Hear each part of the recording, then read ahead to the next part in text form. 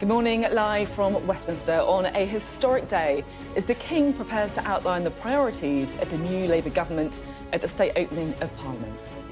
The Prime Minister, Sir Keir Starmer, has said Labour will take the brakes off Britain as he places economic growth at the centre of today's King's speech. Well, King Charles is expected to outline as many as 35 new bills, which the government intends to introduce in the coming months. We're live at Buckingham Palace, where the King is expected to depart in around an hour's time for a ceremony that dates back more than 500 years. And we're also live in Downing Street, where we're expecting the Prime Minister to leave for the House of Commons very shortly. Well, this is the scene in the House of Lords as peers begin to assemble ahead of the big moment. And we'll have live coverage throughout the day from Westminster as the King's speech heralds the start of a new session of Parliament. And with more than 1,000 members of the armed forces taking part in today's event, we'll have all the pomp and all the ceremony live throughout the morning here on Sky News.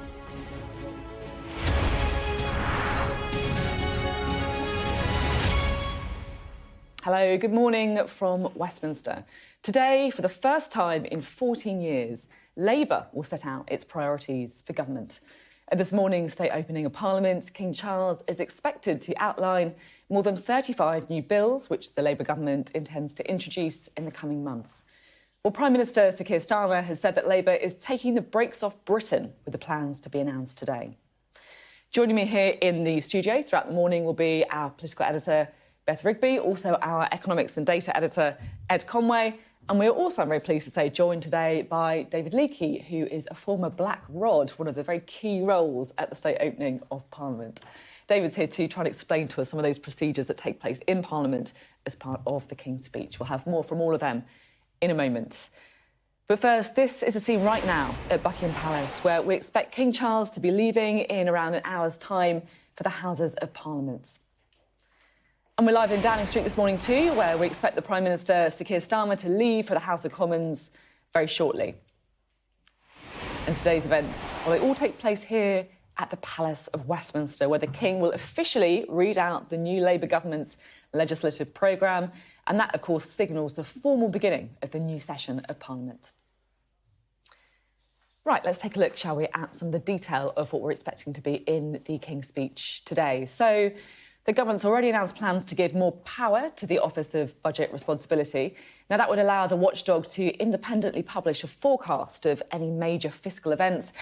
Basically, it's a move intended to prevent a repeat of the Liz Truss mini-budget, where she didn't do that. The Chancellor, Rachel Reeves, has also launched a National Wealth Fund of £7.3 billion designed to attract investment for projects like ports, gigafactories, hydrogen and steel. An investment of £8.3 billion to expand on the government's green energy company, Great British Energy. That's expected in a bid to try and create some new jobs and also cut bills. Well, the Chancellor says that planning red tape will be torn up, allowing developers to build on some previously protected greenbelt land. It's a part of the Prime Minister's vow to get Britain building. A new border security command and a border security bill will also be introduced. That would create counter-terror powers aimed at tackling smuggling gangs.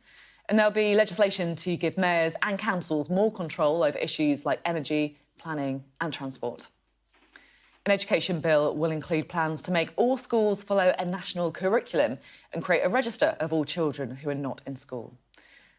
And there could also be reform to the House of Lords. Wonder how that'll go down in the room today, including forcing peers to retire at the age of 80 and also getting rid of hereditary peers.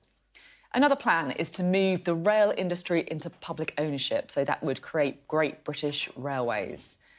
Plus, lowering the voting age by giving 16-year-olds the right to vote. Lots of new bills coming up. We're going to get more on all of that in just a moment. But first, our Deputy Political Editor, Sam Coates, reports. Just how bold, just how radical. And is this man borrowing ideas from an earlier era? Public ownership, more central government control and strengthening trade union rights. After 14 years going in the other direction, all of that at the core of Labour's first King's speech. Is this the most left-wing plan for government since the 1970s? The most senior union figure in the country says it could be.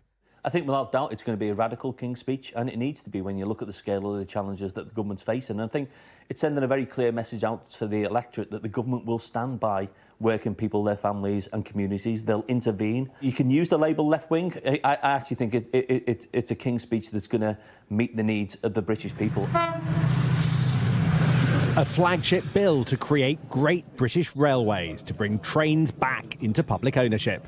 Every train company back under state control by the end of the Parliament.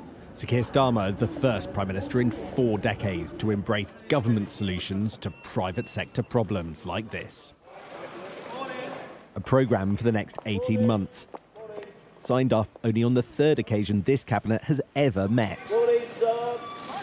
Greater control of the curriculum, forcing councils to build homes or banning cigarettes for anyone born after 2009. That's the big difference between now and the last time Labour was in power. Under Gordon Brown and Tony Blair, they were prepared to splash the cash, but appeared cautious about the involvement of government in people's lives. But when the King delivers his speech, Starmerism will appear the reverse. Not much money to spend, but much greater state intervention. Will it work? The most contentious part of all, Angela Rayner's plan for workers, repealing Tory trade union restrictions, collective bargaining in social care and giving employees a right to switch off from work out of office hours. Is this a challenge for bosses? It needs to be done in consultation with business and how we work together to make sure there aren't any unintended consequences. We don't want this to lead to fewer jobs being created here in the UK or have an impact on our overall international competitiveness. The speech the King delivers in here needs to show Keir Starmer is thinking big. How radical will it truly feel? He will never be this powerful again. Sam Coates, Sky News, Westminster. Well, earlier, the Prime Minister released a statement pledging to improve living standards by driving economic growth. Sir Keir Starmer said now is the time to take the brakes off Britain. For too long, people have been held back, their past determined by where they came from, not their talents and their hard work. I'm determined to create wealth for people up and down the country. It's the only way our country can progress, and my government is focused on supporting that aspiration.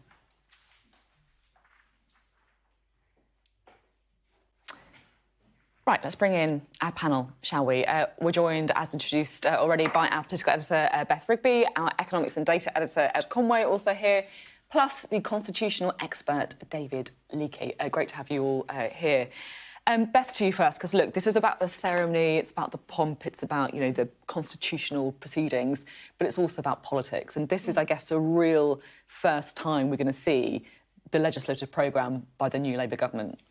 Yeah, I think this is going to be a day that's very rich in symbolism, as it always is, but also very rich in substance. And the reason I say that is, just take it in, it is the first time in 14 years that a Labour government from opposition can set, or having just one election, can set the legislative agenda for the country. So for the Labour Party, it's a massive moment. They've been waiting to do this in opposition for 14 years. So just the sight of that happening is a big moment for the country.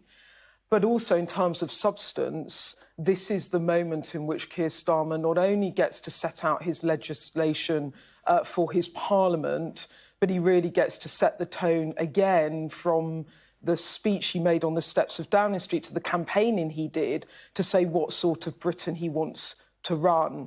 And he has talked a lot about how he is a pragmatist, how he came into politics late, how he does not want to be ideological. And I think you're going to hear a lot in this King's speech about coming together, about governing for the whole country. And at its very heart is not questions about left or right, it's questions about growth. Because he cannot have his decade of renewal, as he calls it, without getting growth into the economy. And everything that you will see in this King's speech, will be around growth and trying to deliver growth. And I think you're going to see quite radical bills, which have all been trailed. There's nothing in here that is going to be a surprise to us, but they have all been trailed about devolution, about putting power back into mayoralties and around the regions of the country in order to try and drive growth. There's going to be stuff about economic stability in order to try and reassure markets and drive growth, a hangover, if you like, from the Liz Truss era. There's going to be a lot on planning to try and force house building or to drive growth, because he cannot improve public services materially without growth. And so at the heart of this, it will be all about that agenda. And I guess the big questions is how long will it take and how effective will it be? But I think this will feel a very big moment and a real turning of the page, if you like, for the country, with a new government with a very different agenda. Yeah, that's it, isn't it? It does feel kind of a historic moment, not only because of the procedural, constitutional things, but also because this is a Labour government doing it. It's a long time since we've seen it. David, it's great to have you on the programme today. How do you think it's going to feel kind of watching what's going on from afar for once? Well, it's nice to have retired from it and be able to watch it and comment and even critique it. But I think what somebody said earlier this morning was very important, and that is if you're really interested in politics and if you're interested in the headlines of these bills like Beth is, it's a gripping day. But it is, as somebody said on one of your earlier programmes this morning, it's quite boring, actually. The King's speech only sets out the headlines of the policy direction that the government's going to take for this session of Parliament. It doesn't give any of the detail. It doesn't unravel any of the detail. So, in some senses, it is a bit dull. And the King reads the speech in a very non-partisan way, no emotion behind it. And if you didn't have all the ceremonial around it, it would be a complete non-event for other than people like Beth, I guess. And that's, in a way, what's important about the ceremonial. And the ceremonial serves to framework this important political act of the day.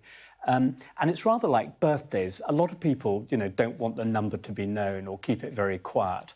But they still have a party, and the party is the celebration of this. And any institution that you go to, whether it's a school or university graduation, the piece of paper is quite a dull piece of paper that gets handed over. But the ceremony around it is to mark the event. And that's really what the state opening is about. It is theatre.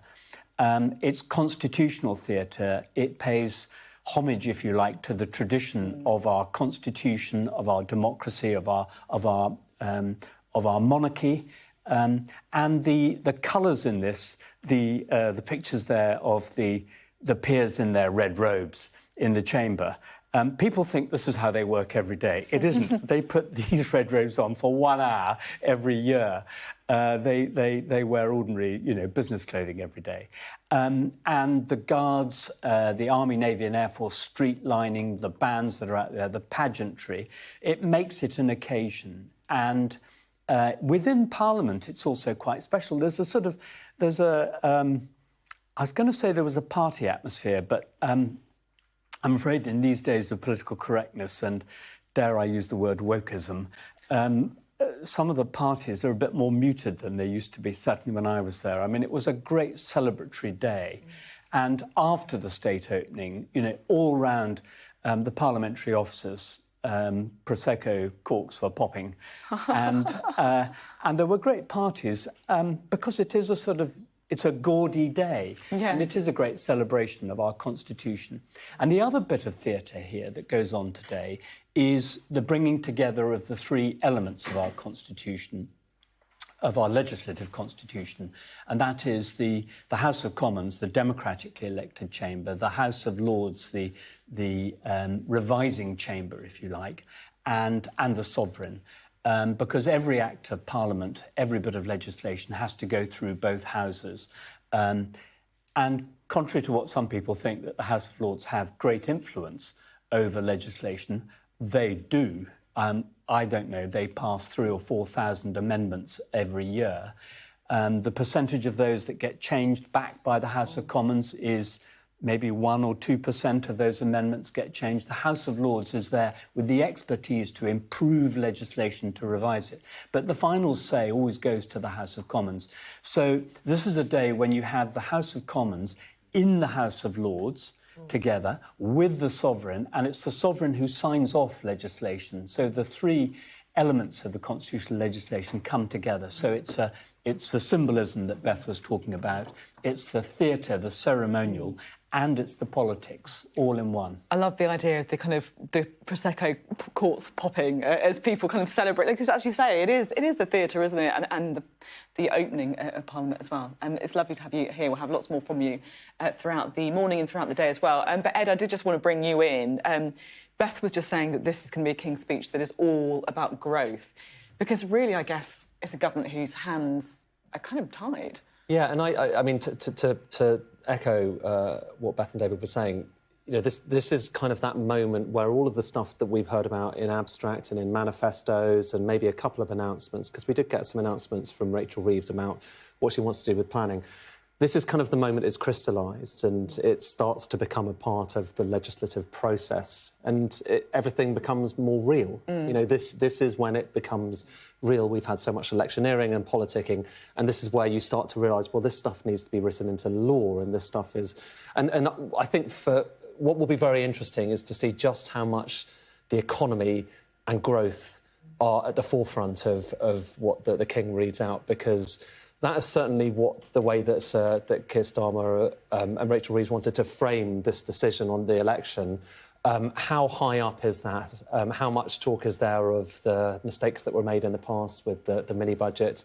We have some sense of some of the kinds of policies that are likely to come up, but partly because they've been trailed in the manifesto, partly because, as I say, Rachel Reeves has already on day one, the first working day really, announced a lot of stuff on planning. So we know that there's going to be planning reform, housing targets. We know that there's going to be more for the OBR to do in the future, the Office of Budget Responsibility. What will be interesting though is just to see how much detail we get on them. Is there anything that gets excluded? Is there anything that crops up that we didn't expect before? But it's worth just saying, you know, when it comes to the parliamentary calendar, this is an enormous moment, partly for the pageantry and the ceremony and to indicate the beginning of this new parliament. But the budget is yet to come, OK? And so and that really, I think we're going to have to wait for the budget to get the big detail on whether there's going to be any tax rises, how the various tax rises that the government has talked about before get actually structured, how much money they're going to raise, what it means for all of our pockets. So we still have to wait for that. But this is the starting gun. It's the beginning of that. And as you say, Ed, it's when things feel real. It's that stuff that we heard about in the manifesto, whether it's votes for 16-year-olds, Great British Energy, taking the railways back into public ownership. If you see it, read out by the King Charles, suddenly you're like, oh, wow, that really is happening. Labour have won power for the first time in a very long time. It's real. And thank you all very much. We'll have lots more from our panel, of course, as the day goes on.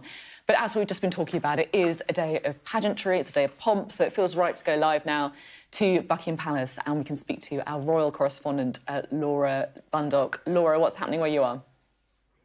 Well, everything's getting ready for the big ceremony. This is where it all starts, here at Buckingham Palace. You can see behind me, the horses are lined up. We've seen some of the streetliners making their way down along the Mall. And this, perhaps, scene being set behind me is very much an example of the constitutional theatre of the day, the historic display we're about to see, which is this really unusual and slightly curious mix of pomp, pageantry, and then, of course, politics too. And we're reminded of several things today, aren't we? But we're in particular reminded of our Parliament, the three parts of Parliament all converging, coming together in the same room at the same time for a routine, but what is an unusual occasion in many ways. You've got the King, you've got the Lords, and you've of course got the Commons as well. And there's a lot of, there's a practical side to this as well. It's procedurally important, so Parliament get on with its business. There's a lot of symbolism involved in today as well, symbols of the King's role, of his power and of his authority. So in a little while he'll be setting off with a big military escort in a carriage from Buckingham Palace, making his way to the Palace of Westminster. The crown jewels will be taken there in a carriage as well. He'll then arrive at the Sovereign's entrance. You know he's arrived because you'll hear the 41 gun salute going off just behind me, the huge sort of royal standard will be flying from Victoria Tower at that point as well. He then puts on the robes, puts on the imperial state crown, makes his way into the Lord's chamber. The lights get dimmed before he enters the chamber, if you needed to add any more kind of theatre to the day as well. And then he reads this speech, and how he reads it is really important and significant. There will be this deliberate sort of deadpan delivery, a very neutral tone to not give off any sense of his own political thoughts or views, of which we do obviously know an awful lot about, but he will have this very kind of almost bland delivery of the speech. And like I say, the gun salutes as he leaves. It's the Queen's birthday today as well, so there'll be a lot of gun salutes taking place. But just for him personally, this is a really big day. It'll be his first time reading the King's speech with a Labour government. And of course, he's had a really busy time as well. You know, if you think back to the last month, there's been a lot of things going on. We've had D-Day, haven't we? We've had Trooping the Colour, his official birthday parade. We've had the incoming state visit, the Japanese Emperor and Empress. And of course, he spent the last 2 days in the Channel Islands. But this another big moment, Parliament's biggest moment of ceremony, and certainly a big moment of ceremony for the royals too. Laura, thank you very much. It's interesting to hear you say as well that about the tone in which the King has to deliver the King's speech, because it's a bit of a strange situation, isn't it, where he's kind of front and centre, he's one saying the words, but they've been written by the government of the day. Yeah, and you look at how today plays out, with the King almost at the top, if you like, then the Lords really close by to show the importance of the Lords, and the MPs kind of jostling, dragging their feet as they make their way into the Lords' chamber. Shows that weird dynamic that we have within the Constitution, where the King's at the top, but of course he only reigns, he doesn't rule, he has no say in what he reads out in front of him. I mean, everyone was looking at the last state opening of Parliament when he was talking about things like oil and gas, and whether there'd be any sort of flinch in his face as he had to read out things along those lines. But there wasn't. He knows his role. He's spoken about it in the past. He said, obviously, I'm not stupid. He knows that there has to be this deadpan delivery so that he is always politically neutral, although this one of those strange occasions where he sort of puts himself right at the heart of the Palace of Westminster. Laura, thank you very much indeed. We'll, of course, have an awful lot more from Buckingham Palace as it all starts there, and of course we'll be bringing you more as well from this chamber in the House of Lords too. You're watching Sky News. Coming up, we'll bring you extended coverage of the King's speech and the state opening of Parliament. This currently the scene in the House of Lords as peers begin to assemble. Plus, Ghost Children plans for a new register to keep track of the record number of young people missing education. That's coming up after the break.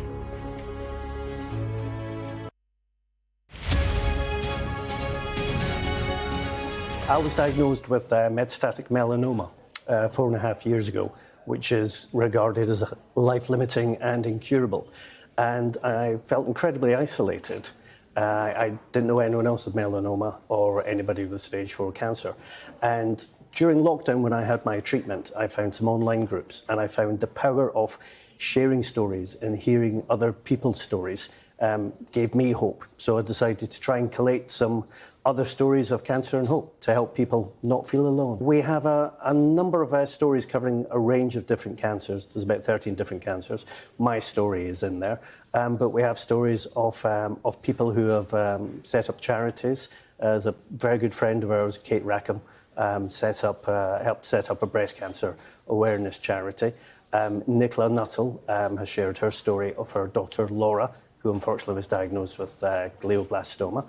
And we have a number of stories from people that I knew and then people I got to know through social media and introductions. Chris Bryant features in the book, and he name-checks you as well in his story when he first talked about his melanoma when he was diagnosed a few years ago. And each story has the theme of hope at the centre. Within the book, I talk about people being affected by cancer, whether that's directly, I have cancer, but my wife, my friends, my family, they're all affected by cancer. And yes, you're right, unfortunately, some people are given terminal diagnosis, but there's always hope. If we look at Laura Nuttall and what she achieved in the 4.5 to 5 years after she was diagnosed, she has given so many other people hope. And when I was creating the book, it was important to include stories where not everyone lived happily ever after, because that is the unfortunate reality of cancer.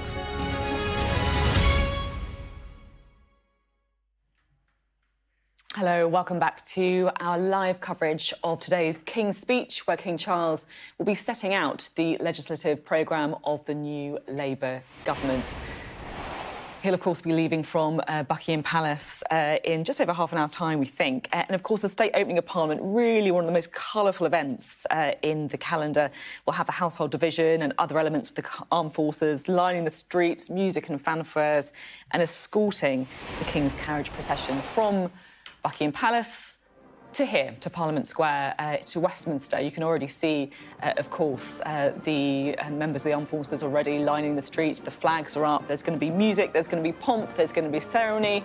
And then, of course, the King will be heading inside the House of Lords, where you can see the peers. They're gathered in their rather resplendent red ermine, ready to hear him delivering a speech from the throne in the House of Lords chamber. The King's speech, read by the government, or I should say written by the government, but read by the King, and a huge moment of ceremony and constitution, but also, of course, a huge moment for the new Labour government and the man at the head of it, Sir Keir Starmer. We're going to hear a little bit more about how he intends to transform the country over the next 5 years. Well, one of the policies expected to be announced in the King's speech is the National Register of Children missing from education. Over 100,000 young people called ghost children were missing from education in the last academic year. Our People and Politics correspondent Nick Martin has this report. George hasn't been to school for the last 2 years. He's autistic, which means he has special educational needs. But at 11 years old, he cannot read or write. His mum, Rachel, has had 15 rejection letters from schools who've refused to give her son a place. If you apply to a different type of school, they'll find a different reason. So they'll say they can't cope with his social needs and the next one can't cope with his speech and language needs. So I think because he's got a range of needs, each school is picking bits out, and we can't cope with this and we can't cope with that. But a lot of them are aware of how difficult it is going to be to get George into school now. George is one of thousands of children missing out on their education. The scale of this problem is huge. In the autumn term last year, 20% of all pupils were persistently absent, missing around 1 day of school every fortnight. That's up 53% since the pandemic. And there were more than 117,000 children missing from education altogether in 2022-23. That's up by nearly a quarter since the previous year. Campaigners have fought for a long time for a national register of children missing education to bring them out of the shadows. And in the King's speech today, it's expected that the new Labour government will announce the creation of one. It's good to see that the education is clearly towards the top of Labour's in tray, and that's really encouraging. But it's going to need a real comprehensive response that delivers for children week after week after week. Because the government's planned register for missing children is part of a much bigger problem.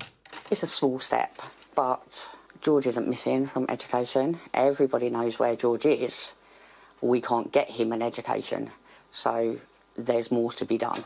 George is due to start at a special school in September, but it's far from ideal. Miles away from his home, it'll mean a 4-hour round trip on his own each day. Nick Martin, Sky News, Essex. Morning, Prime Minister. Here you can see Sir Keir Starmer. How are you going to pay for all this?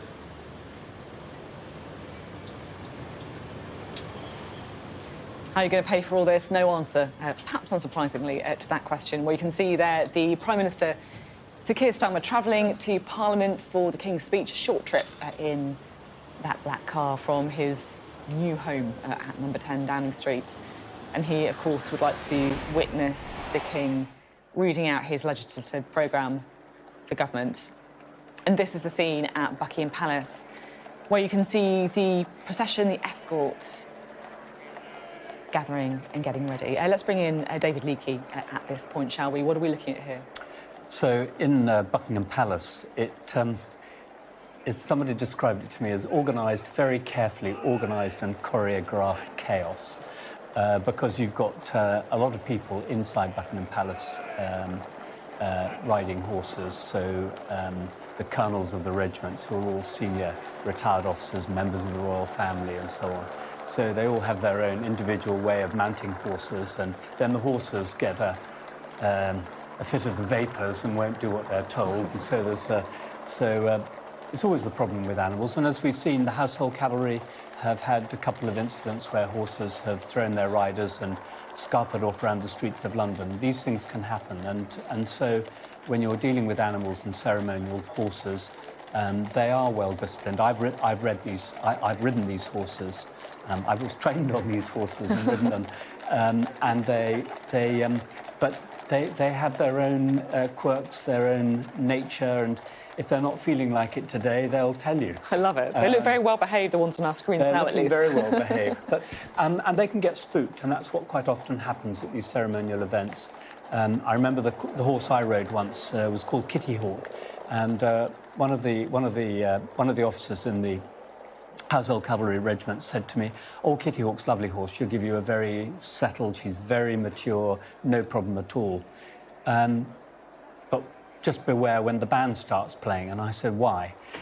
And they said, "Oh, Kitty Hawk has been the lifeguard's director of music's horse for the last 10 years, and she knows that she's supposed to be in the middle of the front of the band, 10 paces in front or whatever it was, and so she'll set off there." I thought I was being wound up, but come the moment on the parade, I was sitting there, actually not sitting, I was a bit slouched, and I think as the parade had gone on for quite a long time, and suddenly the band started playing, Kitty Hawk's ears pricked up, and off she went. And I nearly exited out of the back of the horse. So these horses have got their characters, and you can do all the planning. You can do all the planning. You never know. But they do respond well. And the horsemen are always trained to a very high standard. So, and there'll be lots of rehearsals, lots of preparation for this, so everybody's ready for it. And we're looking now at the House of Lords. This is the House of Lords chamber here. And assembled in the House of Lords today are the peers who sit in the House of Lords on a day-to-day basis, not in red ermine as we see today, and the bishops. There are 24 members of the House of Bishops who are members of the House of Lords, and just on the left of the picture there you saw the diplomats. The diplomats have a little place in the House of Lords where they come and witness the ceremony. And this is the procession. So this is the bands march from the barracks and from Buckingham Palace to accompany the troops, and they have several roles. One is they look grand, they provide music which entertains, and they help the troops keep in step as they march down from Buckingham Palace to form the guards in Whitehall on the Horse Guards Parade. Let's have a little listen, shall we, to that music you're talking about.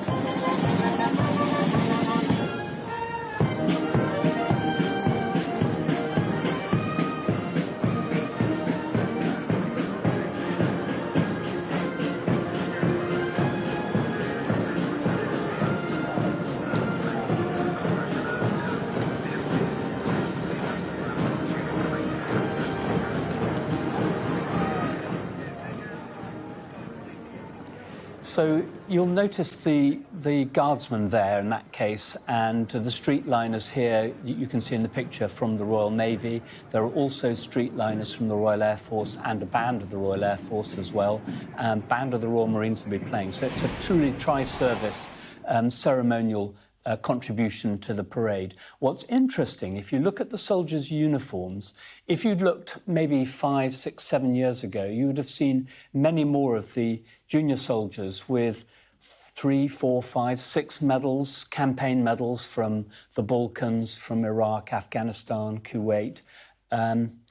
Now, we haven't been on operations, major operations, so much in the last few years.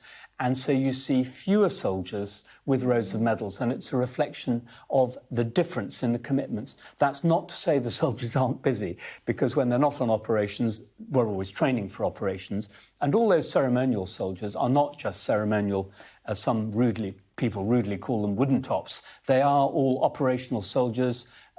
Most of them have served in operations abroad. And nowadays, there are an awful lot of soldiers who are deployed perhaps not on live operations, but on training in countries all over the world, training other nations' forces. And, of course, we are training Ukrainian soldiers over here, sailors and airmen as well. And the first procession, I think I'm right in saying, is the crown procession, isn't it? Which is carrying the crown jewels? So that carries the regalia. Right.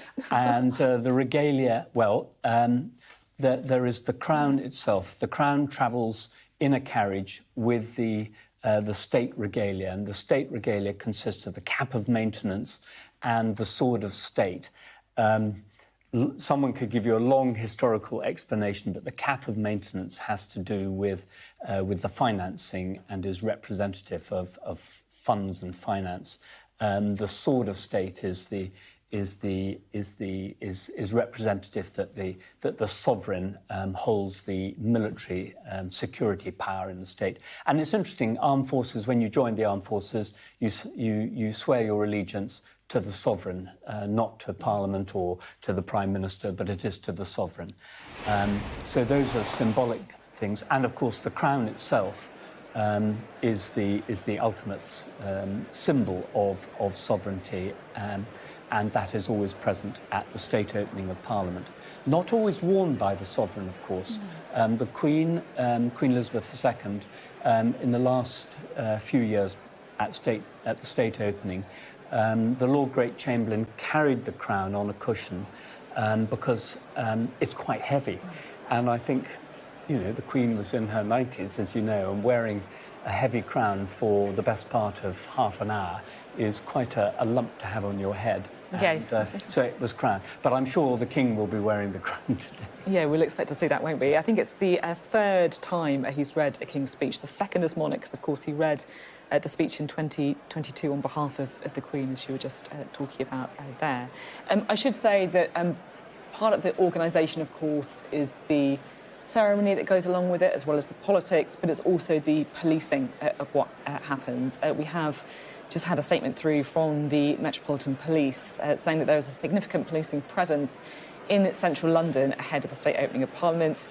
And an hour ago, officers arrested 10 people linked to a group called Youth Demand.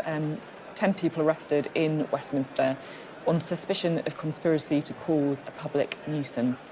A further 20 to 25 people from that group now gathering as well in the nearby Victoria Embankment Gardens, and further arrests being made. So that is part of the policing that is going on around this event.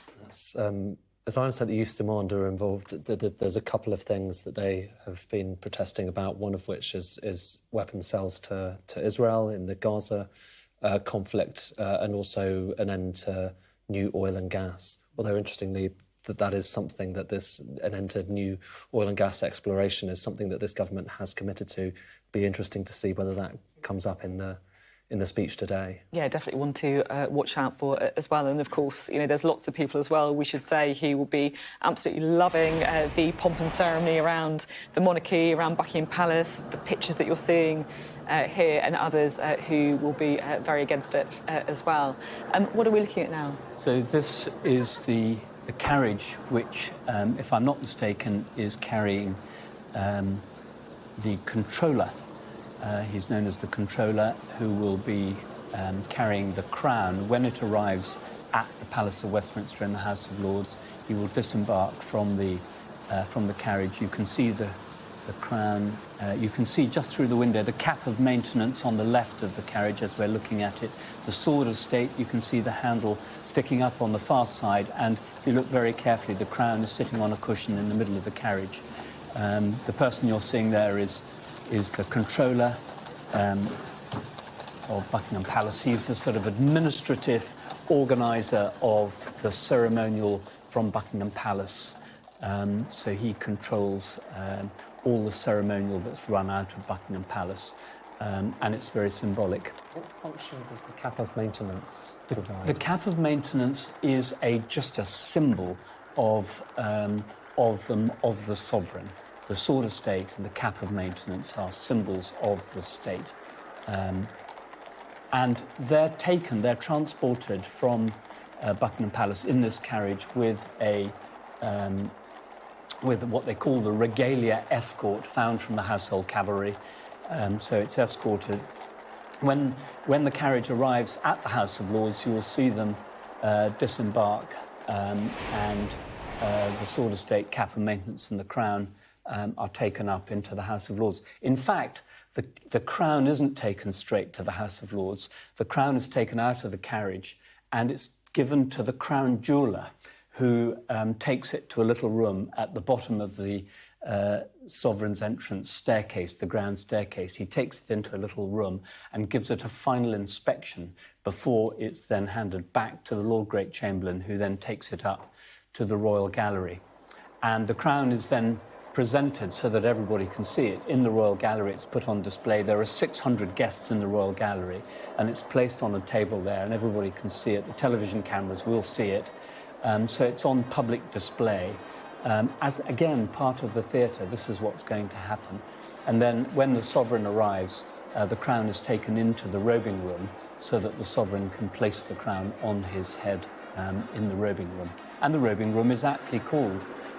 It is exactly that, the robing room. And there are screens in the robing room where the king and the queen will don their state robes and put the finishing touches to their appearance. And then when they're ready, they will appear from the robing room. There were all through the Queen's reign, there were some very particular little idiosyncrasies in the robing room. One was a very lovely perfume bottle, cut glass perfume bottle. And every year, one of the housekeeping staff would be sent off up to a shop somewhere in London. I couldn't possibly say where that was. And there was only one type of perfume that the Queen would allow to be put in that bottle, and that was purchased, put in the bottle. Now, and put on the Queen's dressing table in the robing room. Whether she ever used it or not, of course, I couldn't possibly say. However, after the ceremony, when everybody's gone and the clearing up is done, the perfume is then decanted out of the cut glass bottle back into its original bottle and is presented to one of the housekeeping staff as a gift. That's a lovely detail. Yeah, that's so really nice. Well, there, as David was just saying, you can see some of the symbols of the crown travelling towards the Houses of Parliament, the sword of state, the cap of maintenance, and of course the crown itself. But the Queen, the late Queen, famously told Alistair Bruce that it was very unwieldy. It's so heavy, she said, you can't tilt your head down to read the speech or else your neck would break and it would fall off. We're looking forward at those live pictures at Buckingham Palace. I think we should be able to bring in Laura Bundock at this stage. Laura, what's happening where you are must be pretty resplendent. Yeah, it certainly is. As big crowds of people have turned up today, I think the weather helps that certainly. But what happens next, you will see the Diamond Jubilee State Coach that will be pulled by the 6 grey horses. It'll make its way into Buckingham Palace, where it will carry the King and Queen. They get a choice of carriage, interestingly. They could actually ride in the gold state coach, and certainly previous monarchs have, but it was Queen Victoria who put pay to that because it is a very uncomfortable ride. So the Diamond Jubilee State Coach will be used this time. We will see the King and the Queen taking part in the Sovereign's carriage procession, and they will be given an escort by the household cavalry. Behind them will be another carriage that will be bringing some of the Queen's companions, Master of the Horse and the Lord Steward as well, and they will follow the same route that the Crown Jewels are following at the moment, making their way to the Palace of Westminster.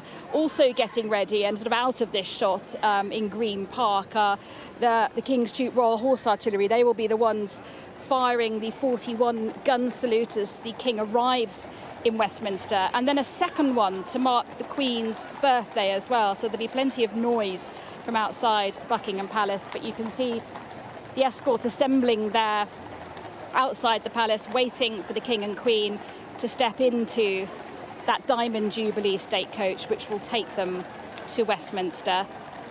But this very much the start of the ceremony now. The King's speech just part of the state opening of Parliament, but a crucial part, isn't it? It's procedurally important, of course, because it means Parliament can get on with its business. But there's so much symbolism, as we've been talking about, involved in all of this that demonstrates the role of the monarch within our constitution. And also the symbols being carried before him as well, talking about the sword and the cap there, symbols of his royal authority and power as well. And although it feels like we see this scene quite a lot, because we've had trooping recently, haven't we? We've had a state visit. This is an unusual occurrence where you see all those three bits of Parliament brought together. You've got the monarch, you've got the Lords, you've got the MPs as well in the same room shortly. That's all to come, though, as this escort lines up. And it's quite hot, I will say, having spoken to the senior army official who's in charge of this ceremony. The weather is sometimes tricky, especially for some of the Welsh Guards who are going to go from here up to Westminster and then come back here again for the Guard of Honour later. But this is something they rehearse. They know what they're doing. And those horses, I'm told, have been groomed to a mirror shine. That's how shiny their coats will be. Yeah, you can almost see the sun reflecting off them, Laura, as they make their way through central London. The well-rehearsed trip. I have to say, nothing really matches the kind of pomp and pageantry of the King's speech today, does it? Laura, thank you very much. We'll be going back to Laura shortly, but just to bring in David again, does it bring back memories of your own sort of involvement? It does. And one of the... I think there are two major points in preparing for the state opening of Parliament. One is the media. And it takes about... well, I don't know for now, I've probably done it more efficiently, 10 days to organise the 12 kilometres of cabling that has to go through to bring you pictures like this. And what are we looking at here? So we're looking here at the I almost get the term wrong, they're not yeomen of the guard. Those at the Tower of London. These are the yeomen, and they will have this morning inspected the searched, not inspected, they will have searched the Palace of Westminster to make sure that there is no gunpowder plot. This is a throwback to Guy Fawkes. Very important roles today, Very then. important roles today. Now, you might think they're not the most efficient people with modern technology to search the cellars of the house of the Palace of Westminster, but they do go through the ceremonial search, and then to reward them for their ceremonial search, they assemble on the terrace outside the House of Lords for a very, very small, miniature glass of port, which is a tradition with Blackrod. I don't know whether that tradition still survives, but it used to when I was Blackrod.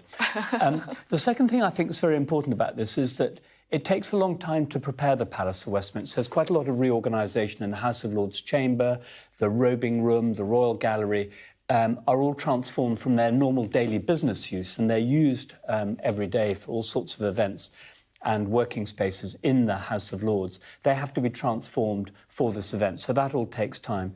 12 kilometres of cabling for the TV lighting and feeds and so on that have to be put down, and all of that has to be concealed. And then above all, the cleaning and shining of the place. It's really, you know, it's a grand day for Parliament. It is their day. And everybody, from the housekeepers, the security officers, the doorkeepers, the clerks, everybody enjoys this day as a very special day in Parliament. And the housekeepers in particular take really great pride in shining the place up. Your commentator just talked about the horses being groomed to a shine, and it's the same in the Palace of Westminster. People take a real pride in this, and I think that when people watch this on television, you don't see this in any other country in the world, and people do ask the question, as was in an earlier programme on Sky this morning, questioning whether we have these sort of archaic things like the monarchy and the state opening of Parliament. Why do we go through these things? They are part of the colourful fibres in the fabric which make up our country and make it distinct and different from other places. And if you don't like it, you don't have to watch it. I mean, there are people who don't like Christmas, and that's fine, or don't hold with Christmas. That's fine, but Most people do. Most people get something out of it and enjoy it. And it's the same with the state opening of Parliament or your wedding anniversary or a university graduation. These are celebrations and commemorations, and we should rejoice in them, really. And we do them well. And they're colourful, and it helps when the sun's shining like today, although the soldiers will be cursing it because they'll get hot in their uniforms. Yeah, you do feel a bit of sympathy for them, actually, looking at the kind of heavy weight of the material on them today. And, of course, so many new MPs as well, witnessing the very first King's speech after that election that really saw, I guess, a transformation in the Houses of Parliament as well. Beth, I don't know, do you think that this is something that the politicians enjoy as well, these kind of big days of pageantry and pomp? Oh, God, of course, yeah. And for the Labour government, as you said, there's hundreds of new MPs. You know, the Conservatives lost 2/3 of their MPs. There's dozens and dozens of new Labour MPs. And as I was saying, I think for Keir Starmer, he's at the apex of his power. He's just won a huge majority. He gets to set out his agenda for government.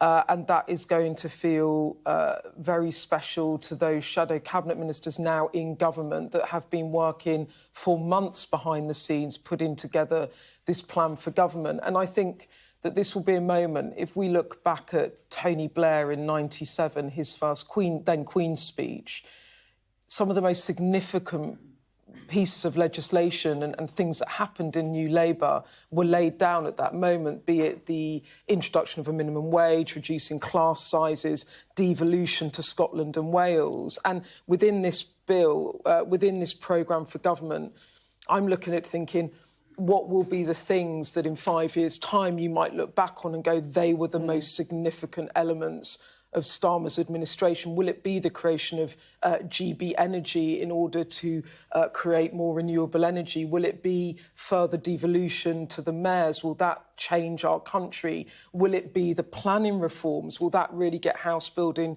going?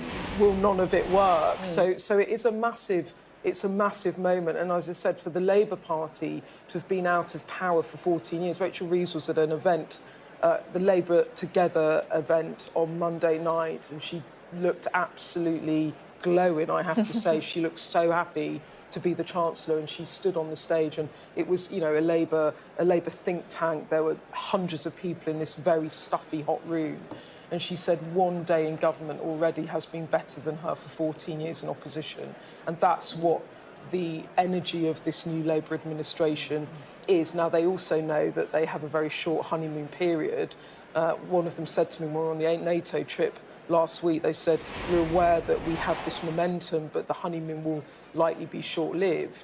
But this really will be a celebratory moment for a Prime Minister, as I said, who at this moment is the apex of his power. He's even, his approval ratings have even increased in the past few days. So, you know, they're riding the wave. The question is when and if it comes crashing down. Exactly. Although today, of course, you can imagine that the Labour government and also, of course, those MPs as well, kind of basking in the ceremonial glory. Well, this is the carriage with the regalia that we were just talking about earlier, that is now making its way just along Parliament Square there, ready to turn into the Houses of Parliament. And this carrying the crown as well. Yes, carrying the crown. If I remember rightly, the crown is saluted as it's passed, as it passes the troops. So you can see the soldiers, the Royal Navy sailors there, rather, presenting arms with their rifles, which is the form of salute when you're carrying a rifle. So as the crown passes, the crown gets a salute, as, of course, will the sovereign when the sovereign passes as well. I love seeing the people lining the streets. I can imagine there's a few tourists who've really hit the jackpot today, turning up to take a picture of Big Ben and then see all this happening. Yes. As I was walking here to the studios this morning, there were lots of very excited tourists asking everybody where the best place to see the state opening of Parliament would be. And so, yeah, that is the crown procession involving a coach carrying the crown jewels, which comprises of the state crown, the cap of maintenance and the sword of state. The crown, of course, that the King will wear when he delivers the King's speech a little bit later. I think it has 3,000 precious stones on it, which does sound quite impressive, I have to say. Indeed. And interestingly, the crown procession, as we're looking at the pictures there, just to the right of the Palace of Westminster, you can see that lone building. It is the Jewel House, well worth a visit. And it's always appropriate, I think, when the crown passes the Jewel House. And then, as you'll see in a moment, it turns into the Sovereign's entrance. Always a worrying moment whether the horses are going to be willing to turn into an archway when they're enjoying a free ride down the street, and then they know that their outing is coming to an end, at least temporarily, in the Palace of Westminster. And the horses get looked after in an inner courtyard of the Palace of Westminster, and this is all rehearsed yesterday morning, in the very early hours of yesterday morning, just after dawn, and it's very well attended by the House of Lords staff, who turn out to give the horses biscuits and sweets and produce cups of coffee. And this is the scene in Buckingham Palace. You can hear the sort of clopping of the hooves. So this was the Sovereign's escort as they're taking up their position just outside the forecourt of Buckingham Palace, which means that we'll see in any moment, we'll see the Diamond Jubilee State Coach emerging with the King and the Queen.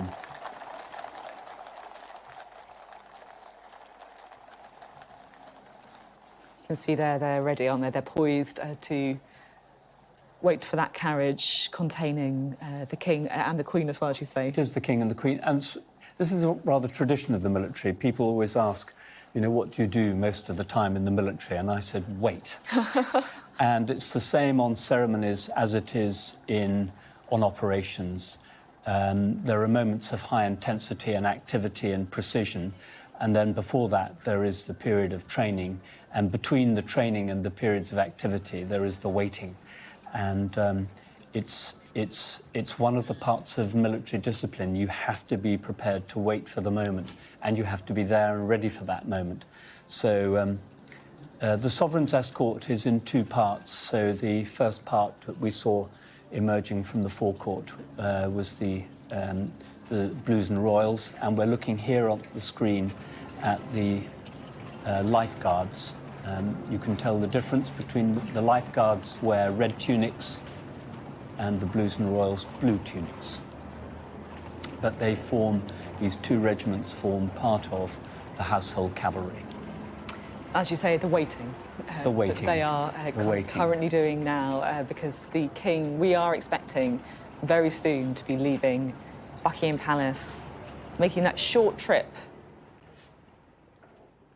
down the Mall, through Horse Guards Road, through Whitehall, and then, of course, to the Houses of Parliament, where he is going to be delivering the King's speech. It is such an important day of pageantry, but also of politics as well, because this is a time when we will hear the new government's legislative programme.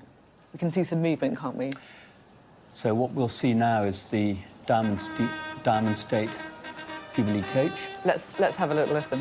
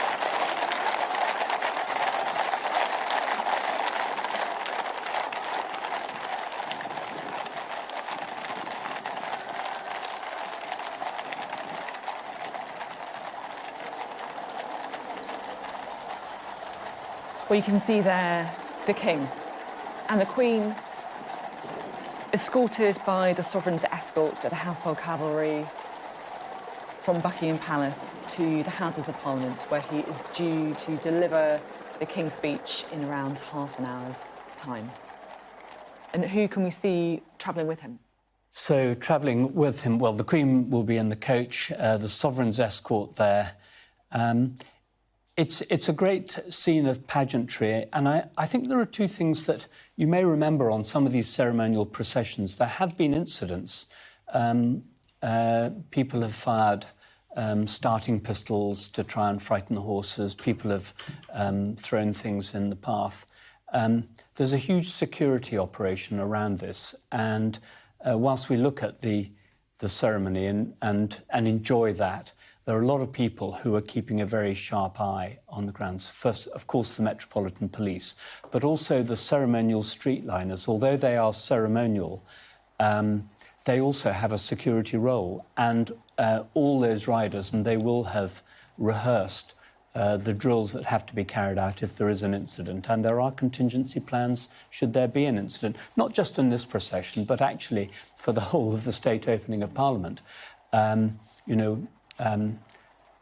Perhaps, well, I obviously can't go into any details, but one of the things that takes place in the days, weeks sometimes, before the state opening of Parliament, as for any great event, is contingency planning, which is always done with all the agencies, the intelligence agencies, to get the latest briefs on what might happen, the police and so on, with plans for what you would do if something happened. And of course we have seen those 10 arrests as well, haven't we? If you're just joining us, it is 11 o'clock and you can see the King and the Queen travelling to Parliament to deliver the King's speech. The King will read it, but it's written by the government, by Sir Keir Starmer, setting out his legislative programme for the next Parliament. It's also the opening of Parliament, so we've got a lot of pageantry, we've got a lot of pomp, we've got a lot of politics as well.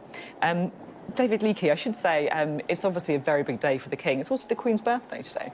It is the Queen's birthday, and to mark that, there will be 2 gun salutes. When the King arrives at the House of Lords, there will be a 41 gun salute for the King, and then there will be another 41 gun salute for the Queen to celebrate the Queen's birthday. And then similarly, when after the state opening has taken place, there will be 2 more gun salutes fired by the Honourable Artillery Company from the Tower of London. Again, a 41 gun salute for the King, and I think a 61 gun salute to mark the Queen's birthday as well.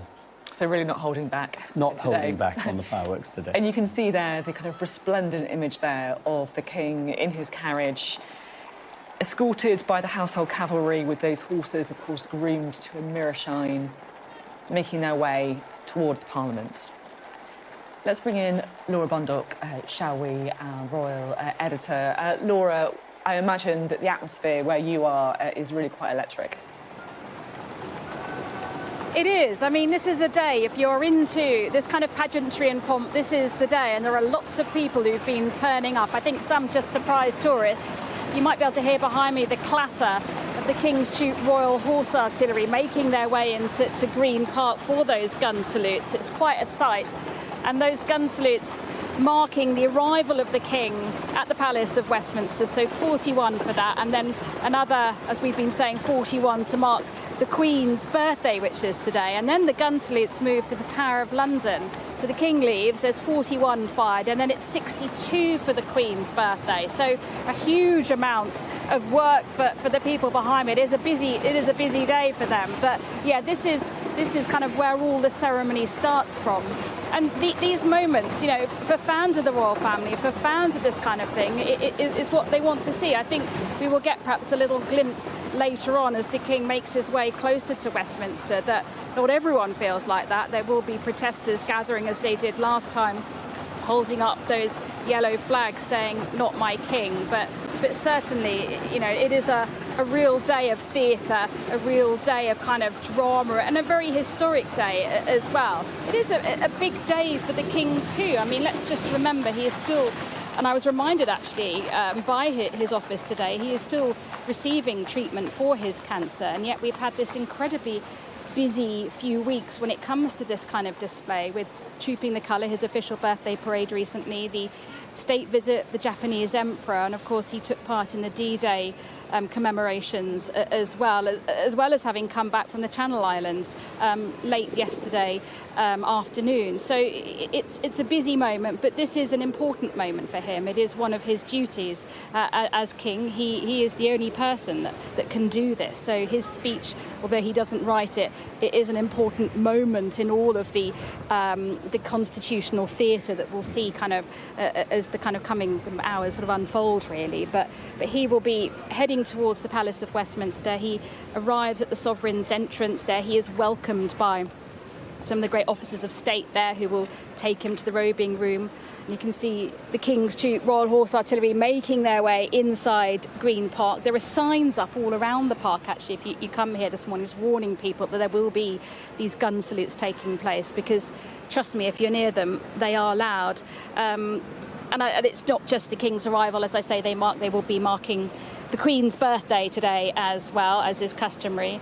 But as I've been saying, a big moment for the King. He will put on the robes of state, the imperial state crown too, and it's one of the very few occasions where he gets to wear it. He last wore it for the last state opening of Parliament, so he will be wearing it. And as we've been saying, it's a really heavy piece of jewellery. It weighs in at just under 1.3 kilograms, over 2,800 diamonds alone on it. So you see the members of the troop there getting off their horses, where they will set up the guns for the gun salute. I often get asked, why is it 41 gun salute? It's 21 for a normal gun salute, then you get an extra 20 if they're being fired from a royal park or a royal palace. So for the Tower of London, you get the 21 and you get the extra 20 because it's a royal palace, and then you get another 21 for the Queen's birthday. That comes from the City of London, so that's why there's 62 towards the end of today. But this very much will be focused around Westminster as the King heads there, where he will be delivering his first King's speech under a Labour government. Of course, he's done it before. He did it last year, and he stood in, he deputised for the Queen's speech in 2022. He had to be accompanied by Prince William for that. He was a Councillor of State, and the rules require that 2 Councillors of State are there. So that's why it was the King and Prince William in 2022, when the late Queen couldn't make it herself. But this is his second one, and he's attended before as Prince of Wales. So this is something, he knows the ropes here. And in fact, speaking to the person who organised the ceremony of today, it is actually very much a copy and paste when it comes to the ceremonial side of things. The only thing that's slightly different is that on Horse Guards Parade, where that procession has just passed through, they've got concerts going on at the moment, so they've had to make some allowances for that. But this will look and sound and feel pretty familiar as this procession makes its way up Whitehall towards Westminster. Laura, thank you very much indeed.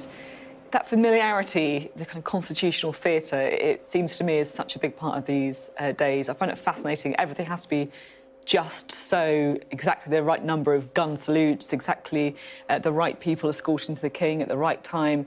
I guess it is that sort of deep tradition and sense of history that really does imbue these constitutional days, David. It is, but they do change. Do they change? They do change, and for example, and they change in style and the way they're conducted. Queen Victoria never actually attended the state opening of Parliament in person inside. She used to sit in a carriage outside the Palace of Westminster. So minor things. The Queen once came not in the royal regalia when it was thought there would be I think we called it rather informally a dressed-down state opening, when they're expensive things to put on, and there were a couple of general elections in quick succession, and I think it was felt inappropriate to keep turning out the whole state paraphernalia. So there are changes. One of the interesting things, which very few people know, is we talk about the 3 elements of the legislative constitution: the Commons, the Lords and the Crown. The Palace of Westminster was, of course, always a royal palace, Henry VIII was the last king to actually live there. And he moved out because there was a fire in the royal apartments and he had to move out. And a sovereign has never moved back in since 1533 when the fire took place. But it remained a royal palace.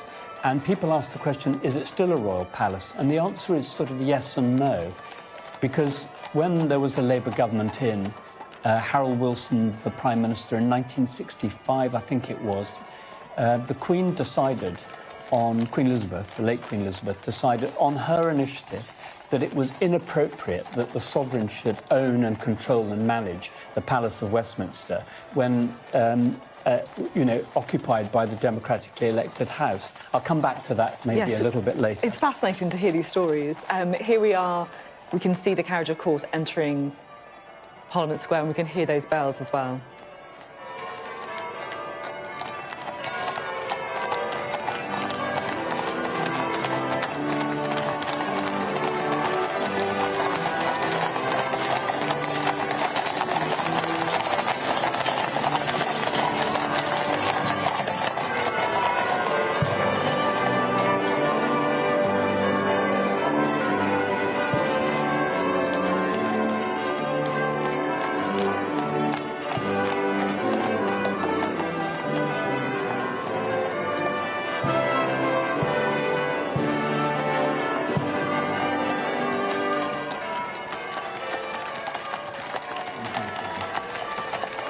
And you want to talk about the flag, David? We just heard the national anthem. In the picture there, you can see the Union flag flying on the top of the Palace of Westminster, on the top of the Victoria Tower, above the House of Lords in the Palace of Westminster. When the sovereign disembarks, when the state trumpeters blow the royal salute inside the sovereign's entrance, you will see the Union flag change for the sovereign's flag, and it'll be unfurled in a deft movement, which I've never fully understood how they do it. But in a trice, the Union flag is replaced by the sovereign standard. It's a pity the wind's not blowing more strongly today, because you don't really see the full effect of it, but I'm sure we'll see it in a moment. And the King and Queen will be entering the Palaces of Westminster through the sovereign's entrance, won't they? Through the sovereign's entrance, and it's been the subject of a great deal of work on the outside, on the fabric, the stonework. There's so much that needs doing to refurbish the whole Palace of Westminster, but we'll see today as they come into the sovereign's entrance, rather a lot of wooden hoarding around it, which disguises the scaffolding and other works that are going on.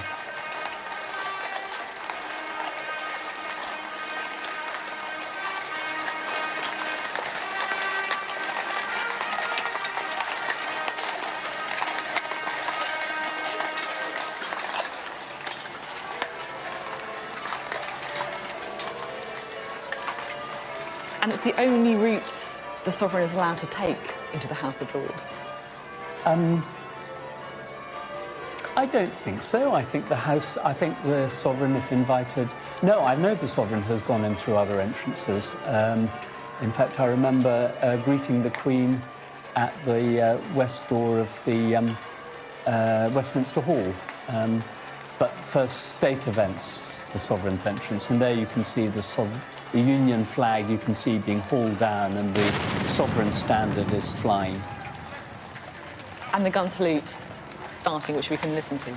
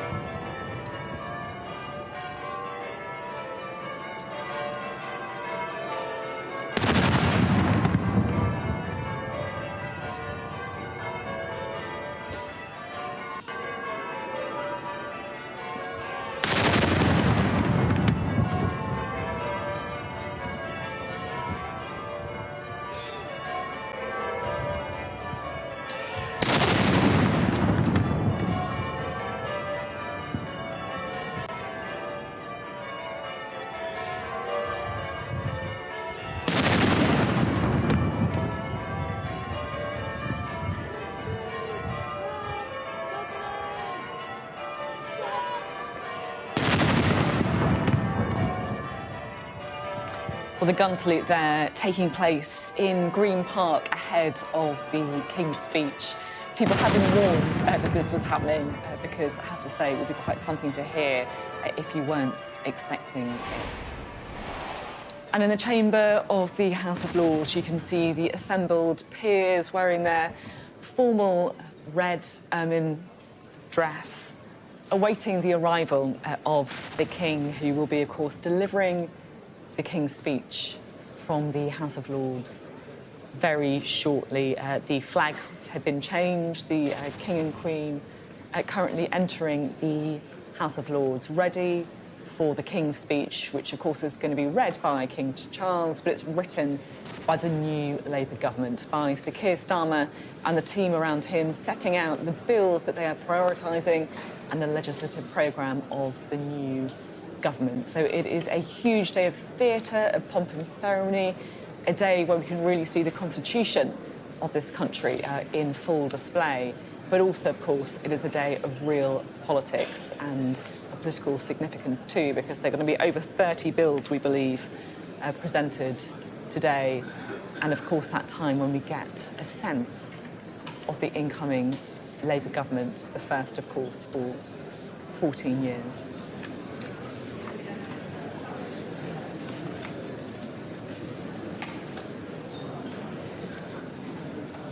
But that's a scene in the House of Lords in Central Lobby, just a short hop away.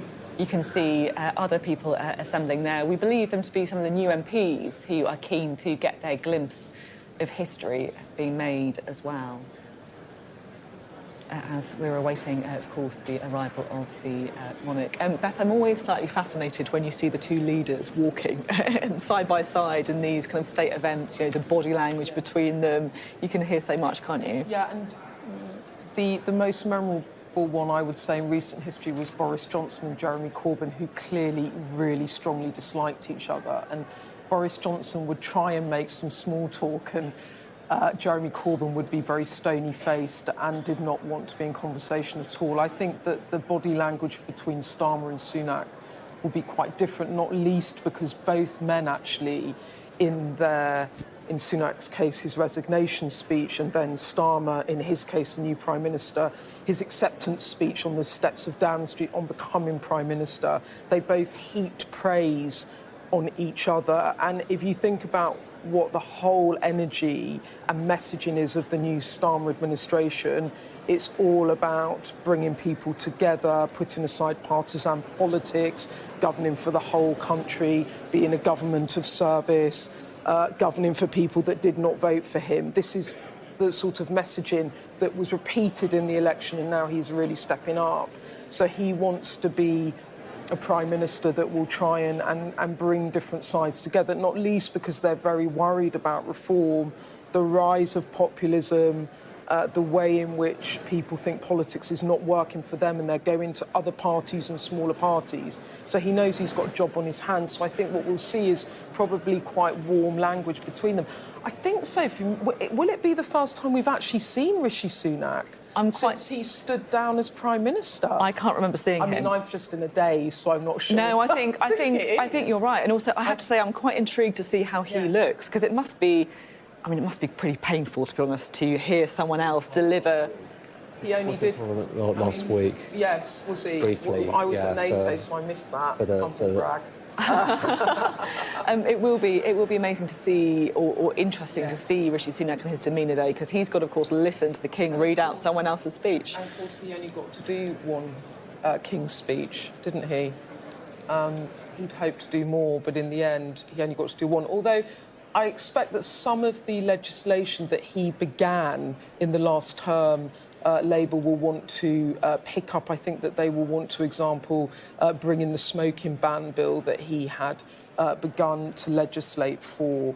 I think that they will bring back the protecting renters, some of that legislation. I know that Angela Rayner has been pushing very hard on that. Will they also bring back a mental health bill for better protections around people with mental health issues, which I think was something actually that maybe even began under Theresa May and was dropped. So I think there will be some legacy bills that the Starmer government will want to bring in or continue. As I said, he's not trying to lead in a partisan way at all. In fact, he's trying to do the very opposite. His argument will be, after years of division, not least starting from the Brexit referendum onwards, really, that he wants to govern in a very different way, and I think that's what you will see in the tone of the King's remarks. It's quite significant, isn't it, given the election results, given the share of the vote that Labour had. I mean, it's this astonishing number of Labour MPs, but I imagine they're conscious that it's not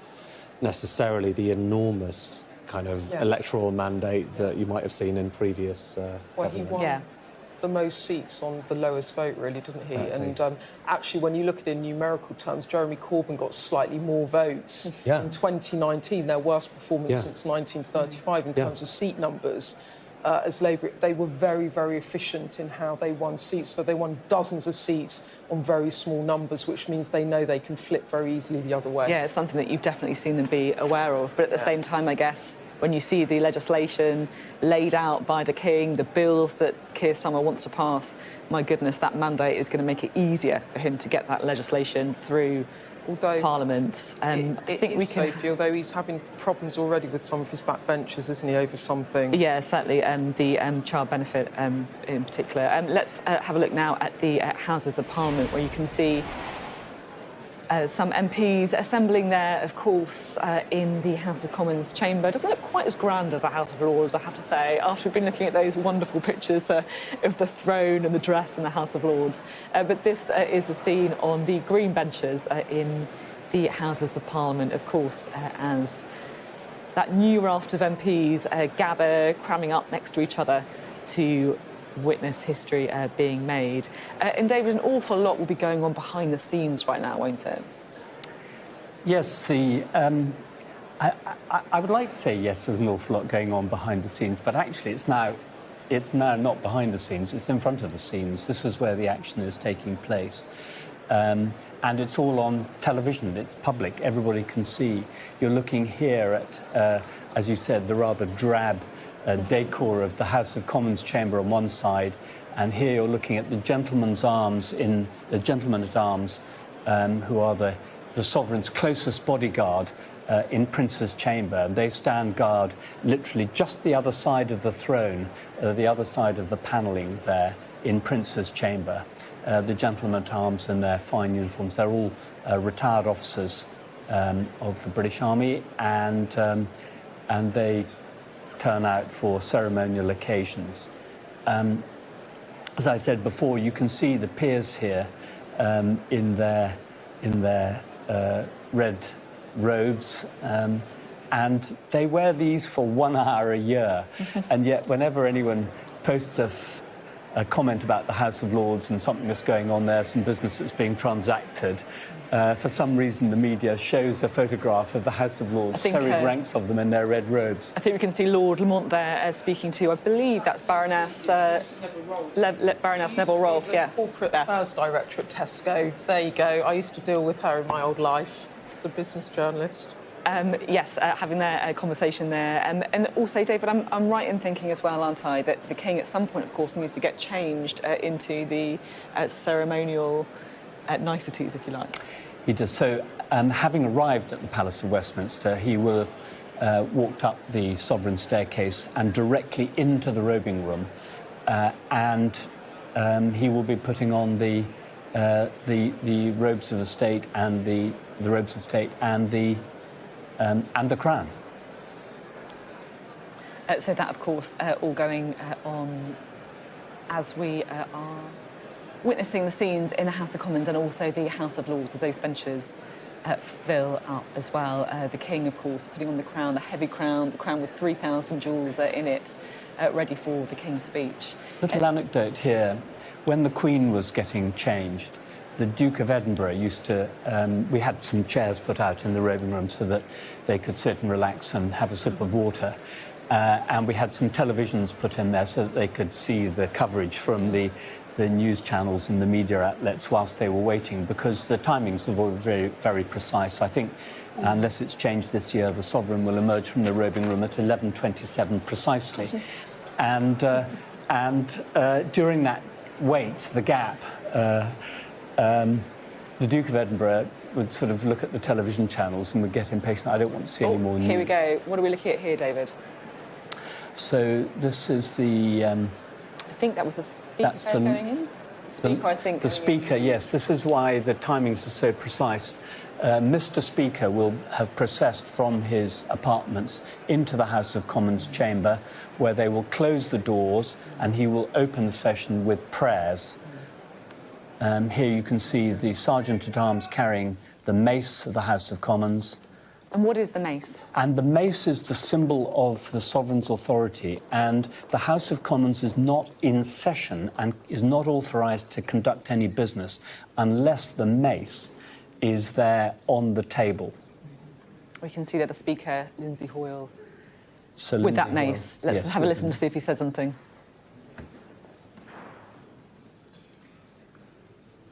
And behind Lindsay Hoyle and the Sergeant-at-Arms is the Speaker's chaplain, who will say prayers.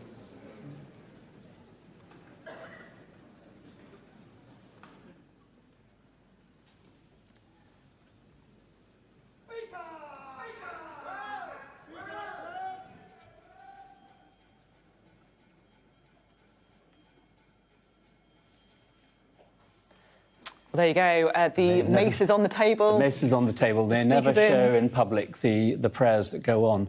One of the interesting things, back in about the mid-1600s, Blackrod turned up early to bang on the door. Well, not to bang on the door. He turned up early to summon the MPs. And the MPs weren't ready. They were still saying their prayers. So they sent Blackrod away. And there are three reasons or stories, anecdotes, why the door gets slammed in the face of Blackrod. One is as a demonstration, a public demonstration by the House of Commons, by the MPs, of their political independence of the Crown, and shutting the door in the face of the sovereign's messenger, who is Blackrod, is a demonstration of that. And then there are a couple of other bits about that. Once Blackrod turned up without his black rod. Again, that was in the 1600s. And they Please, in the name, right? And the black rod is rather like the mace. If you look very carefully at the black rod, there's nothing significant about the black or the rod. The thing of real significance is surmounting the black rod is a gold lion, and that is the symbol of royal authority, and it indicates that Blackrod is the sovereign's messenger, has the sovereign's authority.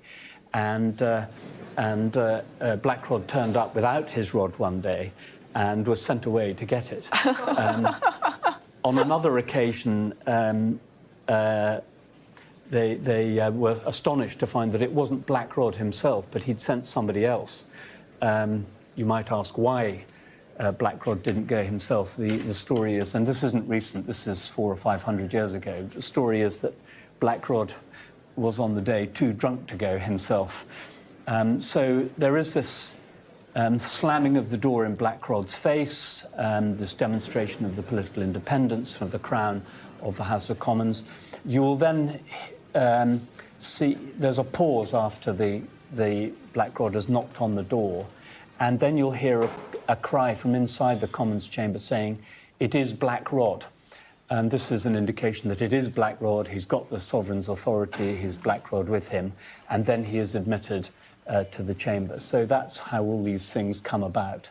It's fascinating to hear. It must have been amazing to have been doing it yourself as well. Yeah, well, it was, and you sort of, after 7 years of it, you don't take it for granted, actually. It's very special every time you do it. Did you get nervous that you might mess something up?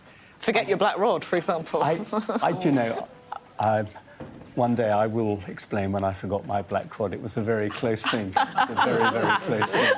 I rushed out of my office. I've been dealing with a drama. One's dealing with dramas the whole time. One is inside the palace. One, I don't know whether it's still the same now, but Blackrod was the holder of the plans and the contingency plans. And if something went wrong between oneself and the deputy and the police, one put into motion. And of course, there are mishaps, slips. There are little protocol dramas. Some ambassadors turned up saying, "Where's my ticket?" I mean, all these things happen.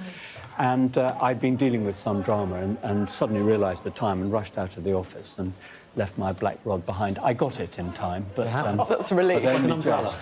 A little bit more than that, maybe. We can see, of course, in the House of Commons, House of Lords, I should say, as the peers are waiting for that arrival.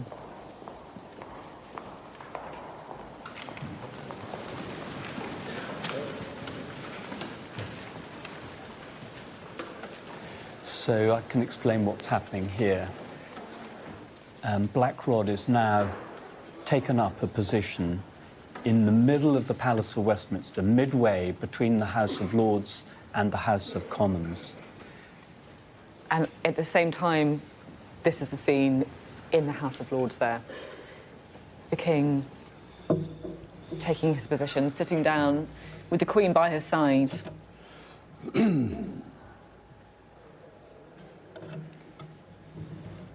And in a moment, when everybody has been seated, the King will give a sign to the Lord Great Chamberlain to send Black Rod to the House of Commons.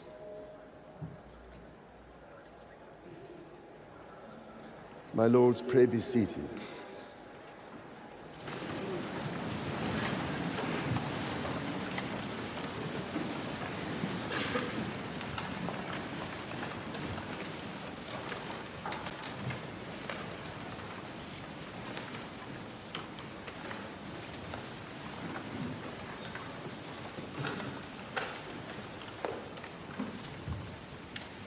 Very difficult to see, but just to the right of the throne, the Lord Great Chamberlain raised his staff, which is the signal for the Black Rod.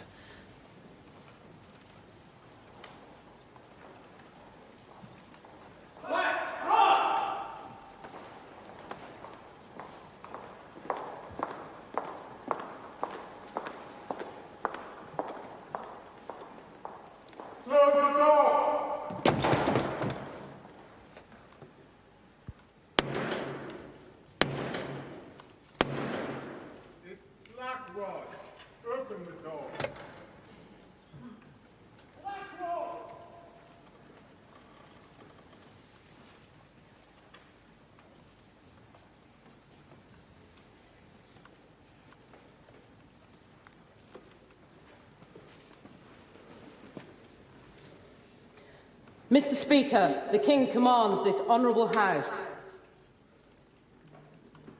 to attend His Majesty immediately in the House of Peers.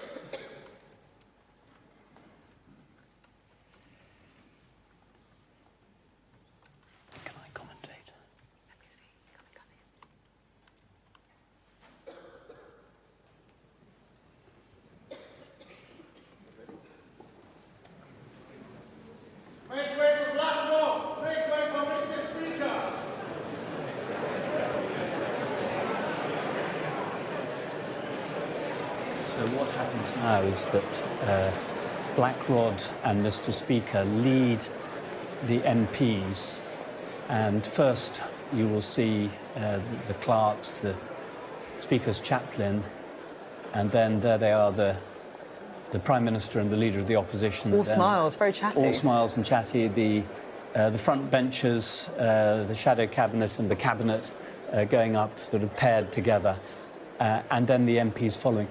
And you'll notice that the MPs, there was a hubbub of conversation, and that hubbub of conversation will go all the way through this. So the conversation, the noise will continue right up into the very chamber of the House of Lords.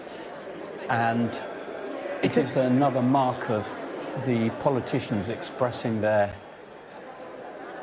independence of the Crown and, in a way, nearly disrespect, perhaps lack of deference, one might say, to the Crown.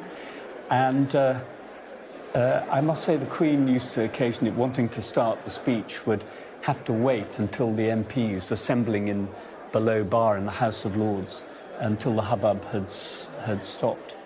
It's interesting, 'cause it's all, like you say, it's almost like a deliberate lack of deference. You know, the door slammed in the face of Black Rod, the first female Black Rod, I think is right in saying as well. Sarah Clark is the first female Black Rod, yes, and she's been doing the role now for nearly 6.5 years. 6.5 years exactly. And Beth, it was interesting to see Rishi Sunak and Keir Starmer. They look very friendly and chatty together, I thought. As predicted. Yeah. There's quite a lot of animosity in the campaign, but I think fundamentally they have quite a lot of regard for each other. And definitely Keir Starmer, I think, was warmer in his approach to Rishi Sunak than he ever was to Boris Johnson. Then, of course, you saw Angela Rayner, the new Deputy Prime Minister, with Oliver Dowden, I think. And then Rachel Reeves also going through there as well. And these are the scenes there in the House of Lords, the MPs, the members of the House of Commons crowding in the back to get a look.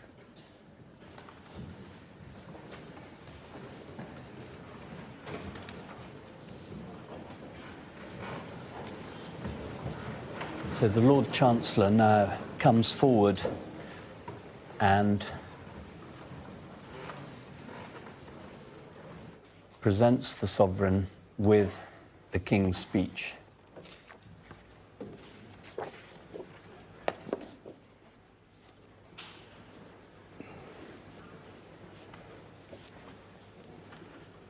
My Lords and members of the House of Commons, my government will govern in service to the country. My government's legislative programme will be mission-led and based upon the principles of security, fairness and opportunity for all. Stability will be the cornerstone of my government's economic policy, and every decision will be consistent with its fiscal rules.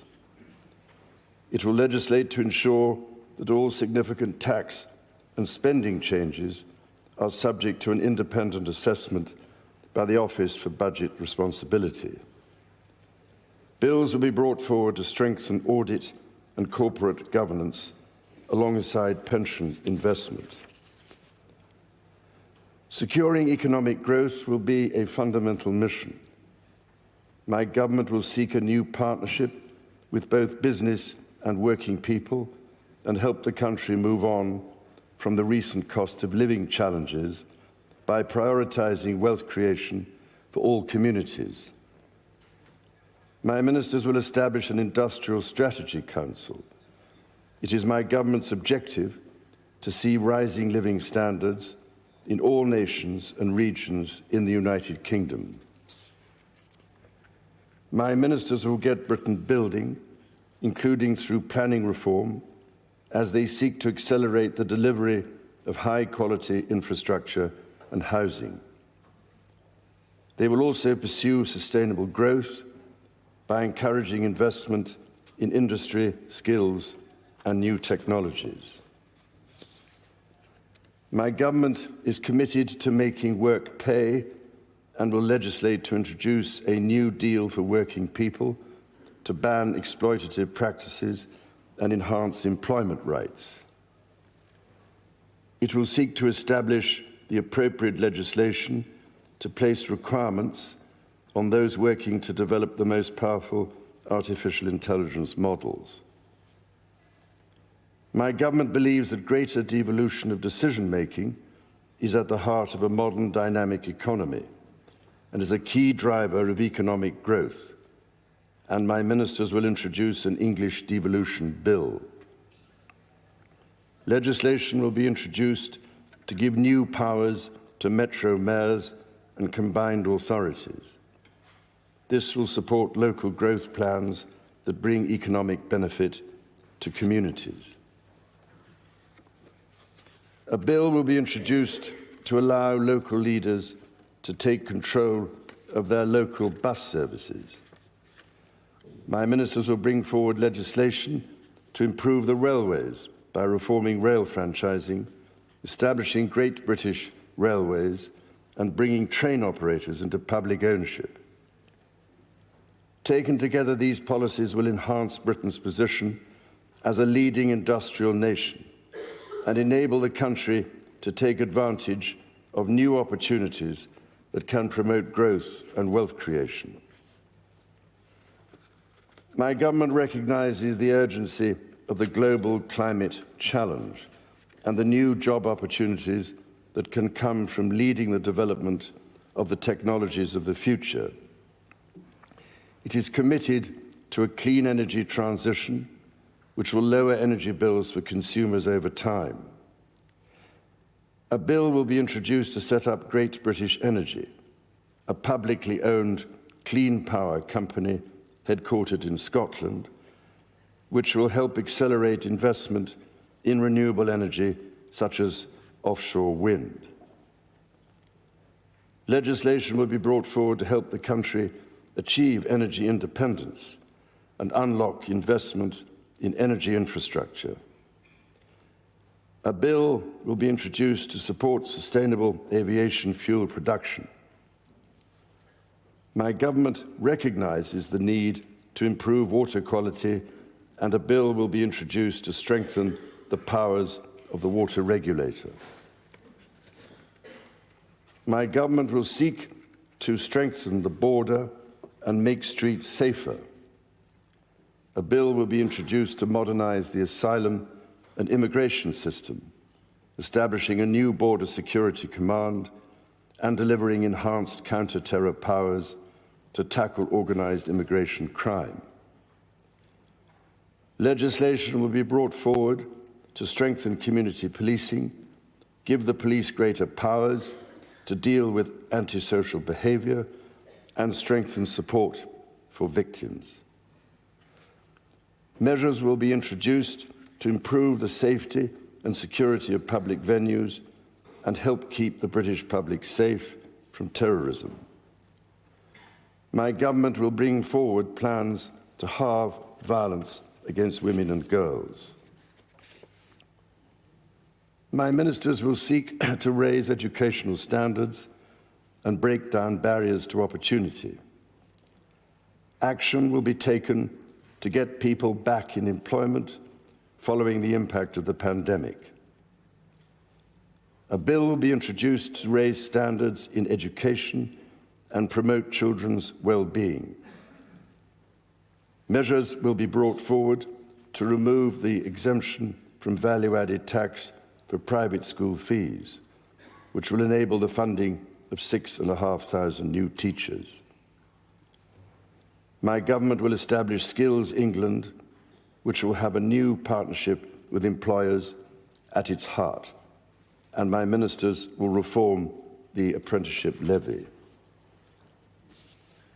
Legislation will be introduced to give greater rights and protections to people renting their homes, including ending no-fault evictions and reforming grounds for possession. Draft legislation will be published on leasehold and commonhold reform. A bill will be introduced to establish an independent football regulator to ensure greater sustainability in the game and strengthen protections for fans. My government will improve the National Health Service as a service for all, providing care on the basis of need, regardless of the ability to pay. It will seek to reduce the waiting times, focus on prevention, and improve mental health provision for young people. It will ensure mental health is given the same attention and focus as physical health. My ministers will legislate to modernise the Mental Health Act so it is fit for the 21st century. A bill will be introduced to progressively increase the age at which people can buy cigarettes and impose limits on the sale and marketing of vapes. My ministers will also legislate to restrict advertising of junk food to children, along with the sale of high caffeine energy drinks to children. A draft bill will be brought forward to ban conversion practices. My government will take steps to help rebuild trust and foster respect. Legislation will be brought forward to introduce a duty of candour for public servants.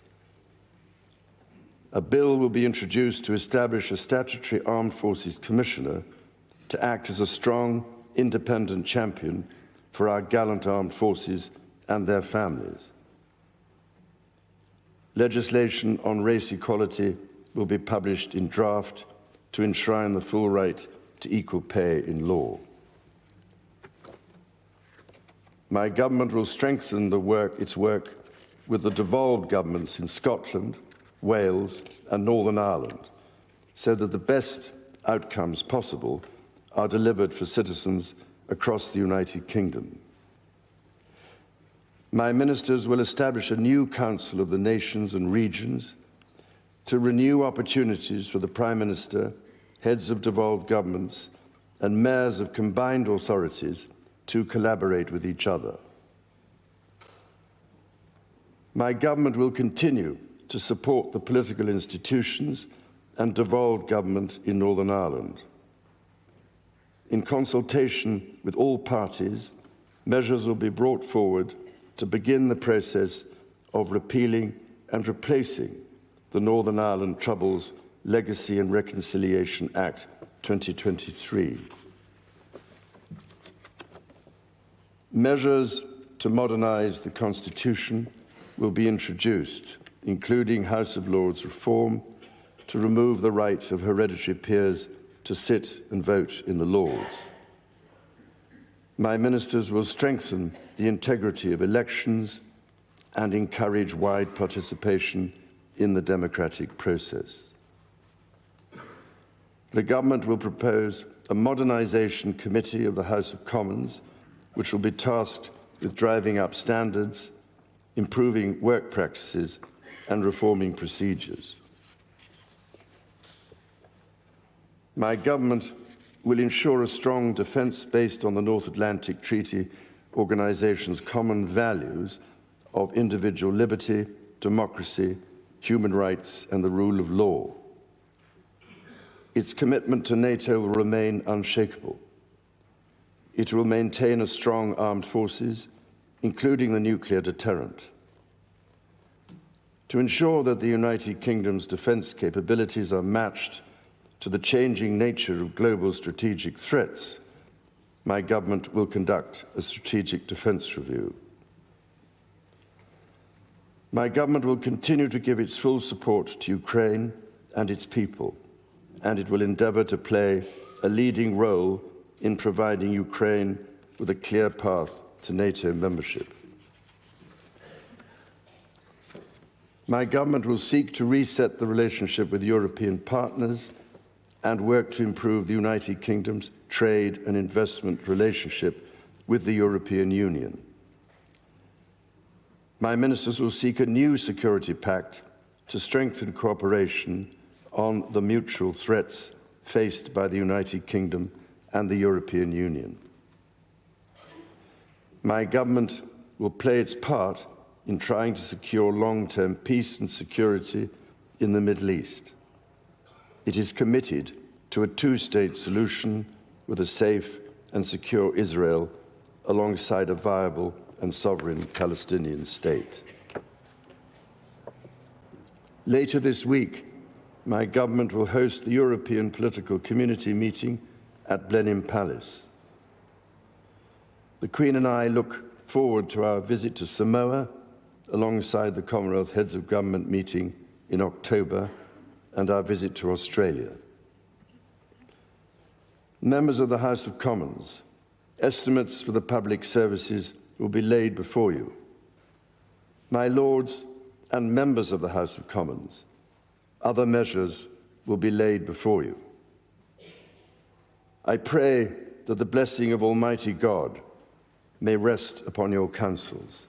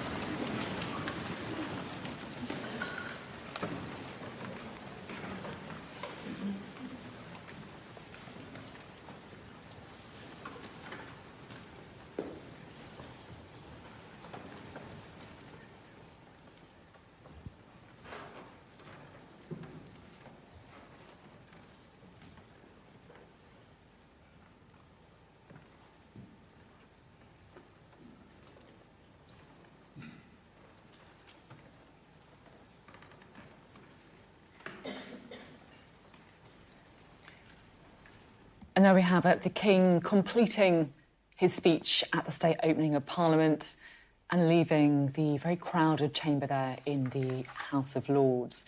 What do we know about the legislative programme that we should expect from the new government? Well, the King said that it would be based on the principles of security, fairness and opportunity, but perhaps the most crucial line saying that stability will be the cornerstone of my government's economic policy and every decision consistent with its fiscal rules. Where you can see there the MPs beginning to make their way out of the House of Lords.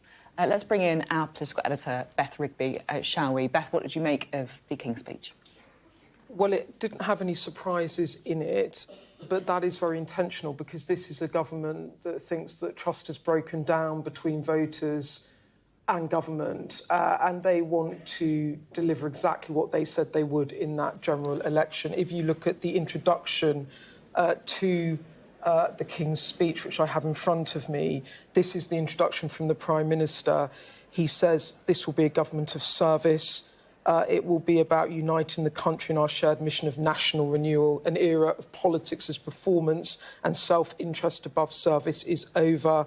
He talks about fighting for trust, that will define our political era, and that he wants to deliver real change and prove to people that politics can be a force for good. And then what flows from all of this, and you saw all over that King's speech, is all about the economy. And you saw in the King's remarks there, as he read out this speech, securing economic growth will be the fundamental mission of the Keir Starmer government. And then it ran through all of those plans that they had laid out in the general election. The key ones are, of course, planning reform, employment rights, devolution, and, of course, transport, putting rail back into public ownership and giving mayors more control over bus services. There was also an element about the Great British Energy company that they want to set up to deliver renewables. Then from that, really what the speech then did was go into the various different missions for government, be it around education or security. And we can see there the mace returning to the House of Commons chamber. David Leaking. Yes, and there's a sort of pause now. The House of Commons will assemble for a brief session, and then they will come back and open the proceedings, which eventually leads to a debate on the King's speech. In the House of Lords, there is a remarkable transformation that has to happen because all the furniture where, for example, the diplomats were sitting in an area behind where the bishops normally sit, all that has to be removed from the chamber. All the benches where the peers were sitting on the floor of the chamber and where the Supreme Court judges and the High Court judges, and all those benches have got to be taken out. And so it takes them about just 2 hours, 25 minutes. They've got it down to... they have got it down to a fine art. And the House of Lords will then reconvene. We're looking on our screens now at, I have to say, Keir Starmer and Rishi Sunak laughing. I think that was a little kind of a slap on the back there from Keir Starmer even towards Oliver Dowden. I think they'll have to get the lip readers out to try and see what that conversation was all about. But certainly, as Beth predicted earlier, the atmosphere between Keir Starmer and Rishi Sunak, pretty convivial. Let's bring in our economics and data editor, Ed Conway, at this point, shall we? Ed, it was all about the economics as well, wasn't it, this King's speech? It was. I mean, as Beth said, it was up there at the top. And that, to some extent, is not a surprise. It was very, I thought, quite significant that the very first bill in the King's speech was this budget responsibility bill. What's that about? It's about trying to ensure that the Office for Budget Responsibility has a say and can put out a forecast whenever the government wants to do a big set of measures. What's that about? That's about Liz Truss and the mini-budget. It's a direct response to that and underlining that this government wants to do things differently. But it was striking that things went on from there. You know, talk about an Industrial Strategy Council. Industrial strategy, those are words that the previous government didn't want to use. We're starting to see the shape and the the dimensions and the nature of this government, and it's very happy to talk about industrial strategy. It's very happy to talk about bringing the railways back into public ownership, even though a lot of that has kind of happened by stealth under the Conservative government. Now this is government which is unafraid to talk about that and to put that into a bill. And what's interesting about this is we have now a list of different bills that are going to go forward. As I say, it doesn't cover everything because we have to have the budget as well. That's going to be where things like, for instance, the tax, the VAT on school fees is going to come in, and potentially many other things. But we have a shape of this legislative calendar now. And certain things that they might have mentioned in the manifesto, like sustainable aviation fuel, it was kind of a throwaway remark in the manifesto. Well, that gets a whole bill to itself, underlining there are certain things they've looked at and they realise they need to legislate for them because there's quite a lot that needs to be done. And I think another note that's worth noting, well, there the King, essentially, within the King's speech, was kind of telling, I think it's 90 members of the House of Lords, that they are not going to be sitting there anymore because the hereditary peers, according to the speech and according to the legislation, hereditary peers are going to be out of the House of Lords if that legislation goes ahead. Always a bit awkward, isn't it? We were waiting for the King. When we see him, we will, of course, jump straight onto that pictures. But in the meantime, Beth, Ed was talking about the change in tone between this administration and the previous one. Do you think we are going to see quite a different government? I think we're going to see a very different government. I think we're going to see a more interventionist government where they try to use reform to drive growth, because they are not of Labour old, where it's all about tax and spend and taxing more in order to improve public services. They took a decision that that was not the way that they thought they would be able to do it, that the public would swallow either, given that tax rates and taxation is at its highest level in this country as a percentage of GDP in over 70 years. So they want to do it differently, but that does mean intervention. And you can see that, as Ed was saying, industrial strategy. I mean, that was last talked about, wasn't it, under Vince Cable in the coalition years of 2010 to 2015. Vince Cable, the then Liberal Democrat business secretary, was very for an industrial strategy. That was something subsequent Conservative administrations less comfortable with, and far more intervention in terms of planning reform. This has been something that has frustrated successful governments, where new prime ministers, new housing ministers come on and they say they're going to build more housing and they fall short of targets. And the flip side of that is people are really struggling to get housing. So I think that although this is big picture, there are also elements in this that are aiming to sort of make material, concrete differences to people's everyday life, be it about no-fault evictions, be it about things like banning energy drinks for younger people, or there are things that they're trying to do to make everyone's life in the short term feel a bit more comfortable. And of course, we will, of course, be able to judge that growth strategy at some point as well by seeing, well, the proof will be in the pudding. Is there going to be growth in the economy? We're currently looking, aren't we, at the people awaiting, I guess, the departure of the monarch, is that right? That's right. More waiting. This will be the sovereign's, more waiting, the sovereign's escort waiting outside the Palace of Westminster, outside Sovereign's entrance, for the emergence of the carriage, which will take the King and the Queen back to Buckingham Palace. One of the reasons why sometimes you never quite know when they're going to emerge is because after the ceremony, once the King has unrobed, as it were, he comes out onto the landing at the top of the Sovereign's staircase, and the chiefs of defence are there, the leaders, some of the political party leaders, the leader of the Commons will be there, and the King will have a conversation, and the Queen will have a conversation with all of them, because it's an opportunity for him to have a bit of a gossip, really, and it's quite relaxed. There's nothing formal they've got to get to other than back home. In their case, and it is one of those occasions where people enjoy, you know, we've done the formal bit and we can have a little bit of informality, and it's one of those times when the Queen and now King Charles relax, and they're very good-natured, very good-humoured. I always used to get a little note back after the state opening of Parliament from either the private secretary, the Queen's private secretary, or the controller. A little note, just a short email saying thank you for making all the arrangements and so on. And there'd always be a little, oh, and the Queen did just notice. Oh, really? I love that. and of course, you have to remember that the Queen and the Duke of Edinburgh you didn't see it from the coverage so much, for quite a long time, from the time that they arrive in the House of Lords chamber. Blackrod has to go all the way down to the House of Commons. They have to decide whether they're going to come and how slowly they're going to come.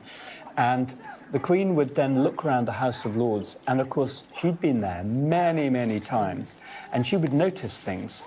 I think the one that she noticed was that the busts of the bishops on the top of the galleries needed dusting.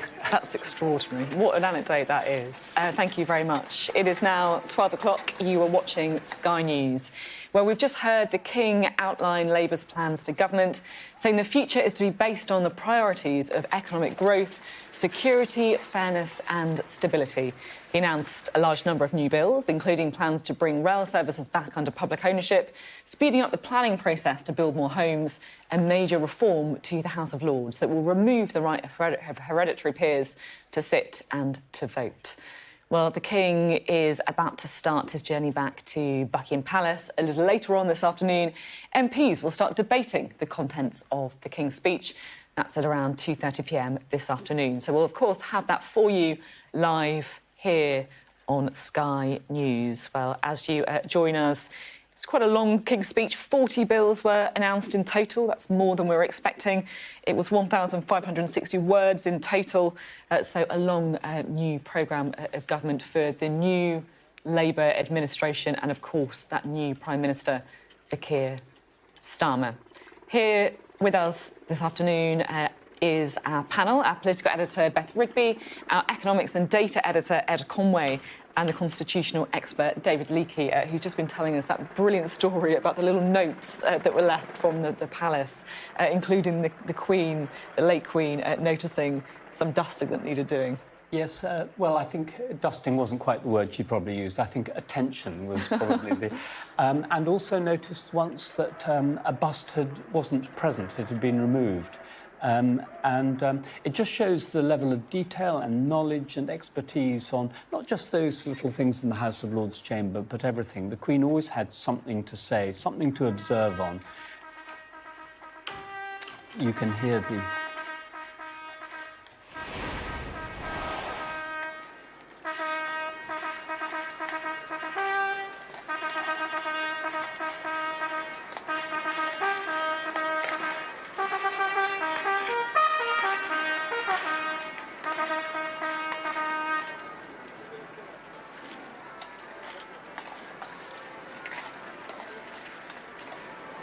So that trumpeter announces the departure of the King from the Palace of Westminster, and we'll see his carriage emerge from Sovereign's entrance in just a moment. And as he emerges from Sovereign's entrance, so the Sovereign standard on the top of the Victoria Tower will be hauled down, and the Union flag will take its place on the flagstaff. Let's listen.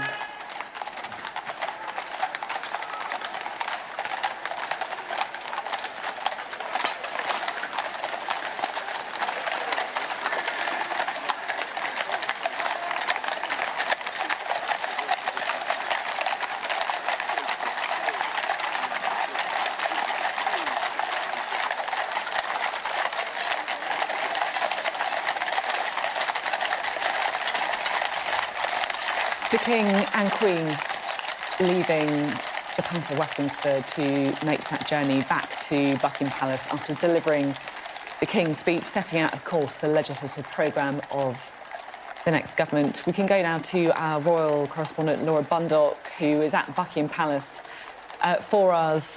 Laura, the procession shortly heading your way. That's right. We see basically the reverse of the procession that made its way to Westminster, now making its way to Buckingham Palace, on their way back now. And also taking place very soon will be the gun salutes from the Tower of London to mark the occasion of the state opening of Parliament, and then to mark the birthday of the Queen as well. So what we will see is a march past. There'll be a guard of honour for the Welsh Guards. The Welsh Guards band are here already outside Buckingham Palace playing. And then we will see the King's Troop and the Sovereign's escort and the Welsh Guards Guard of Honour march past the King and then go back to their barracks. So we see now the Diamond Jubilee state coach making its way, drawn by those 6 grey mares there, away from the King as he leaves the Palace of Westminster. He's just, we can't quite see, but he's just about to go past the protest that is on the corner quite close to Big Ben. He will be going past the designated spot where protesters say they will be gathered. You can see there in the background there, yellow flags there. For them, this isn't a day of celebration.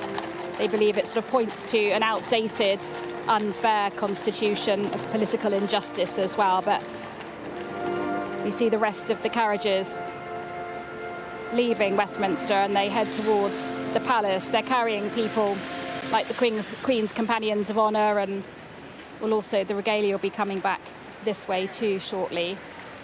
And you notice, watching the King deliver that speech, we were talking about that deadpan tone, the deadpan delivery, very deliberately speaking with that neutral tone. This is an occasion where he is not allowed to show or convey any sense of his own political persuasion or beliefs or thoughts on any of the measures he's reading out. And I think this was a classic example of that as he read the speech, which just came in just under 13 minutes long.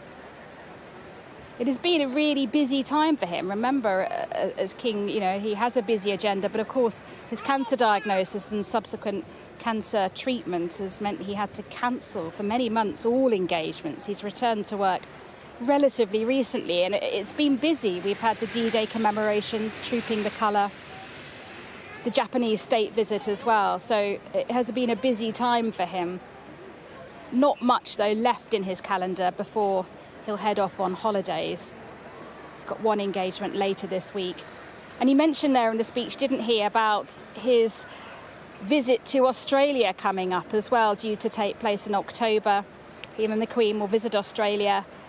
They'll go to the Capital Territory in New South Wales as well before heading to Samoa for the Commonwealth Heads of Government meeting. He said at the end of that speech they were both looking forward to both of those occasions taking place. Indeed. Thank you, Laura. I think we are now seeing the crown and the other paraphernalia, the royal paraphernalia, leaving. Regalia, that's it. That's the word. Perfect. The crown, the imperial state crown, the cap of maintenance. I made a slight mistake earlier. I described the cap of maintenance as something to do with funding and economy. It actually was. It's really a symbol of importance. And in fact, the cap of maintenance, I think the original one was given to one of our sovereigns by the Pope. And it's a particular honour that's bestowed on people. So it signifies importance. That's really the importance of the cap of maintenance. And with the monarch kind of leaving the building, if you like, as a former kind of Black Rod yourself, what's going to be going on behind closed doors? Is this the moment when they can start popping those Prosecco corks, breathing a sigh of relief? Not quite yet. Although whenever I mean, there's lots of people. As Black Rod, I found myself for the hour after everything had gone, and once as you can see now, this is the last part of the sort of ceremonial with the crown and the state regalia leaving the Palace of Westminster. This is the closing, as it were, of the ceremonial aspects. But there's still a lot going on. There are hordes of VIPs inside, VIP guests, so the diplomatic corps invited, all the guests of MPs and peers who've been invited to watch. They all have to be escorted either out or to the dining rooms if they're staying for lunch there. So there's quite a lot to supervise, and then to make sure that the House of Lords chamber is rearranged.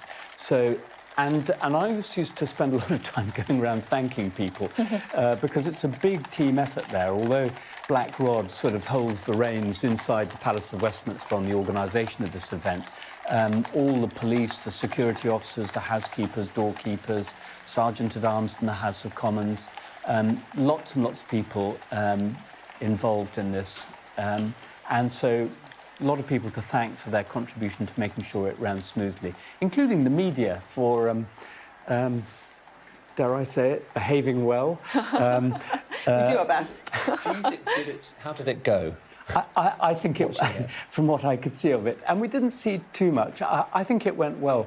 One of the things that we had to, the Queen got very irritated, I remember, when she started speaking at the beginning of the Queen's speech, there was suddenly this enormous machine gun clattering of photographers' lenses from the gallery. And you could hear it on the sound, and it was very distracting, and I thought almost quite sort of disrespectful.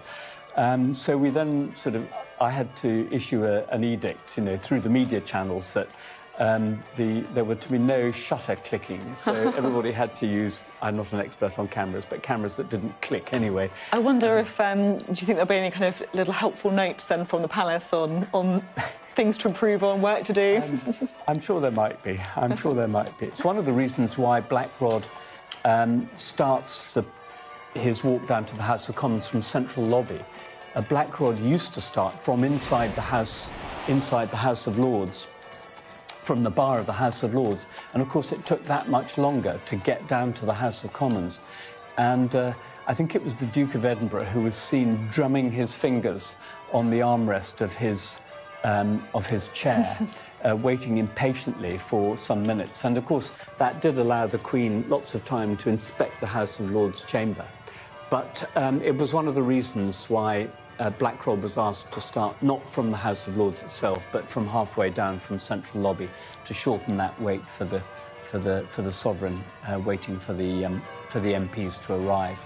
And we can see there the procession heading back to Buckingham Palace. The streets, of course, lined with members of the armed forces, and those horses, as we were saying, groomed to perfection, leading the way for the two carriages to make their way back to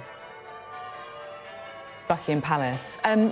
Beth, from a political perspective, there has been, I guess, some criticism of Keir Starmer for not being bold enough. And yet, there are 40 bills in this speech, and if you're talking about nationalising the railways, if you're talking about GB Energy, or even, I guess, the smoking ban for younger people, some of these are quite radical policies.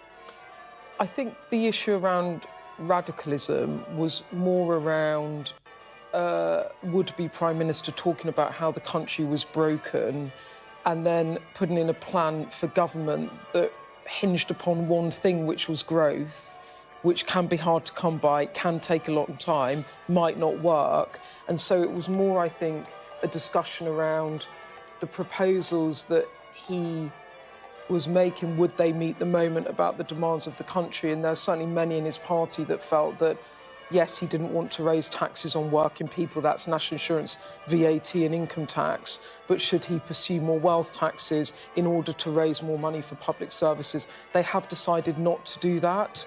Now, there are questions, as Ed was saying, about when they look more at the public finances and the budget later in the year, will that be tweaked or changed? But in terms of the radicalism within it, planning reform, devolution, putting rail back into national ownership, they were all well trailed in the run-up to the King's speech and Labour taking power. I think the question is that this is, as I said, the moment where he's at the apex of power, where everyone will give the government the benefit of the doubt. All of this rests on execution and whether or not they can execute it effectively, but also does it bring the dividends quickly enough for a country where the reality is that the NHS, people are struggling to get appointments, they've got a huge waiting list. They've got massive challenges, the prison crisis. And as you were saying, everything is hinged about growth, but that can be hard to come by. Yeah. That is what they're betting the house on. And interesting, of course, as Ed was saying earlier, that the first bill is the budget responsibility bill, really, I guess, the prism through which we should look at this Keir Starmer administration. In the meantime, of course, we are seeing the pomp and pageantry coming to a close, heading back to Buckingham Palace, where our royal correspondent, Laura Bundock, is standing by. Laura, what's happening where you are? Well, what we're seeing now is the procession in reverse. So we will see the arrival of the King's procession passing the Queen's garden. There will be a guard of honour royal salute. And as that procession gets closer to the palace, the national anthem will be played. The procession will be going into Buckingham Palace by that centre gate, through the centre arch. The sovereign's escort will assemble in the Buckingham Palace forecourt before a march past. The King's troop, the sovereign's escort and the Welsh Guards Guard of Honour will march past the King. So we can see just coming up past Queen Victoria Memorial to the front of Buckingham Palace, that escort arriving. I've just got clapped eyes on the Diamond Jubilee state coach, which is carrying the King and Queen. Remember, they get to choose the coach they travel in. It's often, and was traditionally, the Irish state coach. Used to be the gold state coach, that really, really old but desperately uncomfortable state coach we saw for the coronation. But they've chosen, I think, the latest model. This one first made an appearance at the state opening of Parliament in 2014, so 10 years. And it's got mod cons inside. You can see them waving to the crowds who've been waiting for a glimpse as they make their way around the edge, the Queen Victoria Memorial, before they're heading into Buckingham Palace, over which is flying the giant royal standard. It's as big as a double-decker bus, that flag. But coming back in to take and go past that guard of honour formed by the Welsh Guards this time, with their regimental band starting to play the national anthem.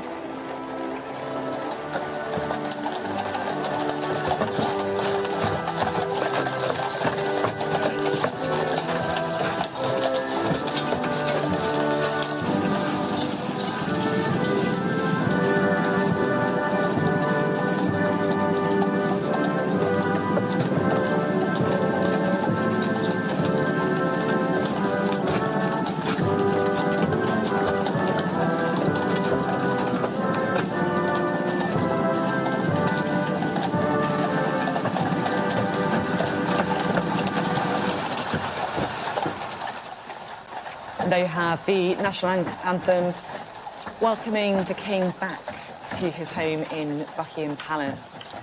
The King, of course, delivering his second King's speech as monarch.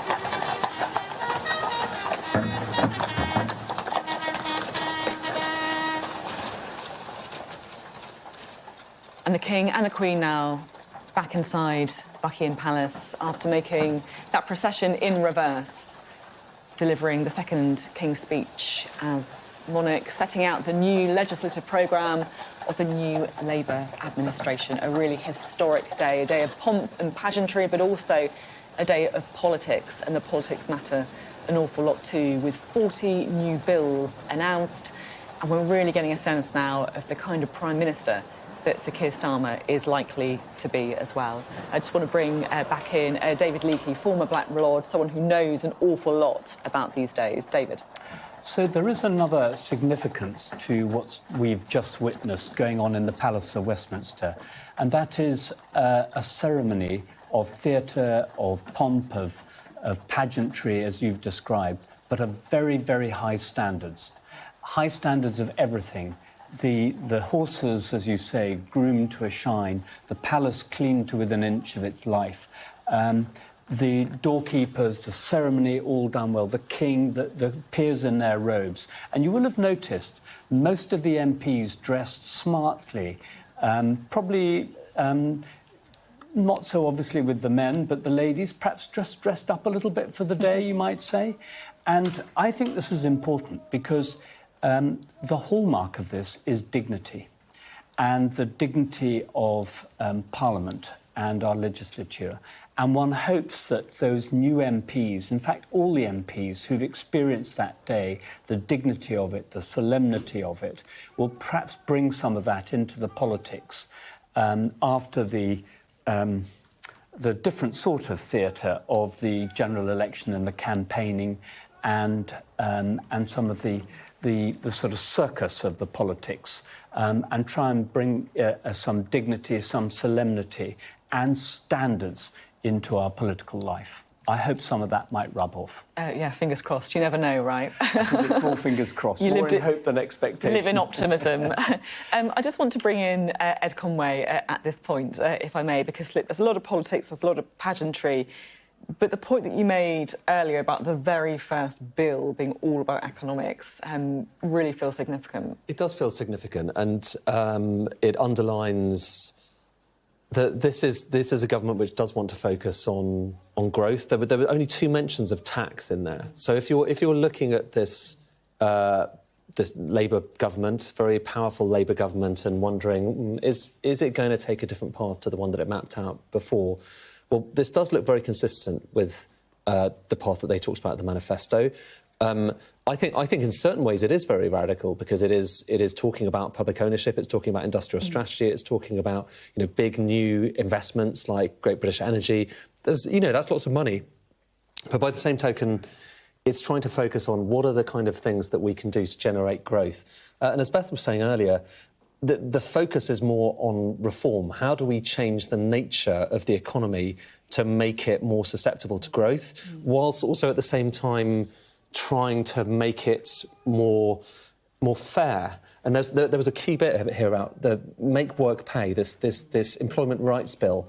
I think that could be a really big deal. That's about 0 hours contract. It's about trying to kind of change the nature of the relationship between employers and employees. It could be a really big deal, I think. I was just actually asking someone in government about what they thought was the most significant. If you can think about what were the Blair big significant bills, what do they think in this speech are the big significant bills? And they say that it's the budget responsibility bill, precisely because, to quote this person, it underscores their commitment to economic stability. And then beyond that, they highlight all of the growth measures, so it be National Wealth Fund, English devolution, employment rights, and then things that help people, this is to quote someone, get to work, so improvements to buses and trains. And this is the arrowhead of this government that you will see just flying into the heart of everything that they do, which is all about economic growth.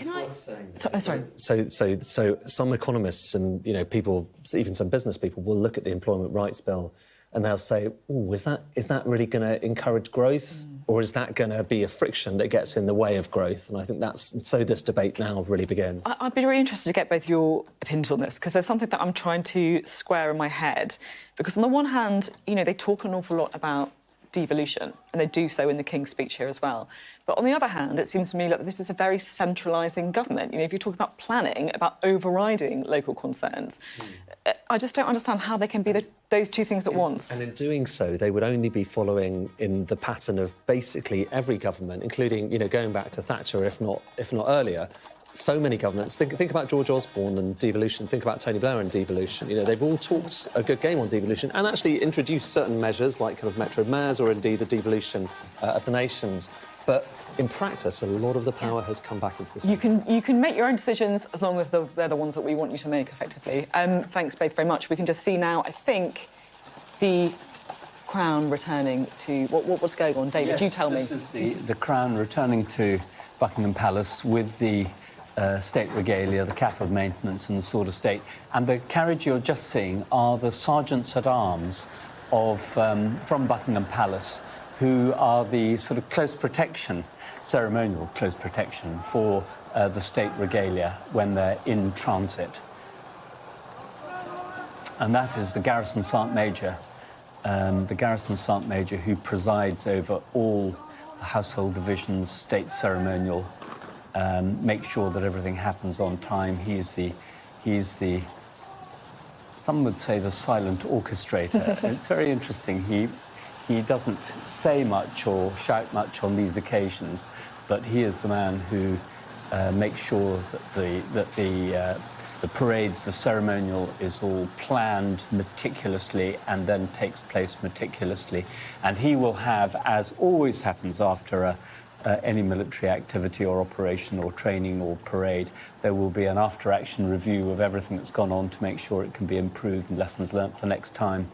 But as you say, striving to perfection always. Yeah. It's important. This is an important moment for the military, is it? I mean, and also, it's obviously you're ex-military as well, and most Black Rods were previously. They were, yes. Sarah Clark is the first non-military Black Rod for about 150 or more years. This is important for the military because there used to be a thing called CAPE, K-A-P-E, keeping the army in the public eye. I mean. And it was a way of recruiting. You put on bands and parades, and the youth would say, "I wouldn't mind being a part of that." Whether I'm attracted by the uniforms or what it has to offer, but it gives you it's a little recruiting hook, and so it has a small recruiting purposes. It keeps the military in the public eye, which I think is important when I mean, in a way, fortunately, the military is not as deployed on operations as we were with the Balkans and then Iraq and Afghanistan. The military was very often in the public eye and all through the Northern Ireland Troubles days. A good thing that we're not seeing processions of coffins coming through Royal Wootton Bassett. I mean, we didn't like that, but it kept the military in the public eye. And when we've been on operations, typically recruiting into the military is better because the military is in the public eye. Less so when you're not on operations. So these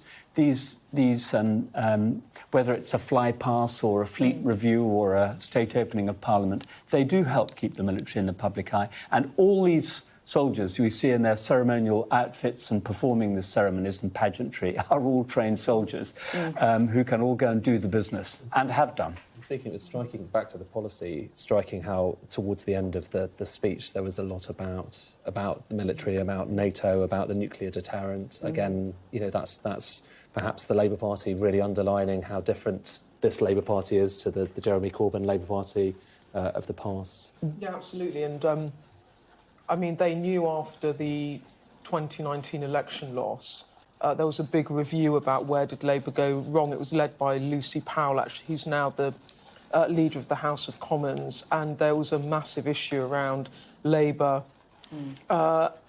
on defence and security, and Keir Starmer has made that one of his foundation stones, if you like, of something he knew he needed to redress. And when he was over at NATO last week, he is, you know, you cannot get a cigarette paper really between his approach to this and sort of fellow allies and President Biden and the US in terms of committing to Ukraine, committing to all of the funding packages that Rishi Sunak had put in train, and also committing to raising defence spending to 2.5% of GDP when conditions allow. What he won't be doing is he will not set a time limit on it, which, given that he's not guaranteed a second term, I mean, he's got to win another election if he wants that, to kind of not say you're going to do it in this Parliament, but insist you absolutely are, was a slight contradiction. But he definitely wanted to appear like that on the world stage. And what was interesting was... It wasn't there in this yeah, speech. I spoke to the Defence Secretary about this last night, who said that it will be in a fiscal event, which did make me wonder if, you know, potential autumn statement.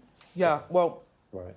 And they won't, and their argument was they won't announce the roadmap until they've announced a strategic review. There's another argument that if you say you're going to do it, you could at least say it is an ambition for your first term in government. But what was also interesting just at NATO was Keir Starmer really was the man of the moment, because he was a leader on the centre-left that had won a big majority at times where other European leaders are really struggling, and we can see what's happening in the US with the Democrats as well.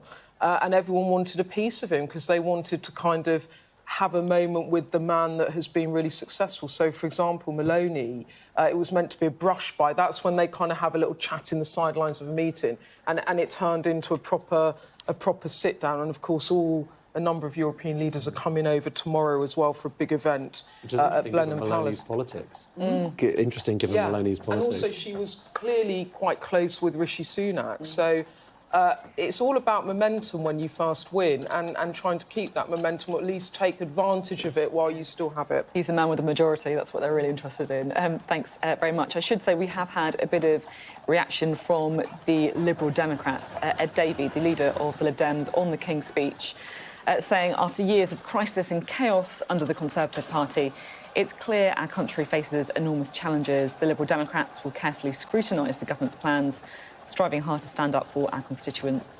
We'll continue campaigning to fix the NHS, boost GP numbers, tackle delays to cancer treatment and improve access to dentists and pharmacists. He also says that the Lib Dems will make sure the voice of carers is heard. It should be said, of course, that the Lib Dems could, of course, have more of an influence on this than normal because of the number of MPs they won.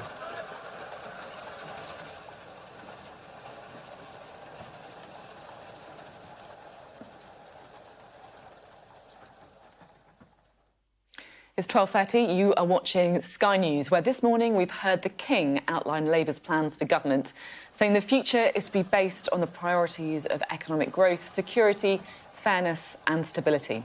He announced a large number of new bills, including plans to bring rail services back under public ownership, speeding up the planning process to build more homes, and major reform to the House of Lords that will remove the right of hereditary peers to sit and vote.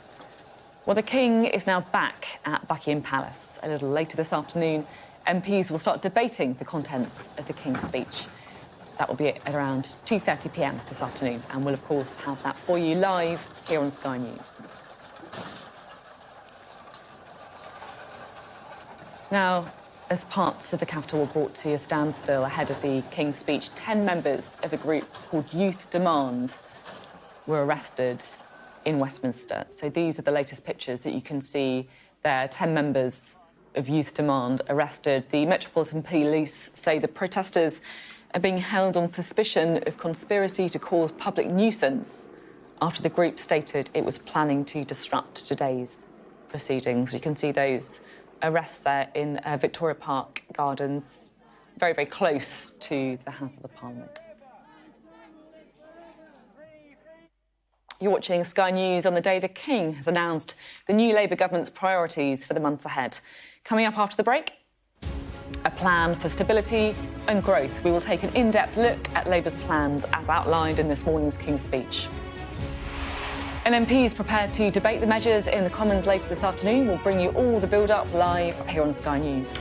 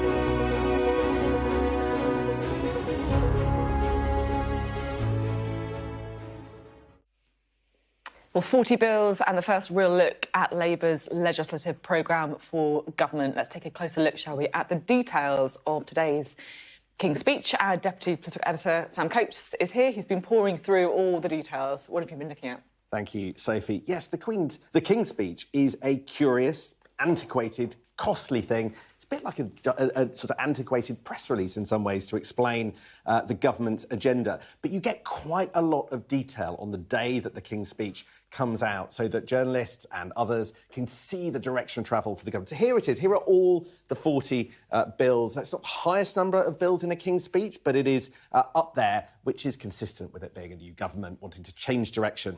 Now, there are lots of headings that they've helpfully supplied, and you can see these are the ways that this government wants you to understand the way they're going to carry out reforms. So lots on growth, lots on green energy and Great British Energy, security, opportunity, health and national security. So those are the kinds of stories they want to tell.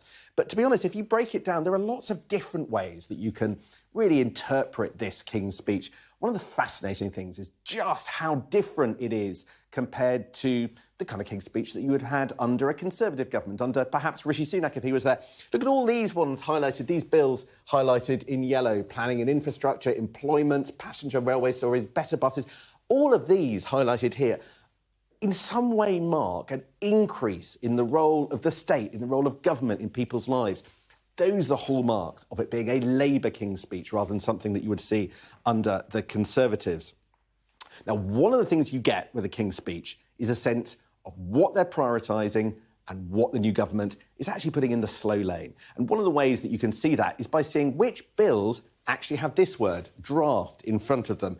And you can see key things that the government has talked about, including during the election campaign, such as the draft leasehold bill, draft equality bill and the draft conversion practices bill, are all marked down as draft bills, meaning that there's going to take some time before they can become law. There'll be lots of consultation, clearly a difficult area, and they're not going to rush. Now, we do get quite a lot of detail, but we also get some of the bills, and this is curious and this is unusual, that Rishi Sunak was going to introduce, whether it was Martin's Law to force local authorities to carry out assessments if there's a terrorist attack, the Renters' Rights Bill, well, that's back because it wasn't passed under Michael Gove and the Conservatives, the draft conversion practices and the Tobacco and Vapes Bill, the ban on people smoking if they were born after 2009. They're all back. Now, let's look at some of the details of some of the key things that this government wants to introduce. Now, this is all the detail that we've been given today on the planning and infrastructure bill. And you can see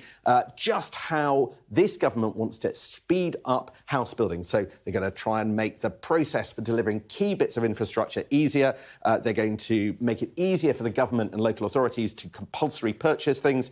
They're going to improve local decision-making and increase the number of planning inspectors that local authorities have access to. But one of the curiosities of this, people were expecting there to be a mandatory housing target, or at least legislation for a mandatory housing target. Now, I'm told that that wasn't ever coming here. That will appear in the National Policy Planning Framework, which the government will announce in the next couple of weeks or so before the end of term, and they'll consult on that over the summer. So that's where that key thing that you might have read about as being in the King's Speech, it's not. It is coming in the next few weeks.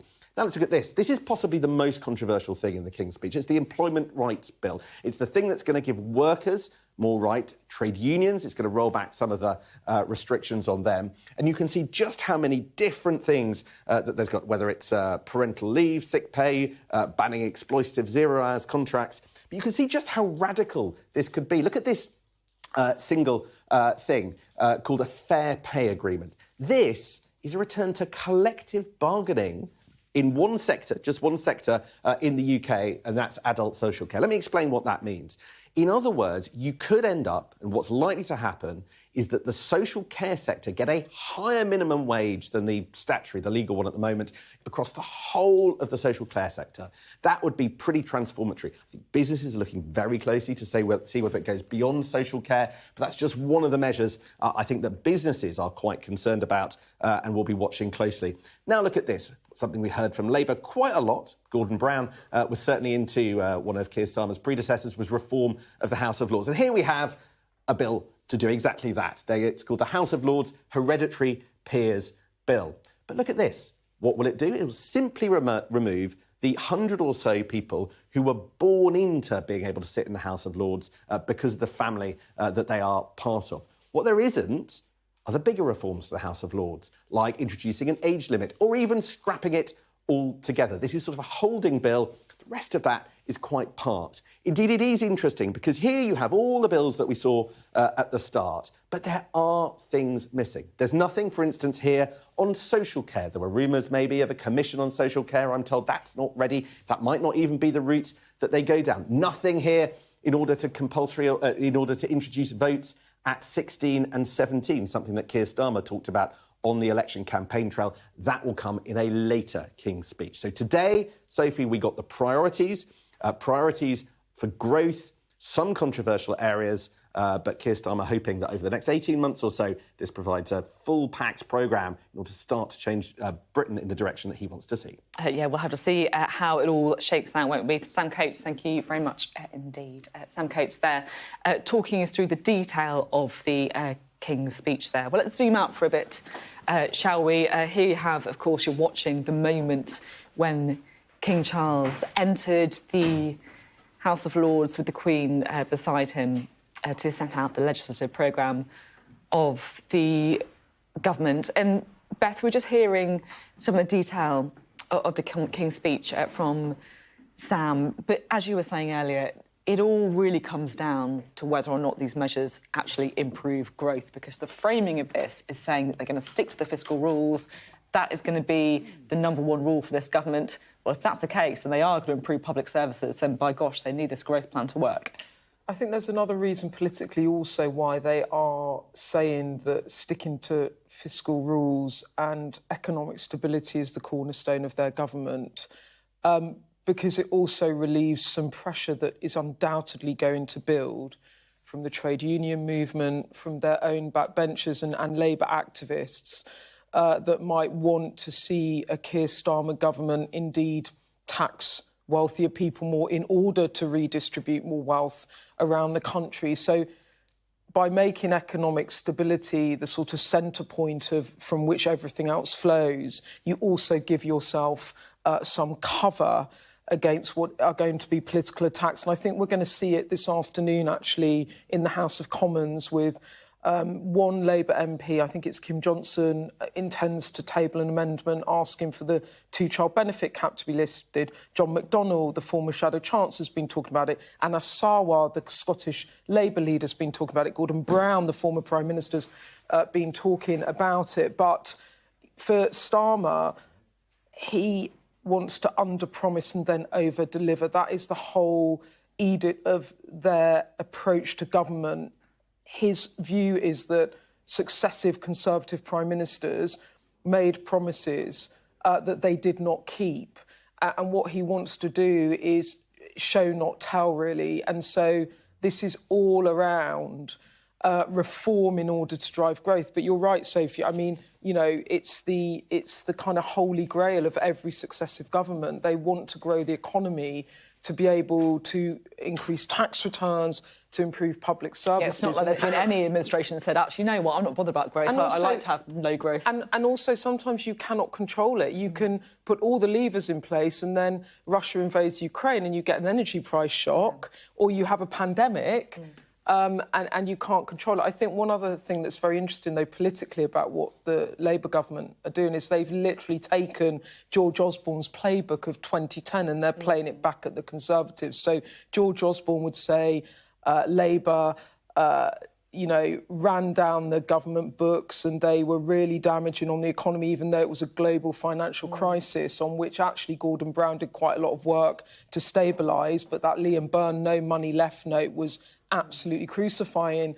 And George Osborne said, well, I'm going to fix the roof while the sun shines. You remember all that?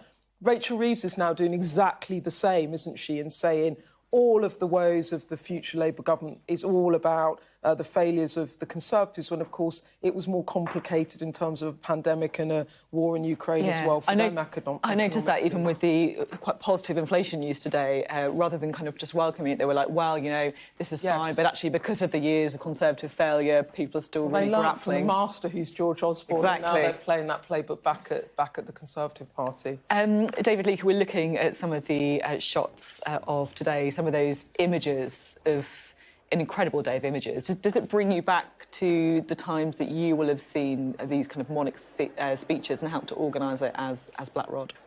Yes, and one of the things I remember from the state openings was it does bring people together. As you saw, the MPs from both sides of the House process up to the House of Lords together. And also in the House of Lords chamber, the peers, actually, they don't sit in party groupings. I mean, some of them do, but they're intermingled. So it's a time when people come together publicly. Now, that happens all the time behind the scenes, as we know, and Beth will know this better than anyone. I mean, the MPs talk to each other all the time. I mean, some of them are really good friends. For example, in the House of Lords, if you go into peers' lobby first thing in the morning or during the day and the peers are arriving, they all greet each other and talk to each other and have conversation with each other. There isn't this sort of, as some people sometimes think, this sort of party political divide. Well, let's see how much party political divide we get now. We're joined now by Mims Davis, the Shadow Women and Equalities Minister, and also by Wendy Chamberlain, who is the Deputy Leader of the Scottish Liberal Democrats. Great to have you both here. Hello, Wendy. We do get on all right, don't we? And that's a quick reminder, we have to. What did you make of the King's speech?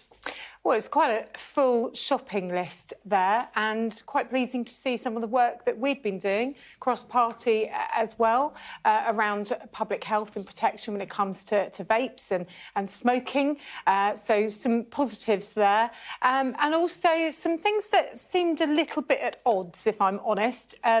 Considering in the previous Parliament the Labour Party voted against stronger law and order measures, and then to see that at the heart of the King's speech. So I'd like to see what's changed by talking to people for 6 weeks on the doorsteps, perhaps listening to what matters to people. And also quite a lot when it comes to all different areas, but I don't think the word family is in the King's speech. And actually, I think if it had been a Conservative King's speech, it wasn't one that long ago, it would have been lovely to see strengthening family life, particularly where we've seen with COVID, things have been very difficult, then actually families are valued as much as other areas. Although I guess, some of the things that Labour are introducing, whether it is, more teachers or whether it is breakfast clubs, I mean, a lot of this would be supporting families, wouldn't it? Yes, but I think being very clear that family life matters. A lot of it talking about giving more local power locally through new devolution deals, etc., but also more centralisation. And I think Conservatives stand for a choice, aspiration, supporting family. And so for me, I didn't see that in there. So it'll be interesting to see how this lands. And also more power for mayors. We know the London mayor has had a lot of power when it comes to housing and has done next to nothing on it. So let's get them tested. Wendy, what did you make of it all? I think what I would suggest that is a lot of things that we saw in the Labour manifesto, and I suppose a criticism of the campaign generally was that lack of detail. It's a big King's speech, there's a lot in it. We need to obviously scrutinise that detail and see what it's like. From my own perspective, having taken through my private member's bill around carers' leave in the last Parliament, I would have liked to have seen more mention of carers, health and social care. I mean, Ed Davey and the Liberal Democrats put that very firmly at the heart of our manifesto. Again, there was a bit on carers, though, to be fair, wasn't there? The fair pay agreement for adult social care sector, so something you'd want. But that's not unpaid carers. It's a confusion about that. And I was working at that, and I can tell you this now, Wendy, I was bringing forward some work on supporting family carers and unpaid carers. So let's see this new DWP team Stephen Timms, who's obviously in that ministerial position, will do going forward. He obviously was a strong advocate when he was working pensions, select committee chair. It's one of those times, isn't it, when we're kind of like working out, grappling with the new Parliament. What kind of role do you see the Lib Dems playing? Do you think you're going to be kind of supportive towards Labour? You're going to be a thorn in their side? What kind of ways are you going to be pushing them? Well, I mean, we're the third party party at Westminster again. We're the biggest group of Liberal Democrats there's ever been. We're actually the biggest third party that there's been. And one of the things I've been pointing out is we're actually only 2/3 of the size of the Conservatives. So I think we have a real role to play. We've got a Conservative party that's now just left government. It's now to determine a new leader. We've said, you know, for example, on social care that we want to see a cross-party commission. That's something that I've heard Labour talking about. I think we will find areas where we can work constructively, but quite clearly we've got a record number of MPs elected on a strong mandate, and we will be opposition MPs in the best sense. I want to bring in the Education Secretary in just a moment, but before I do, Mims, is it a bit painful watching, you know, Labour lay out their King's Speech rather than the Conservatives? Look, we Conservatives will be constructive opposition. We'll be working hard to get things right. I'm disappointed Ed Davey wasn't swimming up the Seine today, which is disappointing for us all. But also, equally, we have to hold the Lib Dems to account. I've heard lots of conversations about building and getting things right. You know, Eastleigh used as a flagship, and they haven't had a local plan for over 20 years. So for us, we're going to be holding everyone to account, and also highlighting our record and putting our best foot forward, because that's what, as the official opposition, we should be doing. OK, thank you both very much indeed. Well, we're joined now by the Education Secretary, Bridget Phillips. Great to have you on the programme. Well, there you go, the first kind of Labour King's Speech or even Queen's Speech for well over a decade. Yeah, absolutely. And, you know, what we've set out today is how we will deliver on the mandate that the British people gave us in that general election. We're determined not to waste a minute. You've already seen that we've all got to work on delivering on those priorities. But the bills and the measures that we've set out today are how we'll transform our country, make sure that politics is back in the service of working people once more, and also how we drive growth, prosperity and opportunity in every corner of our country. There are a few pretty radical policies there on railways, or on energy. There will be some on the left and in your own party, though, who will have wished you would have gone further in this King's Speech, particularly thinking, of course, about the cap on the number of children that you can claim benefits for. It's something Gordon Brown's spoken about, something John McDonnell's spoken about. There'll be a lot of people who think, my goodness me, Labour government finally in power and you're not even helping poor children. What's going on? I am determined to deliver better life chances for all of our children, and that does mean driving down the number of children growing up in poverty. It's why I'm in politics. It's what I came into politics to do. It is a scar in our society that so many children and so many families live in avoidable poverty. That's why we're setting out today plans around how we will address that in terms of a task force working through government to make that happen. And I'm leading our mission across government on that. It's the work that we do in the Department for Education, but for example, around introducing universal free breakfast clubs in all our primary schools. But it's also the dignity and security that comes through better work.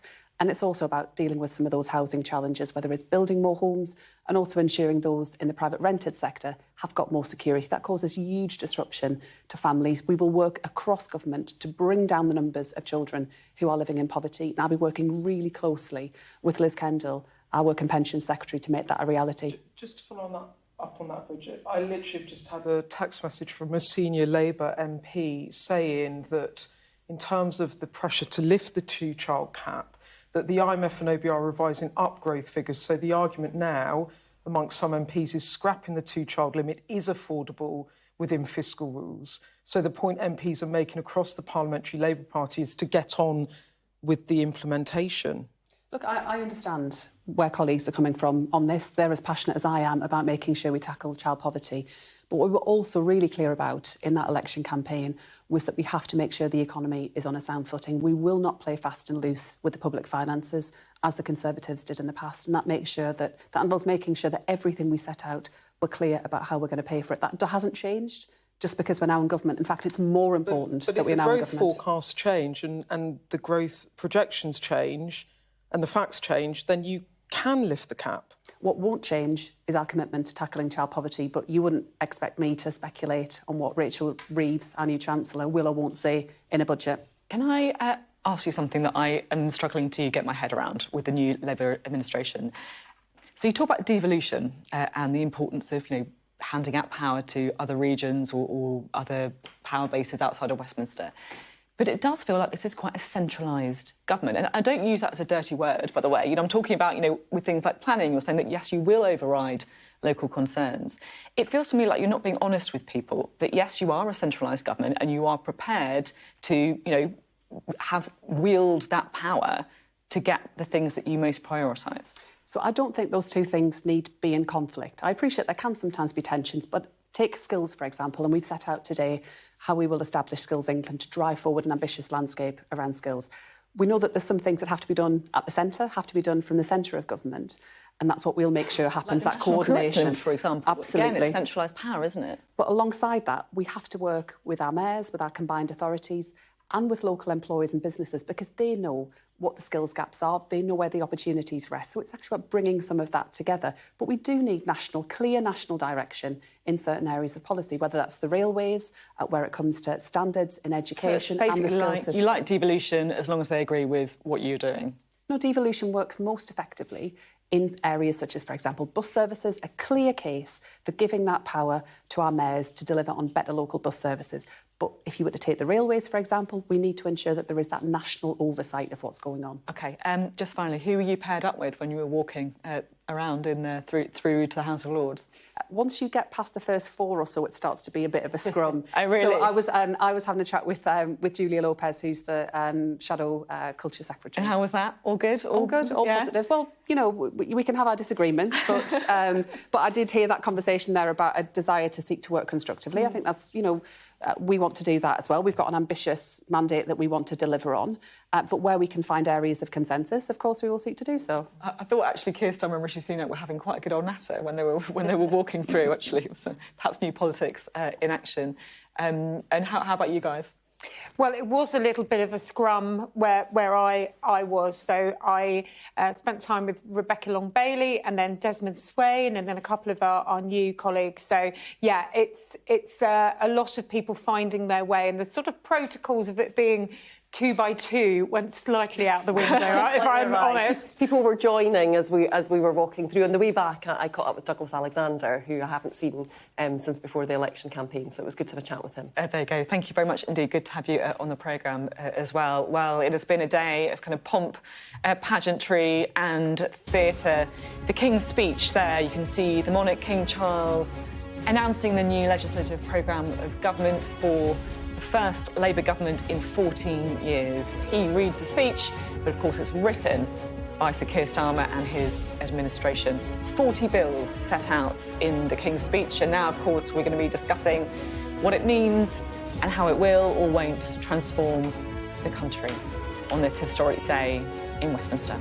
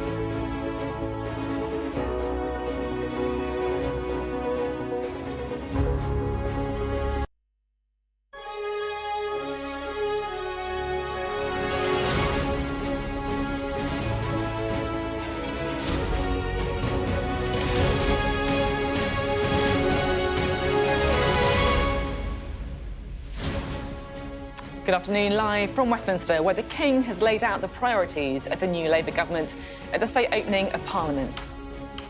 A plan for stability and growth. His Majesty announces 40 new bills that the government says will take the brakes off Britain.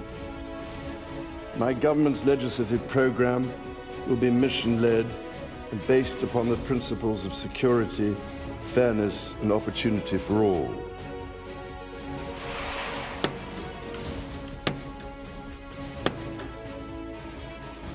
Black Rod leads MPs into the chamber amid all the usual pomp and ceremony. And it's all smiles between the new Prime Minister and the leader of the opposition, at least for now. Among the new legislation, planning reforms, measures to bring rail companies back into public ownership, and new devolution powers for local authorities.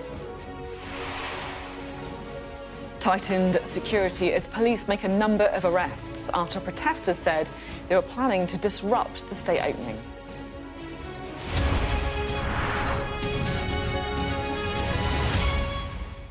Hello, good afternoon from Westminster, where today, for the first time in 14 years, Labour has set out its priorities for government. Well, at this morning's state opening of Parliament, King Charles outlined 40 new bills, which he said were based on the priorities of economic growth, security, fairness and stability. Prime Minister Sir Keir Starmer says Labour is taking the brakes off Britain with the plans that were all announced amid a morning of pomp and ceremony in central London. Well, we'll get full analysis in just a moment, but first, let's just take a look at some of those new measures in detail. Well, as expected, the King's speech included plans to move the rail industry into public ownership and create Great British Railway. The second phase of HS2 will not be reinstated, although there will be a new high-speed rail from Crewe to Manchester. The Planning and Infrastructure Bill will speed up and streamline planning decisions to help build more homes and giving extra control to mayors and councils. Plans to rebuild neighbourhood policing were also announced, including getting neighbourhood police and police community support officers back on the beat in local communities. Laws around drink spiking will be strengthened to improve the police response experienced by victims. And also announced were plans to ban zero-hours contracts and allow workers to be entitled to sick pay and parental leave from day one in a new job. Investment of £8.3 billion for the government's green energy company, that's Great British Energy, were announced in a bid to create new jobs and cut bills. And a new bill on water will tackle water pollution, giving the water regulator new powers to ban bonuses for law-breaking water bosses. The Office for Budget Responsibility will have the power to independently publish a forecast of any major fiscal event. That's a bid to prevent a repeat of Liz Truss's mini-budget. And local authorities will have to create and maintain special children not in school registers to try and keep track of children who are not in education. There'll also be reform of the House of Lords, removing the right for hereditary peers to sit and vote. Well, it all started with plenty of the usual pomp and ceremony. A procession by the Household Cavalry's mounted regiment led out the King and Queen. They travelled in a gilded carriage from Buckingham Palace. They then entered the Houses of Parliament through the Sovereign's entrance before taking to their thrones, ahead of course, the House of Lords.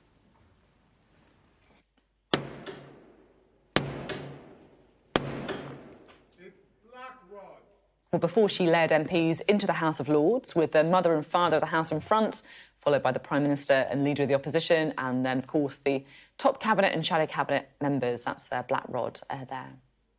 It's also a rare opportunity for the government and opposition to stand side by side, get those lip readers busy, before the King laid out the Prime Minister's plans for the country.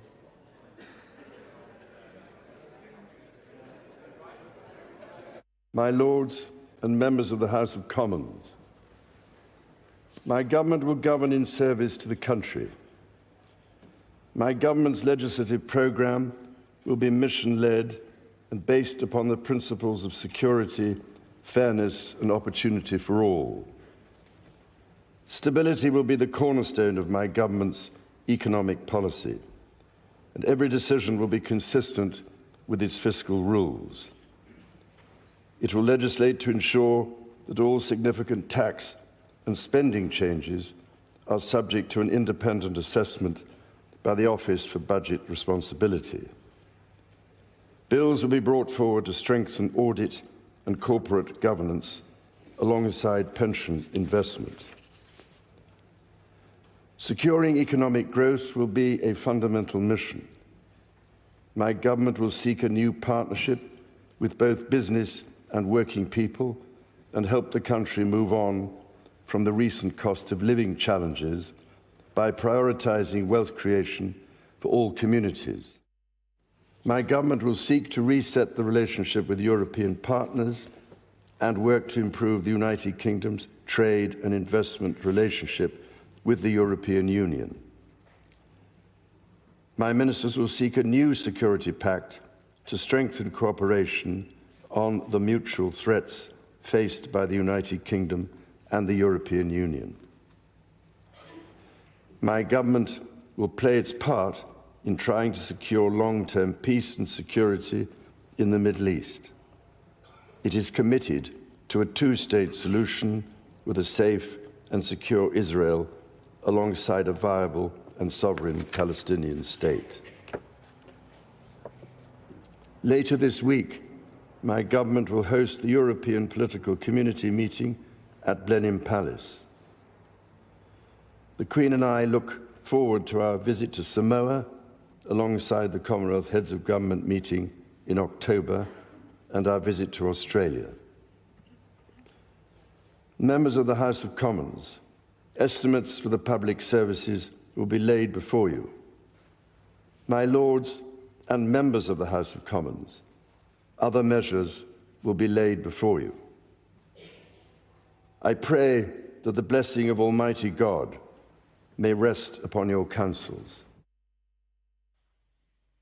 Well, as parts of the capital were brought to a standstill ahead of the King's speech, 10 members of a group called Youth Demand were arrested in Westminster. The Metropolitan Police say the protesters are being held on suspicion of conspiracy to cause public nuisance after the group said it was planning to disrupt today's proceedings.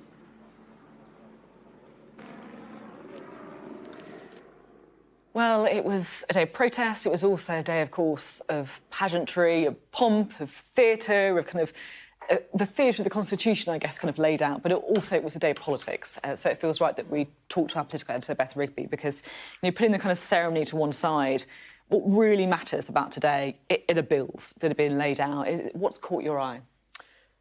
I think there's a few things here. The first is the tone of the speech, the tone of the foreword on the King's speech by the Prime Minister, which reiterates what he said on the steps of Downing Street, which is it's not just a change of power from the Conservatives to Labour, but it's a change in approach about how he wants to govern.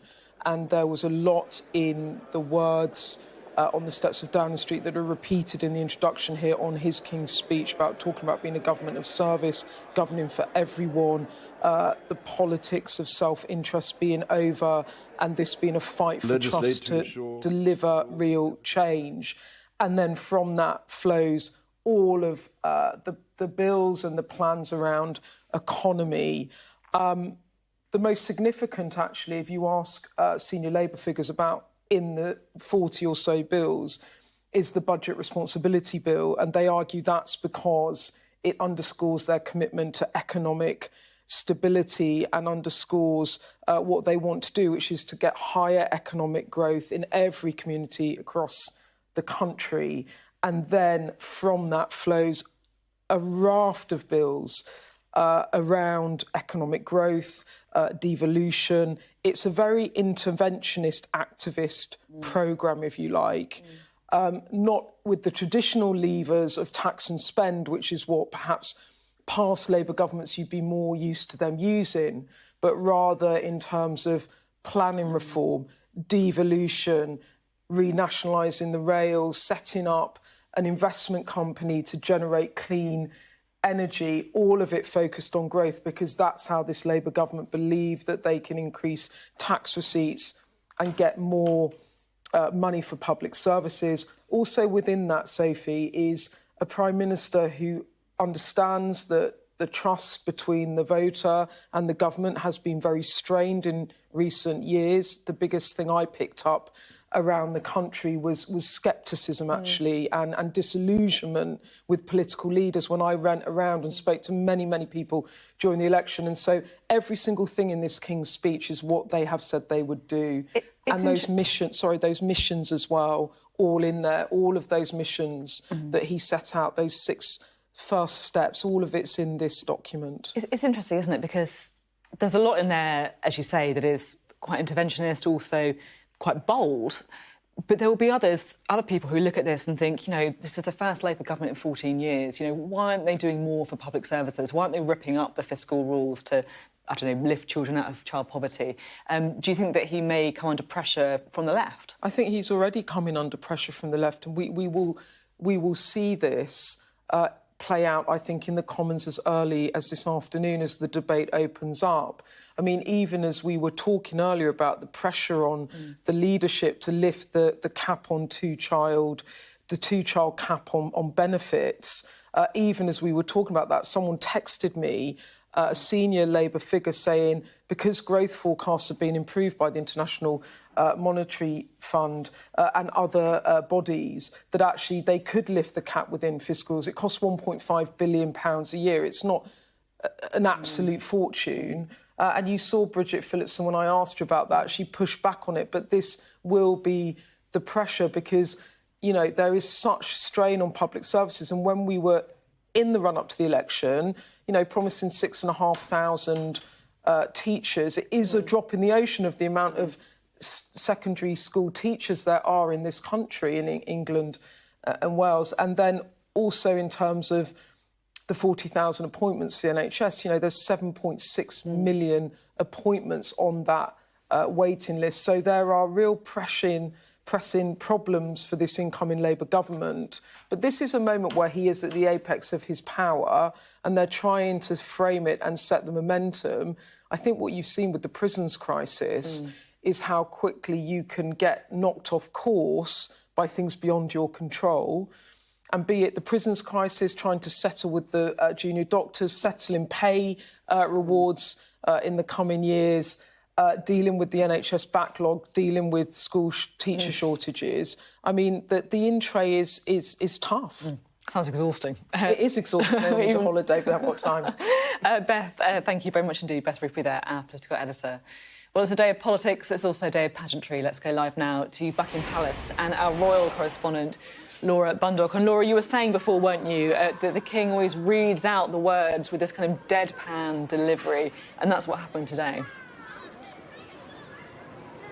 Yeah, it's exactly what happened. There was a lot of kind of talk about this for the last speech he made, the King's first ever King's speech of his reign, as to, given that how much we know about his own beliefs, his own things that he's campaigned and cares about, whether or not he'd be able to bite his tongue and do it with that deadpan kind of delivery. But no, yet again, we see him getting on with the job, which is to retain that sort of neutral tone, to not convey any of his own personal thoughts about this. He knows the score when it comes to the state opening, when it comes to the King's speech, even having deputised the late Queen once and having done it once before himself. He would often, in the past, as Prince of Wales, be there in the Lord's Chamber, watching these events unfold. But he delivered the speech as we expected. It's a big moment of ceremony for Parliament and, of course, for the royals too. And I was struck, really, we talk about the amount of pageantry, the amount of politics, but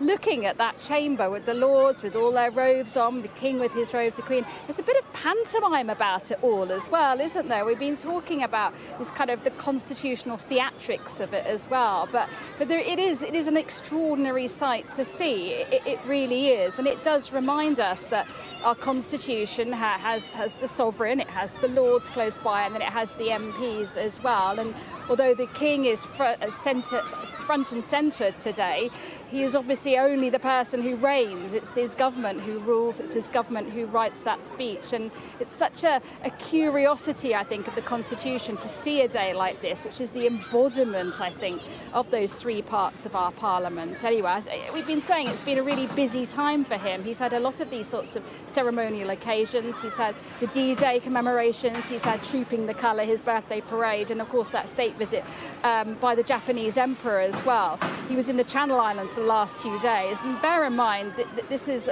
a man who is still undergoing regular treatment for his cancer. So I think we've seen a lot of ramping up, it feels, of engagements. He will, head off for his summer holidays very soon. That's expected to start in the coming days. But certainly he seemed on form today, I think, and the gun salutes firing out not just to mark his speech, but also the birthday of the Queen as well. It's Camilla's birthday, and the couple have just left Buckingham Palace. I imagine they've headed to Clarence House, that giant standard there, and presumably some sort of birthday celebrations taking place for her now. Yeah, I love it. It's kind of like, just got to get the King's speech out of the way and then you can celebrate your birthday, Camilla. And thank you very much indeed, Laura Bundock there.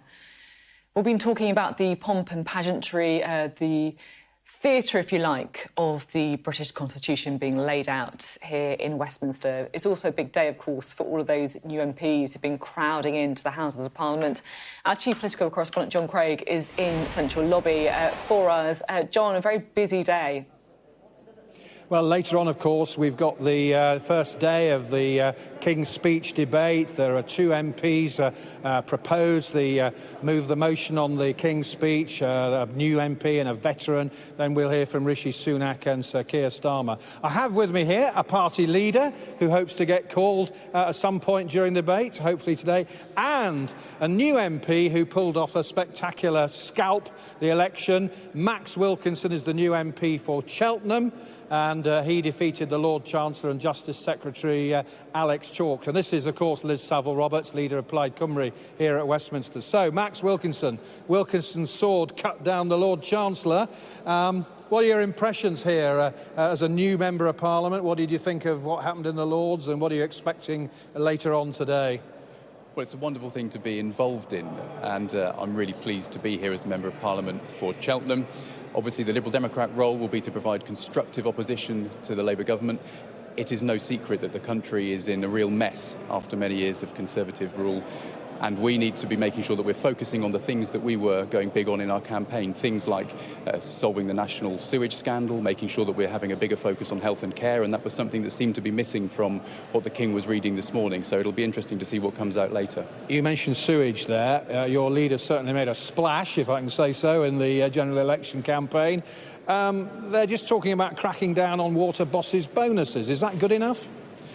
Well, I think that's the tip of the iceberg without wanting to go into too many water-based metaphors. What we really need to do is make sure that we're putting the environment and consumers at the heart of things. Cracking down on those water company bonuses is an important part of it.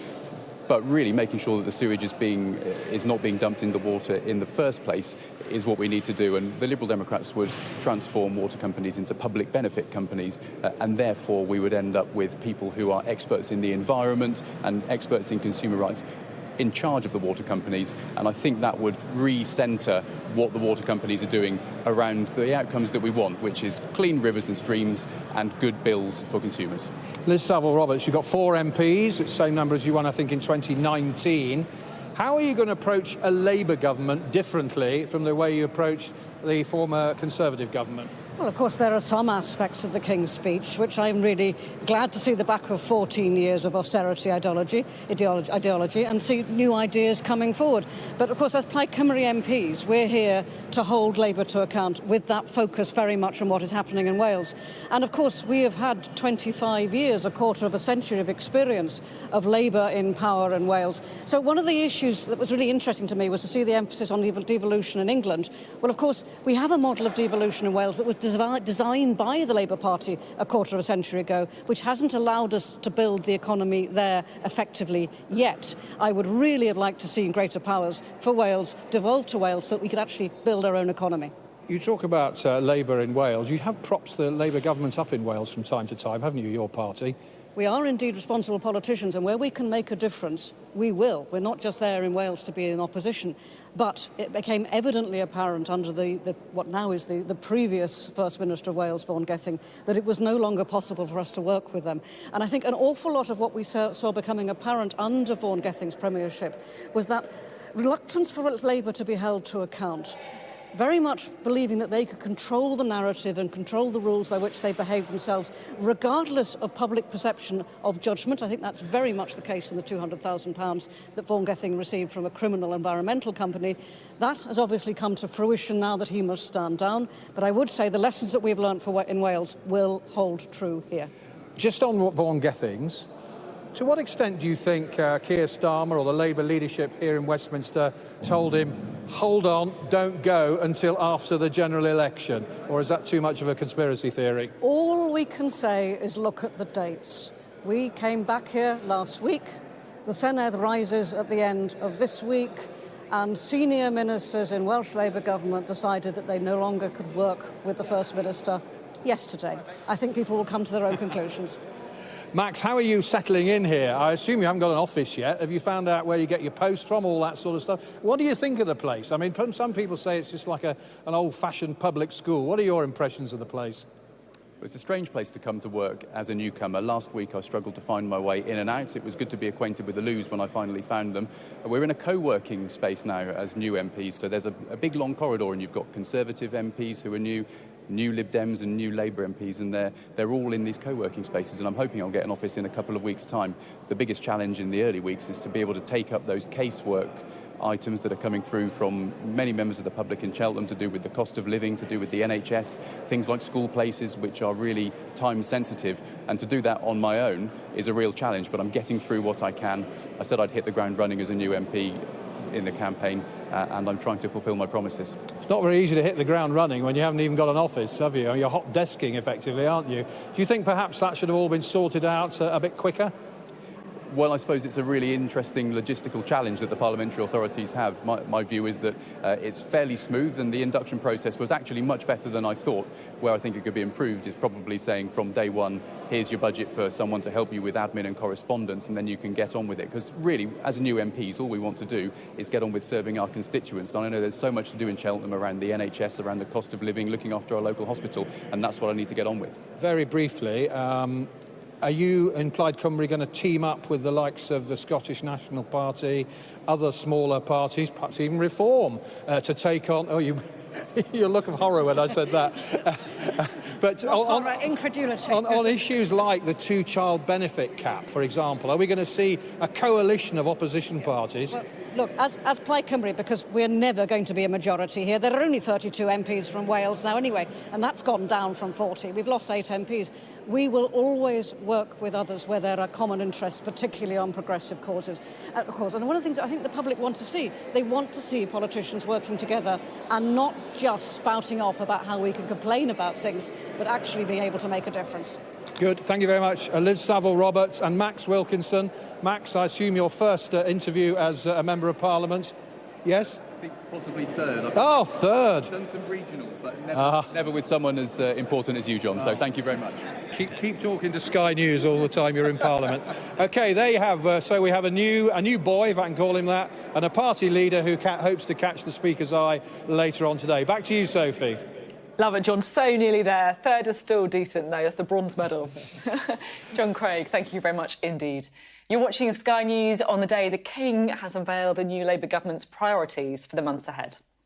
The government says it's a plan for stability and growth. We'll take an in-depth look at the bills announced in today's King's speech.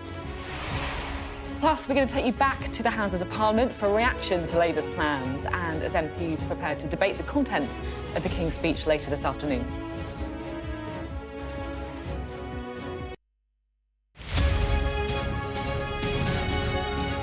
I was diagnosed with metastatic melanoma 4.5 years ago, which is regarded as life-limiting and incurable.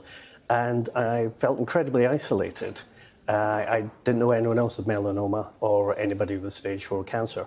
And during lockdown, when I had my treatment, I found some online groups, and I found the power of sharing stories and hearing other people's stories gave me hope. So I decided to try and collate some other stories of cancer and hope to help people not feel alone. We have a number of stories covering a range of different cancers. There's about 13 different cancers.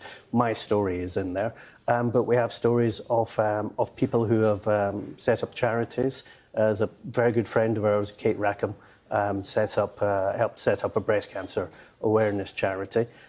Nicola Nuttall has shared her story of her daughter Laura, who unfortunately was diagnosed with glioblastoma.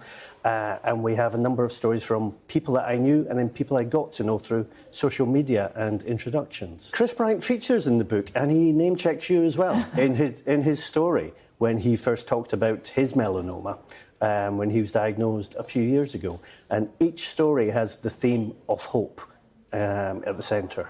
Within the book, I talk about people being affected by cancer, whether that's directly, I have cancer, but my wife, my friends, my family, they're all affected by cancer. And yes, you're right, unfortunately, some people are given terminal diagnosis, but there's always hope. If we look at Laura Nuttall and what she achieved in the 4.5 to 5 years after she was diagnosed, she has given so many other people hope. And when I was creating the book, it was important to include stories where not everyone lived happily ever after, because that is the unfortunate reality of cancer. Hello, welcome back. Well, it's time now to take a closer look at some of the details of the King's speech. Our Deputy Political Editor, Sam Coates, has been pouring through all of the details, all those bills. Sam, what have you got? Well, this is it. Here are all the 40 bills that have been announced by the King to the House of Lords today. This is the legislative programme that will take probably about 18 months or so for this government to plough through. It's the laws that they want to pass. Now, the King's speech is all about creating a story for the country of what it's doing. It's a bit like an antiquated, extremely expensive press release. And here is the story that this government want you to know about. A story about economic stability, a story about clean energy, a story about safer borders and opportunity and health and security. And that's how they've chosen to tell the story of what's going on with these various pieces of legislation today. But, Sophie, I want you to understand just how much of a sea change this is. Because if you look here, I'm going to just try and go a little bit closer. Look at some of the bills that we've got. Here we have, basically, the kinds of bills doing the kinds of things you would never have seen under the Tories. There's a planning and infrastructure bill that really kind of is the state trying to make sure there's more house building, a huge extension of employees' rights and trade union rights, nationalisation of the buses, nationalisation of the railways, public investment in the energy sector. This is a King's speech all about the state doing more. There isn't much money, so Keir Starmer is going to put his faith in bigger government to try and solve people's problems. But a King's speech is all about priorities. And we can see here that actually four of the different bills that are here in this list of legislation have draft status, including some of the ones that Rishi Sunak was trying to get through the Commons, including the leasehold bill. And there's a really quite complicated and controversial draft equality, race and disability bill with race audits to make sure that people from different backgrounds and races aren't paid different amounts. And then there's the conversion therapy legislation, also draft, because it's just so complicated, as everyone from Liz Truss to Rishi Sunak found out. So not everything is going to happen at once, and some things are going to happen at a slower pace than others. But look at this. This is the notes that they give us, journalists and anybody interested, into one of the biggest bills in this King's speech, and that's the planning and infrastructure bill. Basically, the job here is the government wants to get building done, house building and infrastructure building. So there are all sorts of sort of medium-sized measures, I'd say, in order to try and make that happen. So streamlining the delivery process for critical infrastructure, basically making those decisions by local authorities quicker, and reforming compulsory purchase orders, improving local planning decision-making and more planning inspectors. They hope all of that is going to try and kickstart the planning and building process. What there isn't here, by the way, is the commitment for 1.5 million new homes by the end of the Parliament. That's not because this government is rowing back on it. It's simply because that takes place, that can be found. That commitment will be enshrined in what's called the National Policy Planning document. That's coming out in the next couple of weeks and will be consulted on over the summer. Now, let's look at one of the most controversial things that Keir Starmer wants to do. And it's a gigantic piece of legislation. It's the Employment Rights Bill. Now, this is a piece of legislation that's going to do a number of really complicated tasks. It's going to try and improve the rights of individual workers. So it's going to ban exploitative zero-hours contracts. It's going to end fire and rehire. And it's going to give people sick pay from day one. But it's not just that. You might have heard about that in the election campaign. It's not just that, though. It's also going to roll back some of the restrictions on trade unions introduced by the Tories over 14 years. Could that mean, in the end, that there are more strikes? The Tories say that's a possibility. Labour say that's unlikely. And this is huge if it happens. They are going to establish fair pay agreements in the adult social care sector and look at how that works elsewhere. Let me tell you what that is in plain English. That is collective bargaining returning to the UK, really for the first time since the 70s. In other words, you might end up in the social care sector with a minimum wage higher than elsewhere in the country. If they do that, business will watch very, very closely. Big, controversial stuff. Let's see how it plays out. But then there are areas where perhaps some people might think they could go further. This is the House of Lords Hereditary Peers Bill. Now, you'll have heard that Labour wants to abolish the House of Lords. It wants maybe to put an age cap on the House of Lords. Is it doing that now? No, it's not doing any of that. All it's doing, and it's still a big step in fairness, but it's going to remove the roughly 100 hereditary peers. They're the ones that are in the House of Lords because of the family that they were born into, the oldest son or daughter in the House of Lords because of their heritage. They are going to go. That's the big change here. But, you know, it's quite small beer compared to everything else. Now, here we have the original list again, all 40 bills. A King's Speech, Sophie, is about choices. So what's also important is what's not in here.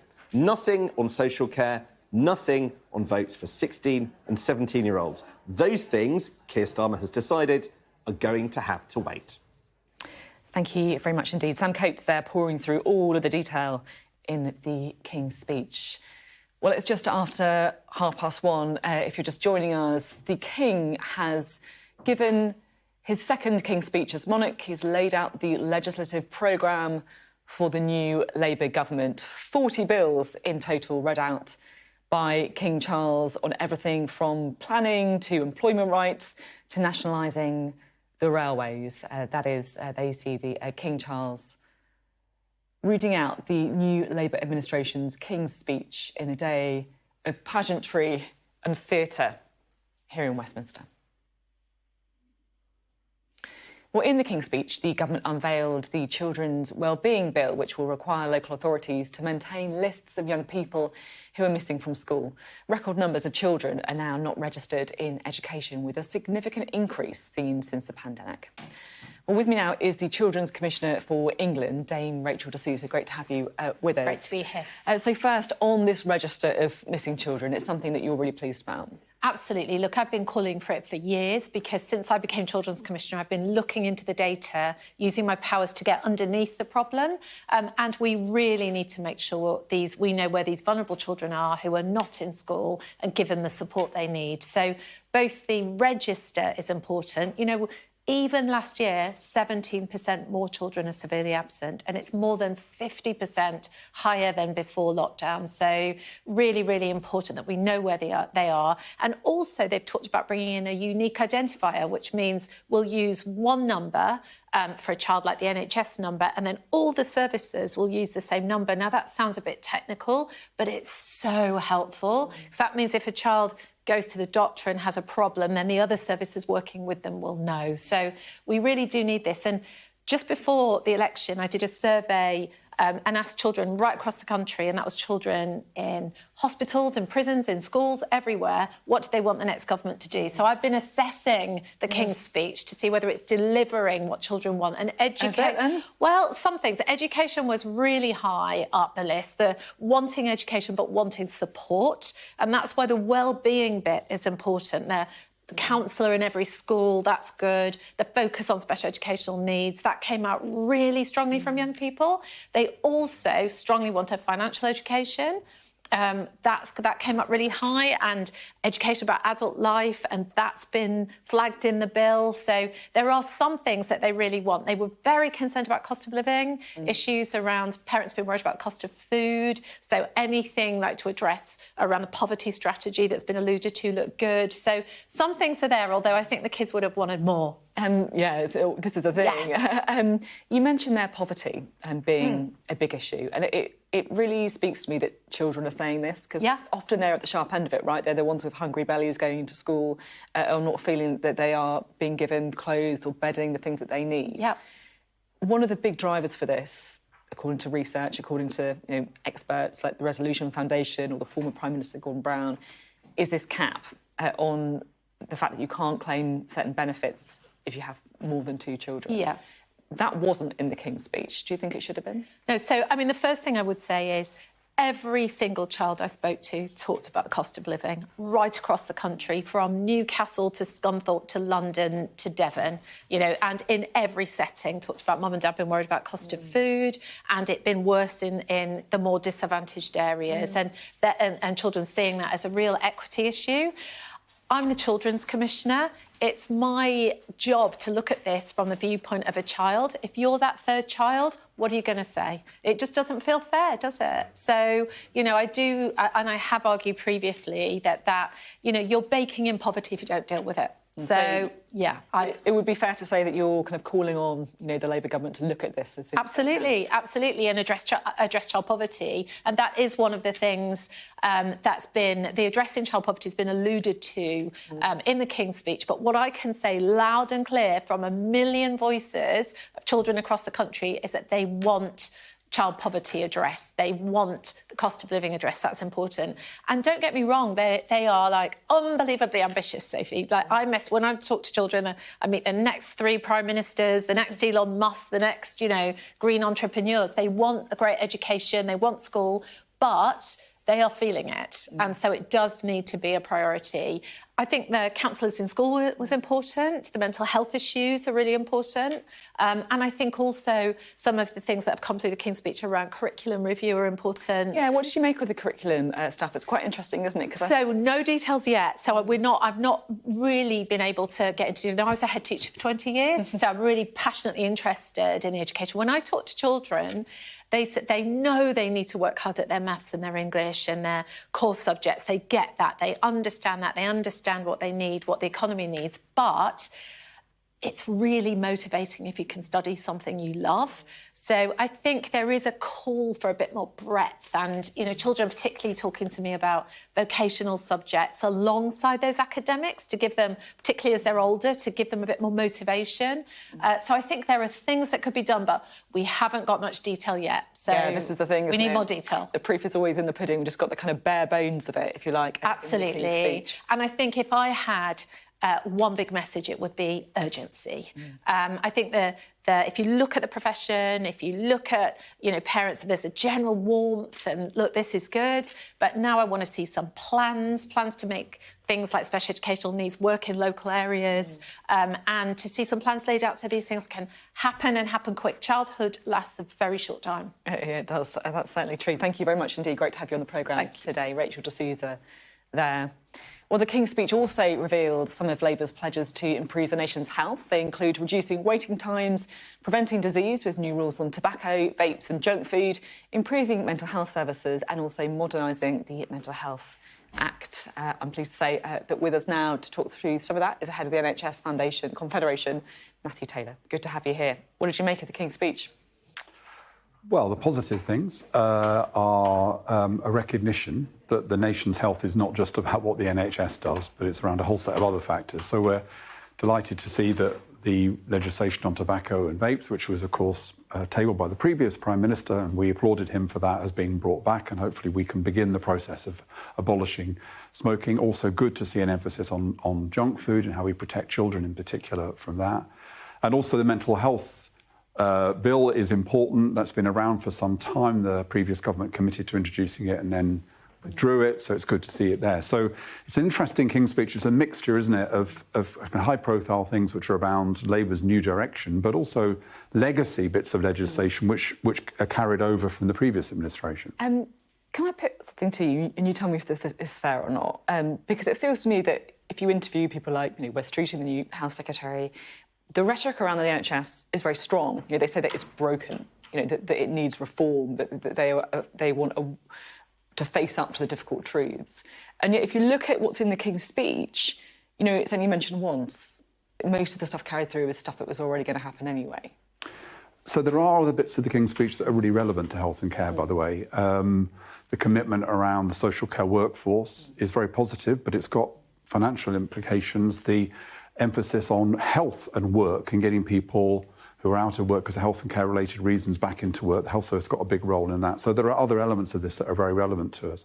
But actually, you know, part of this is what do you relieve that's not in there? And certainly, I think in the health service, we're relieved there is no attempt at a kind of major top-down reorganisation of the health service. We saw that the last time Labour came into power in '97. We saw that with the Andrew Lansley reforms after the 2010. So there's always a worry when you get a change of political control that you'll get that top-down reorganisation. Now, West Streeting wants reform, and there's a lot of things that we can change and do better. The big issue is still money, of course. That's the really big question. But we're quite relieved that we're not going to have, you know, 2 or 3 years of a kind of... Those reorganisations are like a weapon of mass distraction. They take us away from what we really want to focus on. That makes sense. And how keen are you about the focus on mental health? Because it does feel like that is really something that's at the sharp end of the health service. You know, if you're talking about everything, all the pressures on the health service holistically, so many of them due to mental health. Yeah, so the legislation here is kind of 40 years old. It really needs to be updated. There are various elements of it, and particularly around people with learning disabilities and autism, and making sure that those people are not put into institutions, but also processes to try to give people more choice, but also to focus on the real issue of racial inequality, the fact that people from backgrounds are much more likely to end up being put in institutions. So I think there's a set of things there which we welcome. And indeed, they've been welcomed by Parliament and everybody for years. So it's good to see this government actually getting on with it. And how about waiting lists? Are you confident they're going to start coming down? Well, as I said, you know, this is a King's Speech. It's not a budget. It's not an autumn statement. I mean, I think in terms of the kind of core business of the health service, the financial issues are going to be really important. The reality is, and one of the challenges for this government, I think if the Conservatives had stayed in power, they'd have had to have put more money into the health service, because without that, we're facing a very tough winter. So, you know, good positive stuff in the King's Speech, but some big questions for the new government, for the new Secretary of State around funding. Yeah, the funding is difficult, isn't it? Because, you know, I have to say that, you know, the very first bill is all about kind of economic stability. They say that they're going to put that at the core of this government, that the fiscal rules are going to govern every decision. I mean, this is a framework, isn't it, for saying you're not going to get all the money that you want in the departments that you want, isn't it? I think it is, but I think it's also an attempt to look at it from a different angle. So West Streeting talked last week about the economy and health, understanding health not as a kind of, you know, black hole into which you pour ever more money, but actually as an investable proposition. Think of there's 900,000 people now more who are out of work for health and care related reasons than before COVID. You know, those people could be paying taxes, they wouldn't be on benefits, and health and care is part of that. So also our life science industry is a really important industry, and the health service could be better in supporting those life science industries. So I think what Labour wants to get towards is putting more money into the health service, but in a way that helps the health service be part of that kind of growth agenda. The really difficult issue is that the last time Labour were in government, they were putting 7% a year extra in the health service, and no one's talking about that now. So how do you shift from the existing model to a different model when you haven't got the money to kind of pay for double running? You know, there's a lot of talk, for example, about moving money out of hospitals and into community and primary. Completely agree with that. But you couldn't take money out of hospitals now. They're already overstretched. So that's a really difficult question that West Streeting is going to have to think through. A lot to grapple with in the coming months and years probably ahead as well. Thank you very much indeed. Good to have you on the programme. You're watching Sky News and a special programme covering the state opening of Parliament and the King's Speech, coming up in just a moment. We'll be getting the perspective on Labour's plans from the SNP. Their Westminster leader, Stephen Flynn, will be joining us next.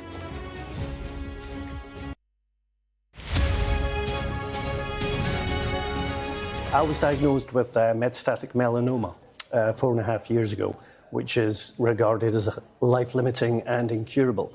And I felt incredibly isolated. I didn't know anyone else with melanoma or anybody with stage 4 cancer. And during lockdown, when I had my treatment, I found some online groups, and I found the power of sharing stories and hearing other people's stories gave me hope. So I decided to try and collate some other stories of cancer and hope to help people not feel alone. We have a number of stories covering a range of different cancers. There's about 13 different cancers. My story is in there. But we have stories of people who have set up charities. As a very good friend of ours, Kate Rackham, helped set up a breast cancer awareness charity. Nicola Nuttall has shared her story of her daughter Laura, who unfortunately was diagnosed with glioblastoma.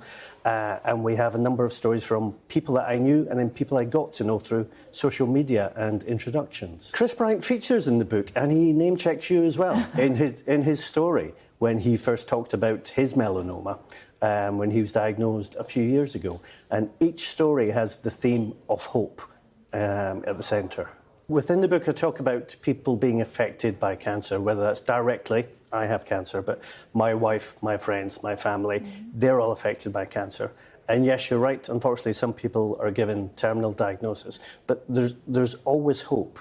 If we look at Laura Nuttall and what she achieved in the 4.5 to 5 years after she was diagnosed, she has given so many other people hope. And when I was creating the book, it was important to include stories where not everyone lived happily ever after, because that is the unfortunate reality of cancer.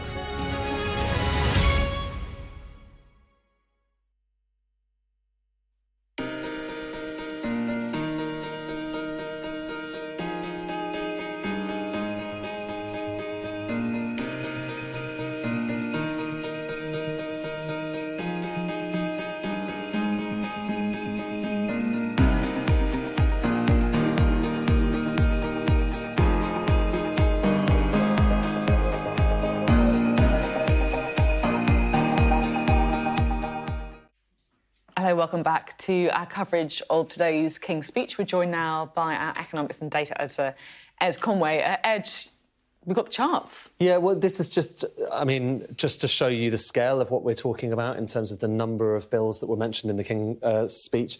This is going back and doing the same exercise back through, obviously, the kind of Blair era and Brown, and then the Conservative era there.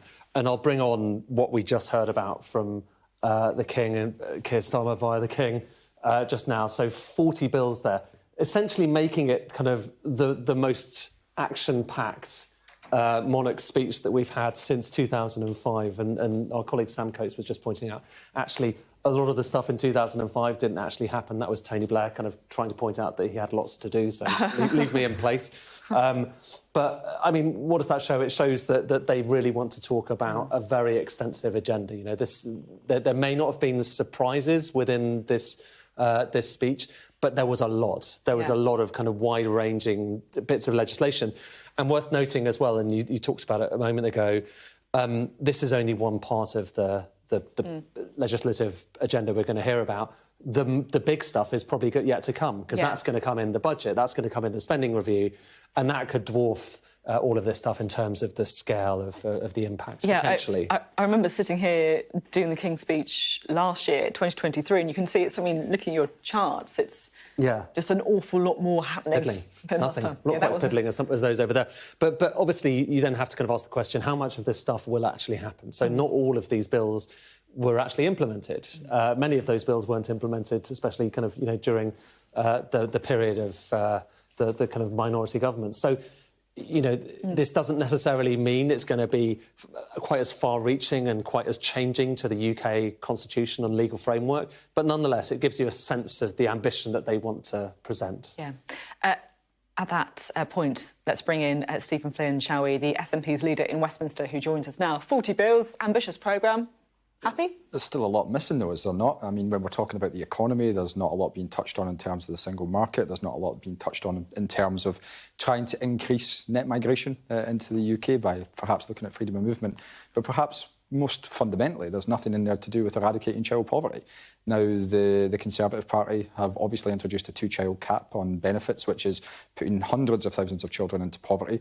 The Labour Party had the opportunity today to change things, to do something progressive and positive, which is to lift tens of thousands of children in Scotland out of poverty. Now, they've chosen not to do that, and the consequences of that will be the fact that kids will be unable to eat in the months and weeks to come, and that's gone from being a Tory policy to a Labour policy, and that's the legacy of this inaction today from the Labour Party. I mean, I should say that, we put this to Bridget Phillipson, the Education Secretary, earlier. She said, look, this is exactly what she's in politics to do, give them time. Are you going to give them time, or are you going to start putting down amendments now? What's your plan? So look, we're going to put an amendment down late this afternoon which will seek to scrap the cap on the two-child benefit, because that's morally the right thing to do. It's also right for the economy as well, to make sure that our young people in the next generation have the ability to go and learn and move on in their future without having to worry about the food that's perhaps not in their bellies. That's the right thing to do. So we'll use the frameworks that exist within Parliament to push that, to hold the Labour Party to account. But I'm dismayed by this position from the Labour Party that they want this to happen, but they're not going to do it. They're in government now. That means that they can do things. There is money available if they want to raise it. It's only £3 billion to scrap this cap. They are choosing not to. And for politicians across the political spectrum, they need to realise that the consequences of this inaction is going to be increased child poverty. There's been talk about devolution throughout the King's speech. There's also going to be a new Council of the Nations and Regions. Will John Swinney, the SNP leader, take up Keir Starmer's invitation to join it? I would imagine he would. Of course he would. I think it's important that we do engage. We engage constructively from Holyrood with Westminster. Now, throughout the end years of the Tory government, via Boris, Liz or Rishi, relations weren't good, and everyone knew that. And much of that stemmed from Whitehall. There's an opportunity for a reset, and ultimately there's an opportunity to work together to try and deliver for the people of Scotland, the people that we all represent and want to improve their lives. So I'm sure that John will take up that offer, because it's a very serious offer. John's a very serious politician who wants to do good by the people of Scotland, and I would like to think that both he and the Prime Minister would have a good, constructive working relationship going forward. You're talking about putting down amendments and trying to kind of challenge Labour, to push Labour on the things you believe in. The truth is, though, if you had more MPs, it'd be easier, wouldn't it? It would help. It would help, wouldn't it? Of course it would help. But that means it's a challenge for us. So what we need to do is try and get Labour backbenchers who agree with us, of which there's very many, including, of course, the Labour MPs from Scotland, because the Labour Party in Scotland agree with us on this. Their party position in Scotland is to scrap the two-child benefit. So are you having conversations then with Labour MPs? So I've, of course, spoken with some Labour MPs in respect of that. Now, it's going to be challenging. Of course it's going to be challenging, because the Labour whips will be making sure that all their new MPs toe the line. But this is about child poverty, and action to end child poverty. And I would like to think that that moral issue trumps what the Labour whips are saying. But we're going to work constructively across the Parliament to try and make sure that we get a vote. Do you reckon that there will be much of a Labour rebellion on this then? I'm not entirely sure at this stage. I don't think the numbers will be as high as I would like it to be. But from my point of view, I'll very much be watching those Labour MPs from Scotland. As I said, the Labour leader in Scotland's been clear that he agrees with us. So who are they going to listen to? Keir Starmer and Whitehall? Or are they going to listen to the Labour Party leader in Scotland and, of course, the Scottish people? You said that it would be helpful if you had a few more SNP MPs that you could back on, that you could back on to support you here. You were hammered at the election. Have you been thinking about it? What are you going to change? Of course I've thought about it. I mean, we had a fairly dramatic loss in the election. We came back with just 9 of us. And, it was a very difficult night. I think for the party, what we need to do is look at the cross-section of views as to why that happened. Most importantly, go out with the party to listen to the public and take in their views as to why they decided that we would only get 30% of the vote this time. Why do you think it was then? I think there's a myriad of reasons, and you'll forgive me for perhaps not running through them on this forum. I want to have internal conversations with my colleagues in relation to that, and we'll be doing that over the weeks and months to come. Obviously, we've got our party conference coming up, where I'm sure that many of the issues that could be related will be aired. And, it's a time for the party to reflect and to renew. And if we don't do that, I think this is the important point, if we don't do that, then we will continue on this path. We need to do things differently, we need to do things better, and that's the challenge that now faces us. I guess, you're saying that you don't want to be drawn on any of the things you might have got wrong or any of the changes that you think you need to make. It's been a similar thing when I've interviewed other SNP colleagues. Do you think that's, you need to kind of front up to this stuff, don't you? So I'm not shying away from the fact that we took an absolute kicking at the election. Of course we did. I mean, I think I spoke to you on election night. I can't quite remember because I did so many interviews. And I was very clear about the fact that it was a terrible night for us. And it's something which I have reflected on heavily over the course of recent days, and I'll continue to do that. But I want to make sure that we have internal constructive discussions based upon what the public are telling us.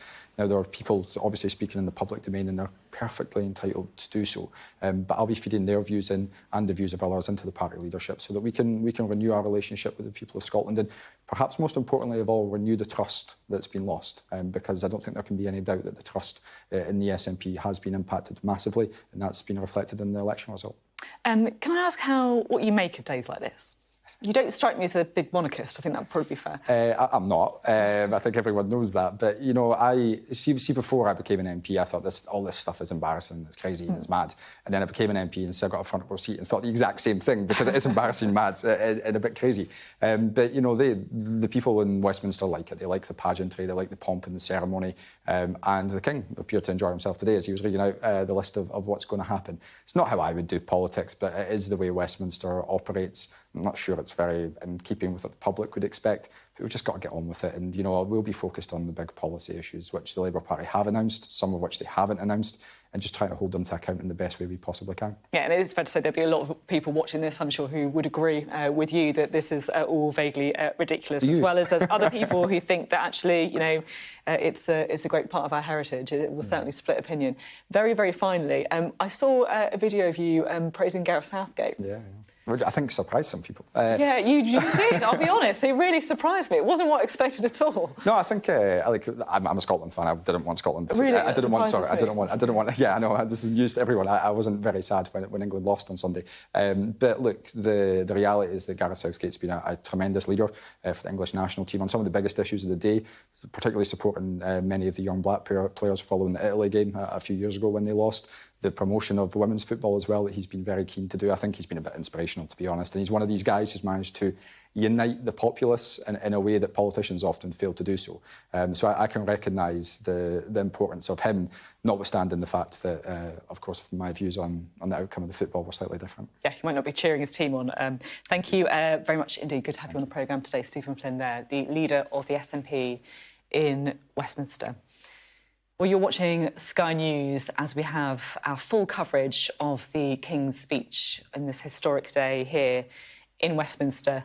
King Charles, the monarch, along with his wife Camilla, headed towards the paths of Westminster to deliver the legislative programme of the new Labour government. 40 bills in total, including reforming planning laws, improving employment rights and nationalising the railways as well. And now, of course, we are counting down to when the Prime Minister will face Rishi Sunak in the House of Commons this afternoon, where MPs get the chance to debate the measures put forward in the King's speech. And you heard there from Stephen Flynn of the SNP, there will be that amendment laid down attacking the Labour Party for failing to remove the cap of 2 children to receive benefits. That's all coming up after this short break, with our full coverage of the King's speech here on Sky News.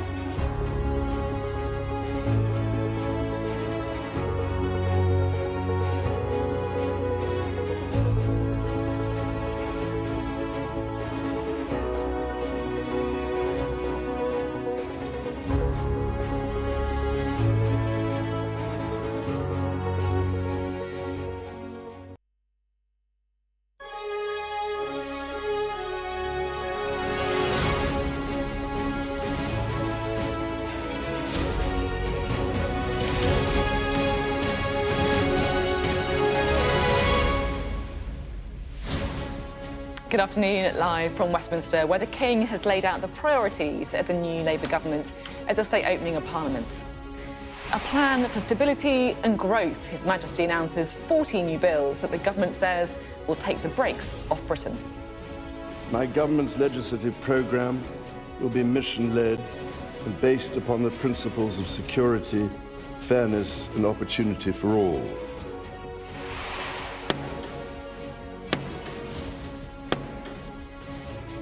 Black Rod leads MPs into the chamber amid all the usual pomp and ceremony. It's all smiles between the new Prime Minister and the Leader of the Opposition, at least for now.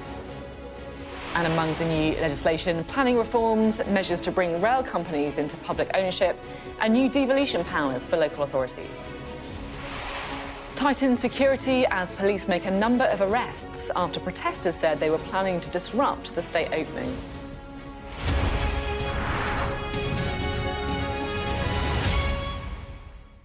Hello, good afternoon from Westminster, where today, for the first time in 14 years, Labour's set out its priorities for government.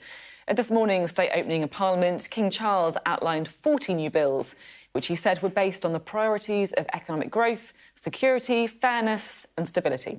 The Prime Minister, Sir Keir Starmer, says Labour is taking the brakes off Britain with the plans that were all announced amid a morning of pomp and ceremony in central London. Well, we'll get full analysis in just a moment, but first, let's take a look, shall we, at some of the new measures in a bit more detail. Well, as expected, the King's speech included plans to move the rail industry into public ownership and to create Great British Railway. The second phase of HS2 will not be reinstated, but there will be a new high-speed rail between Crewe and Manchester. The Planning and Infrastructure Bill will speed up and streamline planning decisions to help build more homes while giving extra control to mayors and councils. Plans to rebuild neighbourhood policing were also announced, including getting neighbourhood police and police community support officers back on the beat in local communities. Laws around drink spiking will be strengthened to improve the police response experienced by victims. Also announced were plans to ban zero-hours contracts and allow workers to be entitled to sick pay and parental leave from day one in a new job. Investment of £8.3 billion for the government's green energy company, that's Great British Energy. That was also announced in a bid to create new jobs and cut bills. And a new bill on water will tackle water pollution, giving the water regulator some new powers to ban bonuses for law-breaking water bosses. And the Office for Budget Responsibility will have the power to independently publish a forecast of any major fiscal event. That's a bid to try and prevent a repeat of the Liz Truss mini-budget. Local authorities will have to create and maintain special children not in school registers to try and keep track of children who are not in education. And there'll be reform of the House of Lords, removing the right of hereditary peers to sit and vote. Well, it all started with plenty of the usual constitutional theatre. A procession by the household cavalry's mounted regiment led out the King and the Queen. They travelled in a gilded carriage from Buckingham Palace to Westminster. And they then entered the Houses of Parliament through the Sovereign's entrance before taking to their thrones. That crown, of course, with 3,000 precious stones, that was before the Lords.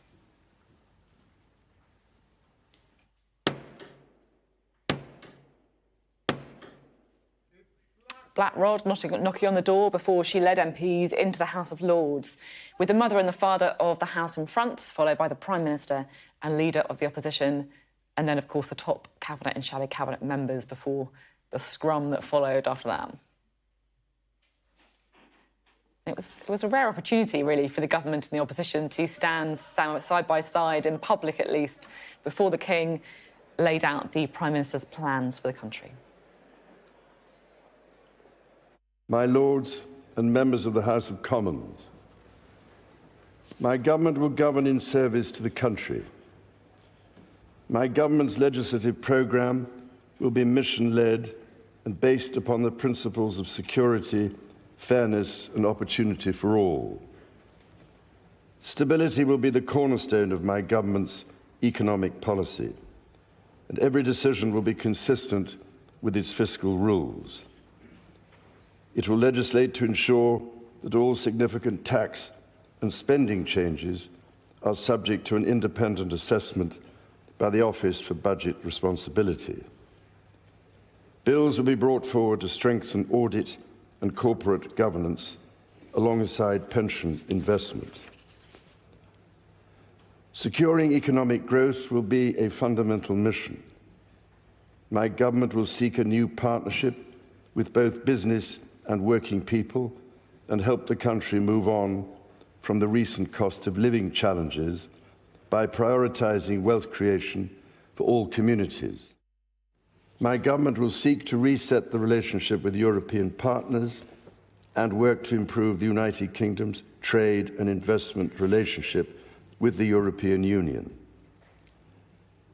My ministers will seek a new security pact to strengthen cooperation on the mutual threats faced by the United Kingdom and the European Union.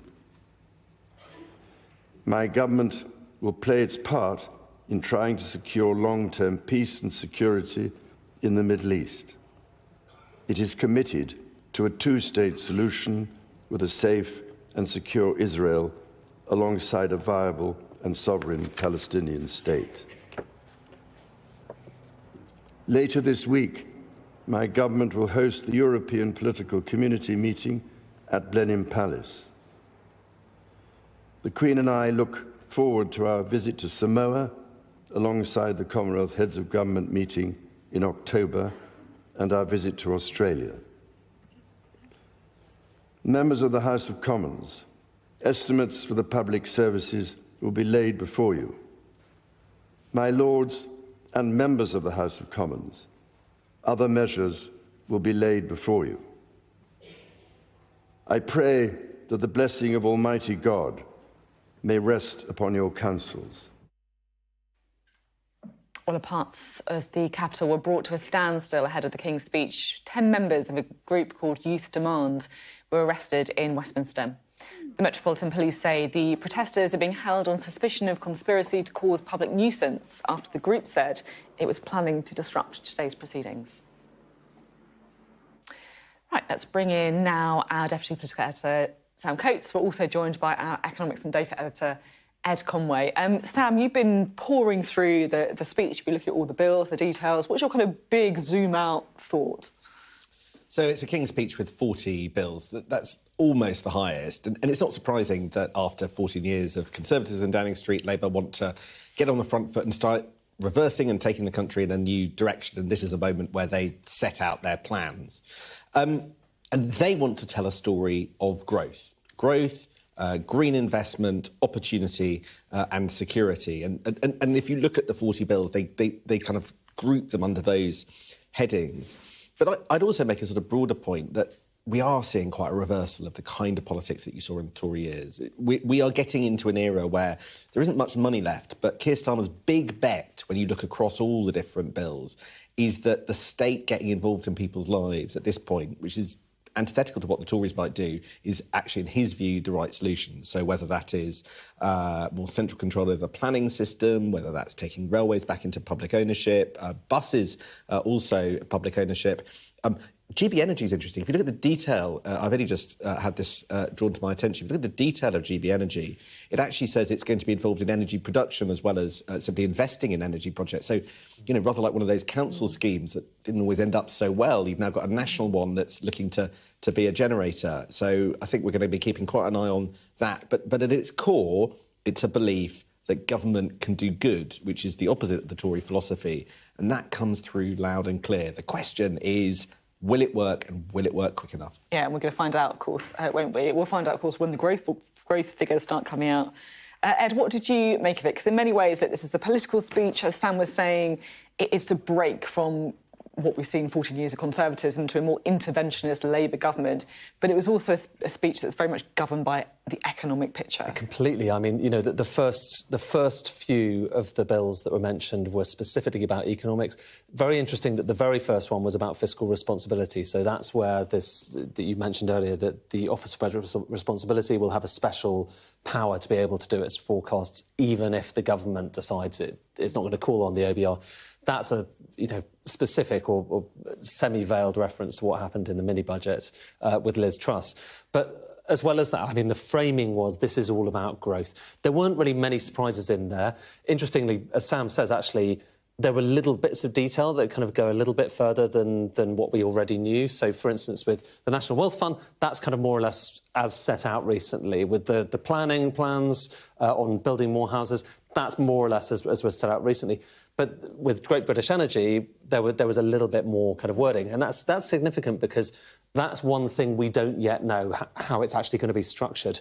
But I think a lot of people look at this and say, well, the big picture is this is a Labour government doing Labour things. You know, it is different. It's not the same as the Blairite government, but it's nonetheless, it is unapologetic about taking public ownership of the railways. I mean, in some senses, you could say we were heading in that direction anyway. The government had brought many of them into public ownership already by stealth. Now they're doing that explicitly. They're explicitly saying we believe in industrial strategy and have money to put behind it. And they're also talking about changing the relationship between workers and employers. That part of the legislation, an employment rights bill, they're talking about make work pay.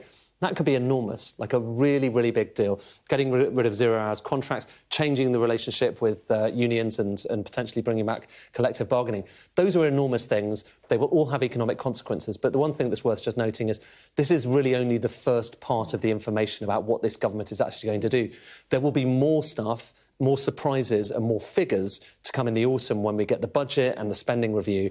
And that really is when we learn just how much this stuff is likely to cost and what the implications for our pockets are going to be. We'll have, thank you very much, Ed. We'll have much more from Sam and Ed in just a moment. But I want to take you to the Commons now because our chief political correspondent, John Craig, is in Central Lobby. John, MPs will shortly get to give a bit of their reaction, won't they? Who have you got standing with you there? I got two Labour champions here. I have Natalie Fleet, who won Bolsover in Derbyshire from the Conservatives, and I have Dan Tomlinson, who won Chipping Barnet in the outer London suburbs from Theresa Villiers, a former Tory cabinet minister. So, must feel good, both of you, to have defeated a Tory to get here. It feels good because of the change that we can deliver. People voted not that many days ago for a real fresh start and change. We were never just about talking about it. We were about being in the service of working people. And today was all about delivering that change. It's really exciting to be a part of it. What appeals to you about in this King's speech? We just heard our colleagues at Sky News talking about nationalisation of the railways. What particularly appeals to you? There's so many things that people told me matter to them in Bolsover, things like immigration and asylum, and we're going to tackle that. We're going to get extra police on the street. We're going to bring down the court backlog, and we're absolutely going to tackle that. The most important thing for me is children's well-being. We're going to smash those barriers to opportunity. What a joy to see and a pleasure to be part of. Dan Tomlinson, what attracts you about what's in the King's speech, and what are you looking for? What are you looking to hear from the PM today?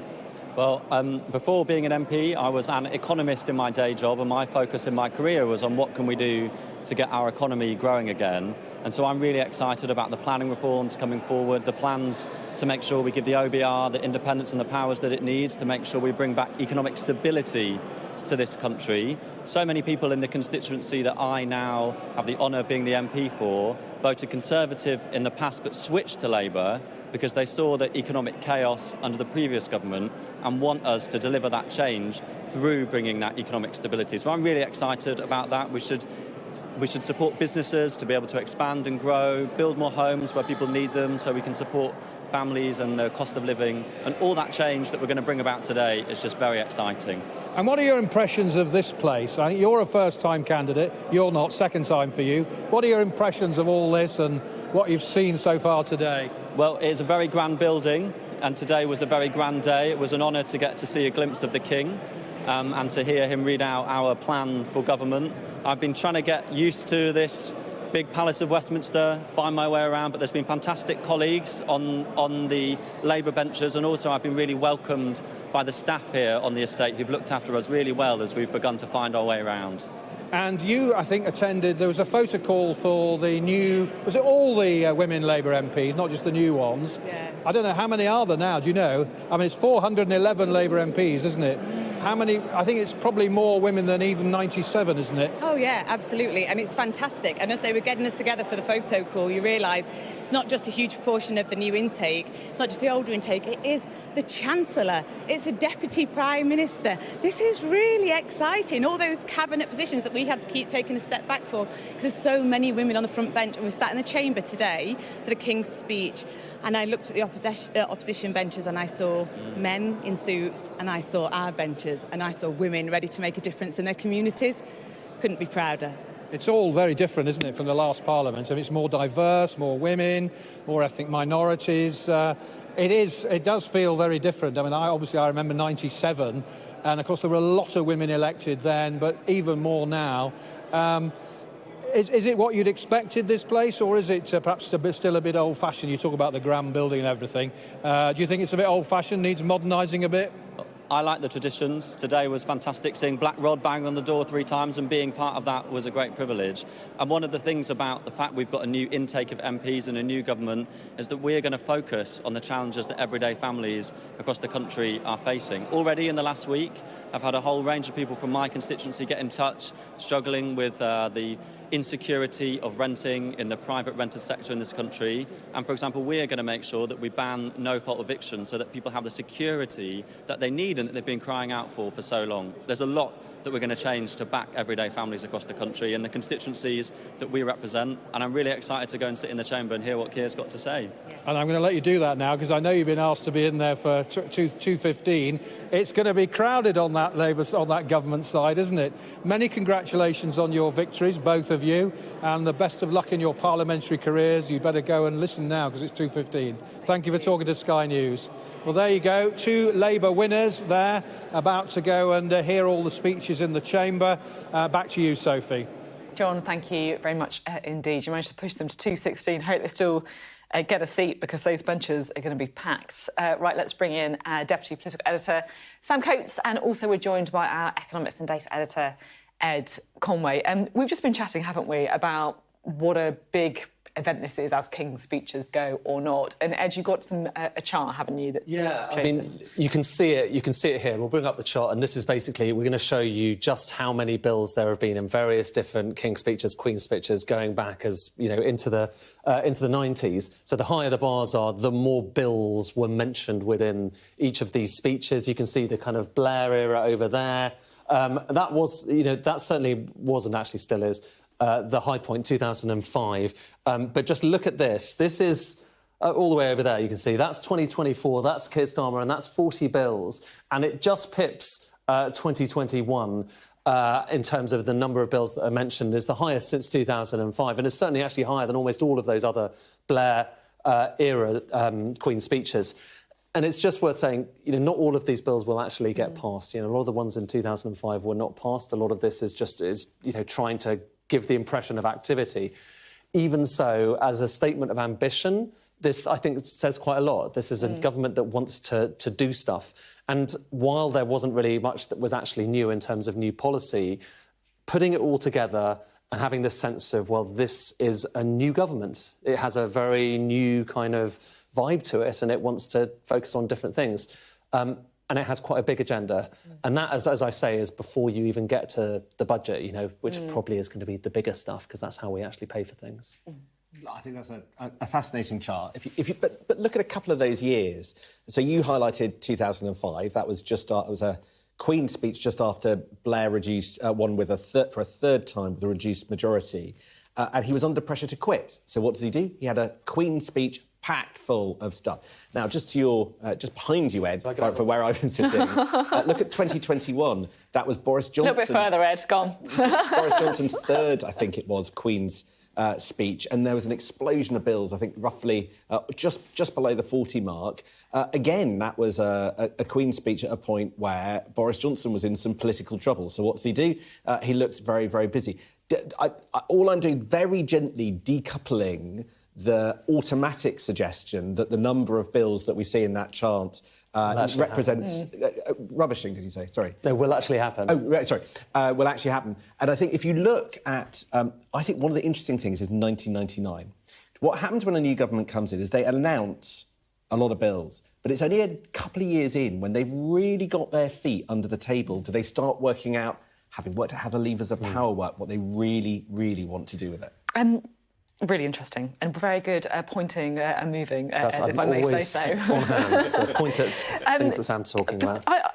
I've been sitting here in this chair for a few hours now, kind of digesting the speech, and I guess my kind of big takeaway at this point is that they talk about devolution, but it feels to me like this is actually quite a centralising programme for government. I don't know what you guys think, quite interventionist, whether it's being muscular on planning reforms, whether it's talking about a national curriculum, whether it's talking about nationalising railways or setting up a government-owned energy company.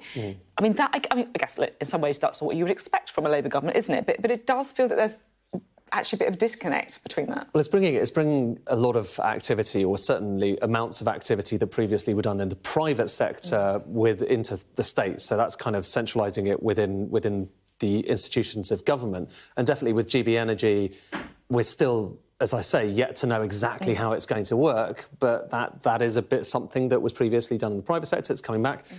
There's water, slightly more intervention into water. It's unclear exactly what that's going to involve in terms of public administration, and then you've got railways as well. The question, as you say, is how much of that will Whitehall be happy to pass out among the nations? And if you look back through history, there have been so many. We just haven't really done devolution in the kind of earnest way that we said we were going to do. Each government has said it's got a devolution plan, but in practice, they've either taken new powers in or they haven't necessarily given out all of that power. We always talk about devolution like it's a good thing. Sometimes, it may be that, look, if they want growth, if they want to build homes, then maybe it's not always, kind of the panacea, if you like. Exactly.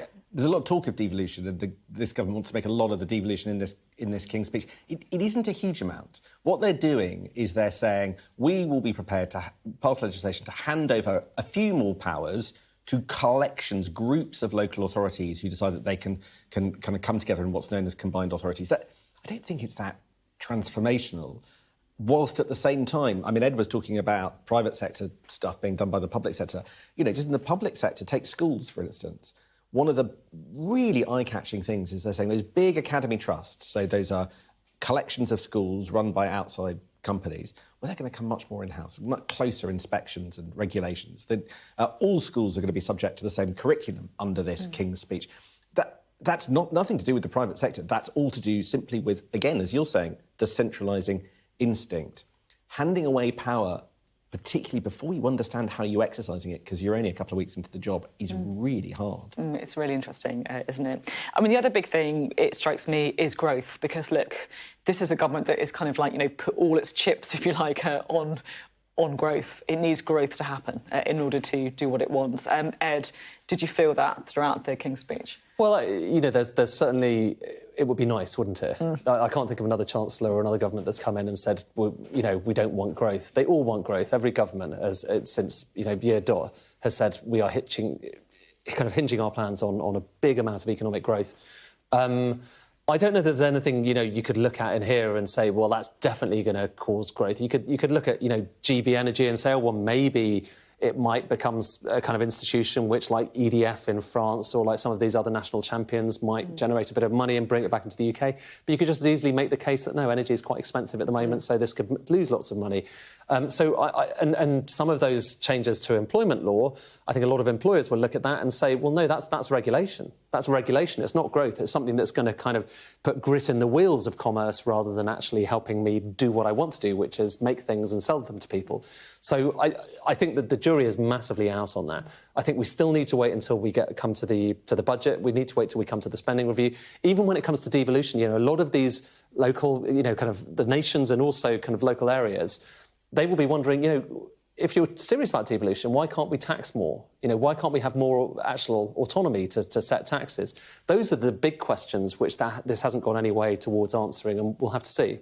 And on growth, but as on a number of things, what's striking is actually the biggest plans, the most transformative plans, are the ones that they've talked about least. And there's a bit in the employment bill, which is a jumbo bill, and that's not going to get through exactly as they say today. It's just so complicated and I suspect so fraught when you put together employment rights, trade union rule changes. But also there's another bit where they're going to start experimenting with a return to collective bargaining in an entire sector. In other words, the minimum wage in the social care sector and the other rights and obligations that social care companies have to fulfil to employ people may change across an entire sector. That is a different way of running the economy. But if you haven't heard it and haven't heard them trail it, that's because they basically kept quite quiet about it because they know that it's tricky. So big stuff hasn't necessarily been flagged for fear of, scaring the horses. Does that mean it's going to happen? Very interesting. Thank you both very much indeed, Ed Conway and Sam Coates there. You're watching Sky News and a special programme covering the state opening of Parliament and the King's speech, outlining the Labour government's priorities for the months ahead. Well, coming up in just a moment, we're going to look at the government's plans to turn the UK into a clean energy superpower. Plus, we're going to take you back to the House of Commons for reaction to Labour's plans as MPs prepare to debate the contents of the King's speech in the next hour.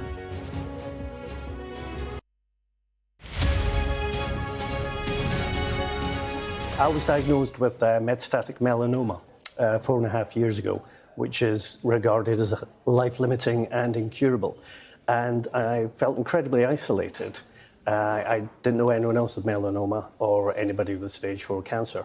And during lockdown, when I had my treatment, I found some online groups, and I found the power of sharing stories and hearing other people's stories gave me hope. So I decided to try and collate some other stories of cancer and hope to help people not feel alone. We have a number of stories covering a range of different cancers. There's about 13 different cancers.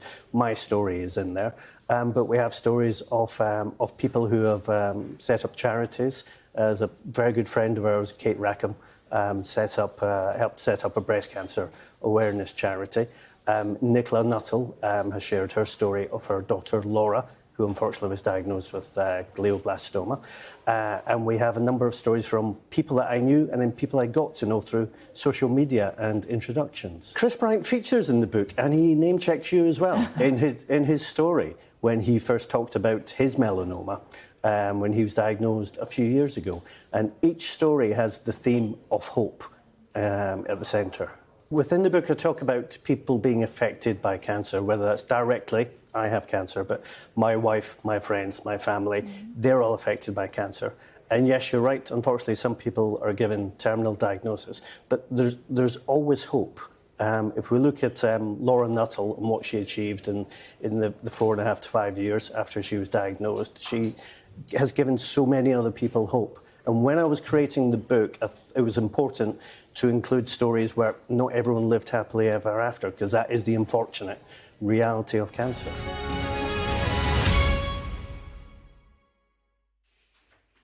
Hello, welcome back to our coverage of the King's speech. One of the key parts of legislation from today was about the country's energy future. Well, I'm joined now by our science and technology editor, Tom Clark. Good to have you with us. So talk us through what was announced today. I think the key thing a lot of people were looking for was GB Energy. They made a lot of play of that in the run-up to the election, and this was about lowering consumers' bills by switching quickly to renewables. If we do that through a UK-owned company, you are then going to be paying the best price for your energy. You're insulated from price shocks linked to oil and gas, what we saw with the war in Ukraine, etc.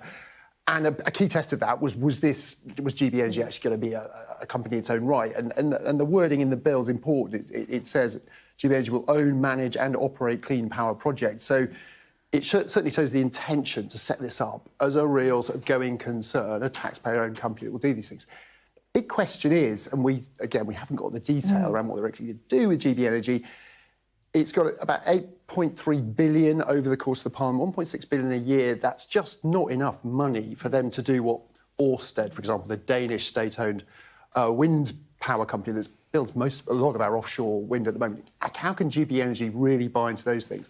But what is significant, and just going to that point you were making earlier about devolution, community energy is a big part of it. Nearly half of the budget for GB Energy they want to put into community projects. This is allowing people to build smaller, probably, projects in their local area, but see direct benefits through reductions in their bill. And in England, where we haven't got a lot of space for renewables, it's small solar projects, maybe a single wind turbine. That could be a really important driver to get the little bits done. Can I ask, we're just keeping a beady eye, I should say, on what's going on in the House of Commons, because we are expecting MPs to start their reaction soon to the King's speech. But while we do, we're going to keep watching that. Tom, my question on this is, a few years ago, I went to visit Robin Hood Energy in Nottingham, which at the time everyone thought was going to be completely brilliant. It then went bust. Nottingham Council lost an awful lot of money with it as well. Are we kind of staring into that kind of risk, or is this a completely different thing? Well, one sort of model for the GB Energy thing is this will de-risk those sorts of projects. The things that are a bit marginal, is the technology quite mature enough? But there are others warning that that shouldn't really be what GB Energy does. We've had the National Wealth Fund bill announced today as well. That's the job of that sort of new for net zero green funding to come from that. Shouldn't GB Energy really be dedicated to try and build its own power? But again, with the money it's got, it's hard to see how it will do that at scale. And scale is really what this government needs. If it's going to meet those targets it's got, doubling of offshore wind, tripling of onshore wind, quadrupling solar power to meet this zero carbon energy by 2030. That's a very, very ambitious challenge. However, I would just say, looking at the National Wealth Bill, Planning Infrastructure Bill, Crown Estate Bill, all of these things announced today do show a government that is very serious about sort of removing all the barriers that have been in place so far to try and get as much of this stuff done as possible. The question is, just can they run all those things in parallel to meet these really ambitious targets? Yeah, and of course get that growth back as well. Thank you very much indeed. Good to have you on the programme. Well, what we think is happening at the minute in the House of Commons is it looks like Sam Coates is still here as well. It looks like some MPs are still being sworn in after that bumper election. I'm sure it's going to take a while to get through all of them. We can see Sir Keir Starmer on the front bench next to Angela Rayner, looking pretty chipper. I'm sure that he has had to pinch himself a few times today, seeing the King read out his programme for government. What do you think, Sam?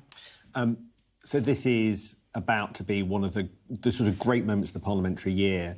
Off the back of the King's speech, MPs and peers have gone away, had a bit of a break, bit of light refreshment, and now they are back for one of the biggest set-piece debates of the parliamentary timetable, where you will hear a couple of speeches from supposedly humorous speeches, often very humorous speeches from backbenchers, and then we will hear from the Prime Minister and the Leader of the Opposition, Keir Starmer, and Rishi Sunak setting out, proposing in effect the King's speech to the Commons, and then the response from the opposition. And what happens, Parliament works a bit differently over the next few days to how it does ordinarily.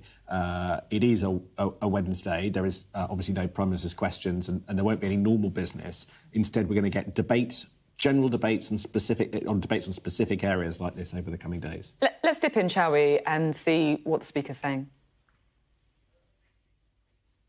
This privilege of freedom of speech, that privilege is enjoyed by members of Parliament only in their work in this House as private individuals. We are equal under the law with those whom we represent. It is there to ensure that our constituents can be represented by us without fear or favour. It is an obligation upon all of us to exercise that privilege and responsibility. Accuracy of members' contributions. It is incumbent of members to be accurate in what they say in this House and to correct any mistakes as soon as possible. All members can now submit written correspondences directly to Hansard to amend errors of fact of their contributions, as well as being able to correct the record by a point of order. The Speaker does not have, and I reflect this to the media as well, the Speaker does not have the power to police the accuracy of members' contributions, if only I could. Well, Sam Coates just described that as the headmaster's speech from the Speaker, which is basically what was going on there. It's sort of a bit like welcoming some of the new pupils to school and telling them the House rules. That's right. But these things never stand still, and what the Speaker was saying was quite interesting if you can translate the code. You'll remember in the last Parliament there was a lot of debate and discussion about MPs, well, Boris Johnson, lying. And over the course of the months and years that followed. Obviously, Boris Johnson no longer Prime Minister, no longer an MP, but also there was a debate in Parliament about how to deal with that. And actually, what you heard just there was the consequences of that. Lindsay Hoyle, the Speaker, who was Speaker then, has made it easier for people to basically correct the record, to try and change the kind of permanent report of what's said in the House of Commons if people realise that they were wrong, and saying, look, it's not up to me as the Speaker to sort of adjudicate on whether or not something is a truth or a lie. That's up to individual MPs. And so you're getting this sense of somebody trying to clean up the stables after what I think a lot of people would have said was a horribly messy Parliament and few years in British politics. We're awaiting, of course, the House of Commons debate following the King's speech. One of the things that there might be quite a lot of consternation about is the failure to remove the cap of 2 children on people who are able to claim benefits. So effectively, for your 3rd, your 4th, your 5th child, you can't claim additional benefits. Just popping into inboxes now, I've just seen from Number 10 the announcement that a ministerial task force is going to be launched to kickstart work on the child poverty strategy led by the Work and Pension Secretary and the Education Secretary. I do wonder if the timing of that is partly to alleviate any concerns within the Labour benches about the child benefits. That's right. This is a big test all round. The 2-child benefit cap is hated by many Labour MPs, and they were going to be given an early opportunity to vote against it, in a matter of days.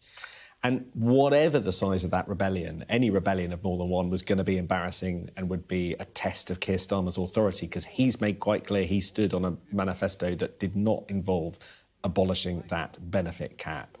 And so the question was, would new MPs defy the leadership or not?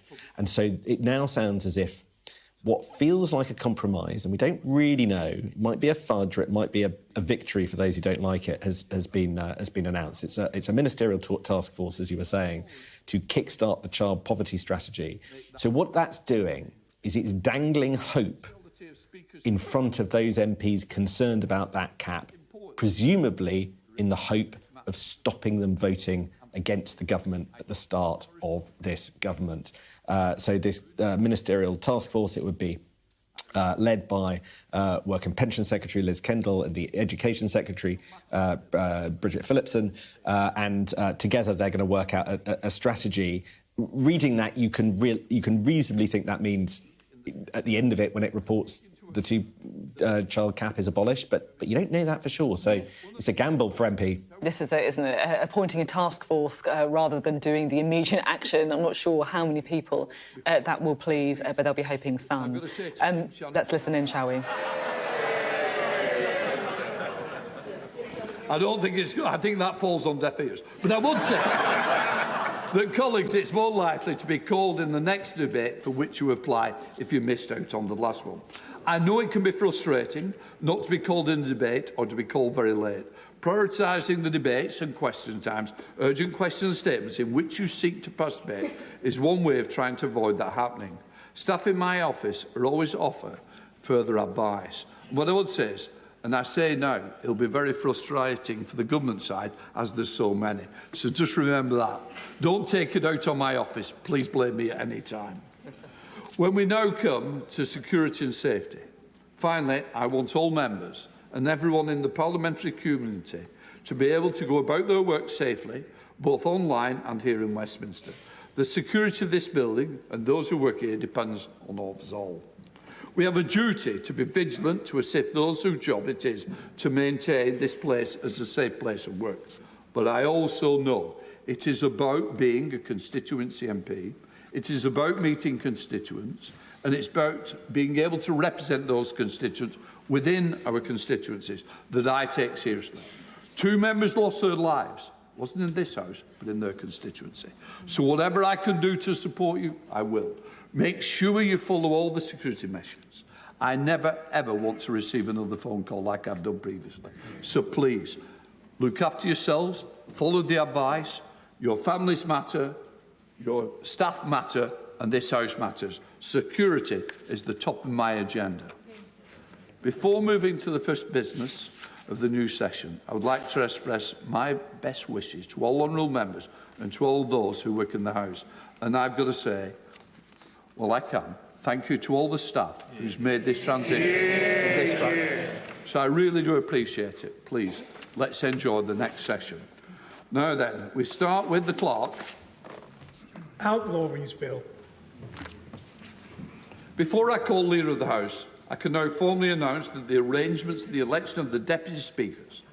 The ballot will be held on Tuesday, the 23rd of July, between 10 a.m. and 1:30 p.m. in the Committee Room 8. Nominations must be submitted to the table office between 10 a.m. and 5 p.m. on Monday, the 22nd of July. Nomination forms and an updated briefing note with information about the election are available in the vote office. Leader of the House to move the motion on temporary deputy speakers. I beg to move that for the period up to the first sitting day following the election of the deputy speakers under Standing Order 2A, Sir Edward Lee be Chairman of Ways and Means, Dame Siobhan McDonough be First Deputy Chairman of Ways and Means, and Sir Christopher Chope be the Second Deputy Chairman of Ways and Means. The question is that for the period up to the first sitting day following the election of the deputy speakers under Standing Order number 2A, Sir Edward Lee be Chairman of Ways and Means, Dame Siobhan McDonough to be the First Deputy Chairman of Ways and Means, and Sir Christopher Chope to be Second Deputy Chairman of Ways and Means. As many of that opinion say aye. We can see there the Speaker, Sir Lindsay Hoyle, talking through the logistics of electing the Deputy Speakers. There's going to be a few of them, isn't there? Because I guess a few of them lost their seats at the last general election. It just shows the churn that we've been seeing at the House of Commons, and a very new House of Commons responding to today's King's speech as well.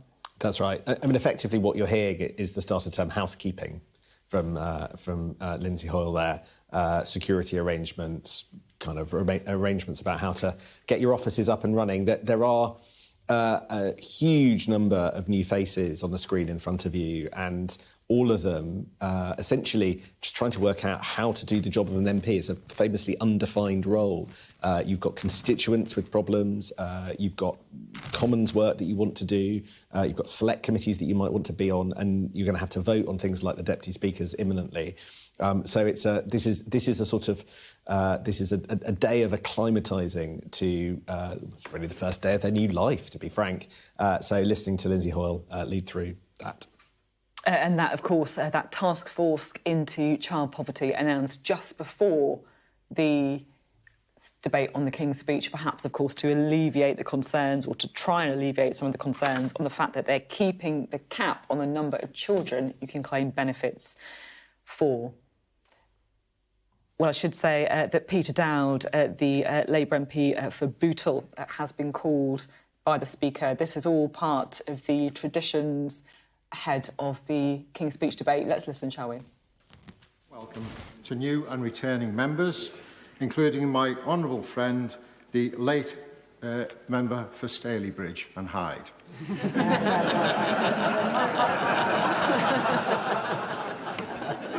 And congratulations to the Prime Minister and members of his new government. And Mr. Speaker, I think it's worthwhile putting into context how I came to be moving the motion on the King's speech this afternoon.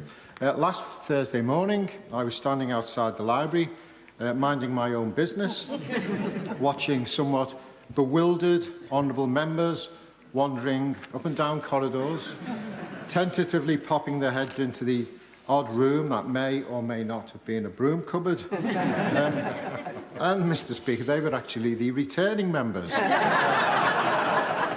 I can't imagine what it must have been like for the hundreds of new members, and of course it brought back memories of when I undertook similar meanderings in the corridors of power. Then came the call from the Chief Whip. My first thoughts were, oh dear. Oh, yeah. What have I done or not done, as the case may be? Fortunately, those thoughts soon dissolved when he kindly asked me if I would undertake the humble address, to which I was delighted to accept and relieved.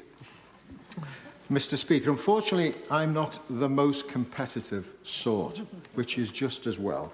as I'm afraid I can't claim to be the first to achieve virtually anything in my family. It started at birth, as I was the last born child.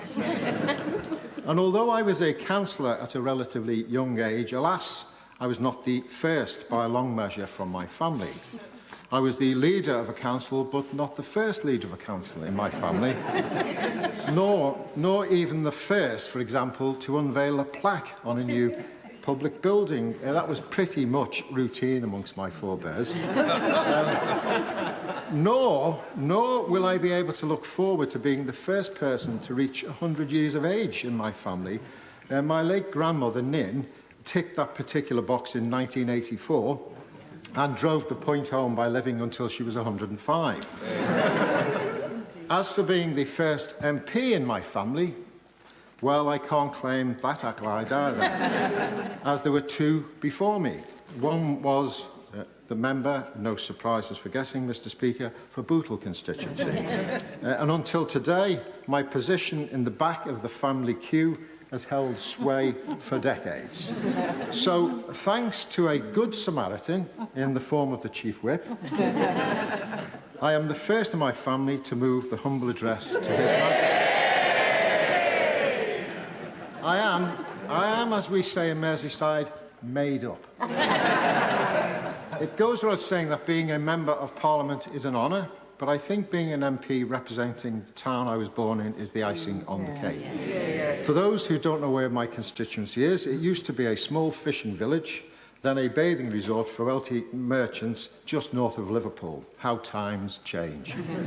Today, my constituency comprises of a number of close-knit communities which, until after the war, were farmland. Ford, Litherland, Netherton and Old Rome. They comprised of the areas that housed thousands of families after the challenges of the war, and I think that vision can be renewed. Another part of my constituency, Seaforth, is home to the Port of Liverpool, and I'll come back to that in future debates. The country home of the Gladstone family was based in Seaforth. Indeed, Gladstone wrote how he had seen, quote, wild roses growing up on the very ground that is now the centre of Bootle. Another community, Orrell, expanded as time went by. Then, of course, there's the lovely coastline on Liverpool Bay, which has Waterloo and Crosby running along its shoreline, with beautiful views across to the hills of North Wales, and home to another place housing Anthony Gormley's Iron Men statues. And, of course, Bootle Town Centre itself is now the home to many government offices, the Charity Commission, the Health and Safety Executive, and even the Office for Nuclear Regulation, amongst others. And given its location and its major dock system, during the war, Bootle was a major target of the Luftwaffe. It was left badly scarred, with as many as 85% of buildings destroyed or damaged. It paid more than its fair share during that conflict. So I'm proud of my communities and their history. So I want the contents of the gracious speech to be part of its future. Now, Mr. Speaker, as much as I would like to think that Bootle constituency, with the largest majority in the country, so I'm told, is down to my character, charm and charisma, well known to my colleagues, I really know it's down to the ambitious programme trailed in the general election campaign and now formally set out in the gracious speech. I welcome a legislative programme based on security, fairness and opportunity for all, investment, stability and reform. That's not a reference to the members over there. And perhaps, above all, service. Service to our communities, our constituencies and our country. It's about securing economic growth, raising living standards, getting Britain building again with planning reform and quality infrastructure, recognising the challenges of climate change, harnessing technology, a clean energy transition and Great British Energy advancing investment into renewable energy is fundamental. If you like, Mr. Speaker, a sort of new social contract that delivers attainment in education, challenges antisocial behaviour, refreshes support for the victims of crime, protects our borders, enhances the rights of renters, a new deal for working people and the reinvigoration of our NHS, amongst many other proposals. Mr Speaker, a renewed local democratic settlement through the devolution proposals set out in the gracious speech is welcome. In short, Mr Speaker, Westminster and Whitehall don't always know best. On a day-to-day basis, I'm looking forward to getting back to work, especially with new members, hundreds of them, and I will continue to work on various APPGs that I'm involved in. But the gracious speech included proposals for a bill to champion our armed forces and their families, families being a key element in that proposal. I used that, therefore, as a prompt to mention the Armed Forces APPG, of which I'm a member.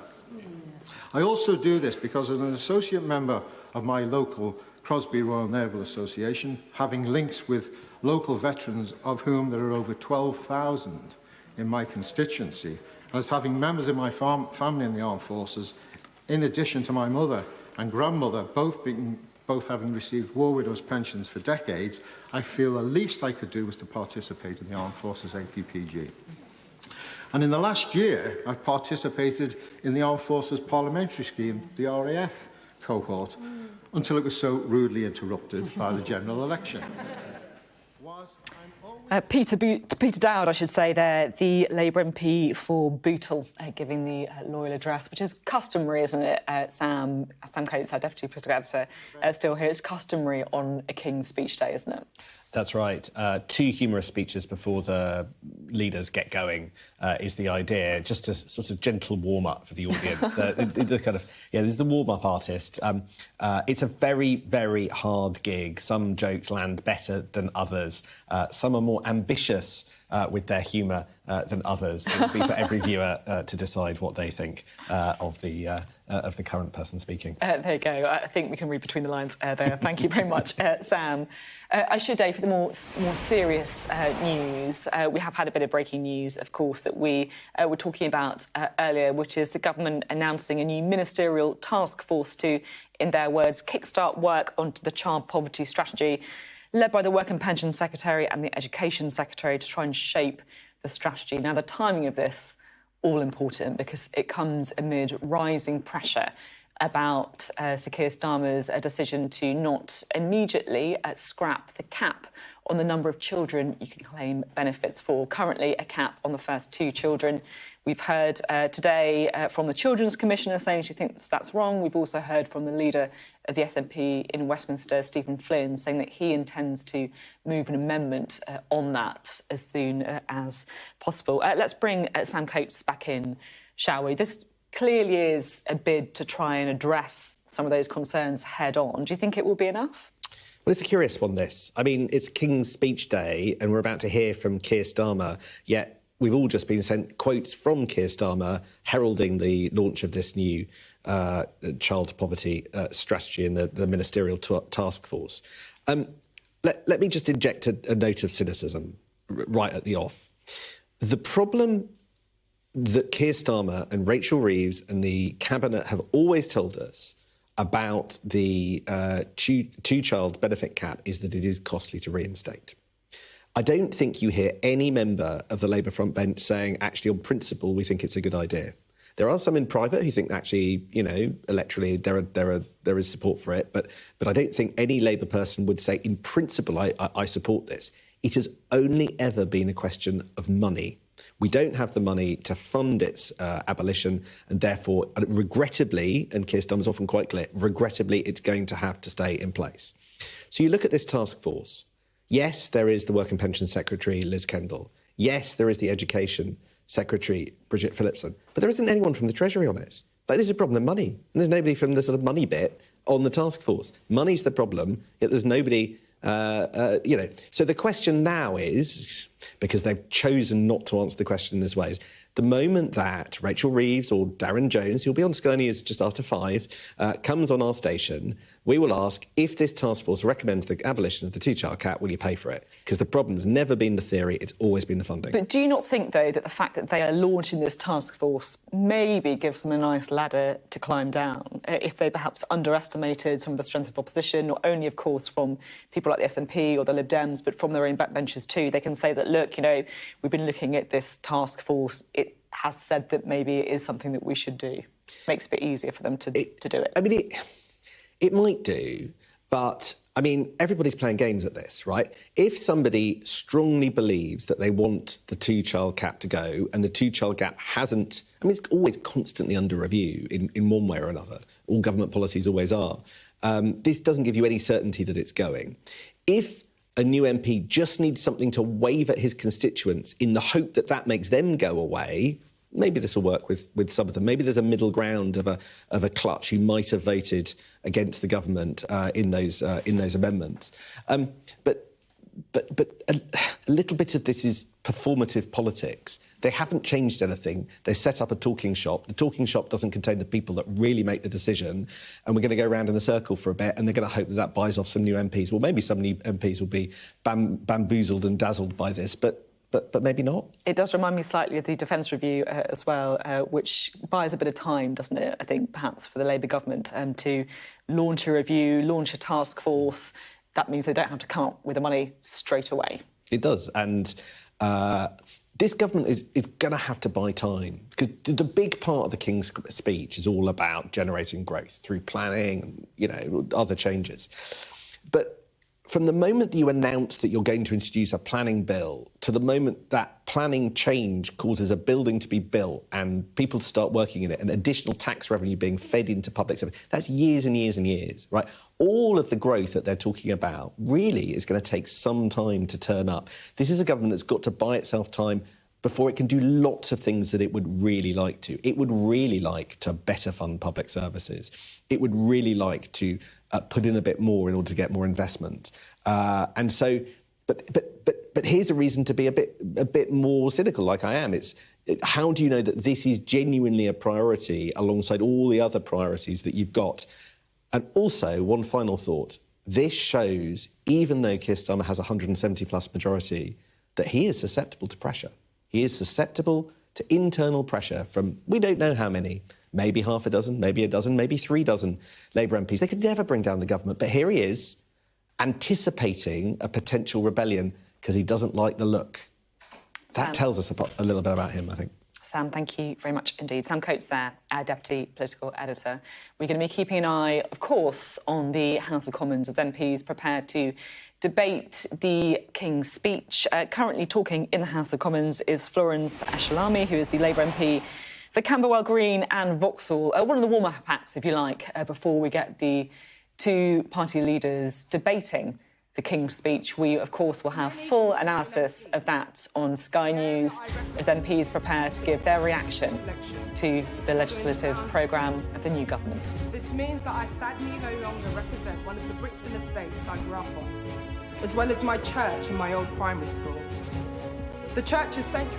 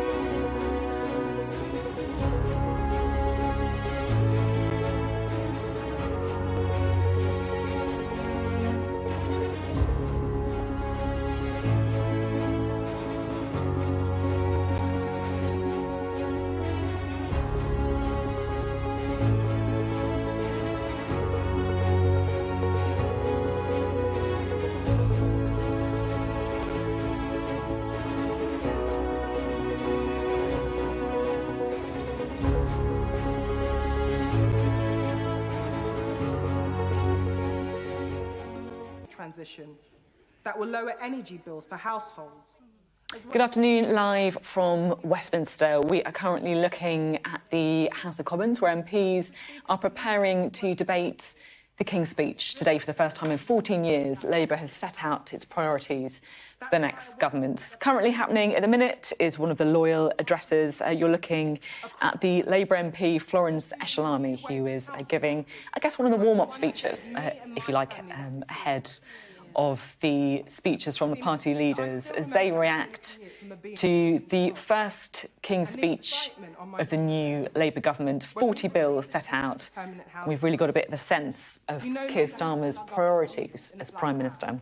Well, as we await to hear from the party leaders, I'm joined by our Deputy Political Editor, Sam Coates. Sam, what are we expecting? Keir Starmer will basically try and sell to the country, just as he's trying to sell to his MPs, that package of 40 bills which his government is going to try and get through the House of Commons, the whole of the Houses of Parliament, House of Lords as well, over the next, 18 months or so. And in doing so, he's trying to tell a story about his new government, a story about changes that will mean greater growth, a story about investment, relatively limited investment at this stage, but still investment in green energy, a story about greater security, toughening laws in order to help the police, and a greater focus on migration after his government scrapped the Rwanda bill, which would have seen migrants deported to the African country. That was the Tory plan. One of the first acts of Keir Starmer was to scrap it. The question is what comes in his place. He says a new border security agency. Today, in the King's Speech, we've seen the legislation to set that up. That is the package. There were no surprises, really, in this. There was we learned a little bit about his priorities. Dropping down the list and not in the King's Speech was anything on social care, which at the moment the government's still trying to work out whether to have a cross-party commission or just carry out work inside the Labour government. Also falling down the list, you've got votes at 16 and 17. That's not one of the bills. That's not going to happen quite as soon, although we're assured that's still part of the agenda. Some of the reforms look a little bit slower. Things like the leasehold reform inherited from the last government. That's now a draft bill. That'll take a little bit longer because the priority of this government is all to shape an argument around promoting growth. Now, the thing is, Sophie, there are pro-growth measures in this bill, and whether it's the housing, whether it's the skills stuff, that is definitely true. It'll take time for the growth actually to emerge and that to turn into tax pounds and pence, but it's there. I think if you were to look at the overall scope of this King's Speech, what you see is an array of proposed legislation that in many cases does, put government a little bit more in our lives again, whether it's renationalising the railways, allowing for more nationalised bus networks, whether it is central command of planning, whether it's government control a bit more of the school system and of the curriculum. I think the biggest thing for me in this King's Speech is Keir Starmer might not have a lot of money, but he's got a trust and a faith in the state and government that he oversees to do things best. Such a change from the last 14 years. You can see that change played out, of course, in the pictures that you're looking at the House of Commons, absolutely packed with Labour MPs, so many new faces. The number of Conservatives, of course, on those benches squeezed. It was really an election that not only changed the face of the country, but also change the face of Parliament. And that, of course, means that, whatever the vote share that Keir Starmer won, it should be relatively easy for him to get this legislative programme through. And yet, Sam, I have to say, it's quite surprising in some ways, isn't it, that just moments before we hear the full reaction to the King's Speech, something drops into our inboxes saying that the government is launching a ministerial task force to kickstart work on the child poverty strategy. And the background to this, of course, is the building criticism and unease, I guess, among some Labour backbenchers that the government is not scrapping immediately the two-child cap on benefits. That's right. It's a curiosity of timing. It really is. This is one of the great big set-piece days, particularly for a new government. And here you have an additional announcement on top that Keir Starmer has appointed Liz Kendall and Bridget Phillipson to lead a joint ministerial task force on a child poverty strategy. And as part of that, they're going to look, we think, at the two-child cap, which is something that is opposed by so many MPs. Why do that today? Is it a sign of nervousness? Are the whips talking to people around the new Labour MPs who are around the House of Commons and picking up a slightly stronger sense of caution around this issue and potential rebellion? So interesting. Let's listen, shall we, to the end of Florence's speech. I welcome the government's plan to introduce draft race equalities legislation to build on this work, and I look forward to working with ministers to develop it. We should not underestimate the difficulties that both Baroness Harman and the Right Honourable Member for Hackney North and Stoke Newington have gone through to make their voices heard, and the challenges they face even now. But their trailblazing examples means that those of us elected today face far fewer challenges in representing our communities, and we have more friends to go through those challenges with. And because of them, Mr. Speaker, it means that a black working-class girl from a South London estate can stand before you today with the honour of seconding this loyal address. The question is that the humble address be presented to His Majesty as follows. Most gracious Sovereign, we, Your Majesty's most dutiful and loyal subjects, the Commons of the United Kingdom of Great Britain and Northern Ireland, in Parliament assembled, beg leave to offer our humble thanks to Your Majesty for the gracious speech which Your Majesty has addressed to both Houses of Parliament. I now call the Leader of the Opposition, Mrs. Well, thank you, Mr. Speaker. And before I turn to the address, I'm sure the whole House would like to join me in paying tribute to His Majesty the King. It is typical of his dedication to duty that despite the medical challenges he has recently faced, he was here today to open Parliament and will travel to the Commonwealth Hubs of Government meeting in Samoa and to Australia this autumn.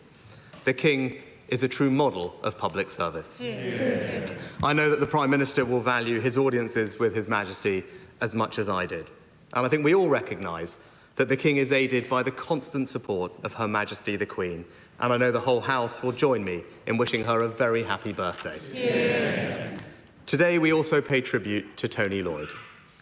Tony served the people of Greater Manchester for 45 years, and for 36 of those as a member of this House. He was a great parliamentarian, kind and wise. His family should have enormous pride in the contribution he made to this place and to the community that he loved and served. They are in all our thoughts today. I'd also like to welcome all new members to their places. Being elected as a Member of Parliament is a great honour and a great responsibility. We serve our communities and our United Kingdom. I know that whatever our political differences might be, we are all motivated by a desire to make life better for our constituents and our country stronger. And I know that the whole House will join me in deploring the assassination attempt on President Trump. Our thoughts are with the victims. Violence and intimidation have no place in the democratic process. Now, Mr. Speaker, I commend the proposer on his excellent speech. I know that the whole House will agree with me that the Honourable Member for Bootle has set a very high bar for speeches in this new Parliament. Now, my little sister always reminds me that being the youngest means you have to learn how to make yourself heard well. Well, the Honourable Member is the youngest of 8, and it really shows. And I had the good fortune of getting to know the Honourable Member when he was Shadow Chief Secretary to the Treasury, and he was always courteous and pleasant as an opposite number to me. And as he outlined, the Honourable Member for Bootle comes from a family committed to public service. Both of his great-uncles were members of this House, and he himself, even though he was very modest about it, has been in public service for more than 40 years.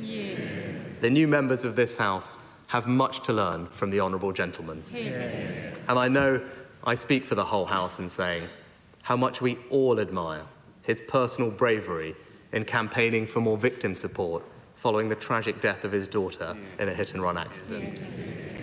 Now, not only is he one of the most popular members of this House, as we heard, he is also the most popular constituency MP, enjoying the biggest majority of any member of this place. And in a recent election, he even won an astonishing 84% of the vote.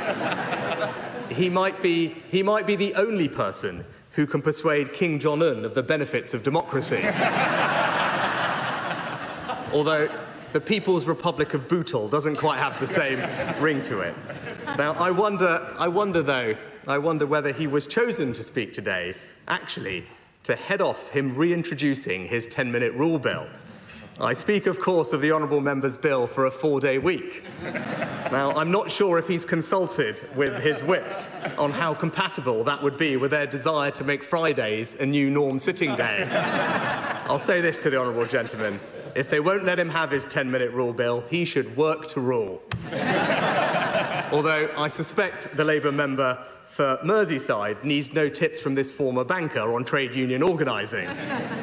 Now, the honourable member for Vauxhall and Camberwell Green spoke with typical verve.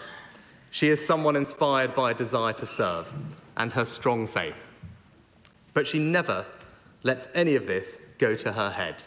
Today she was chosen because of the high regard she is held in, but she is also one of the kindest members of this House. Yeah.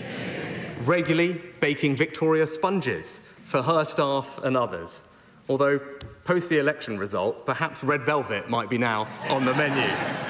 And the honourable lady has campaigned bravely against gang violence, both in the London Assembly and in this House. And she is so right that we must not become desensitised to knife crime. She represents the place where she grew up and does so with passion and determination. And now that I have a lot more time on my hands, I intend to be a regular visitor to her constituency, especially in the summer months. One of my favourite places to watch cricket is, of course, the Oval. And as Prime Minister, I had the privilege of playing there with the wonderful Emily Rainsford-Brent and the young black cricketers on the ACE programme. I applaud the honourable lady for her work with that scheme. I can reassure her, though, that I won't go as far as the last Conservative Prime Minister to speak from this dispatch box, who proposed removing that part of her constituency to a desert island along with his 8 favourite records. The honourable lady's story is truly an inspirational one. To go from caring for your mother as a teenager to this House shows what is possible in our country. But the online abuse that the honourable member has received, an experience that is far too often common in this House, shows one of the challenges facing our democracy. The intimidation that some candidates received in this election, both physical and digital, was completely unacceptable and is a threat to our electoral process. There can be no excuse, Mr. Speaker, for threats of physical violence or intimidatory protests outside politicians' homes. Now, the honourable lady will have been picked to second the loyal address because the Whip's office have got her down as one who will go far. If I may offer some words of advice to members opposite. On the government benches, life comes at you fast. Soon you might be fortunate enough to be tapped on the shoulder and offered a junior ministerial role. Then you'll find yourself attending cabinet, then in the cabinet, and then when the Prime Minister's position becomes untenable, you might end up being called to the highest office. And before you know it, you have a bright future behind you, and you are left wondering whether you can credibly be an elder statesman at the age of 44. Now, it is right to begin by congratulating the Prime Minister on his decisive victory in the election. He deserves the goodwill of all of us in this House as he takes on the most demanding of jobs in the increasingly uncertain world in which we now live. Now, the party opposite has successfully tapped into the public's desire for change. But they now must deliver change, and we on this side of the House will hold them accountable for delivering on the commitments that they made to the British people. In the national interest, we will not oppose for the sake of it, but when we disagree with the government, it is our responsibility as the opposition to say so. And what will guide us will be our principles: sound public finances, a belief that people know how to spend their own money better than governments do, that private enterprise, not state intervention, is the key to delivering growth and prosperity, public services that work for those who need them, an education system that gives everyone the best start in life, secure borders and a strong national defence. Now, I welcome the government's decision to bring forward Martin's Law.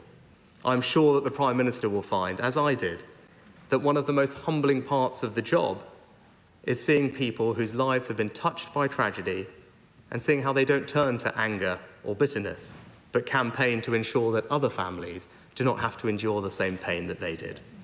And I particularly commend Figen Murray for her work to get this law onto the statute book.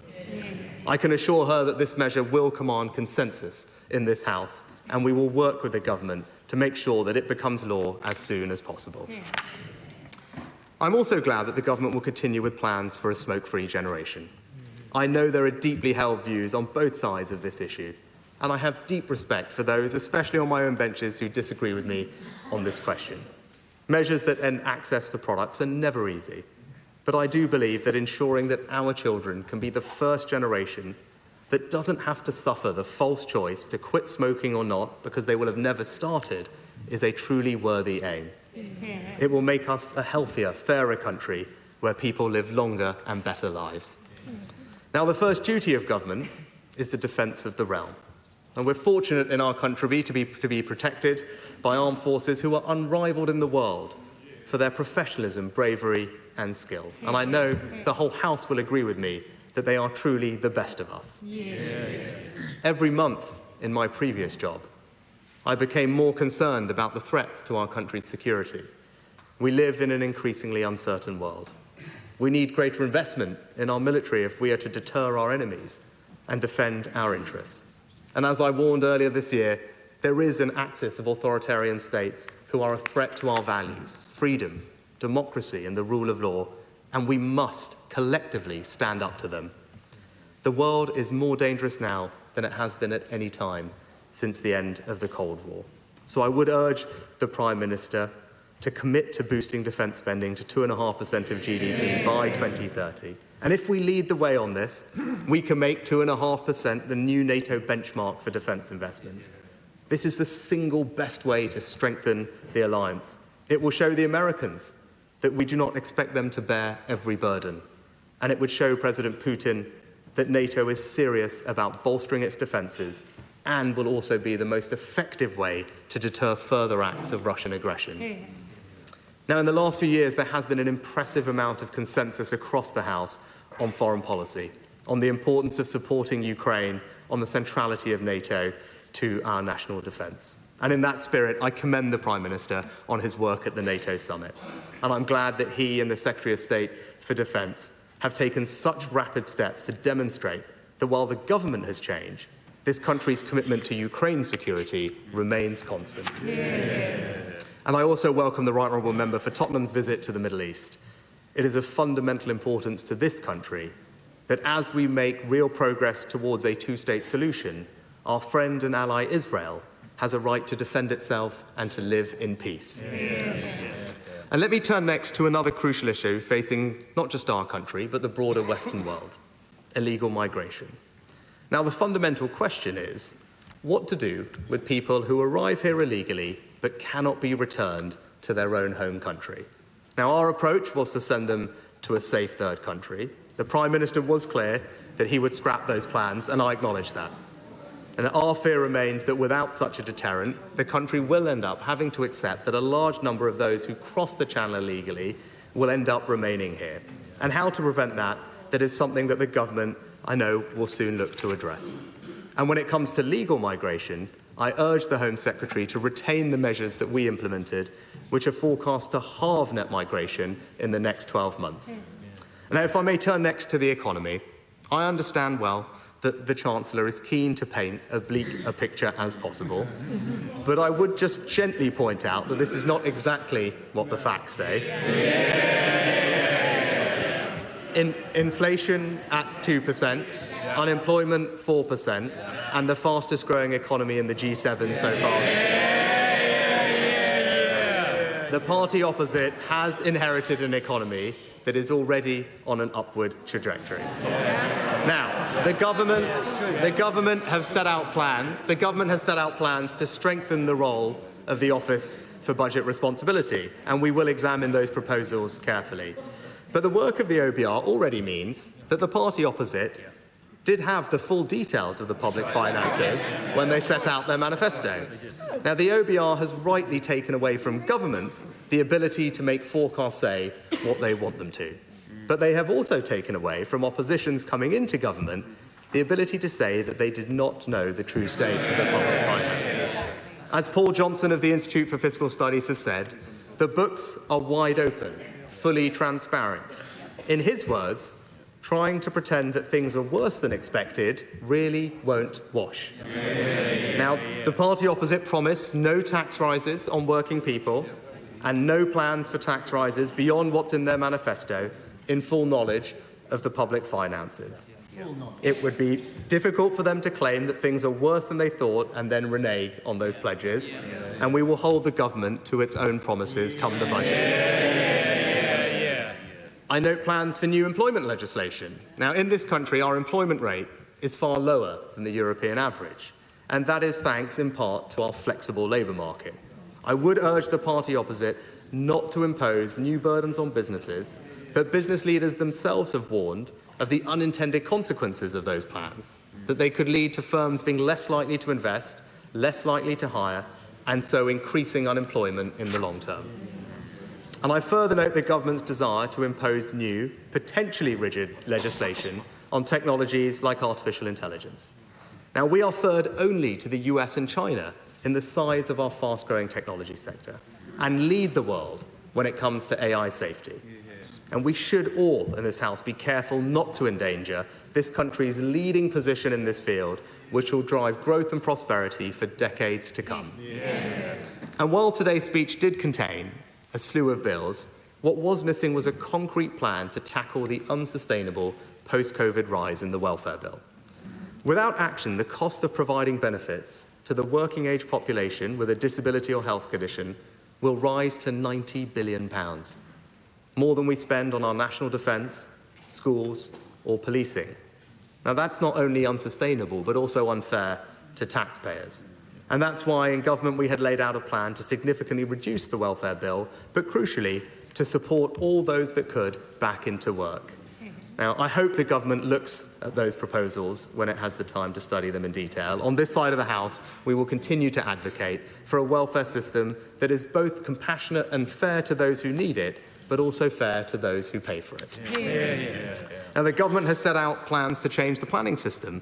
We will, of course, study these thoroughly as well, as we all wish to see more homes built and the planning process speeded up. But I would say that a system that does not allow local people to have a say will damage public consent for more housing in the long term. And I regret there was no mention of rural communities and farming in the King's Speech, much like my own, but I hope in time the government will bring forward proposals. Now, turning to net zero, this country has decarbonised quicker than any other major country. And we have managed to do that while growing the economy. As a country and across this whole House, I know we will all be proud of that achievement. Now, the government plans to decarbonise the grid by 2030, but there is a real danger. But if the government puts the speed of doing this ahead of family finances and our energy security, then we will again lose public consent for the measures necessary to ensure that we actually reach our 2050 net zero target, a target on which there is genuine consensus between our two parties. As even one of the Prime Minister's own supporters has warned, this 20 plan will, and I quote, just mean we will have to import our energy. Strategically, we become more vulnerable. We will pay more money for our energy. So I hope that the Energy Secretary reflects on those thoughts. Now, lastly, Mr. Speaker, the government has set out plans for reforms to the other place. Looking at the benches opposite, there can be no doubt about the government's ability to get them through this House. But the effects of these changes will last long beyond this Parliament, long beyond our tenures in these jobs. I would suggest that when it comes to constitutional reform, it would be good to proceed on a cross-party basis, rather than to use a simple majority in this House to push things through. And that consensus should include the crossbenchers whose convener would be removed by the government's proposals. I also suspect that the public would prefer the government to prioritise practical, real-world issues over constitutional wrangling. However, I welcome the news that the government has paused on their plan to force members of the other place to retire at 80. Now, this proposal always felt like it would be a blunt instrument.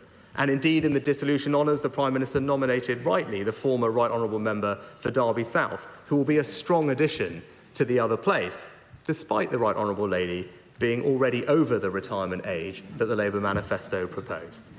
So, Mr. Speaker, let me close by saying that we, of course, recognise that the British people have entrusted the party opposite with the task of governing our country.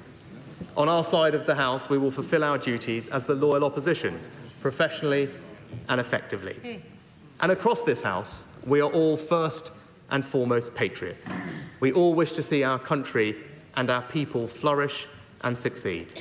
And in that spirit, I wish the new Prime Minister and the new government well. I now call the Prime Minister, Sir Keir Starmer. Thank you, Mr. Speaker. Before we begin, may I join the Leader of the Opposition in his tribute to His Majesty the King. It is so heartening to see him in his rightful place, delivering the gracious speech. And I'm sure the whole House will not mind once again wishing him a speedy recovery. Can I also join in wishing Her Majesty the Queen a happy birthday? Mr. Speaker, we also wish President Trump a speedy recovery from the appalling attempt on his life at the weekend. I spoke with President Trump on Sunday night to pass our best wishes, but also to share our revulsion at the senseless violence which has no place in democracy. Last time this address took place, and I stood at that dispatch box, I could see for the first time the then new plaque, now behind me, commemorating the memory of Sir David Amess. And I know how hard that loss was for members on the opposite benches. And now, standing on this side, I can see for the first time in front of me the plaque to our dear friend Jo Cox, with her words that catch the air of this chamber even more at a moment like this, more in common. So while our thoughts at this time are, of course, with President Trump and the American people, we cannot think that this is something that only happens elsewhere.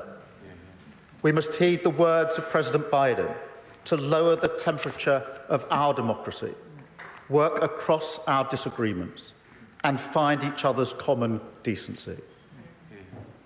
Mr. Speaker, I also want to congratulate the England football team for their achievements in the Euros, something the Leader of the Opposition and I were talking about this morning.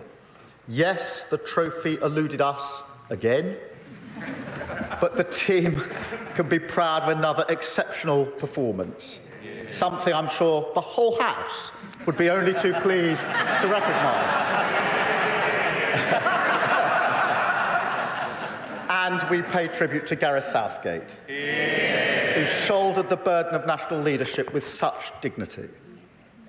Mr. Speaker, this government has been elected to deliver nothing less than national renewal, to stop the chaos of the past 14 years, turn the page on an era of politics as noisy performance, and return it to public service, and start the work of rebuilding our country.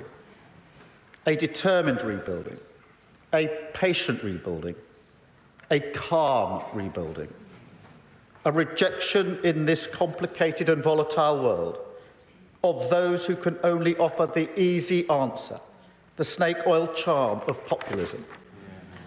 Mr. Speaker, as the last 14 years has shown, that road is a dead end for this country. It does nothing to fix our foundations, and the British people have rejected it, as they have throughout our history. What people really want is change, and change is what this government of service will deliver. A King's speech that takes the brakes off our economy and shows to the British people that politics can be a force for good, the vehicle for improving lives of millions, no matter who you voted for. Mr. Speaker, it's a day when we get on with the serious business of government. And yet a House with no time for levity would go against the grain of our traditions. So it's fantastic to hear my honourable friend, the member from Bootle, in such fine fettle today when proposing the humble address. He spoke with great passion, as he always does, for his constituency, famous, as he himself mentioned, for the Anthony Gormley sculptures on Crosby Beach. It's a work of art that's entitled Another Place, a collection of gently rusting figures for whom the tide is perpetually coming in. A solid grounding should he ever consider a career in the other place. But I'm sure this House will agree. He is also one of the warmest and most generous members. A generosity that, ahead of a previous election, extended to an offer to hand-deliver Conservative leaflets, a commitment to the democratic process that should be applauded, not least because it resulted in a stonking increase in his majority for Labour.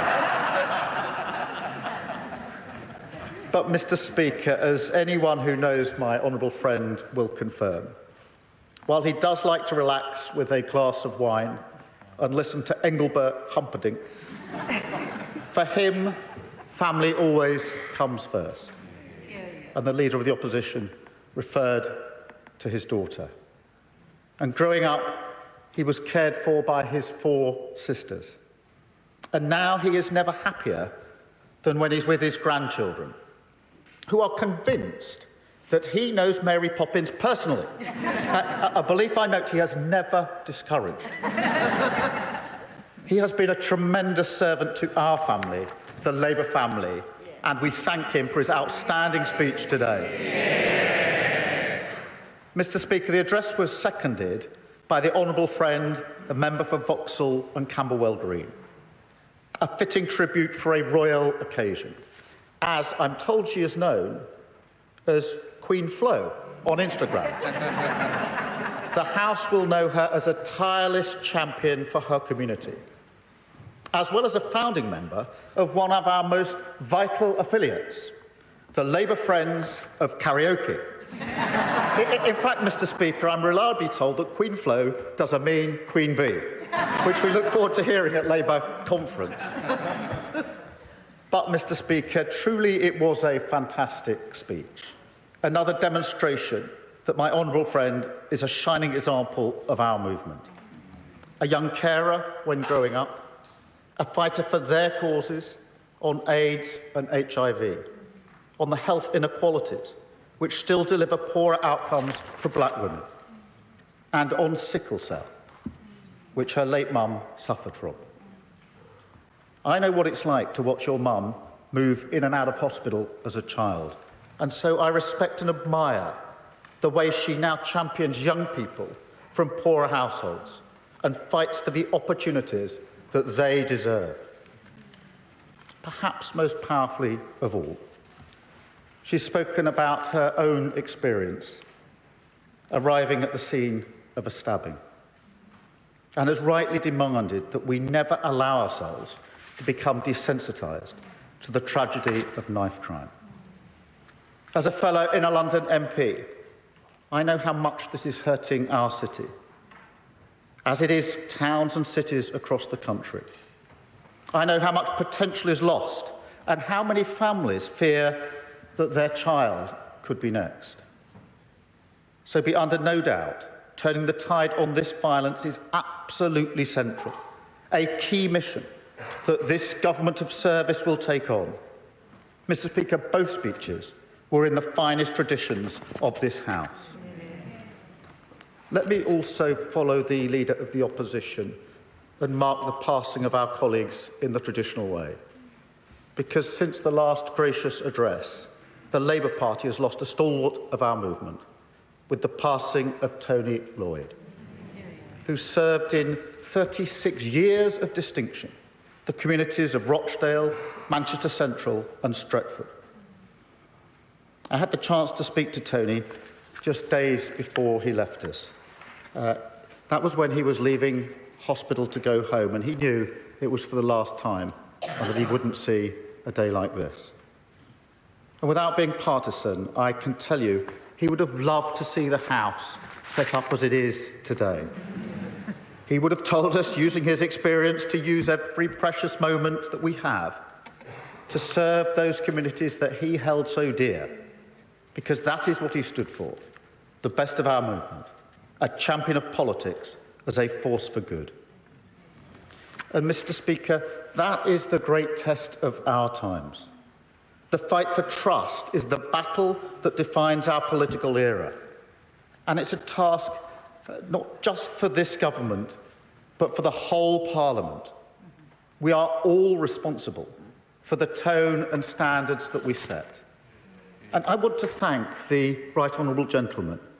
In every exchange that we've had since the election, and in his words today, he has gone well beyond the usual standards of generosity, and I thank him for that.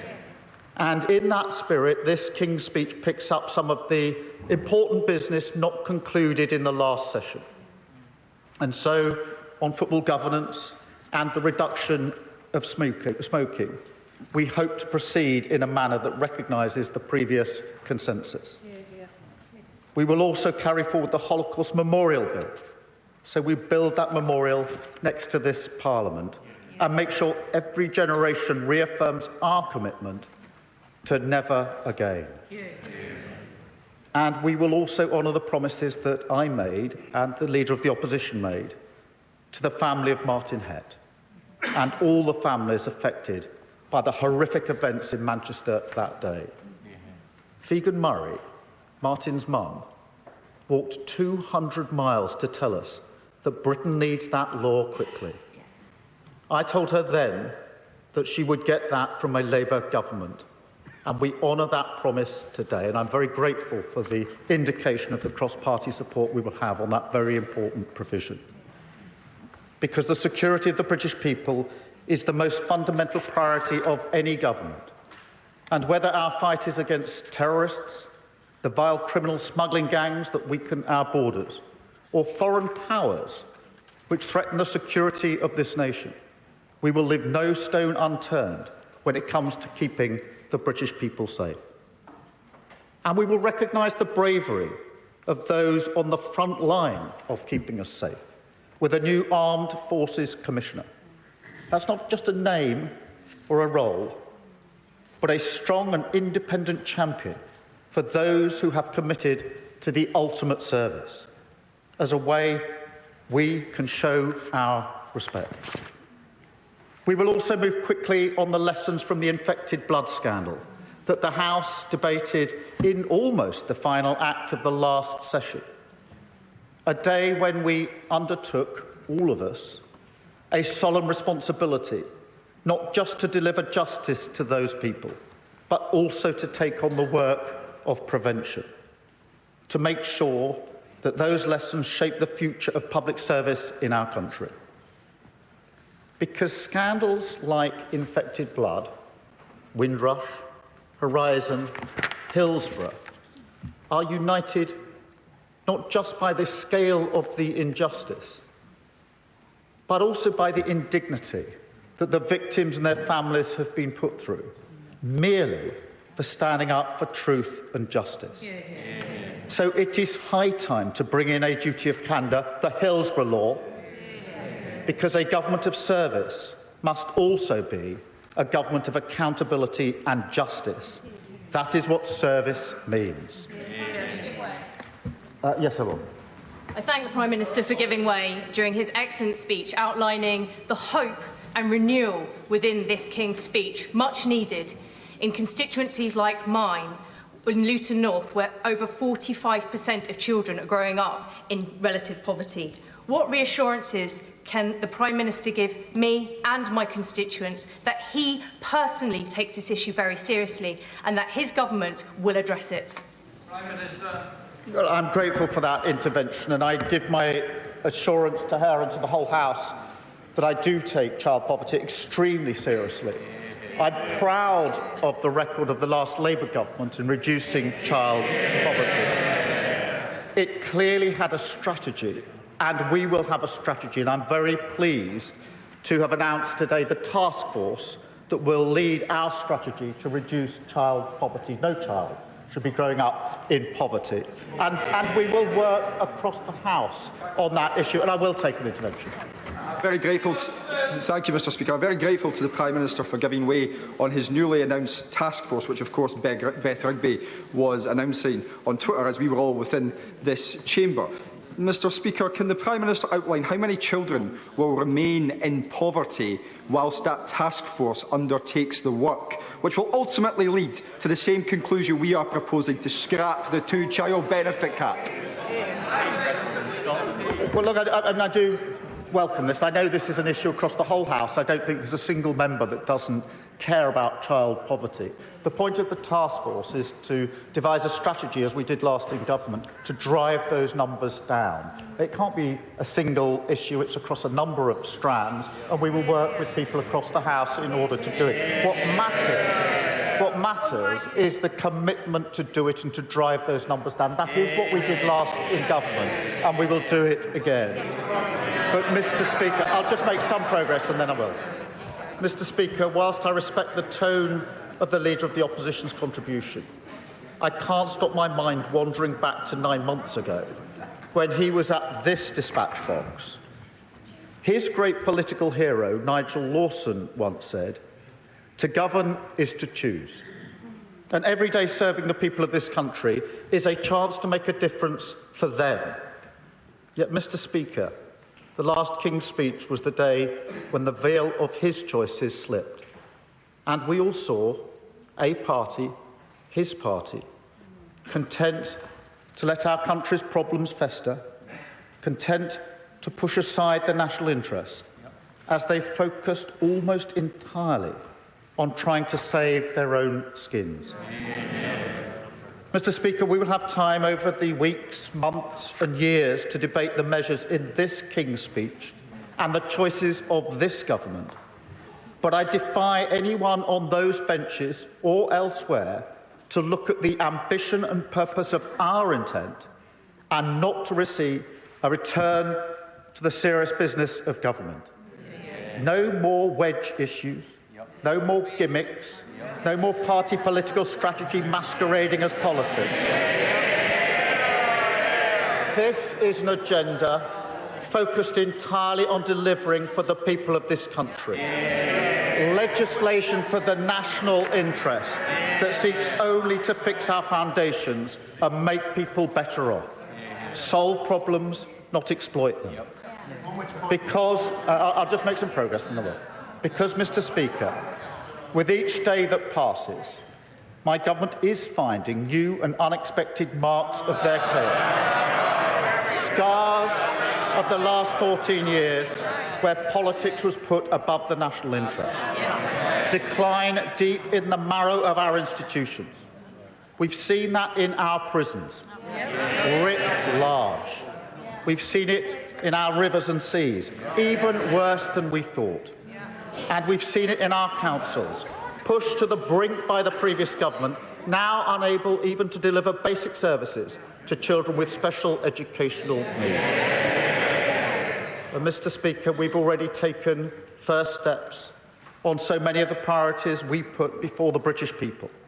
The work of change has begun, but we know, as they do, that national renewal is not a quick fix. The rot of 14 years will take time to repair. Nonetheless, I will give way. I'm grateful to the Prime Minister for giving way, and he talks about priorities. Well, of course, people in rural communities around the country see the vast majority which the Right Honourable Gentleman has assembled, and they're afraid. They see a manifesto in which just 87 words are used about farming. They see a King's speech. They see a King's speech with no mention of rural communities or rural priorities. Will the Prime Minister please take this opportunity to reassure people in rural and farming communities that his Labour government will take notice of them?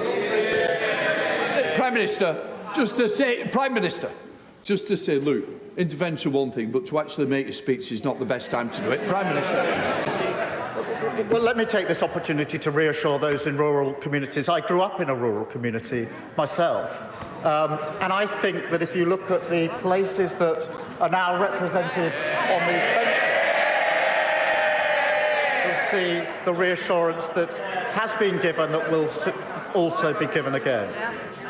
The King's speech we've brought to this House today is a marker of our intent, not only a certain destination for the future of this country, but a new way of governing, a government of service, guided by clear missions, with a long-term plan to fix the foundations, a plan which starts, as it must, with our economy.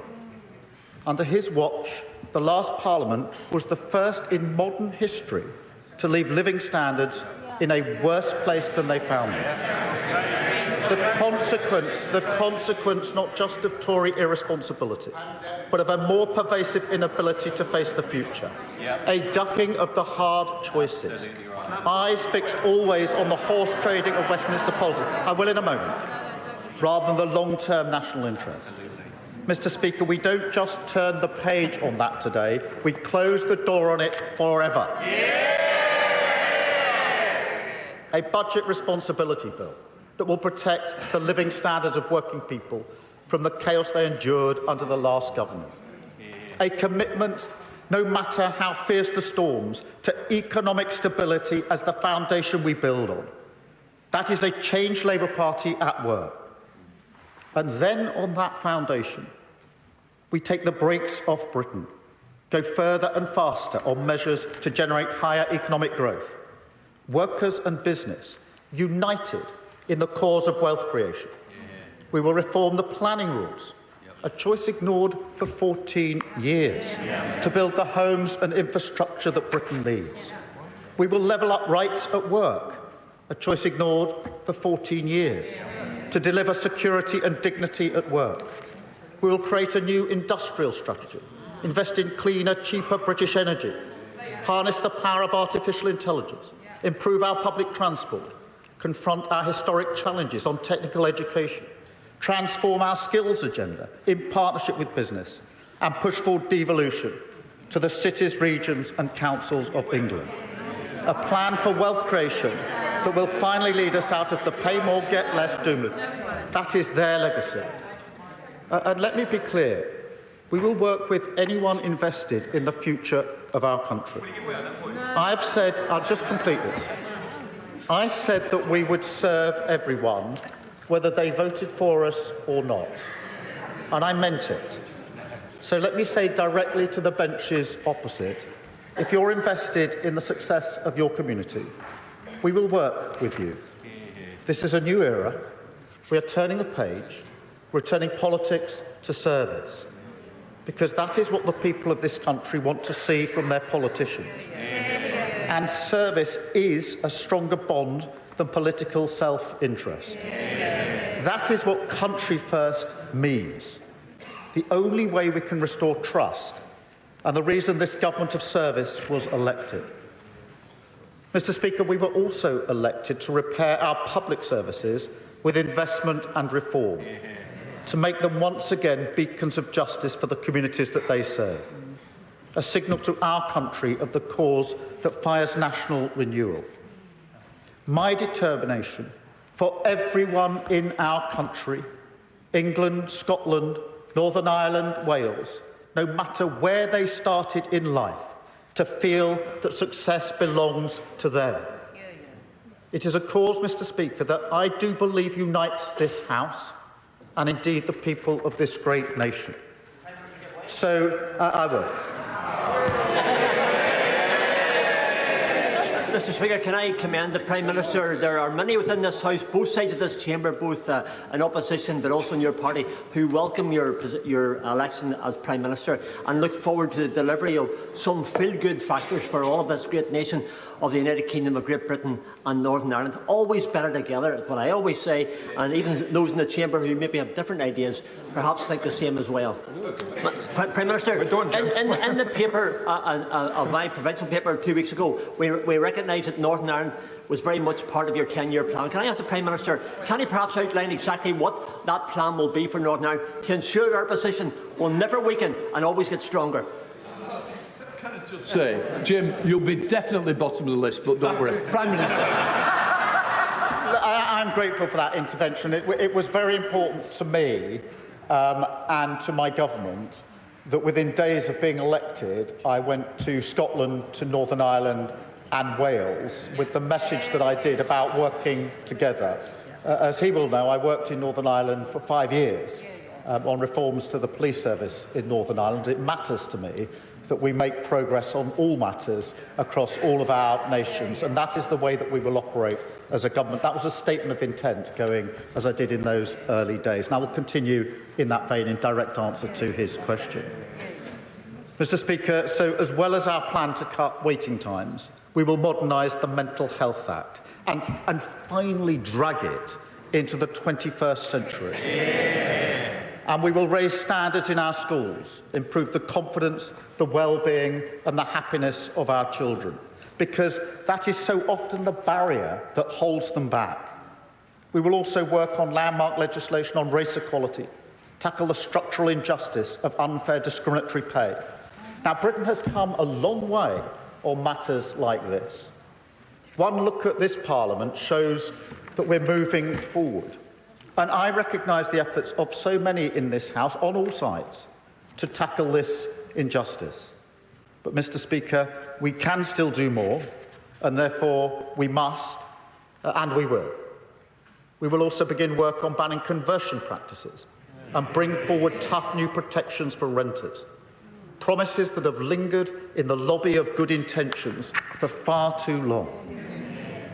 And, Mr. Speaker, we will signal our intent to transform society with measures on crime and justice that will not only rid our streets of antisocial behaviour, but also launch a new mission to reduce violence against women and girls by 50%. In this, we're inspired by the work of unbelievable campaigners: Mina Smallman, Claire Waxman, Melanie Brown, and my friends, John and Penny Clough. Mr. Speaker, I will never forget the day that John and Penny came to my office and told me what they had been through just to get justice for their daughter, Jane, murdered in the car park of the Blackpool Hospital where she worked by the man awaiting trial on multiple charges of raping her. I gave them my word then that I would do what I could, not just for John and Penny and Jane, but for all the Johns, Pennies and Janes in our country. Mr. Speaker, it's an enormous undertaking. I wish it wasn't, but it is.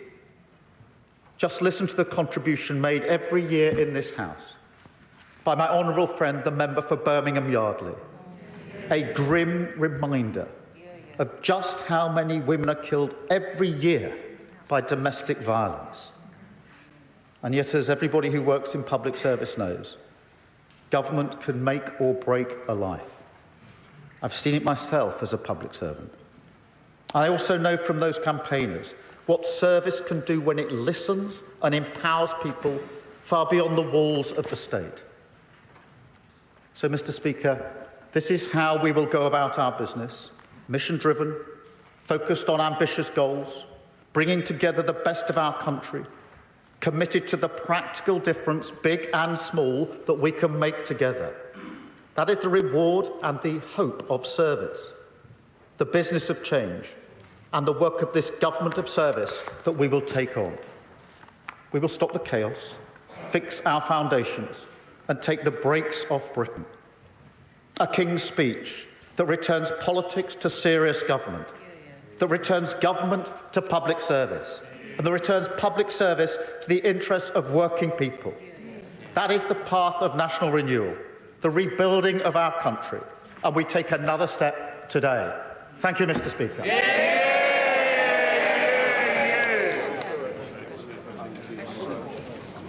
Order. I now call the leader of the... Order! please, let's show respect to each other. Let's not set off on the bad foot, we want to be on the right foot. I now call the Leader of the Lib Dems, Ed Davey. Thank you, Mr. Speaker. And on behalf of the Liberal Democrats, I want to add our sincere thanks to His Majesty King Charles for his gracious speech.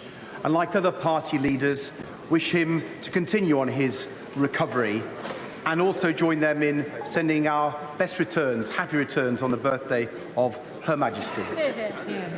And as we remember members who were killed in service and condemn the appalling assassination attempts on President Trump, we should all commit ourselves to a new politics where we respect, where we disagree with respect, and we listen to each other, and we try to bring the dialogue on politics in our country together from the divisions we've seen.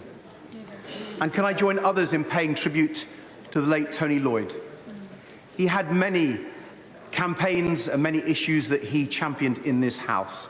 I had the huge privilege of joining him on an all-party trip to Israel and Gaza, because one of his commitments was to peace in the Middle East, for justice for the Palestinians and for a two-state solution. And let us all commit ourselves to that again.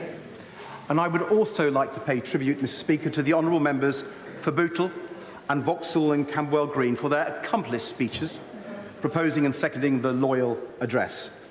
I know the member for Bootle comes from a political family. He explained that in some detail. And I believe his great-uncle, Peter, once the Labour MP for Preston South, later became a Liberal councillor in Liverpool.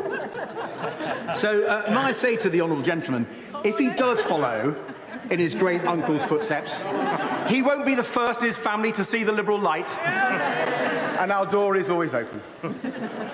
The honourable member for Vauxhall and Camberwell Green made an impressive mark in her first Parliament as she campaigned on things like knife crime, on the NHS and on housing, and also spoke very eloquently on an issue that's close to her heart and mine, care. She spoke movingly about how she cared for her mum when she was just a very young child, learning at a young age about all the different painkillers needed to treat her mum. And as someone who believes we need to hear the voice of carers in this chamber far more often, it was a pleasure to listen to her speech today, and I'm left in no doubt that she will make an even bigger mark in her second Parliament. Yeah. And while I'm paying tribute, Mr. Speaker, let me add our thanks to the Three Lions, who captivated the whole nation and came so agonisingly close to ending all those years of hurt. They did us proud, and let's hope the Lionesses will retain their European crown next year. And so may I welcome the Prime Minister to his place and congratulate him and his party on their election victory. As he says, they now have an enormous undertaking, and we wish them well. I read somewhere that the Prime Minister apparently surfed to power on a wave of Conservative failure. But can I say to him gently, with a pang of envy, water sports are my thing. But, Mr. Speaker, the challenge awaiting this new government are certainly great. And set against that challenging backdrop, there is much to welcome in the programme set out today. Not least the government's focus on getting our economy growing strongly again. And the Prime Minister is right to say that building more homes is an essential part of that, as you can see from the work of many brilliant Liberal Democrat councils, from Cumbria to Eastleigh, and in my own area, the Royal Borough of Kingston. The best way to build the many extra homes we need, especially those extra social and affordable homes, is to properly engage local people and communities and bring them along with you. And that is the community-led approach that we on these benches will continue to champion. Very happy to give way. I'm delighted to see that the leader of the Liberal Democrats seems to be openly advocating the work of Eastleigh Borough Council. Could I just remind him that that council is only building double the number of houses required because his party leadership has got them into £800 million worth of debt to pay off the debts that they accrued? Well, I'm delighted to say that today we welcome the new Honourable Member for Eastleigh to the Liberal Democrat benches, and I'm sure she will have all the answers the Honourable Gentleman needs. But growth and house building are not the only challenges, crucial though they are. I'm sure of us, all of us across the House, as we knocked on doors during the election campaign, heard the same from so many people, a common refrain from people of all backgrounds and all walks of life, that nothing seems to be working as it should. From the health and care crisis to the sewage scandal to the cost of living, the British people have overwhelmingly rejected the past out-of-touch Conservative government that has gone. But after so many years of being taken for granted, many people have simply lost faith in our political system to solve their problems. So we on these benches do recognise the scale of the challenge now facing the new government. They have a big job to do, and so do we. We work hard on behalf of our constituents. We will scrutinise the government's plans carefully and strive to improve them. And, Mr. Speaker, we will oppose them when we think they've got it wrong. But where they act in the national interest to solve these problems and improve people's lives, we will support them. One issue came up more than any other on door after door, and I'm sure it's the same for members in all parties: the issue of health and care. Patients waiting weeks to see a GP or an NHS dentist, if they could find one. More than 6 million people waiting on NHS waiting lists. Tens and thousands of cancer patients waiting months to start urgent treatment. Patients stuck in hospital, ready to leave, wanting and waiting to leave, sometimes for weeks, but unable to, because the care home place wasn't there. The care worker, the support for the family carer wasn't in place. And, Mr. Speaker, fixing this crisis in our NHS is essential, not only for people's health and well-being, but also for our economy, for growth. Only if we get people off these waiting lists and into work can we get our economy growing strongly again. I have to give way. He mentions the delays and the waiting times in NHS social care. So how much does he regret his role in the 5 years he spent in coalition with the Conservatives creating that situation? Well, I do disappointed in the Honourable Gentleman's intervention, because we could all go back to things that other parties did in government and say that they were wrong. And I would just say to the Honourable Gentleman, I come to this task now in a spirit of constructive opposition to work through for the best for our country, and I hope he and other members will too. And it's why I welcome in the King's speech a number of measures for the NHS, for reducing waiting times, and particularly on mental health. We want to work with the government to improve those. They are long overdue. But I would also urge the government, of course, to look at the proposals in our manifesto on the NHS, boosting GP numbers so that everyone can get an appointment within 7 days or 24 hours if it's urgent, improving access to dentists and, crucially, to local pharmacists too.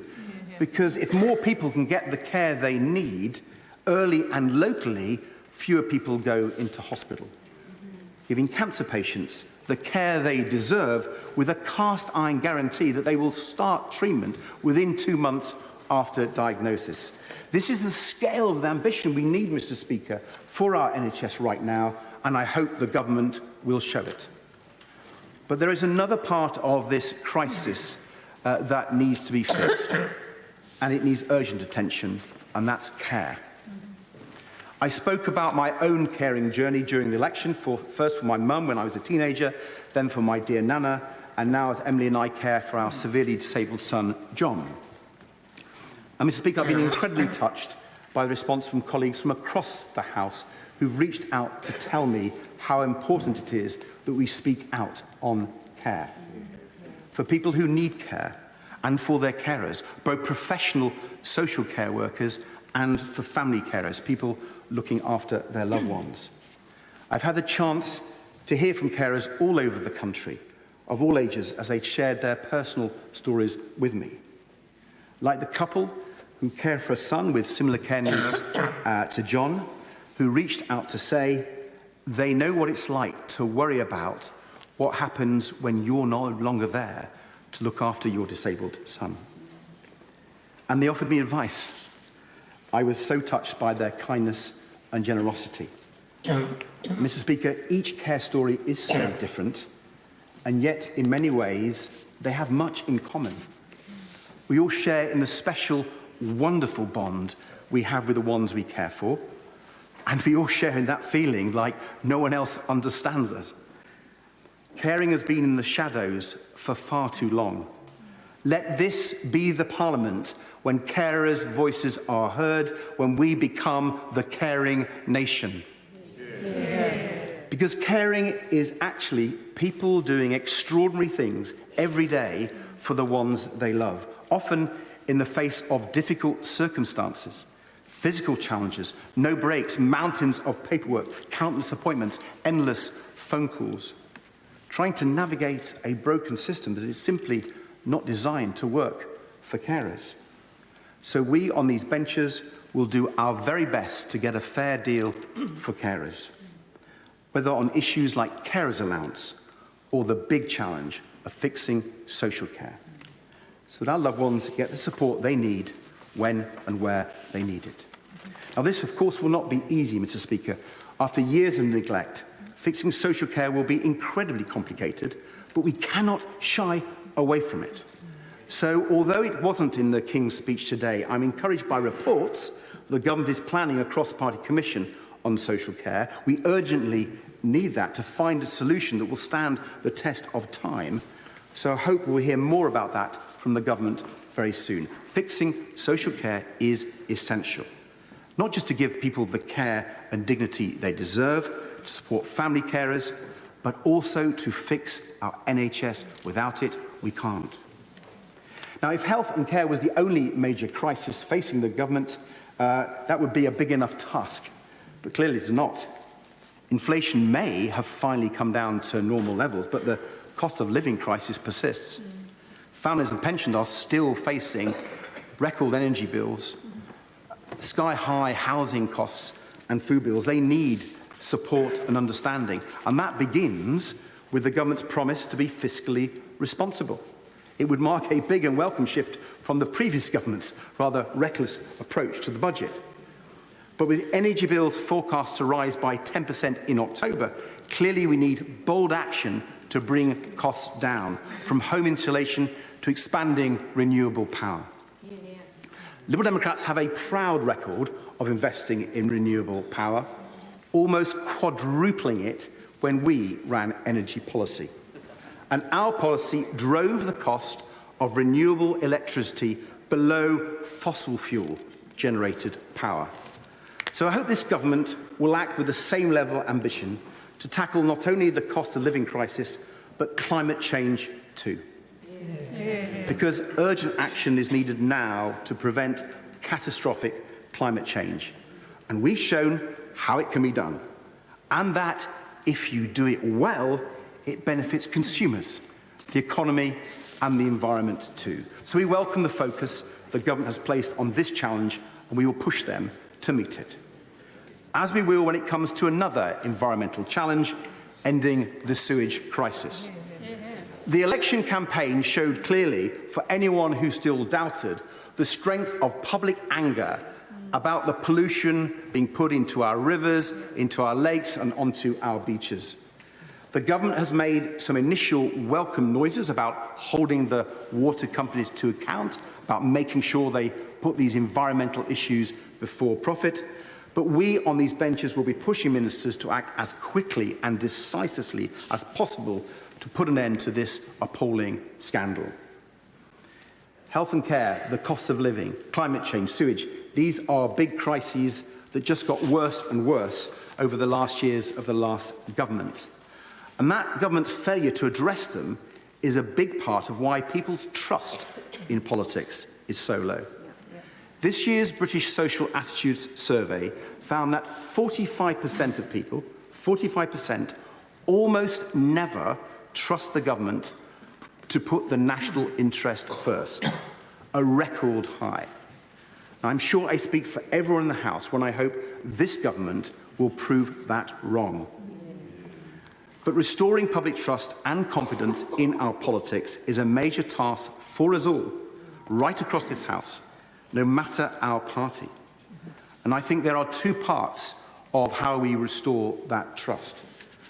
The first is by tackling the root causes of so many scandals that have caused so much harm and done so much damage to public trust, from Hillsborough to Horizon to infected blood.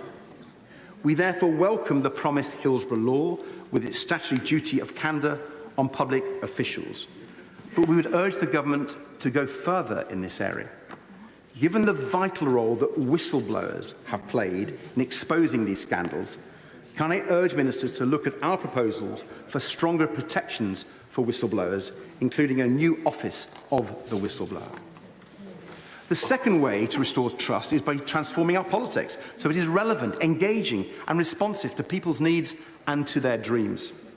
The measures that the government have promised to strengthen democratic rights and participation are therefore welcome. Also welcome is the principle of shifting more power out of Westminster and Whitehall so local decisions are made by the people for them and the communities they live in. But I'm sure the Prime Minister will know that the devil is in the detail, so we will scrutinise these plans carefully when they come. We fear they won't go far enough, for it won't surprise anyone in this House, Mr. Speaker, to hear that we on these benches believe that political reform must include electoral reform. Proportional representation, giving everyone equal power to hold members of Parliament properly to account, and maybe even the Conservatives support that these days. And I note that, according to the same social attitude survey, a majority of the public agree with us. Mr. Speaker, I focused on many big domestic challenges facing us, but I want to conclude by touching on the enormous, challenging international picture too. From Vladimir Putin's appalling war in Ukraine to the dreadful conflict in Israel and Gaza, with the terrible humanitarian catastrophe there and hostages still being held by Hamas, these are tumultuous times indeed. They demand that we work together with our allies through international institutions. And yes, that means working constructively with our European neighbours. To rebuild the ties of trust, trade and friendship with our European friends, so badly damaged by the Conservatives. As Liberals, we believe that the UK can be an incredible force for good when we stand tall on the world stage, championing the vital British values of democracy, liberty, human rights and the rule of law. So when the government does that, they will have our full support. Mr. Speaker, I would like to close by paying tribute to those on the front lines of that effort, our armed forces deployed around the world, whether securing NATO's flanks in Eastern Europe, combating Daesh terrorists in the Middle East, or supporting peacekeeping missions in Africa. They serve our country with incredible courage and professionalism, and we all owe them an eternal debt. Dave Hillier. Thank you, Mr. Speaker. Mr. Speaker, Ed Davey there, the leader of the Liberal Democrats, finishing his response to the King's speech. Of course, we heard first from the leader of the opposition, Rishi Sunak, former Prime Minister, and then, of course, from Sir Keir Starmer, the new Prime Minister. Let's bring in now, shall we, our Deputy Political Editor, Sam Coates. We're also joined by our Economics and Data Editor, Ed Conway, to kind of crunch through the political reaction to the speech and, of course, to kind of get to grips by what this legislative programme actually looks like. 40 bills, so pretty busy at King's speech, I should say. Sam, to you first. We've just been hearing the responses. Anything that stood out to you? Well, look, this is only the second time that the leaders have got to speak in this Parliament. And so the tone that you heard is a little different to what you might hear at Prime Minister's questions or at some of the more robust and aggressive moments in our politics. This was consensual by and large, and it was the leaders of the political parties in the main spelling out their big picture arguments for the months ahead. at this moment, what's really going on is, I think, you know, whether you're Keir Starmer as a new Prime Minister or Rishi Sunak standing there as a temporary leader of the opposition, or Ed Davey now with 70-odd MPs, you're introducing yourselves in your new role to the public.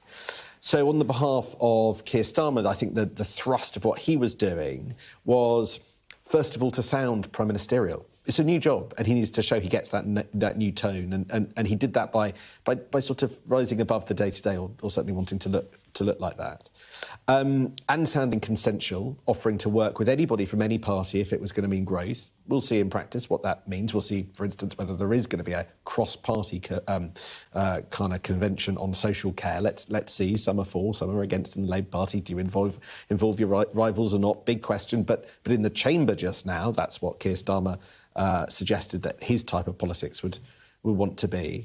But that didn't mean a complete absence of political attack. It wasn't personalised, and it wasn't done in a sort of finger-pointing and kind of aggressive manner. But particularly Keir Starmer was mounting an argument, and he was talking about, and we're going to get a lot of this, the scars of the last 14 years where, and these are his words, politics was put above the national interest, and there was a deep decline in the marrow of our institutions. And he's going to use that argument to make the case that things are a lot worse than he could possibly have expected, and therefore the solutions and possibly the need for more cash is a lot more urgent than he realised at the point of the election. That, I think, was the biggest thing of those speeches. Yeah, it definitely stood out, didn't it? And obviously not to underplay the economic picture that they've inherited, which is clearly very difficult, but there is a political strategy there as well. If they can kind of pin the blame, if you like, for that on the last government, then it will, I think, give them a certain amount of leeway with the public. If, for example, they can't spend what they want on public services, which again feels to me like one of the big messages of this King's Speech, Ed. Yeah, and it will be, and that's the bit that they're now kind of going back to think about. They'll be looking over the course of the next few months at the state of the public finances in advance of the budget that we're expecting later on in the autumn. They'll be looking at the amount that they might have to spend, or indeed not. Remember all of this talk during the campaign about this conspiracy of silence, the big black holes in their spending plans. None of that has been resolved with this King's Speech. We didn't expect it to, but that has to wait, you know, for the budget, and there will be some big numbers and some difficult decisions there, because it is not a brilliant outlook for the UK public finances right now. But that being said, you know, there was a lot of action today. I think we can show you a chart just looking at how many bills are included within this King's Speech compared with previous monarch speeches, so other state opening of parliaments. The higher these bars are, the more bills have come up in each of the speeches going back to the 90s. That's obviously the new Labour period there. And what's striking about this, I'll just kind of bring on the latest data point. What's striking about this is just how high that bar is, how many bills were included within this King's Speech. You know, some of them that barely got a mention in the actual text. I was just looking, for instance, at the Crown Estate Bill, which I hadn't really I don't remember the government, the Labour Party talking about the Crown Estate in their manifesto. And yet, what's interesting about this is the Crown Estate actually owns a lot of the seabed around the country, and therefore, if you put an offshore wind turbine somewhere offshore, then it's going to make lots of money. And so that what they're saying here is they want to really activate and start using the Crown Estate. That's kind of interesting stuff. And, you know, we talked earlier about kind of centralising and taking organs of power into their... so that they can actually pull the levers. This is them doing that with the Crown Estate, which previously I hadn't really heard anything about that before. But nonetheless, the scale of ambition is kind of shown there. That red bar is very tall because Keir Starmer, whether or not all this stuff gets implemented, wants to show that he has an agenda which is big and which is far-reaching. And as I say, this is only the start of it. You still have the budget to come, the spending review to come, and that's probably where the biggest stuff is going to be. So it's it's interesting moments, interesting to see it here in black and white. But the big question, of course, is the numbers. I'm not saying that because I'm obsessed with numbers, but I a little bit. But it's because that's where you can actually define what are the constraints here, what are the opportunities, what are the difficult decisions, and when you get to budgets, then you actually start having to take those decisions. Thanks both very much indeed. We'll have more from Sam and Ed, but certainly it does feel, doesn't it, like it's one of those days that is historically significant, politically significant, and of course you've got all the pomp and pageantry of the King's Speech as well. Let's turn to the politics now, shall we? Because our chief political correspondent, John Craig, is in central lobby for us. It was a King's speech presented in front of a very different Parliament, and John's got one of the new faces with him. John. Thank you, Sophie. Yes, let's hear from a party that won 4 million votes at the general election. I have with me Richard Tice, Deputy Leader of Reform UK. I bumped into Nigel Farage at lunchtime, who said, I can't stop, I'm going to Milwaukee to the Republican convention. Doesn't show much of a commitment to his new job as a Member of Parliament. Actually, he's off to America. What he's showing is a strong commitment to our most important partner and to Donald Trump, who mercifully is still with us, nearly assassinated. So it's a tremendous thing to do. He was here for the King's speech. Both of us were in the House of Lords next to each other. Great honour of listening to it on behalf of my constituents, Boston and Skegness. It's a great, great privilege. But what we heard actually was a government programme, frankly, warm words and waffle, but they talk about growth, but it's not a programme that's going to deliver any growth whatsoever. My constituents are going to get poorer, taxes are going to go up, my businesses in my constituency, they're going to struggle with more process, more bureaucracy, more forms.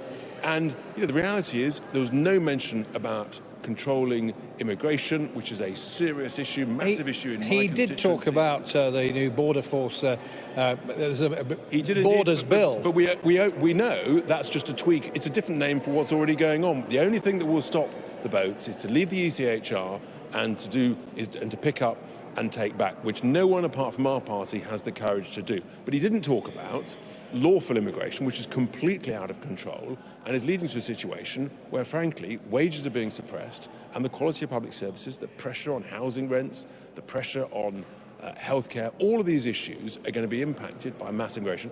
And they're obsessed, we've already seen it, they're obsessed with accelerating net zero that nobody in my constituency wants. We're going to be blighted in our countryside with hundreds of massive pylons that people don't want. It's an absolute outrage.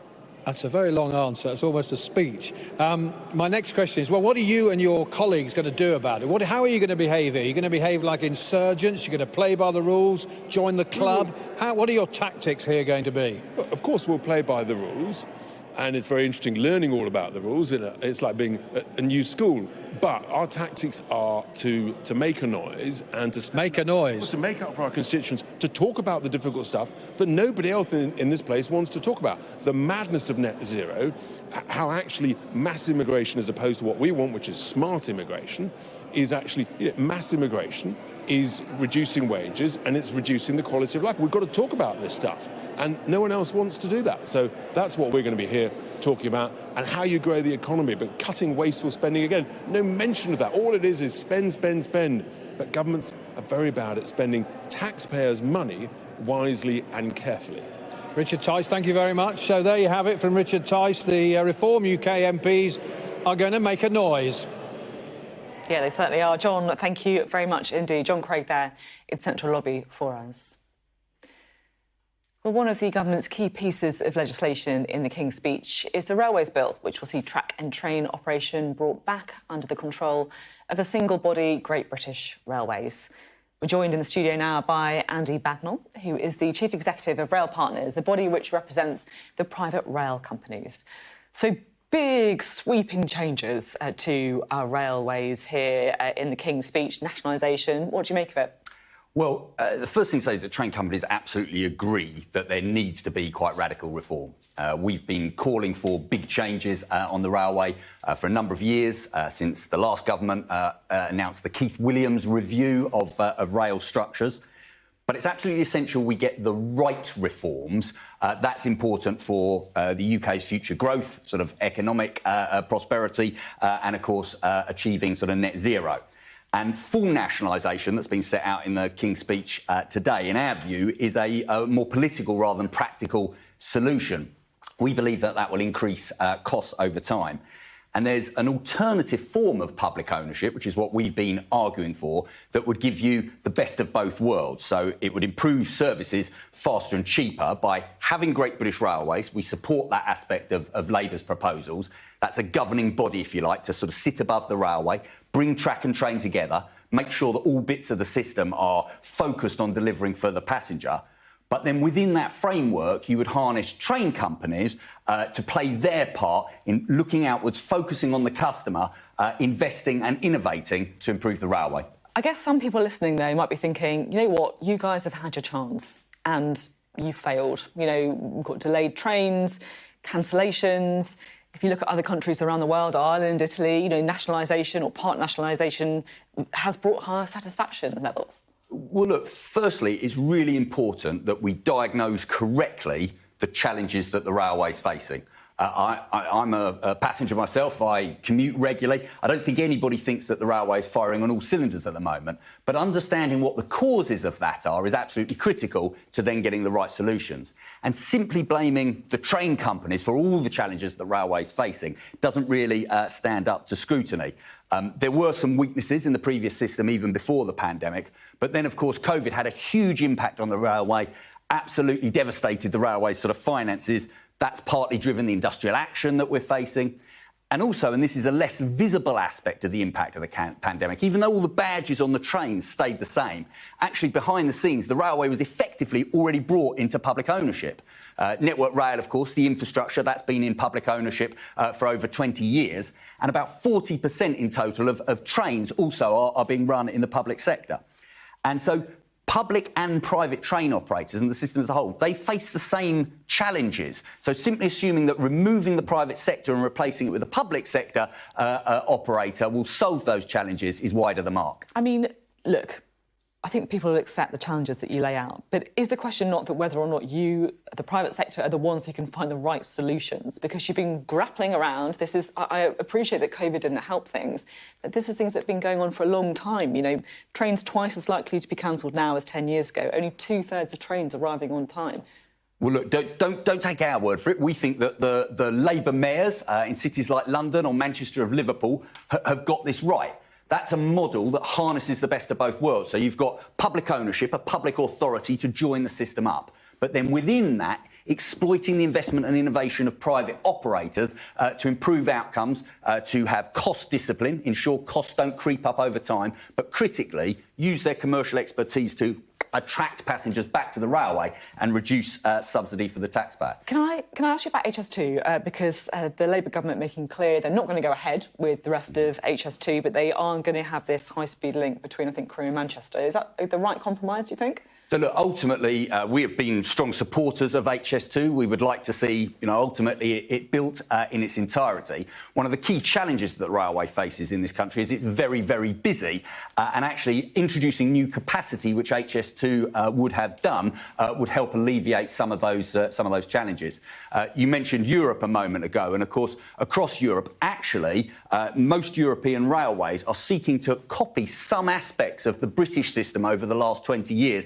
To drive better outcomes. They're liberalising their railway, so using contracted operators to provide sort of concession services, but also opening up long-distance routes to open access operators. So again, that combination of public and private is the right way to use, whether it's the existing infrastructure or infrastructure with greater capacity that HS2 would give. OK, thank you very much indeed. Good to have you on the programme. Thank you. Thank you.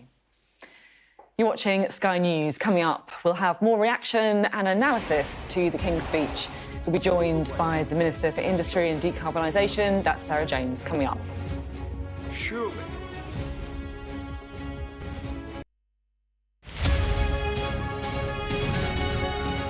I was diagnosed with metastatic melanoma 4.5 years ago, which is regarded as life-limiting and incurable. And I felt incredibly isolated. I didn't know anyone else with melanoma or anybody with stage 4 cancer. And during lockdown, when I had my treatment, I found some online groups, and I found the power of sharing stories and hearing other people's stories gave me hope. So I decided to try and collate some other stories of cancer and hope to help people not feel alone. We have a number of stories covering a range of different cancers. There's about 13 different cancers. My story is in there. But we have stories of people who have set up charities. There's a very good friend of ours, Kate Rackham, helped set up a breast cancer awareness charity. Nicola Nuttall has shared her story of her daughter Laura, who unfortunately was diagnosed with glioblastoma. And we have a number of stories from people that I knew and then people I got to know through social media and introductions. Chris Bryant features in the book, and he name-checks you as well in his story when he first talked about his melanoma when he was diagnosed a few years ago. And each story has the theme of hope at the centre. Within the book, I talk about people being affected by cancer, whether that's directly, I have cancer, but my wife, my friends, my family, they're all affected by cancer. And yes, you're right, unfortunately, some people are given terminal diagnosis, but there's always hope. If we look at Laura Nuttall and what she achieved in the 4.5 to 5 years after she was diagnosed, she has given so many other people hope. And when I was creating the book, it was important to include stories where not everyone lived happily ever after, because that is the unfortunate reality of cancer.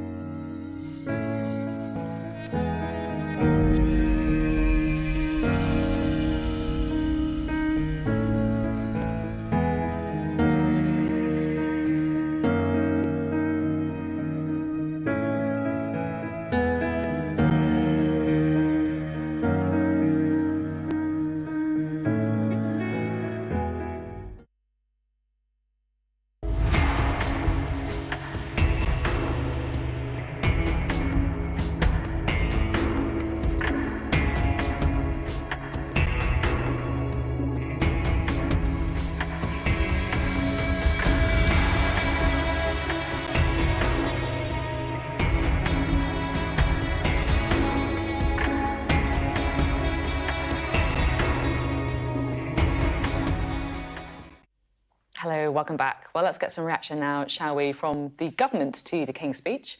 We're joined by Sarah Jones, who is the Minister for Industry and Decarbonisation. Good to have you with us.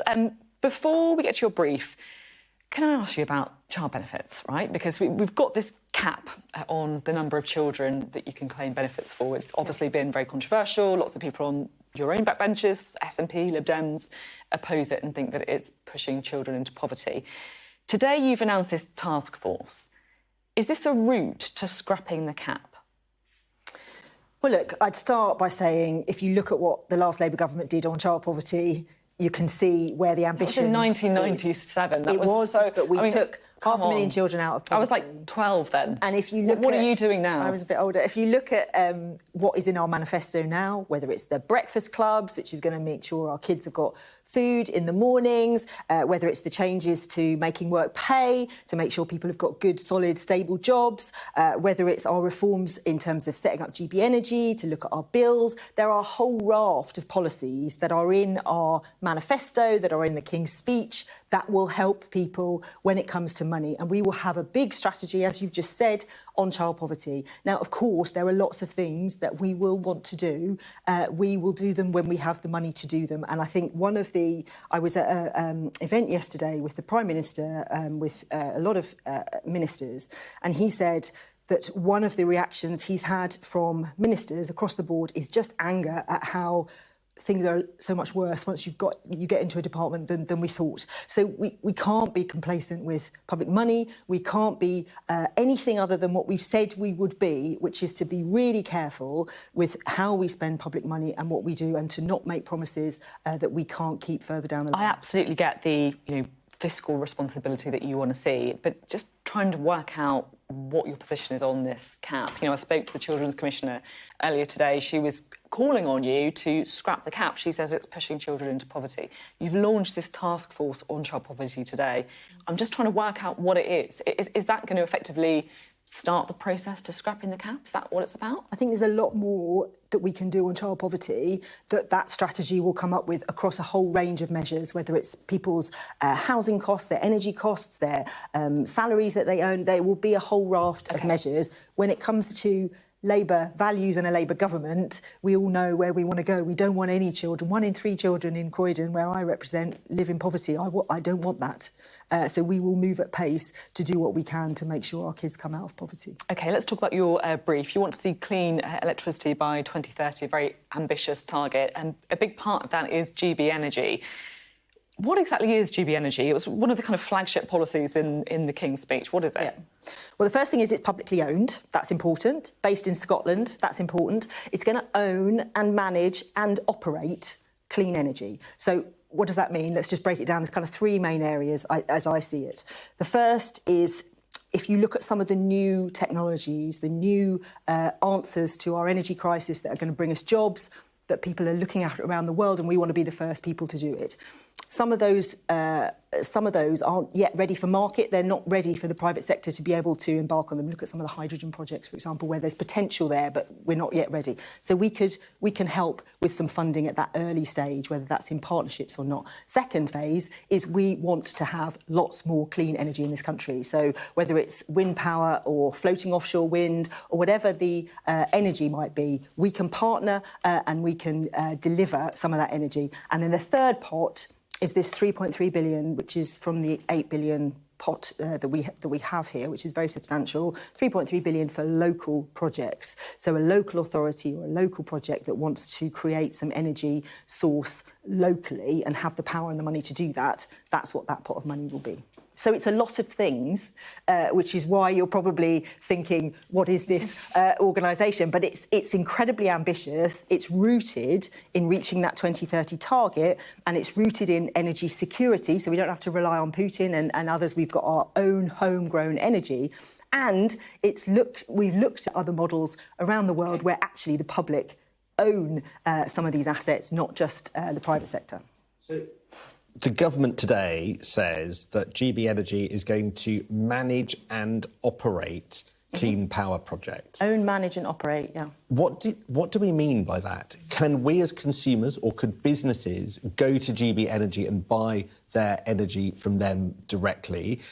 Or is this simply largely about funding? What exactly is the role of the government here? What exactly does GB Energy do? Well, as I said, for these small sort of start-up projects that are beyond, that are not at the point of being commercial, we can help seed fund them. For the bigger energy that already exists that we want to build at scale, there will be different models, and I think this is really important. There will be different models. So we won't be like a big energy company where I can say I want to buy my energy from GB Energy. This will develop over time, and this 8.3 billion will be there as the capitalisation in the first instance to deliver these projects. But my confusion is that government documents say that you're going to operate these projects. But you're talking about investing. You're not talking about operating it. Is there going to be a government official or a Quango official or somebody as part of GB Energy who is saying, this is the amount of energy we're going to deliver today, this is the price that we're going to set, this is how it's going to work? Because that's what operate means today. And if that's true, that's an extraordinary intervention in that market. It sounds like you're going much further than we were expecting. I think it's not further than you were expecting. I think what I'd say is if you look at something like EDF, the kind of French state-owned company, we are not going to go straight from a point of having no public ownership in this space to suddenly owning and running everything. That is not the point here, and we are not in the business of trying to compete with some of the other energy providers. What we're in the business of is trying to leverage in private sector funding, trying to make sure we're building the right energy in the right places to create the right jobs. And we have things like the British Jobs Bonus alongside that, which is another fund that will make sure we're developing projects in areas where we need it. But it will do all of these things, and I can assure you that the Prime Minister and Ed Miliband will also be, telling us very soon and setting these things up very soon, the structures, and you will hear a lot more about what it can do. We are out of time. Thank you very much indeed, Sarah Jones there. You're watching Sky News. Coming up, I'll be speaking to the former head of Scotland Yard's Royal Protection Command after the police arrested some protesters ahead of the state opening of Parliament.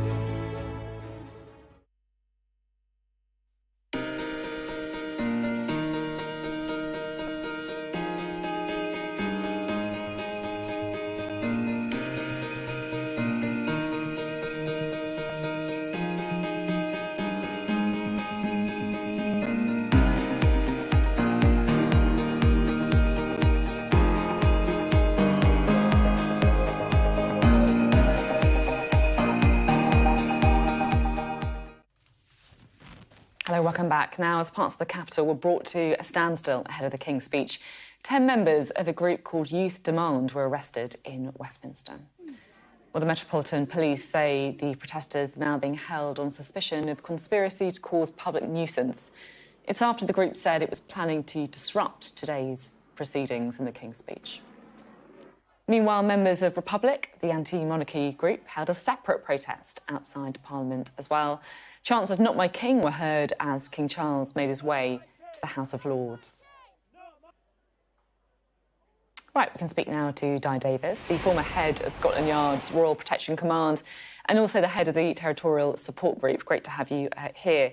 What kind of considerations will be made when taking into account security for these kind of events?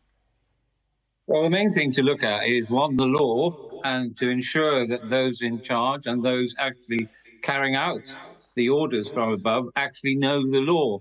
And again, there's been some confusion lately because of the High Court have ruled that certain elements of the Act that came out in 2023 actually don't apply. They're illegal. So the poor old police have to go back and look again at what legislation, and clearly they've come up with conspiracy to cause a public nuisance. That in itself was discussed back in 2015 by the eminent law lords, and they came to the conclusion there's both a civil act and a criminal act. And I think they've used that because these protesters, as I understand it, certainly the Youth Demand, actually articulated that they intended to cause disruption, that they were going to be, frankly, reckless. And as a consequence, as I see and understand the law, that allowed the police to take the action that they have. With regards to the anti-monarchists, again, they're allowed to do that. They're allowed to express their opinion. And as far as I was concerned, that no offence was committed there, as far as I could see.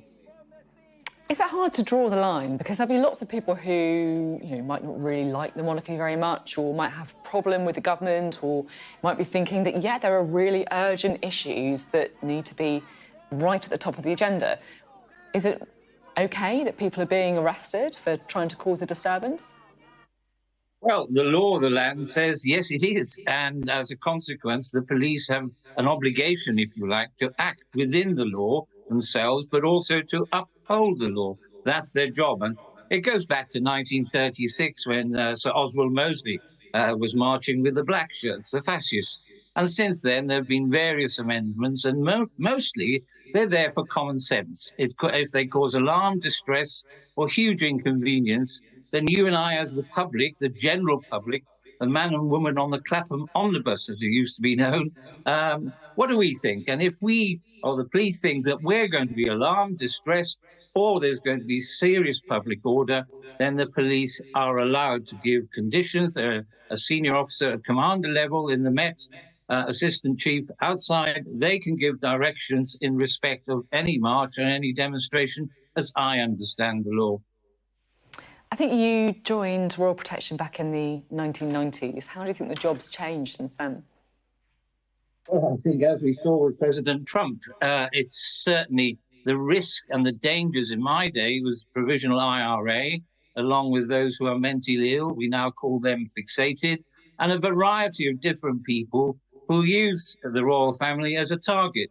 And that's still the case. So I can't put a hand on my heart saying that couldn't happen in this country. And again, as we've seen with MPs, particularly female MPs, I think it's right that we look again at how we protect both the royals and indeed MPs, particularly female MPs, who deserve even greater protection perhaps than some of their colleagues. But again, it's a job you can never rest, and it's a job that you have to take incredibly seriously and also know your history. And that's what surprised me in America.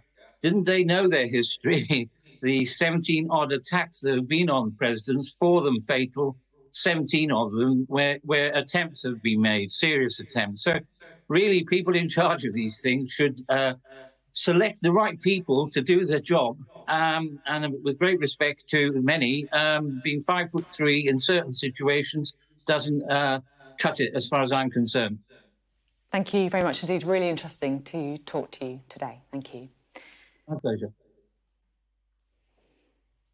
Well, I just want to return to the King's speech and dip into a little bit of reaction to it as well, because one of the people who I've had my eye on is John McDonnell, the ally, of course, of Jeremy Corbyn, former Shadow Chancellor. He has spoken out against the government's position on that cap on the number of children you can claim benefits for. So let's have a listen to what he's been talking about in response to today's King's speech.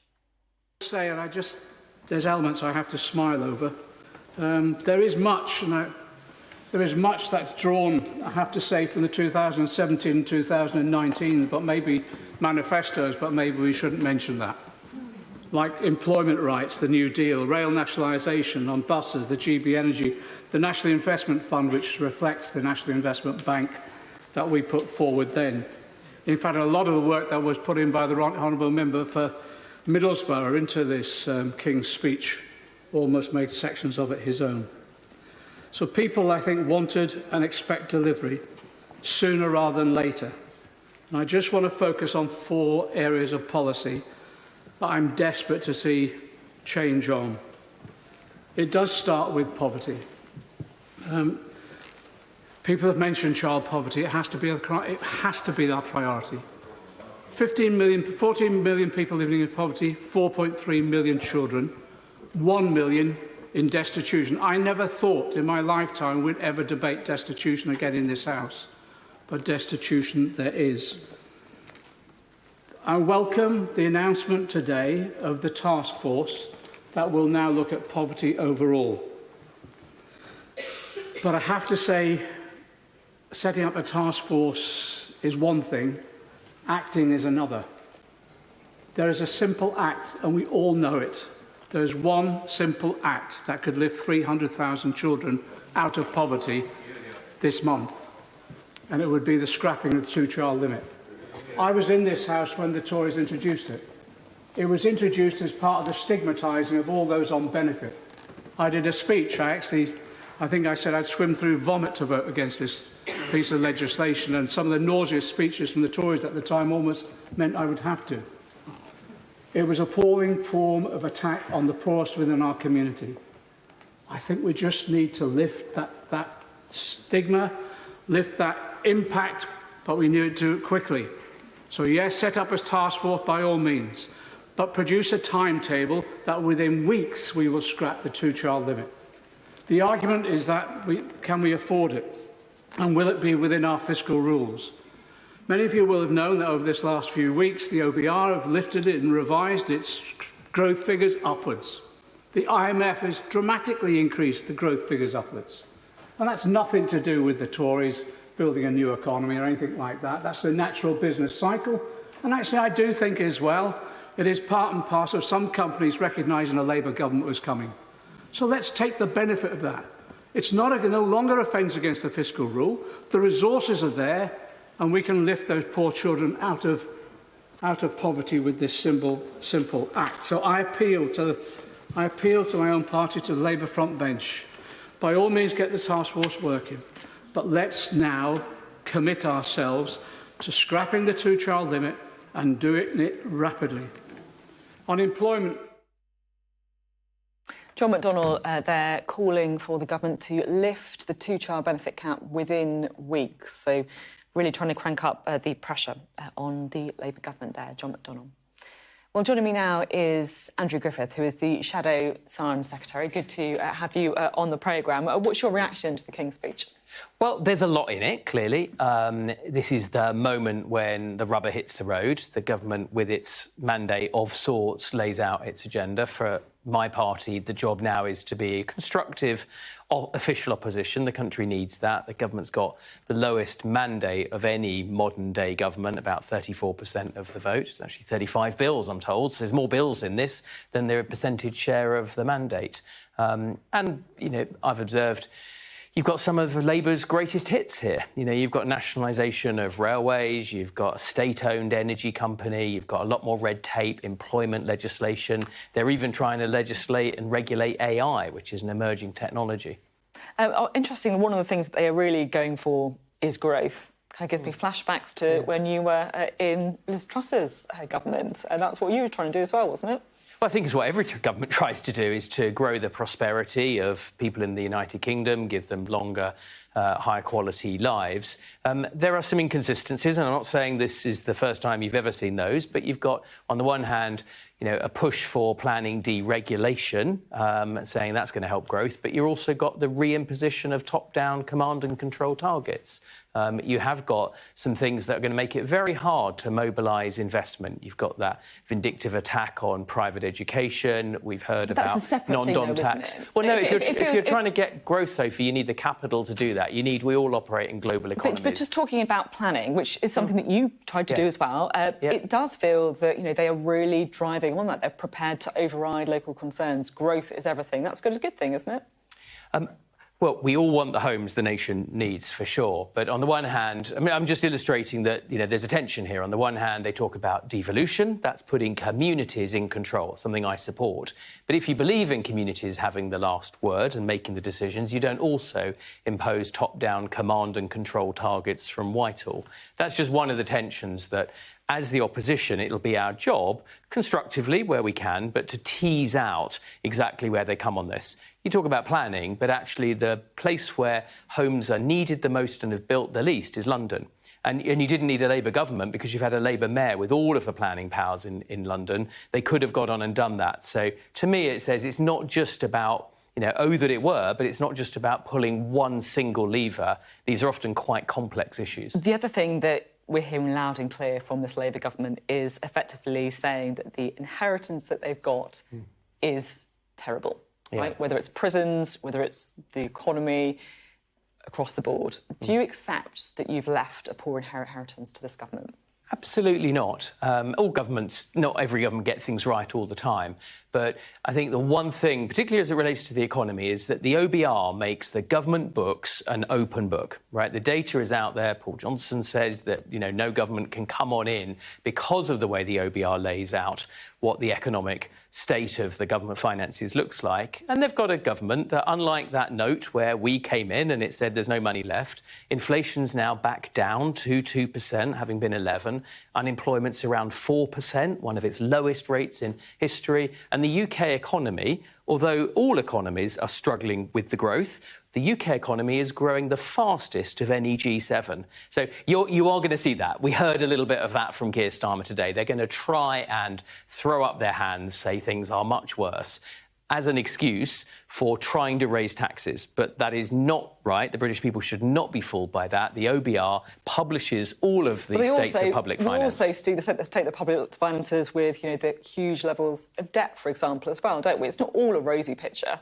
No, and I'm not saying that at all. But what the picture is, Sophie, is exactly the picture it was 6 weeks ago and 8 weeks ago and 10 weeks ago, because of the way that the OBR publishes in clear and plain sight the state of public finances. Both parties presented a set of balanced decisions at the election. So I think the one thing, and it's particularly true of the economy, but there's lots of government data on a lot of states of the government-delivered public services, but particularly true on the economy, where you've got the independent OBR. Nobody should be coming in and saying it's worse than we thought. It's exactly the same as it was at the start of the election. We are out of time. Thank you very much. Good to have you on the programme, Andrew Griffiths there.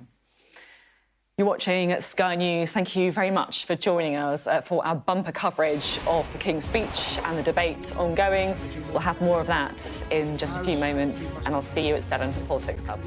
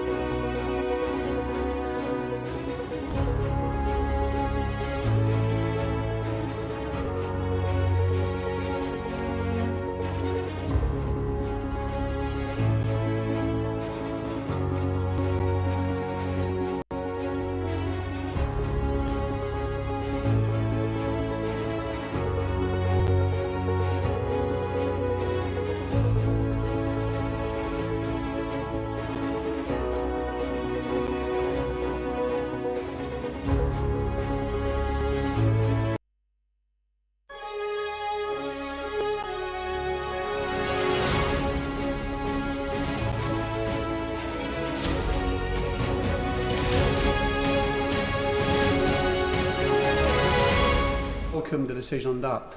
On the announcement to implement a Hillsborough law, this is something I think is really, really important, and it places a legal duty of candour on public servants and authorities.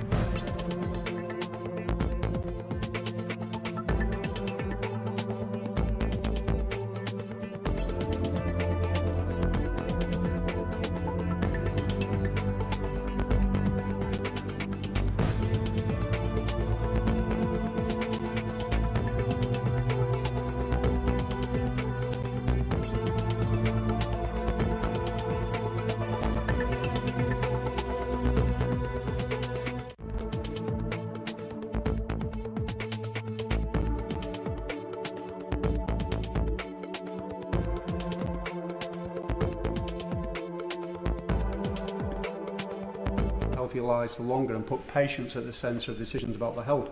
But I want to just raise as well, there's a massive challenge in terms of children's mental health waiting list and children's mental health services, the Children's and Adolescent Mental Health Service itself.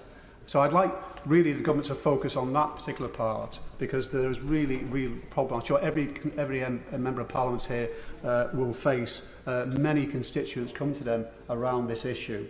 But also the issue about suicides. And having a proper policy and a plan to try and do all we can to reduce that, particularly amongst young men. So I welcome any changes and involvement the government is going to take place there.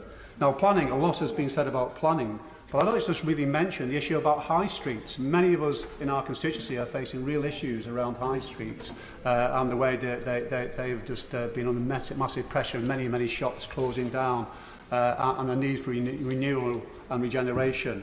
So I hope that part of the planning bill will actually look at that. I of course welcome the reform of the bus service and bus system, because many communities actually, particularly over this last 10-15 years, have become more and more isolated because the bus services are being cancelled or reduced. So I hope, again, with this change in policy, we can actually make some improvements in many communities who do feel isolated across this country, not least in my own constituency of Widnes and Hale Wood. Now, in the King's speech, the government made a very clear commitment to NATO and said that remains unshakable, and it will maintain a strong armed forces, including a nuclear deterrent. And I welcome that from the Prime Minister and the government. Now, the Strategic Defence Review, which has been commissioned by the Prime Minister and was overseen by the Defence Secretary, is very welcome indeed, and it is a root and branch review. Now, those of us who've been around here for some time and actually put up with a Conservative government which has let down the armed forces and actually put our defence and security at risk in this country will welcome this review. Because we have to look at the state of what the situation, we've got the smallest army since Napoleonic times. Even the previous Secretary of State, a Conservative Secretary of State, said the armed forces are being hollowed out. We've got a shortage of munitions. There's major problems on procurement and wasted money that needs addressing, and that I'm sure will be a priority of this new government.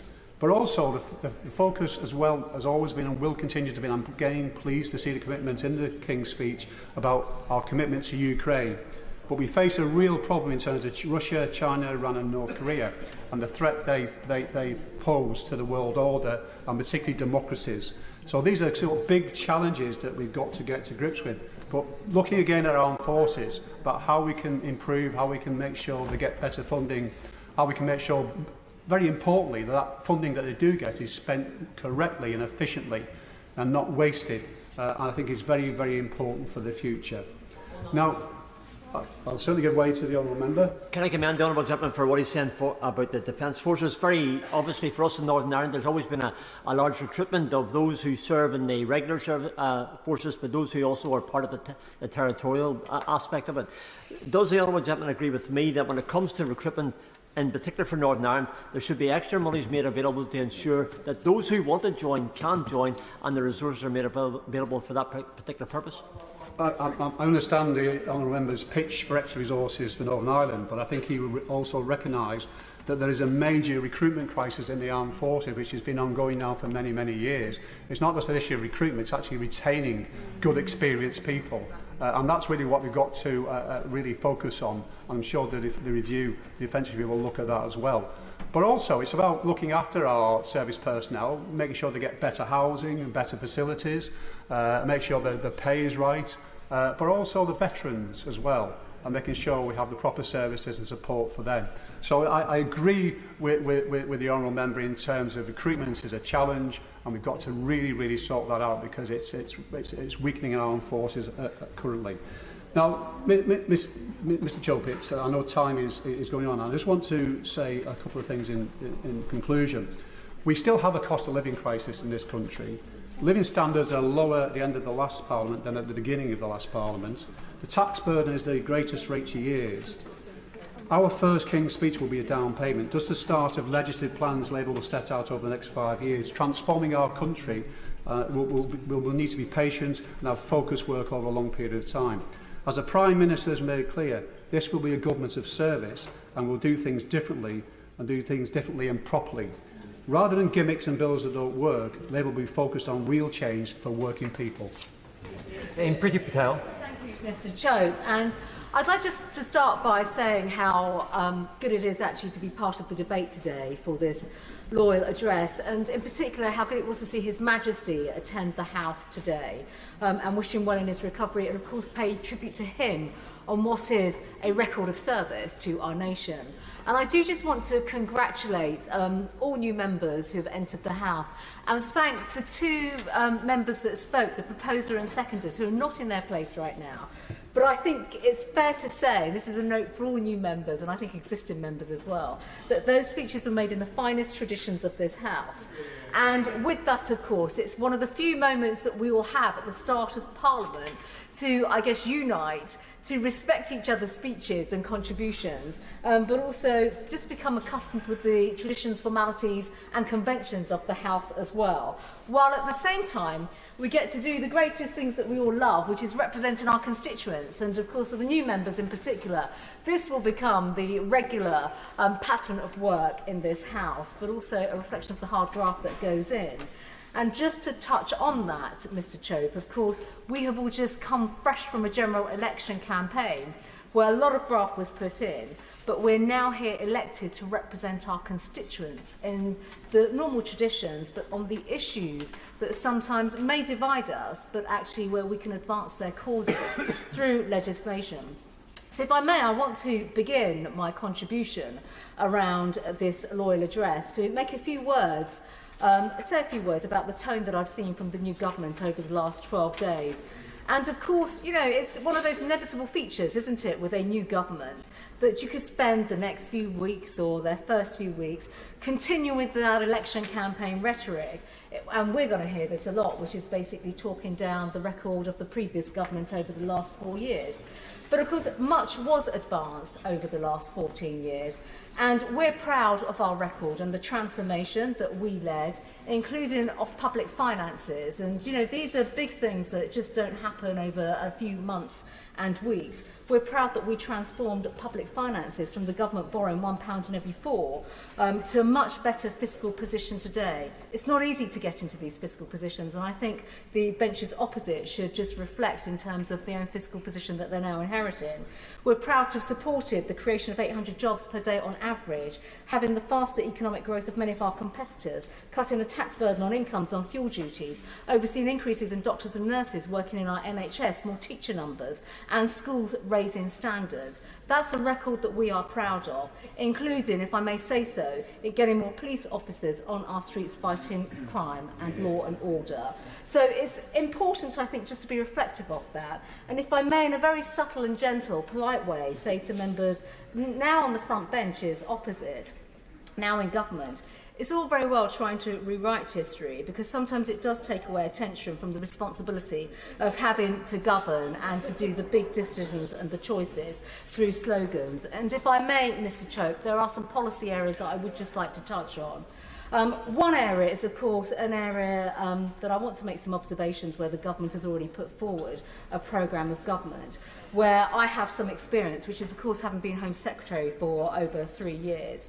We've heard already quite a bit on immigration and crime, but we haven't seen the details.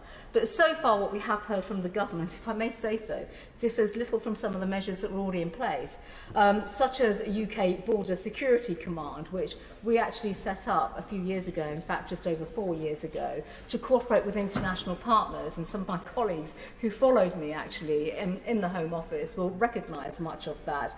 The need to take action in the Channel, but to work with our intelligence and security agencies to do so. The appointment of a clandestine Channel Threat Commander, the establishment of joint interagency task forces. These are already or were in place and set up by the previous government. And of course, I do want to commend the work of our international law enforcement agencies and our international partners. They work through exceptional, at an exceptional level, but also work to save lives. And I think we should just reflect on that, because it was only last week we saw more lives lost in the Channel again. But also when it came to tackling robust measures on criminal gangs, county lines, putting safer streets policies together and actually protecting our constituents, some of which, if I may say so, Mr. Chope, were opposed by what is now the government when they sat on these very benches.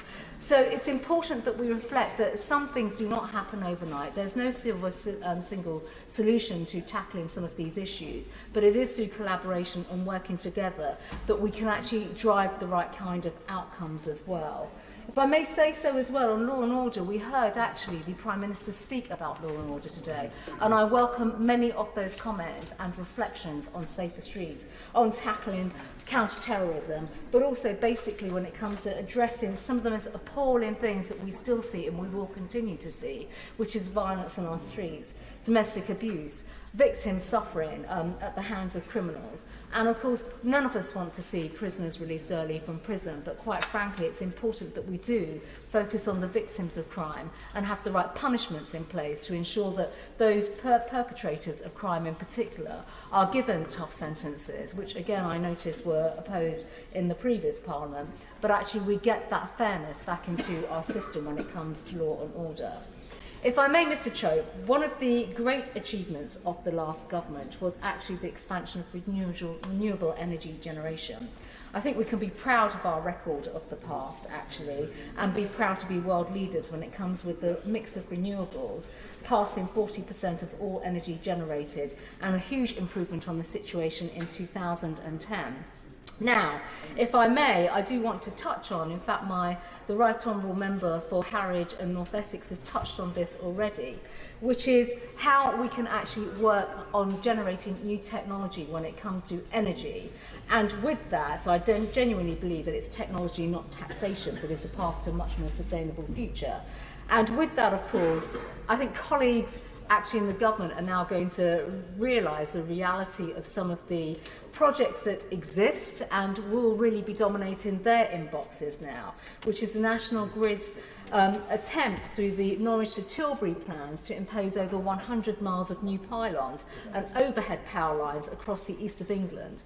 The National Grid are pressing for these proposals. I and my right honourable friend, the member for Harwich and North Essex, are working basically to find alternatives through technology and looking at how we can actually upgrade the grid by not destroying the countryside across East Anglia. And there are farmers, there are local communities, there are community facilities such as White Notley Football Club who will lose community football pitches to bring in pylons across these constituencies.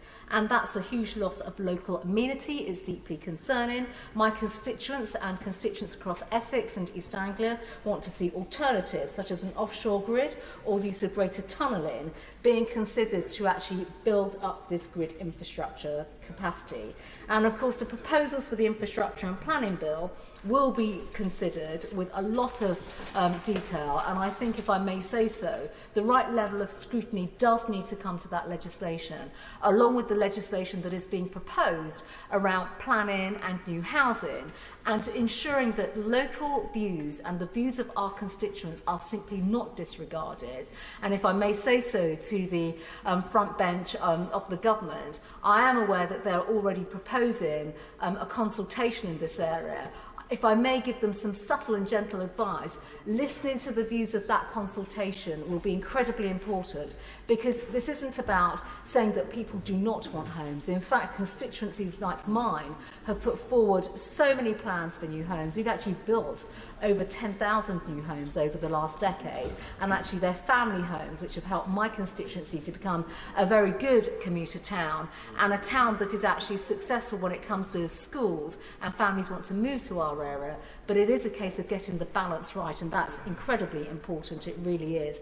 In the minute that I have left, I do just want to basically make a point about economic growth.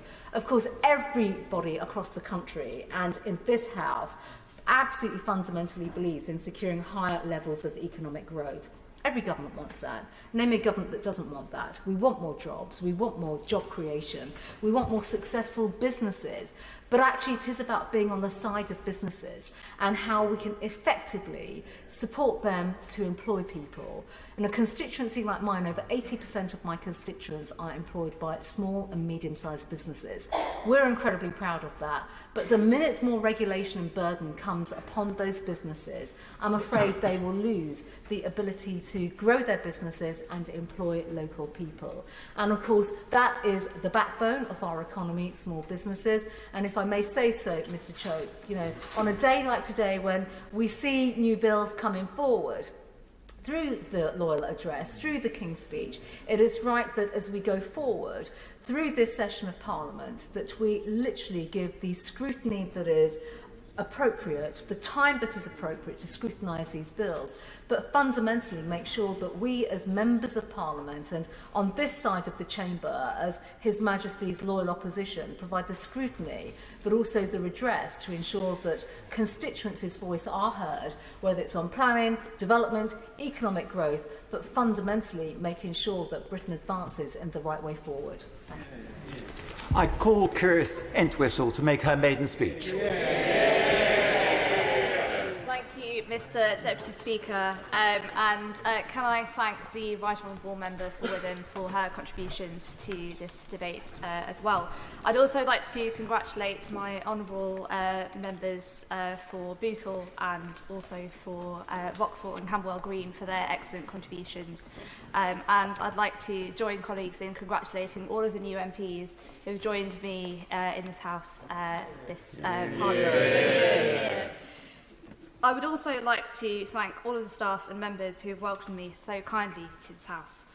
As a new MP, I want to reach across the political divide and find the things that unite us all.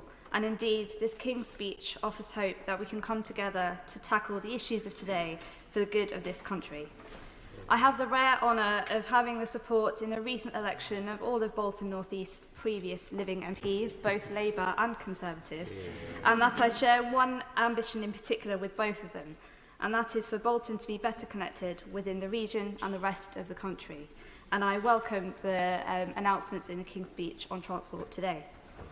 Sir David Crosby had a long-standing interest in improving the railways in our region, something I hope to continue work on, having experienced cancellations on day one, travelling down this place. Sir David has been a great mentor of mine, and I hope to build on his legacy and do the people of Bolton North East proud. I wish him, his wife Enid and their family well, and cannot thank them enough for their ongoing support. My predecessor, Mark Logan, who has as thick a Boltonian accent as mine, aspired to work hard to make the required metro link from Bolton to Manchester a reality. We have a shared vision in improving connectivity for the town neither of us was born or bred in, but one that we both call home. I hope to work with our ambitious Metro Mayor for Greater Manchester in making this vision a reality, and thank Mark Logan for his service to the people of Bolton, and indeed his support during my general election campaign. I also wish him and his family well. I am the new Member of Parliament for Bolton North East, the first woman to represent this great constituency, the first Ahluwalia in Parliament, and I had also hoped to be the first Entwistle. However, Major Sir Cyril Fullard Entwistle, and I thought Kirith Kaur Ahluwalia Entwistle was long, beat me to it in 1918, and indeed he later returned to represent the great town of Bolton in 1931. Mr. Deputy Speaker, Sir Cyril and I share some similarities. He was born in Bombay in 1887 to a cotton manufacturer and came to Bolton, where he was educated at Bolton Grammar School in my constituency. How fitting is it then, Mr Deputy Speaker, that all these years later, a second-generation Indian immigrant would move to Bolton, settle down, and then represent our great town in Westminster? Sir Cyril was also an early advocate for equal rights, introducing the Matrimonial Causes Act 1923 as a private member's bill to give women legal equality in divorce cases. We have come a long way since then, as a nation and society, in improving the rights of women and those from ethnic minority backgrounds, such as myself. It is my hope that I can go further during my time here and support great initiatives like the Pregnant No Scrooge campaign, play my part in closing the gender and ethnicity pay gap, improve parental rights, and continue to shape a country that is more accessible, accommodating, and inclusive. Bolton is a town of great innovation, entrepreneurship, and industry, with it being the birthplace of the spinning mule invented by the late, great Samuel Crompton. Mr Deputy Speaker, having had the privilege of meeting so many fantastic entrepreneurs throughout my campaign, I want to pay particular tribute to the great female entrepreneurs I encountered. Alison Angel, a female mentor who has helped women launch, grow and develop sustainable businesses, and Mrs Farida Patel, who owns the shop Mum's Mate in Halliwell, a particularly formidable woman who, alongside her daughters Nazanin and Mezzabine, go above and beyond for their local community. I also had the privilege of meeting Anita, who set up the Bolton Women in Business Awards and voted for the first time in this election and decided to put her faith in me. I also want to mention the inspirational organisation Fort Alice, a Bolton-based charity providing frontline services for people who are or have been affected by domestic abuse and violence. These women helping women, standing up and being exceptional role models in our town, Mr Deputy Speaker, are the reason I am so proud to stand here today, to tell their stories, to do what I can to support them, and to highlight the incredible work Boltonians have done and are doing. I am also the first Sikh to represent the constituency of Bolton North East. The Sikh values of seva, service for the betterment of others, and humility are visible throughout Bolton. It's in our history, and it has been woven through the very fabric of our town. Community assets like the Bolton Lads and Girls Club, the Octagon Theatre, Bolton Museum and Library are testament of this. And I will do my utmost to keep these at the heart of everything that I do here, and will do my best to protect them and restore rich heritage centres such as the Halleswood Museum. I have found a great source of pride in Bolton, Mr Deputy Speaker, and it is this pride for our great town that I wish to reflect here in Westminster. I have both the desire and the determination to improve our town, in particular our town centre, which I wish to see revitalised and renewed, and to give our young people hope and a chance of a brighter future again, and finally to see our history and heritage rightly celebrated. For this little Indian girl from the culture-rich Southall, it is a great honour and a privilege to represent this fascinating and heritage-rich town of Bolton. It is time for me to get to work on the role that the wonderful and humble people of Bolton North East have sent me here to do. Robert Jenrick.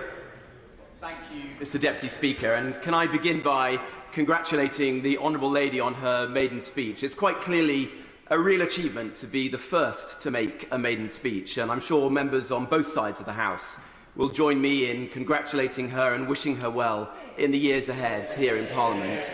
Can I welcome all new members to this House, not least because some of you make me look older, which I've been looking for some time.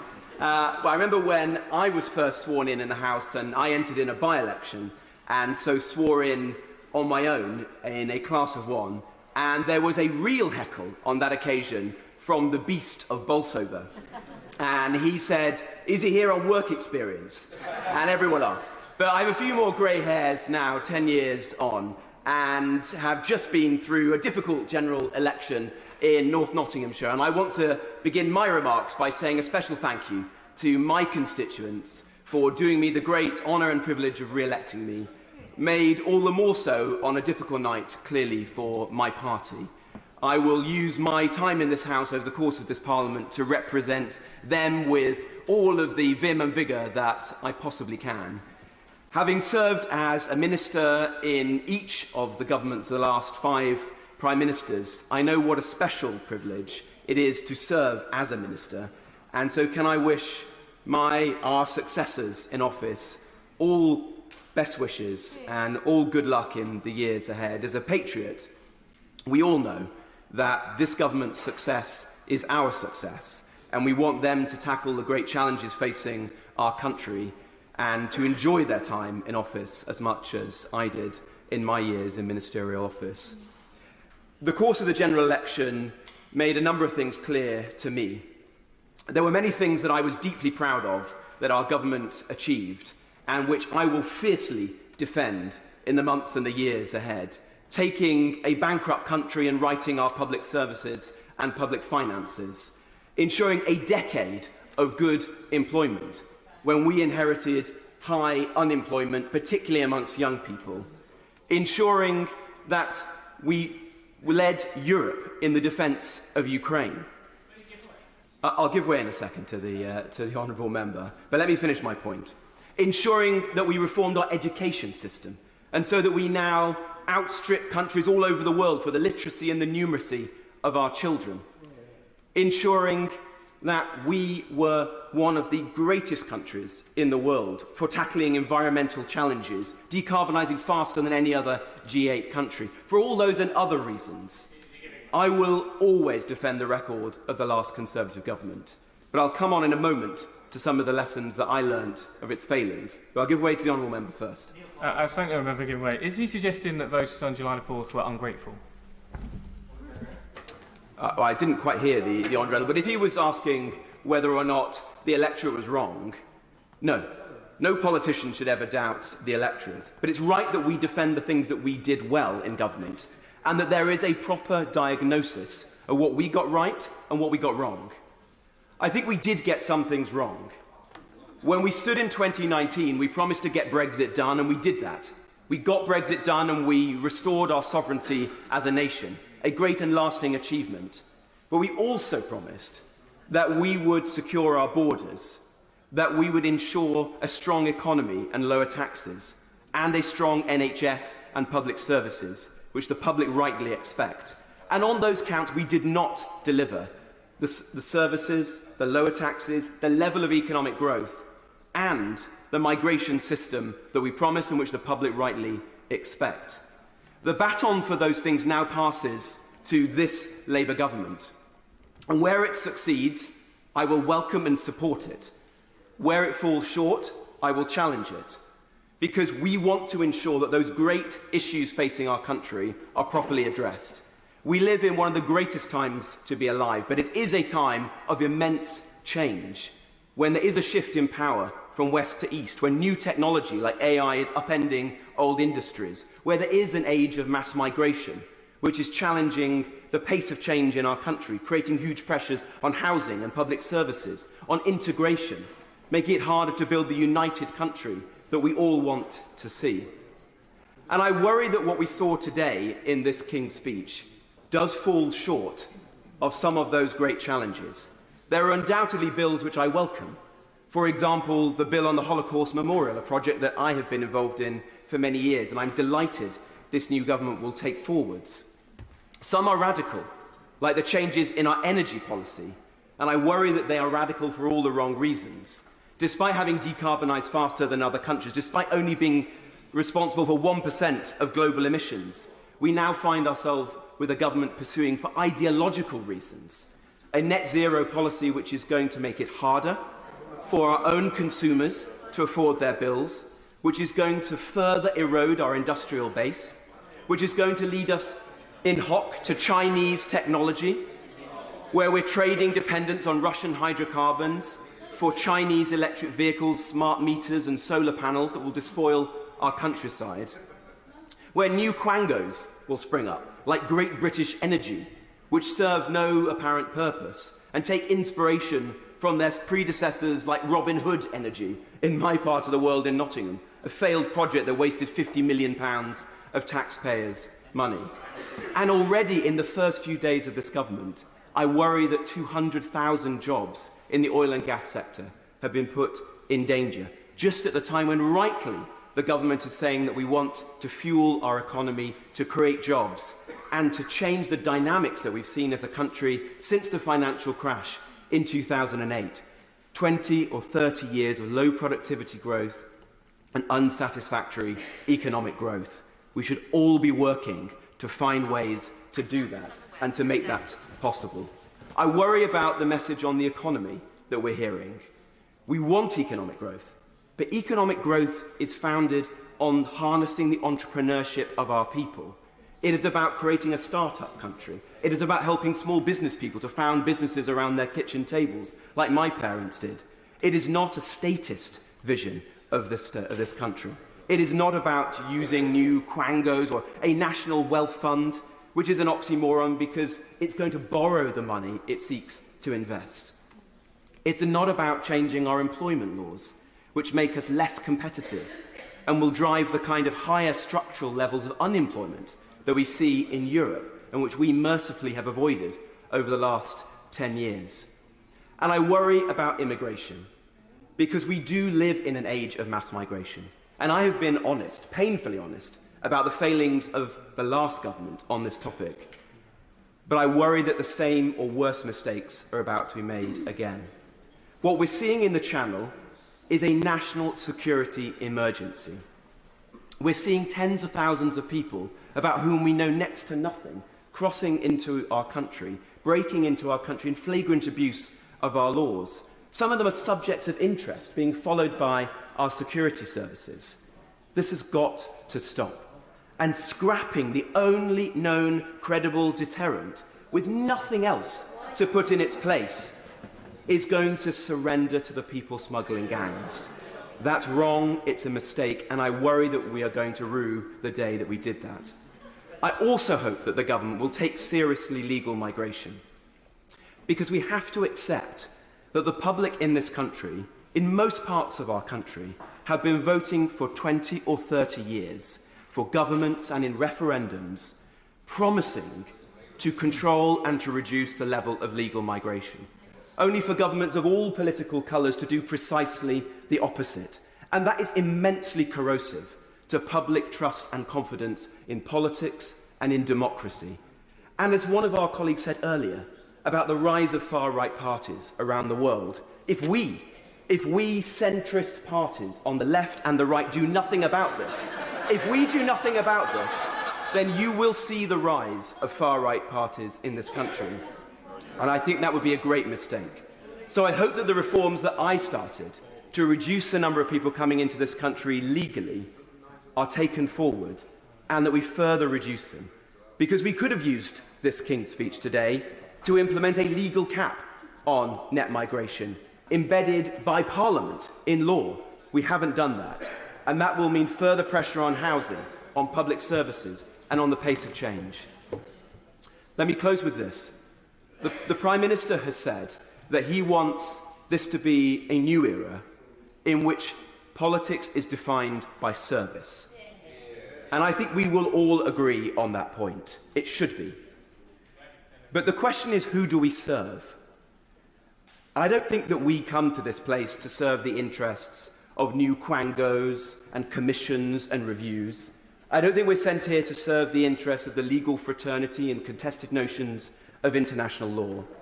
I don't think we're sent here to serve the new and worrying rise in sectarian politics, represented in this House for the first time in my lifetime, and which again should worry us. We're sent here to serve the interests of our constituents, and I choose them. I choose to ensure the working people of Newark and Nottinghamshire are always represented. And they've sent me here with a few clear messages. Secure our border, reduce immigration, lower our taxes, stop the crimes, build homes, build a more united country, cohesive, integrated, not riddled by the poison of left-wing identity politics. That's what I'm here to fight. Where this government does that and lives up to that test, I will support it. Where it doesn't, I'll fiercely challenge it. Thank you, Mr. Deputy Speaker. Sir Mark Hendrick. Mr. Chope, today's King's Speech has laid before us an ambitious and exciting vision which will benefit our country and my constituents in Prestons for decades to come. In particular, I welcome the announcement that this government will be introducing a new publicly owned company, Great British Energy. As a first step, Great British Energy will take back control of our energy supply, producing cheaper power for our country and ensure that profits go back into our communities. And as a Cooperative Party MP, I want to see more community energy companies based on the cooperative model. Not only will Great British Energy generate clean energy, but it will also cut energy bills and deliver good jobs. This news comes at a time when our constituents are desperately in need of support. For too long, they have been exposed to the energy insecurity created under the previous government, which has seen a cost of living crisis and bills skyrocketing to eye-watering prices.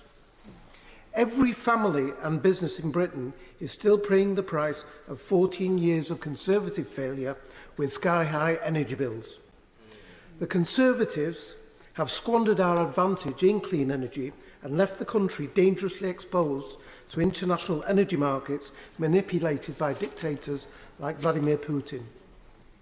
And under the plans that Labour have, oil and gas giants who have made record profits from energy insecurity in this country will now be held accountable. A windfall tax on their excess profits will benefit the entire nation, lifting the burden off the public. Working alongside the private sector, we have the opportunity to double onshore wind, triple solar power and quadruple offshore wind by 2030. This investment in renewable energy is an investment in our future. We need to harness the advantage of our long coastline along with our engineering capabilities to become energy independent once again. We need to invest in carbon capture and storage, hydrogen and marine energy to ensure that we have a long-term energy storage our country needs. We need to accelerate investment in energy infrastructure. This can be achieved by this government's Green Prosperity Plan, which involves investing in cutting-edge green technology to create 650,000 jobs in the industries of the future by 2030. The previous government was slipping more and more towards climate denial, but it is critical now more than ever that the UK commits to our future by doing all that we can to achieve net zero, setting a good example to the rest of the world. Mr Chope, I've been extremely fortunate to experience firsthand the progress that has been made in this over the years. As somebody who worked as a professional electrical engineer before entering full-time politics, I've always been very conscious of energy consumption issues and their impacts on the environment. I also served as a member of the European Parliament, where I sat on the Environment and Consumer Protection Committee, where we helped develop the European Emissions Trading Scheme. I'm very strongly in favour of clean energy and our mission to move towards a clean energy transition as a matter of urgency. Under the previous government, I sat on the Energy Security and Net Zero Committee from its inception, where I worked with colleagues to hold the then government to account and focus on the issues so acutely felt by the public, in particular with their soaring high energy costs. And during the Blair years, as a PPS to the former member for Derby South during her 3 years as Environment Secretary in the Cabinet, I became extremely aware of the crucial importance on reducing emissions as quickly as possible. And indeed, when the former member for Derby South became Foreign Secretary, she achieved the huge goal of placing climate change onto the UN Security Council agenda for the first time. Since then, the seriousness and urgency of the global challenge of climate change has only accelerated. It's not just a green issue now, it is a security issue. I'm proud and energised by the fact that this government is committed to tackling climate change and doing so in a way that brings the public with us and encourages international collaboration. By creating jobs and opportunities that stimulate the economy and slash energy bills, we are ensuring that together we can become a clean energy superpower, become energy independent, reach our net zero goals and secure our future for generations to come. Thank you, Mr. Chair. Robertson.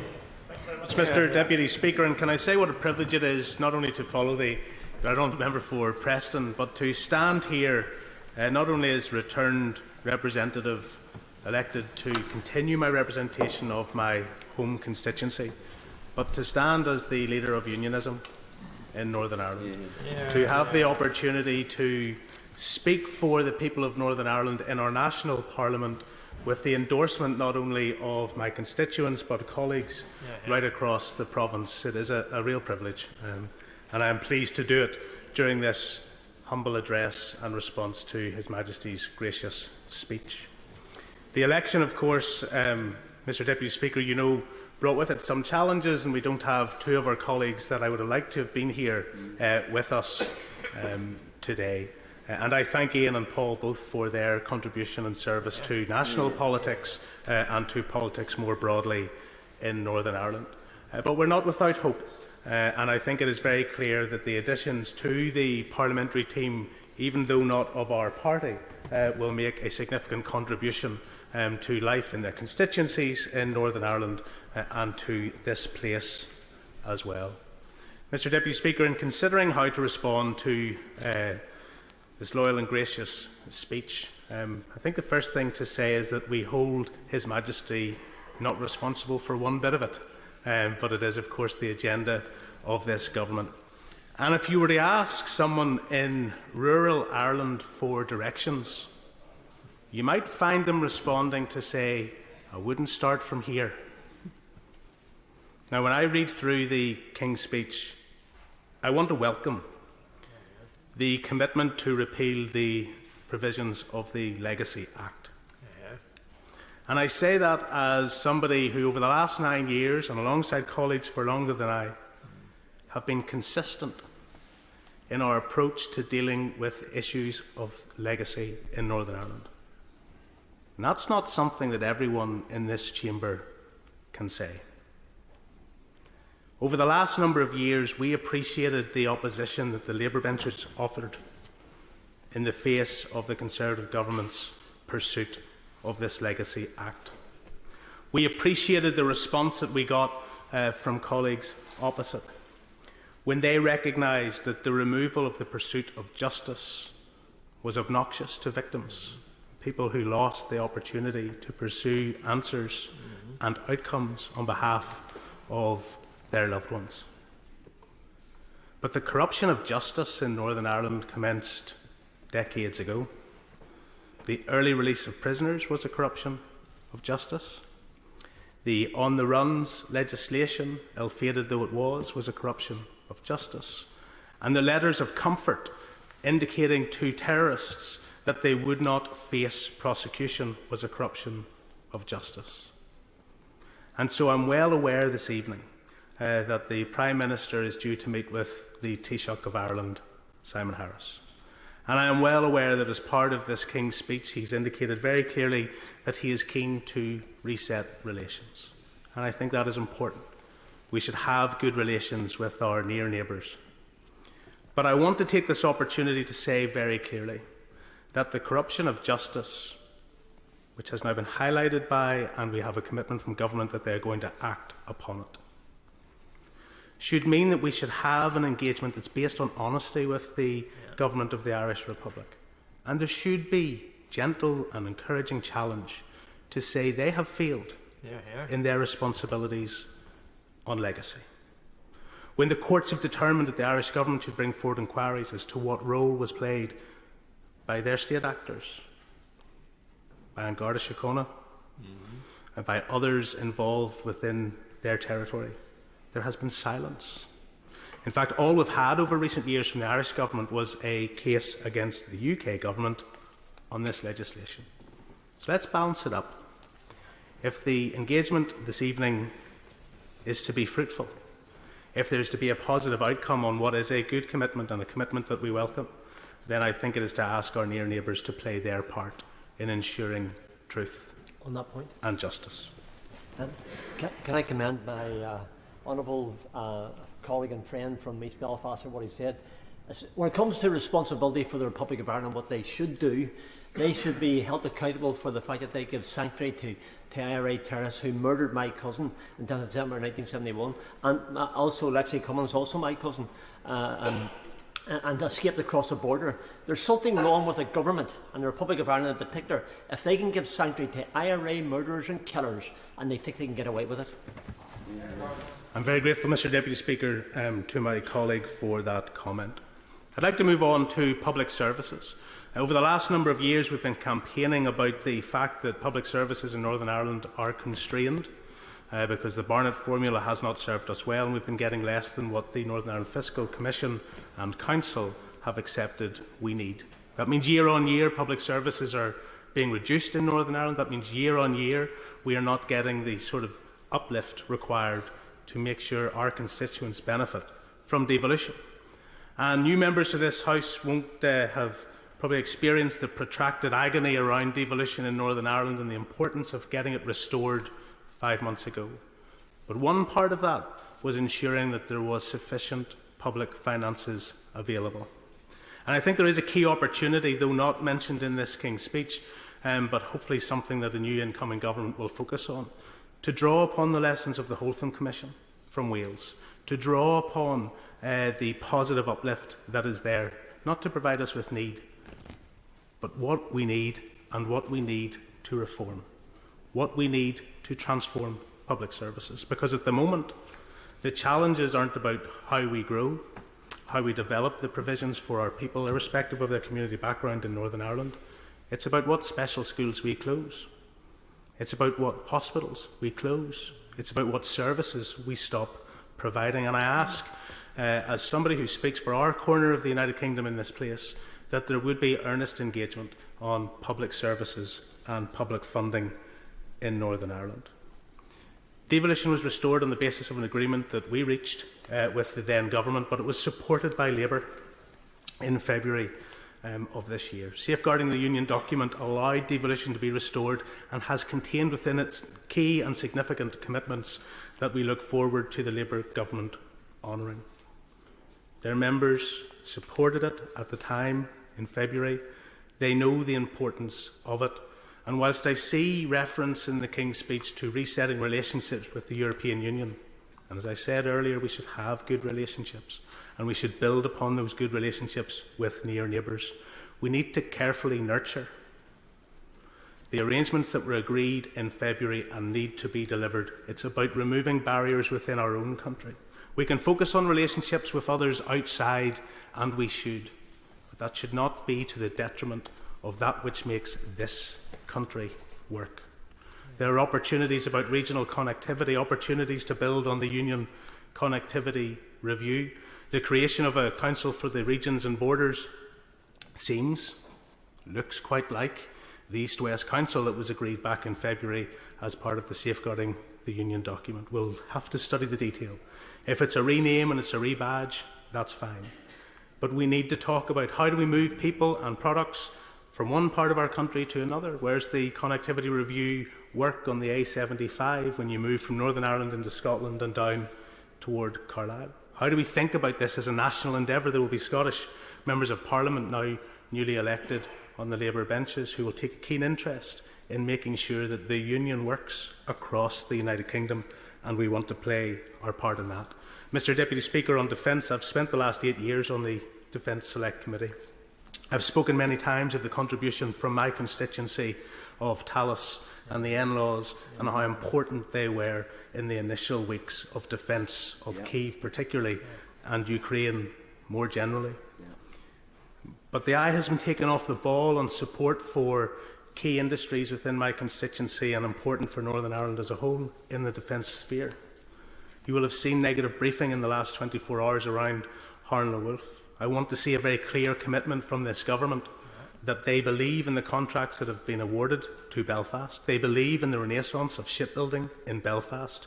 They adhere to the commitments of the National Shipbuilding Review that talks about building skills and opportunities throughout our United Kingdom, and that irrespective of the ups and downs, highs and lows of any individual company, that the aspiration and the economic benefits of retaining shipbuilding and growing the shipbuilding capacity in Belfast is highly important.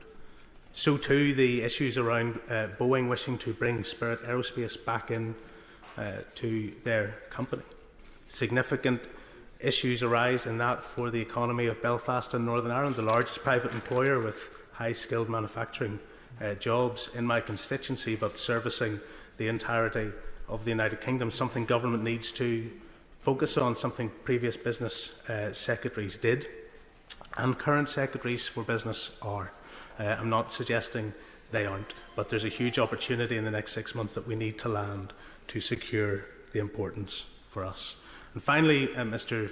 Deputy Speaker, because I realise I'm going beyond what is the suggested time limit, there is a proposal here for a football regulator. Good. And we'll have the debate in the next number of weeks and months, probably by the Honourable Member for Strangford, as to whether that's a football regulator for England or in this national parliament, whether that's a football regulator for football within our country.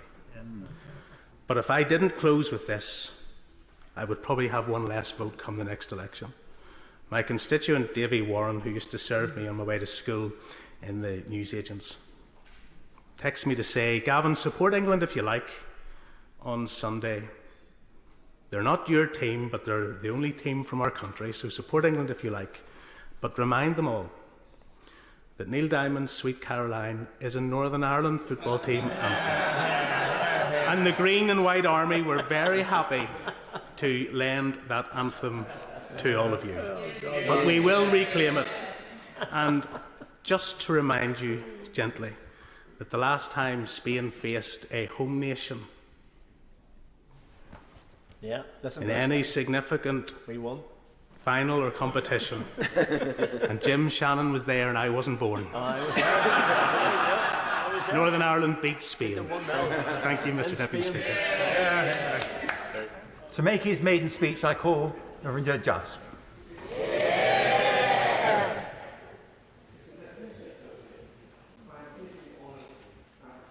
To represent the new constituency of Wolverhampton West.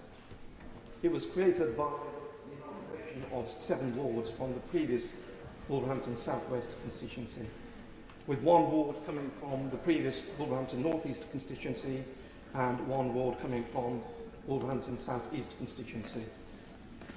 As with so many other places in our country, housing is a major issue in my constituency. I'm pleased to note the housing measures set out by His Majesty's government in the gracious speech. Our country faces a growing housing crisis. In the year to March 2024, the number of new homes started by builders in England was about 135,000, a 22% fall on the previous year. Housing completions in England were only about just over 153,000 units, representing a 12% annual fall. Moreover, planning applications have fallen.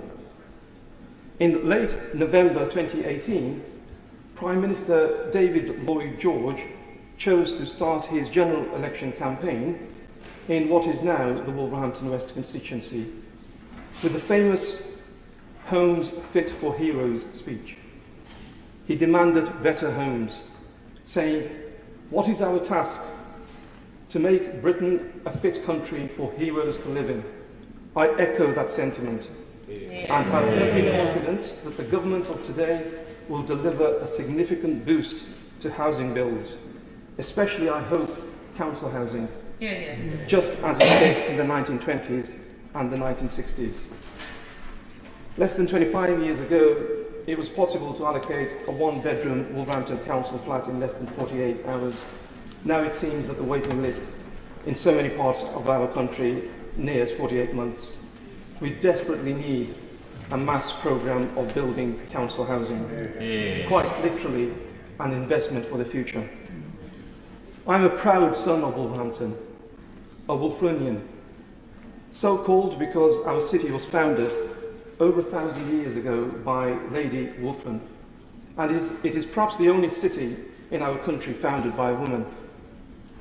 I have lived in the city that I love since arriving from East Africa at the age of 4. I went to school in the city, went to college there, went to university, did my law degree, did my professional exams there, and did my legal training in the solicitor's office in the city to begin with. I've spent my working life as a social justice lawyer in the great firm of Thompson Solicitors, focusing on work for trade union members and on clinical negligence cases. Wolverhampton has a long and proud tradition of manufacturing, formerly being home to the renowned companies such as Sunbeam Cars, which held the land speed record, and Guy Motors, and incidentally my father worked on a lathe machine at Guy Motors. The constituency also contains the headquarters of Marston's, a big pub chain whose brewery in this month is being sold to Carlsberg, and I wish to work with others to encourage them to continue our city's 149-year tradition as a major brewing location. Our city has a fine tradition of assisting the disadvantaged. For example, headquartered in the constituency is the Haven, which is the second oldest charity in the country, providing refuge accommodation for women and children escaping domestic abuse. We are also the head office of the excellent Refugee and Migrant Centre, a national centre of expertise. I'm a long-standing and active trade unionist and on the Executive Council of the GMB. And I'm always conscious that the first national union agreement with an employer for an 8-hour day was actually signed in Wolverhampton in the 1930s. Those who are unfortunate enough not to know Wolverhampton are often surprised as to how much our city has to offer. We have a Premier League football team, Wolverhampton Wanderers, the Wolves, and I'm a proud wearer of the Wolves badge as well. I'm fortunate enough to have a season ticket at the club with my son. And in this week of English football, and our England players did us proud, we have achieved so much as an England football team. Bearing that in mind, I recall that for many years, Tan Pullis, who lived in the city whilst he was the England manager. And I also recall the great Wolves player Billy Wright, who captained the England football team on the most occasions. And we have a statue of Billy Wright in the city centre stadium, the Molineux.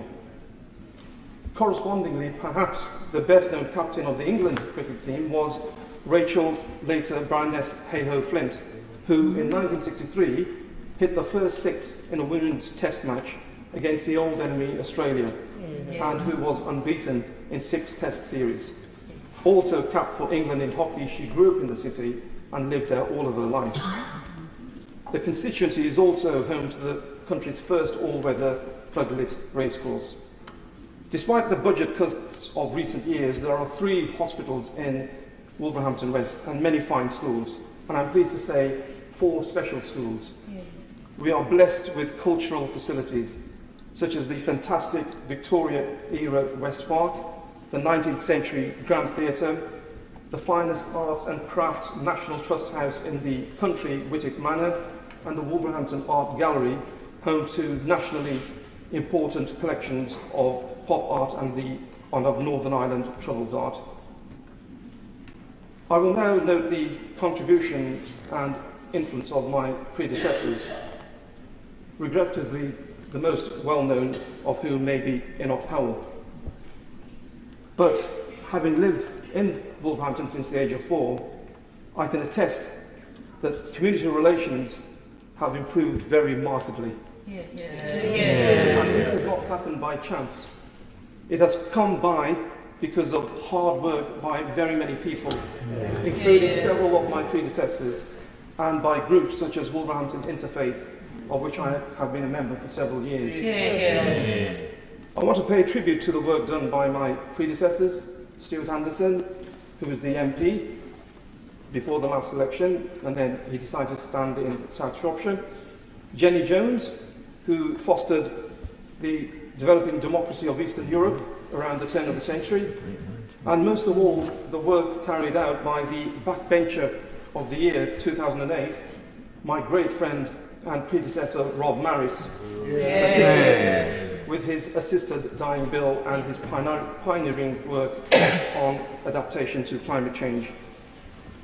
I have to say that Wolverhampton is underrated. It is a great place to live and a great city. I am sure that the measures set out in the gracious speech will help it to become greater still. Liz Saville-Roberts. Diolch yn fawr iawn, Darpar Lefarydd, Sir Trope. This morning's King's speech was a different sort of gracious speech to that which some of us are accustomed to in this House. And it was heartening to hear some positive proposals which I look forward to debating, such as measures to address the need for long overdue improvements to employment rights, reform to the archaic House of Lords, and the extension, of course, of VAT to private schools. I particularly look forward to working together on the issues arising related to violence against women and girls, and was very interested in hearing the Prime Minister name some activists in this area. I would like to put on record the name of Rhiannon Bragg of Rosgadvan in my constituency, and the work that she has been doing after the experiences she suffered at the hands of her offender. And I also would like to mention Elvin Clwyd, my predecessor, and the work that he did in stalking legislation, which I hope we will be able to strengthen. But also, of course, considering Labour's message of change, I was disappointed not to hear legislation addressing the inadequate present funding framework that leaves us shortchanged in Wales, which we have heard, of course, about as the situation in the north of Ireland, and where I believe there has been further steps taken than have been done in Wales. And while Labour's government in Wales has been distracted by internal party politics, Plaid Cymru has reiterated our clear and credible call for fairness and ambition for Wales. This means, of course, a fairer funding deal so we can properly invest in our public service.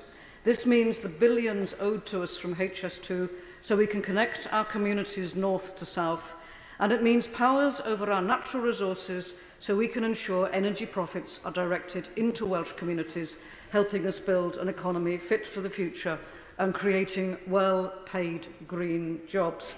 Of course, we face the immediate challenge to the economy in Wales of the situation of Port Talbot, and I think that everybody in this House will be very much aware that we need security of supply when it comes to virgin steel for all the other projects that we hope to bring forward with net zero. And that, of course, is something that the UK government needs to be working closely to find some solution to what is happening in Port Talbot. And I think this is an important point. When we're talking about fairness, it isn't a matter of begging for money from Westminster. This is, on the one hand, demanding the money rightly owed to Wales. And if people are arguing for the strength of the Union, and that's not something that my party does, but if you are, I would be looking that the strength of the Union does give the nation of Wales fair funding from the other side of the House, quite possibly. But equally significant to me and my party is that we have the necessary levers, the tools that we need to drive up our own economic development in Wales. We don't want to be with our hands out for the begging bowl. We want the means to grow our own economy and for that to be answerable in Wales. Interestingly, this is raised in the King's speech today in relation to devolution in England. I think, having had a quarter of a century of devolution in Wales, under the model devised by Labour and under a Labour government, it would be very interesting to strengthen the economy in Wales as well. And Plaid Cymru's amendment, of course, sets out this vision in plain terms. It calls for measures to reform Wales's fiscal framework to provide consistency, transparency and fairness.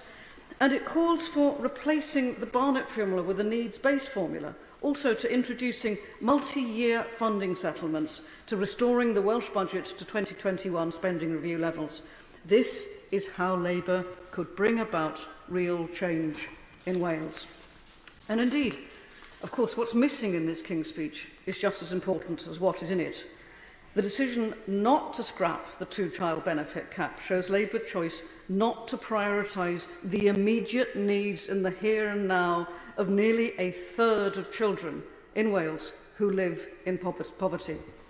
Labour officials have repeatedly refused to make this so-called unfunded commitment. But the point is, and this matters, the decision not to fund it is a political decision. Now, Plaid Cymru, of course, have championed what would be real change, alternative means of taxation which would enable the funding of progressive policies, equalising capital gains tax with income tax, which would raise £15 billion a year. Now, £2.5 billion a year is what is needed to fund the abolishment of the two-child benefit cap. And that would require less than a fifth of all that potential income. Just imagine how much we could do with the remaining contribution to the public purse. And scrapping this cap alone would help lift 65,000 affected children out of poverty in Wales. That is 11% of children in Wales. Child poverty levels are unacceptably high, and this policy only increases it further. To invest in our children's futures would be, in the here and now, a real powerful change. Now, I know that Labour have committed to the idea of a task force. I have to welcome that because it's a step in the right direction. It's very interesting that that's happened today. Is this the first indication of a U-turn on the part of Labour? If so, I would welcome it, and I look forward to hearing more on that, quite frankly. Thirdly, of course, Labour today committed to strengthen devolution in England. And it is, of course, important that communities have a real say in decisions that affect them, and yet similar promises were not made to Wales.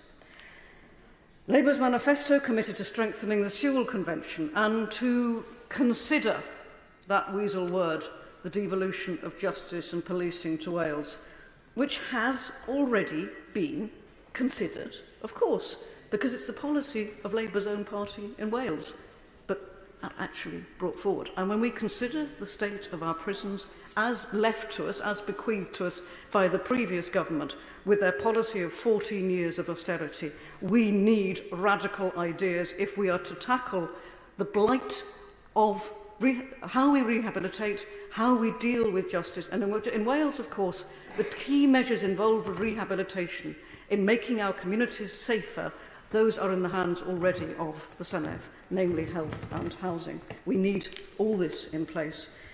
Welsh devolution in recent years has been constantly undermined, and it is high time to go further and pass legislation to put legal safeguards in place to protect devolved powers. We also need to heed the recommendations of experts and expand devolved powers, critically, of course, policing and justice, but also broadcasting. And if we are to tackle, again, the question of far-right populism expanding, we need to have the means to do that through broadcasting, with rail services, and, of course, the Crown Estate, just to name some. Plaid Cymru will use the clear role that we now have in this new Parliament to demand that Wales is treated fairly. We will, of course, also be raising the question with colleagues here in relation to our relationship with our nearest neighbours. When I'm standing in Penllyn, my nearest capital city is not London, it is Dublin. And our relationship with the rest of the EU is absolutely critical since we've seen the economic damage that Brexit has caused. We will also be raising the issue of how the calamity, the disaster that is unfolding in Gaza, the response that is made from this place, and how we seek justice for the people of Palestine, and how we make sure that they are properly treated and recognised as a nation in the world in future. Again, we will be using this theatre to be making sure that our voice is heard. We will therefore continue to push the UK Labour government to be more ambitious. I heard the Prime Minister talk about the lobby of good intentions. Yes, there are good intentions. There are good intentions also to work together where we can. But Plaid Cymru will hold this place to account for the people of Wales. Diolch yn fawr iawn. Bill Esterson. Thank you very much indeed, Mr. Chope. It is always a pleasure to speak in this chamber.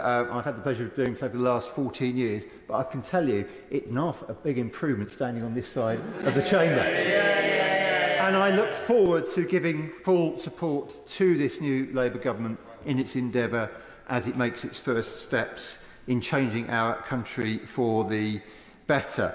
Can I congratulate my honourable friends from Bolton North East and from Wolverhampton West, who gave outstanding maiden speeches. They've set the bar rather high for the rest of you, I think you would all agree, and I wish you all well in your endeavours. Indeed, congratulate all new and returning members. Mr Chope, we have an inheritance after 14 years, and I'll just say to some of those honourable members opposite who have defended the previous government's record, or at least attempted to do so as they made their various leadership pitches, that the 14 years of economic performance tell a rather different story to that which we have just heard. Low living standards, a cost of living crisis, low growth. Growth so low, in fact, that had we maintained the growth of the last Labour government, GDP would be £140 billion higher. Every household would have, on average, £5,800 more every single year, and there'd be £50 billion more on the same tax rates for spending and investing in our public services and in our infrastructure. That is what 14 years of Conservative government has meant for this country. And to cap it all, we had the Liz Truss quasi-Kwarteng exuberance, or the mini-budget, the disastrous crashing of the economy, which has left people paying high interest rates even now, 2 years later. So that is the record we inherit. It is what we have to fix, and we have made a very, very good start. In the gracious speech, the importance of economic stability was underlined with the announcement of a budget responsibility bill to deliver stability, to attract investment by creating confidence throughout the economy. The National Wealth Fund to attract that private investment and to invest in the massive opportunity which is available to us in this country, almost uniquely in Western Europe, through clean energy, through our geographical and our geological opportunities and our marvellous tech in this country, our science base, our universities too. The reforms of planning to deliver the infrastructure and housing, the reform of skills to deliver for our workers and for their employers too. And the investment that we've announced, so important in transport, the improvements in rail, in buses, the commitment to sustainable aviation fuel, show a government which actually understands the importance of integrated transport in delivering societal and economic improvements. Turning to the impact on my constituency, and like everybody in this House, we will benefit from the commitments to take action on NHS and dental waiting lists and to improve appointments, to recruit the additional teachers, to put in place the places in breakfast clubs for our children. All of these will make a massive immediate difference and are part of the down payment that the Prime Minister committed to during the election campaign and reiterated in his brilliant speech earlier. But in my constituency, there is one piece of legislation announced today above all that is of particular significance. I represent many people whose loved ones died at Hillsborough, or who were injured, or who attended.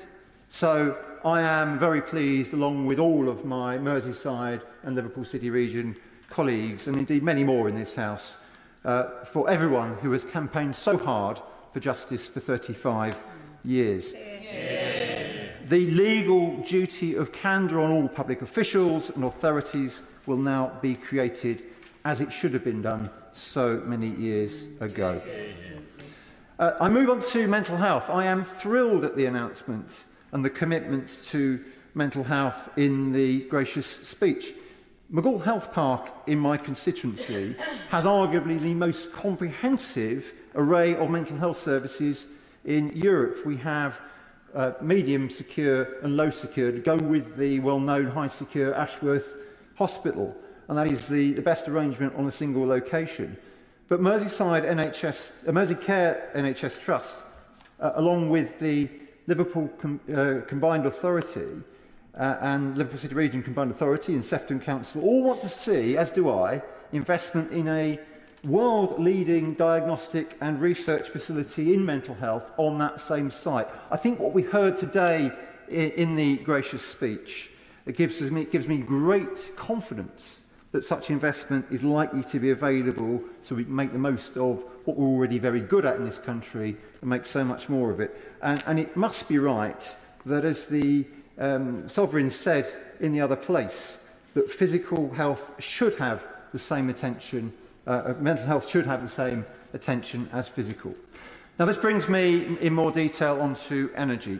The Liverpool City region and the northwest of England are supremely well placed to be at the heart of the government's plans for investment in clean energy and in energy security. Contrary to what some Conservative members have been saying, this is about jobs. It is about cheaper transport and lower energy bills. It is an economic investment as much as it is an environmental one. And it's essential that we support workers, of course it is, in the oil and gas industry, so that we avoid the mistakes of deindustrialisation, so that there are jobs, so that there is training for people to make the transition and to take advantage of the lower carbon future that we all know is coming. So in the Liverpool City region and across the country, it is absolutely right that we make the most of the opportunities in fixed and floating offshore wind, in onshore wind. I'm so pleased that the Secretary of State ended the ban as one of his first acts, and indeed that he announced the 3 new solar farms, but also in the northwest and elsewhere in hydrogen, in carbon capture and storage, in nuclear, and uniquely in the northwest, in the city region, we have great plans for the Mersey tidal project. They are all key to growth, to prosperity and to addressing the climate crisis. So I am thrilled that this is front and centre of Labour's plans for government. And there are many other aspects to the low-carbon future. The improvement in insulation in housing, the plans for solar for people at home, something I have invested in and have seen the benefits from with lower bills already, and I would advocate that for everybody, and it is brilliant that we are committed to giving everybody the ability to make the most of the opportunity. But also in the city region in the northwest, we're part of the HyNet project, which is a commitment to a series of green hydrogen generation units. We're also committed to improvements in green transport through the rollout of EV charge points, something that has to happen more quickly right across the country. And in the city region, there are already net zero hydrogen buses in service.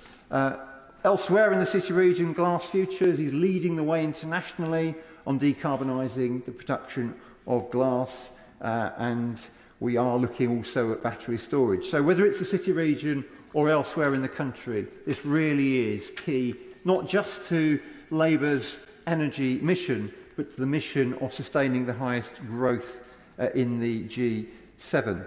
And whether it is to do with the investment in energy or the improvements in public services, by having growth at the centre, we really will see improvements in this country. We really will see a change from what we've seen over the last 14 years. 14 years of chaos are over.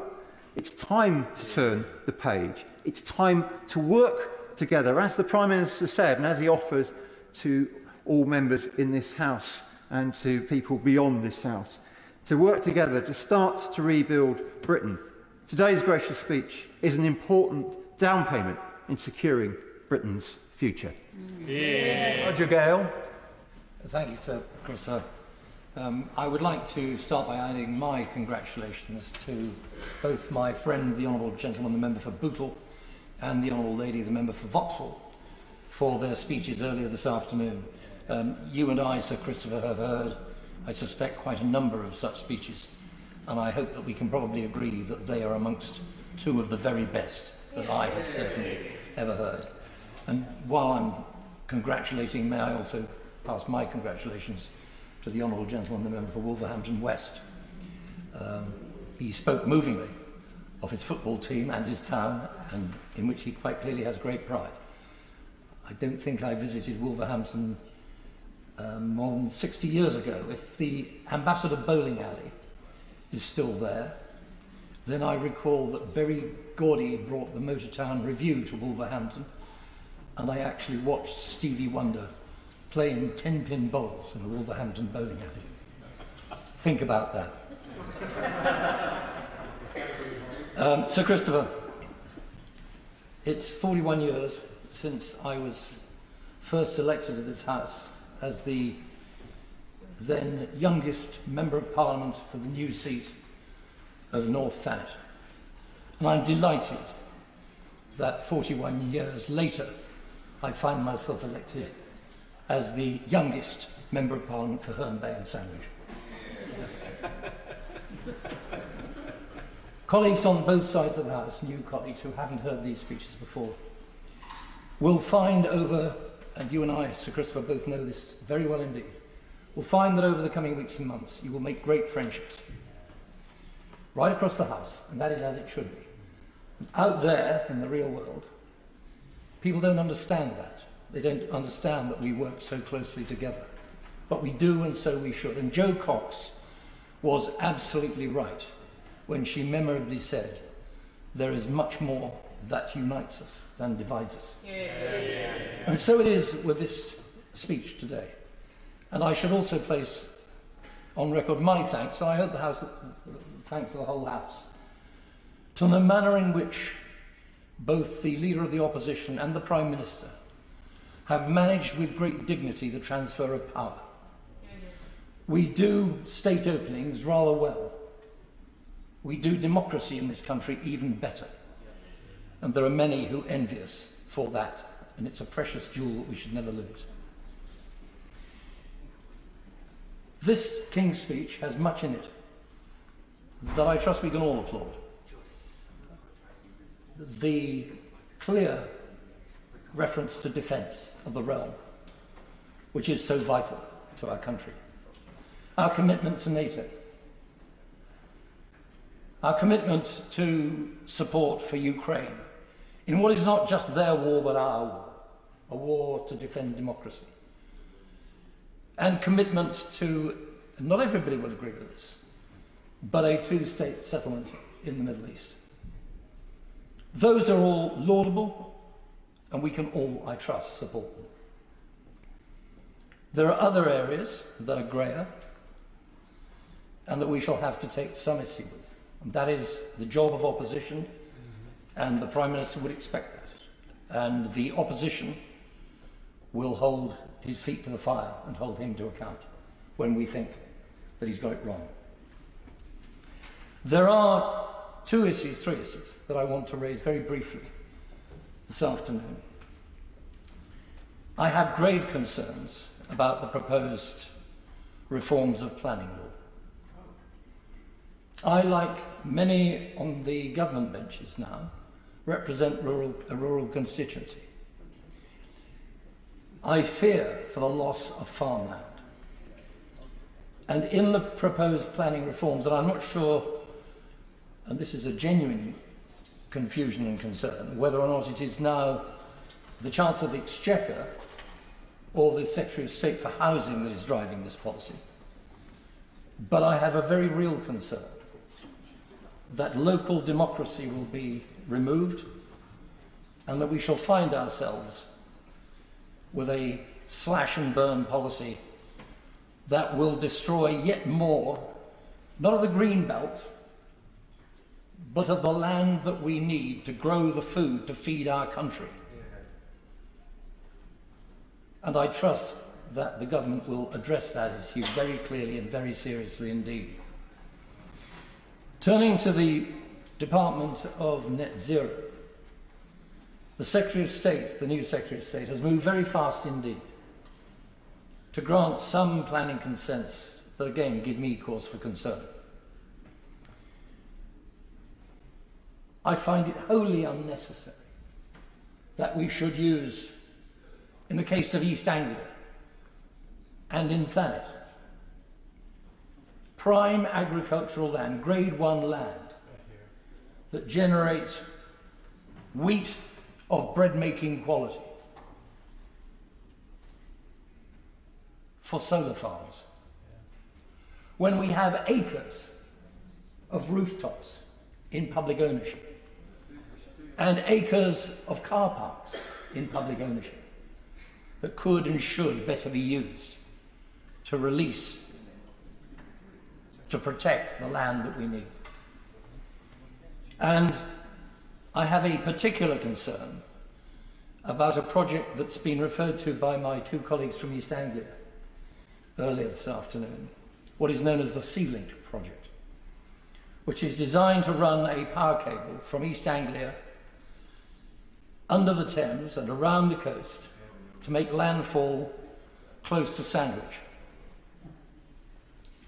The proposal is to build on marshland immediately next to a site of special scientific interest, having crossed the Pegwell Bay Nature Reserve, a 90-foot high structure the size of about 4 football pitches.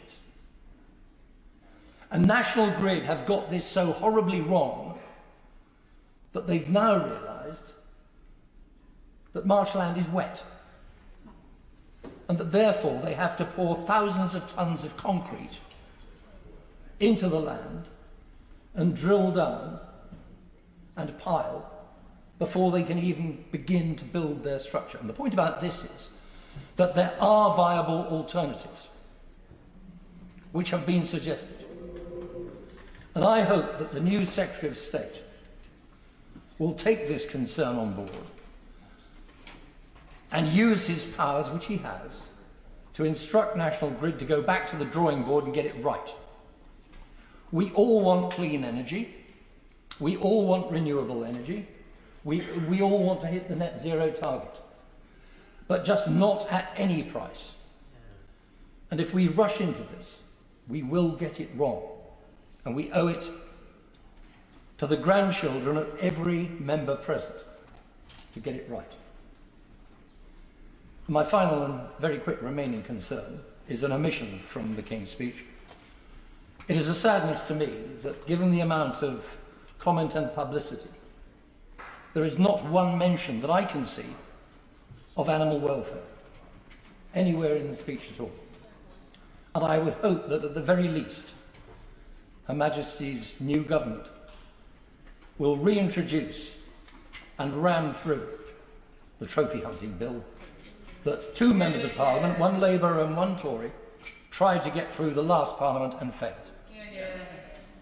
And with that, I would simply say, in the interests of this United Kingdom, I wish the government and its programme well. We will hold feet to the fire where necessary. But I trust, as the Freudian slip, the Leader of the Opposition this afternoon said, we shall not be obstructive. A government has a right to get its business. Thank you. I call Patrick Hurley to make his maiden speech. Thank you, sir, for calling me to make my first speech as part of this important debate. Firstly, may I thank the Right Honourable Member for Herne Bay and Sandwich for his contribution. May I also pay tribute to all of those who are making their first speeches today. I wish them well today and for the remainder of this Parliament, and I hope that we each manage to repay the trust that our new constituents have placed in us. I'm led to believe that certain conventions apply to members' first speeches. I wish to assure the House that I will abide by those conventions. Accordingly, I wish to pay sincere tribute to my predecessor, Damien Moore, who diligently served Southport for the past 7 years, paving the way for a new government to ensure that the town's best days lie ahead of it. I wish him nothing but the best for the future. I also wish to refer to another of my predecessors as Southport's MP, somebody already mentioned in today's debate. At the 1865 general election, William Gladstone was elected as one of the 3 members for the South Lancashire County constituency, which took in both Southport and also my original hometown of Prescott. As I'm sure members will appreciate, this fact helped me somewhat over the past 12 months or so in drawing a link between where I was born and where I now represent in this House. Now, I expect I am not alone amongst new members in having been rather overwhelmed over the past couple of weeks by the mountain of email correspondence that we've been receiving from constituents and others since our elections. I can, though, take some comfort in the fact that my inbox refers solely to the much smaller constituency of Southport, rather than the whole of the South Lancashire constituency that William Gladstone represented. And I can only imagine the additional stresses and strains on members in Gladstone's day if they too had had access to a parliamentary email address. As well as being part of the same old county constituency, both Prescott and Southport were also within the boundaries of the old 100 of West Derby. This fact was brought further to my attention when the Boundary Commission announced during the last Parliament that the new Southport constituency would from now onwards also contain Tarleton and Hesketh Bank, two beautiful villages on the south coast of the Ribble. As a result of this change, I researched at my local library whereabouts the boundary of the West Derby 100 was, hoping that I'd be able to say that Tarleton and Hesketh Bank had, many years ago, also been under the same county division as Southport. Alas, this was not to be. After quite some hours of research, I realised that the information I was looking for had actually been staring me in the face all along. It appears that the boundary between the hundreds of West Derby and Leyland lay along, would you believe, Boundary Lane. And that Boundary Lane is situated in a hamlet called 100 End. It's a lesson, I think, in not ignoring the obvious when it's right there in front of you. My predecessors in previous parliaments have talked about how they have felt that Southport has sometimes been taken for granted or taken advantage of, and so have subsequently sought to discuss and elevate divisions between the towns of the local borough. I wish to assure my constituents that I will take a different approach. Instead, I will work to ensure that our country's new government will not look to cause divisions with our neighbours, whether they be other countries thousands of miles away, or even just other towns just a few thousand yards away. Instead, I will work with colleagues to ensure that the government will look instead to unite our country in the task of national renewal, because the politics I believe in is a politics of the common good, a politics where each of us looks out for the well-being of the other rather than tries to do us down. Many towns and villages in this country have seen better days over the past few years. Southport is no different. Whereas other areas have had, for instance, much-needed housing not built or much-needed transport links not implemented, two issues I'm pleased to see the new government planning to address. Southport's problems have manifested themselves in the temporary closure of the town's much-loved pier and the town centre, whose main streets need more than their fair share of love and attention.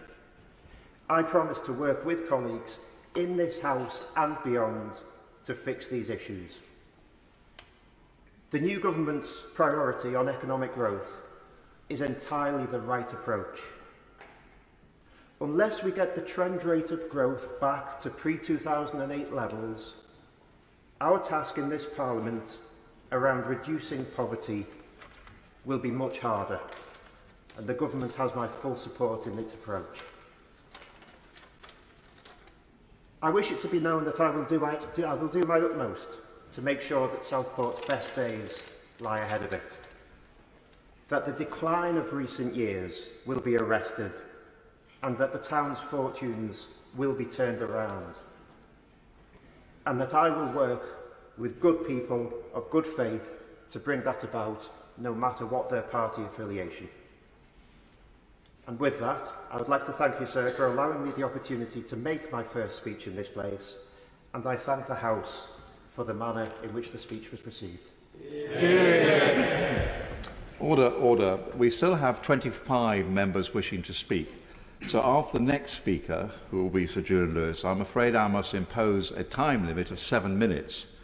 This strict time limit will not apply to maiden speeches, but I'm sure that they will also want to keep an eye on the clock and remember the courtesies of the House. If we don't impose this time limit now, and if the people don't keep to it, not everybody will get into this debate. So after the next speaker, there will be a time limit of 7 minutes, and I now call Sir Julian Lewis. Thank you, Sir Edward. And who would have ever dreamt when we first met in October 1981 that so many years later, both you and your equally radical and progressive friend, my honourable neighbour for Christchurch, would successively grace this House by occupying the Speaker's chair. I wish to make congratulations indeed a theme of my short contribution. I want to congratulate in particular the 3 maiden speakers that we've heard so far. It takes quite a bit of doing to make your maiden speech so soon after entering the House of Commons, and it is greatly to their credit that they made such generous tributes to their predecessors. The Honourable Lady for Bolton North East talked about working across party boundaries, and that's something I wish to come back to. The Honourable Gentleman for Wolverhampton West concentrated on housing issues and the great sports record and legacy of his beloved Wolverhampton. And I too can remember Billy Wright from all those years ago. And the Honourable Gentleman for Southport, who's just spoken, showed an intimate knowledge of the local issues affecting his new seat, and I'm sure he will be extremely assiduous in attending to them. Now, I said I believe that congratulations are a theme that's in order, and I wish in that respect to echo what was said by my right honourable friend for Herne Bay and Sandwich when he talked about the result of the election and the way in which power was transferred.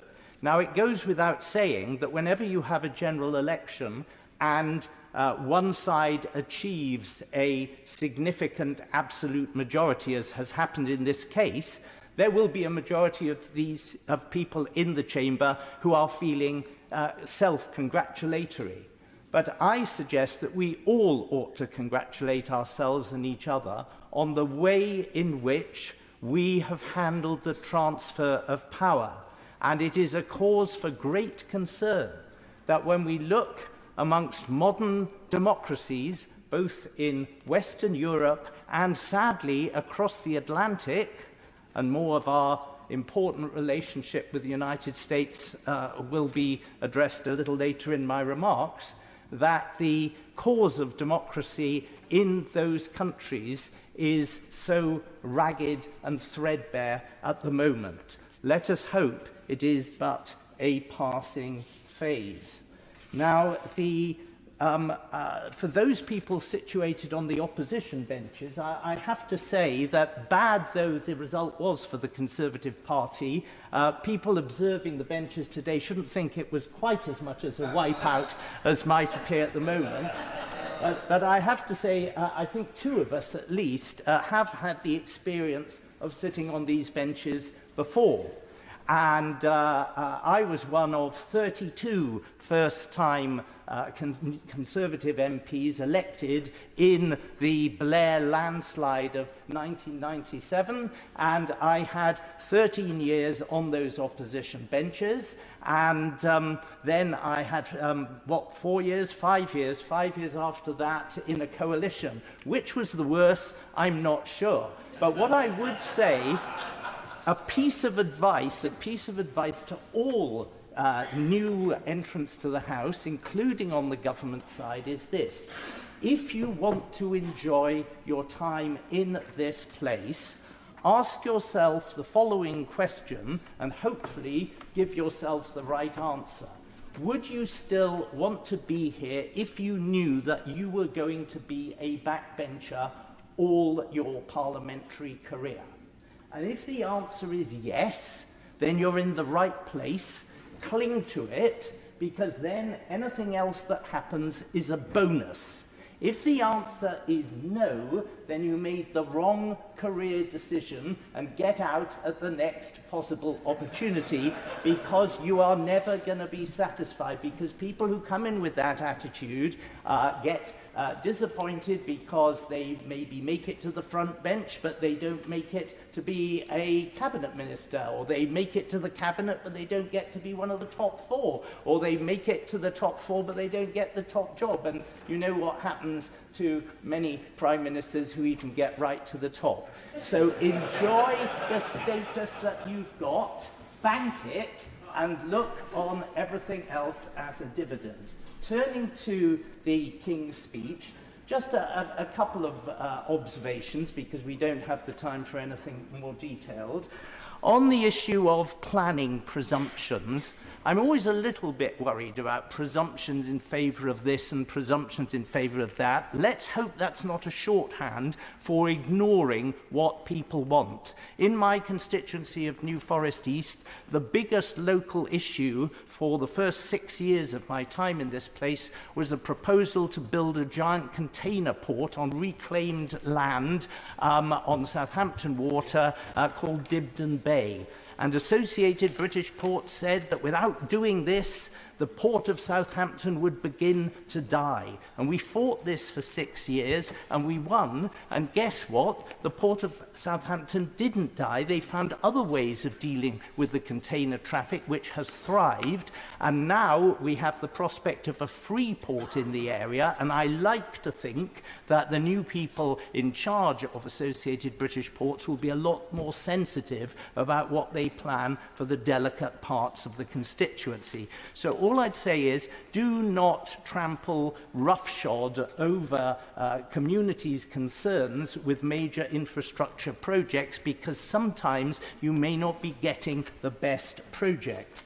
On the issue of conversion therapy, I just leave a question hanging in the air. And that is, anybody who votes for this change needs to be able to answer this point. What is it that you're proposing to outlaw that isn't already forbidden under existing laws? The danger with well-intentioned laws of this nature is that you can end up in a situation where what you're really talking about is thought crime. And 75 years after George Orwell's 1984 was published, or maybe it's 76 now, technically speaking, we need to be wary of that. I have a constituent with whom I happen to disagree about abortion. This particular constituent is fanatically opposed to abortion, and I'm not, and I do not think there should be demonstrations outside abortion clinics. But what he wants to do is to be able to stand silently by himself on the pavement and pray internally. And he's in a position where, if he's asked by the police what he is doing, if he says, I'm thinking about my shopping list, or I'm thinking about some other domestic issue, he's fine. But if he actually admits that he is praying in relation to the abortion issue, he could end up being accused of committing an offence. Be careful before you go down that road too far. When it comes to modernising of the House of Lords membership, please be careful about blanket considerations. I would just say to people, there is a very well-informed group led by Professor Lord Norton, who have been grappling with sensible ways of trying to modernise and reform the House of Lords for quite a number of years, and voices like this need to be listened to, because the House of Lords, though some people are appointed on the wrong basis, do in fact do an important job. if I may just have a few more moments, please, for one last point, which is quite significant, and that is it relates to the Intelligence and Security Committee. And this is an essential matter which will need to be incorporated into one of those pieces of legislation which the government is bringing forward. And it's a single amendment to the Justice and Security Act 2013. That amendment is required to protect a particular aspect of our parliamentary democracy which is currently being undermined. The amendment is to establish an independent office to support the Intelligence and Security Committee of Parliament, which until recently I was chairing, in order to safeguard the independence of the committee itself. For the benefit of the newer members of the House, the ISC is a cross-party and cross-house committee created by statute. Under the Justice and Security Act of 2013, the ISC has the legal responsibility for overseeing the UK's intelligence community on behalf of Parliament. Newer members will be surprised to hear that the ISC's office, a very small number of staff, belongs to the Cabinet Office, when the ISC oversees large parts of the Cabinet Office, and they would be right to be surprised. That's a fundamental conflict of interest, which is why at the time of the Justice and Security Act, the Cabinet Office was supposed to be only a temporary home. But in the over 10 years that have elapsed since then, the committee's office is still beholden to and vulnerable within and unfairly pressurised by the very part of the executive which it's charged with overseeing.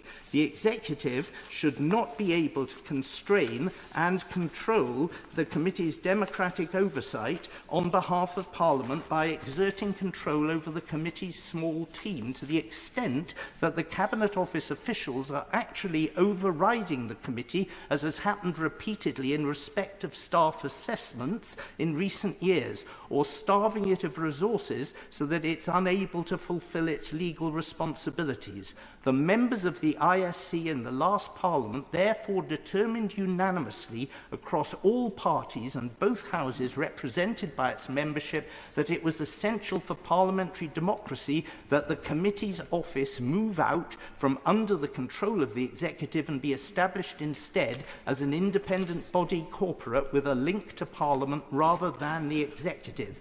And this is my final point, in the King's speech we heard this morning that there is a programme outlined which gives an obvious vehicle for putting this matter right. And that is, quotes, the Commonwealth Parliamentary Association and International Committee of the Red Cross Status Bill, which is designed to change the status of those two organisations. It is therefore the obvious place to include a short amendment to the legislation necessary to change the status of the committee's organisation as well. And I hope that we can work across party boundaries to ensure that the resources and the independence of the staff of the Intelligence and Security Committee can now be secured after a difficult time in which the excellent staff have helped produce many important reports, but they should not have to be looking over their shoulders with a problem of this sort. Thank you. Order. I must now impose a time limit of 7 minutes. Rachel Maskell. Thank you, Sir Edward, and may I congratulate all new and returning members on their election success. The Honourable Member for New Forest East is right in saying it is the greatest of privileges in being able to represent our constituents, and I certainly pay real attention to my constituents in York Central and assure them I will do all I can to make sure their voices are heard, not least with the privilege of being in power.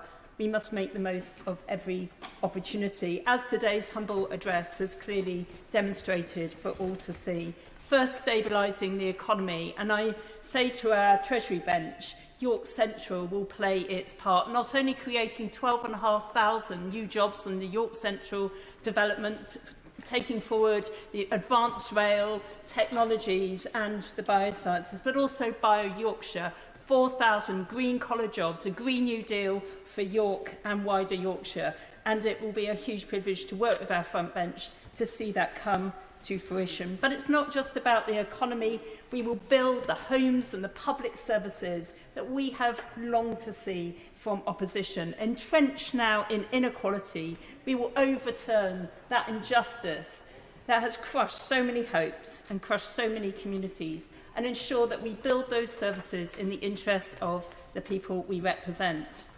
Labour's Employment Rights Bill will be so refreshing to workers.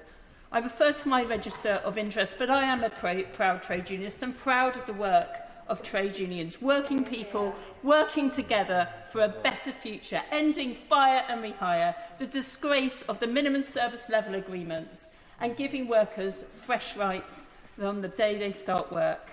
But I would also ask my front bench if they'll consider my previous private member's bill to outlaw bullying at work, ensuring we had a legal definition on bullying, alongside discrimination and harassment, providing a route through to an employment tribunal to seek justice, and alongside having an enforcement body to improve workplace cultures. It could be transformative, reduce absenteeism and increase productivity. It needs including.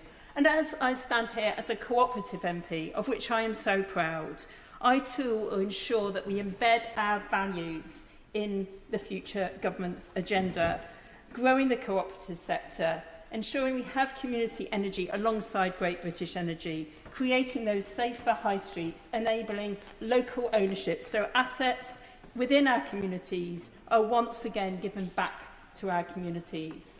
Labour's determination also to build the homes our constituents desperately need, and I know with York having such a serious housing crisis, council housing, first homes, will show that Labour is on the side of families and communities.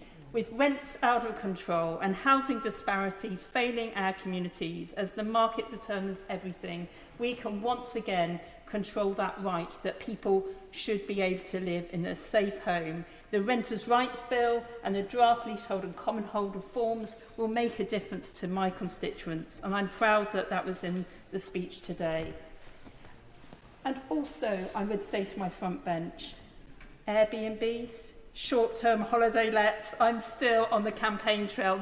The last government said they would legislate and regulate, but they didn't. They said it before the summer, but they didn't. But I trust my front bench will now bring forward not a registration scheme, we know where these things are, but a licensing scheme so we can control the growth of short-term holiday lets. 2,000 of them in my constituency, 1 in 10 houses. So we need to take control of all of housing. And I gently say to the front bench, 68 years and counting of waiting for a local plan. We need York's local plan now to be delivered.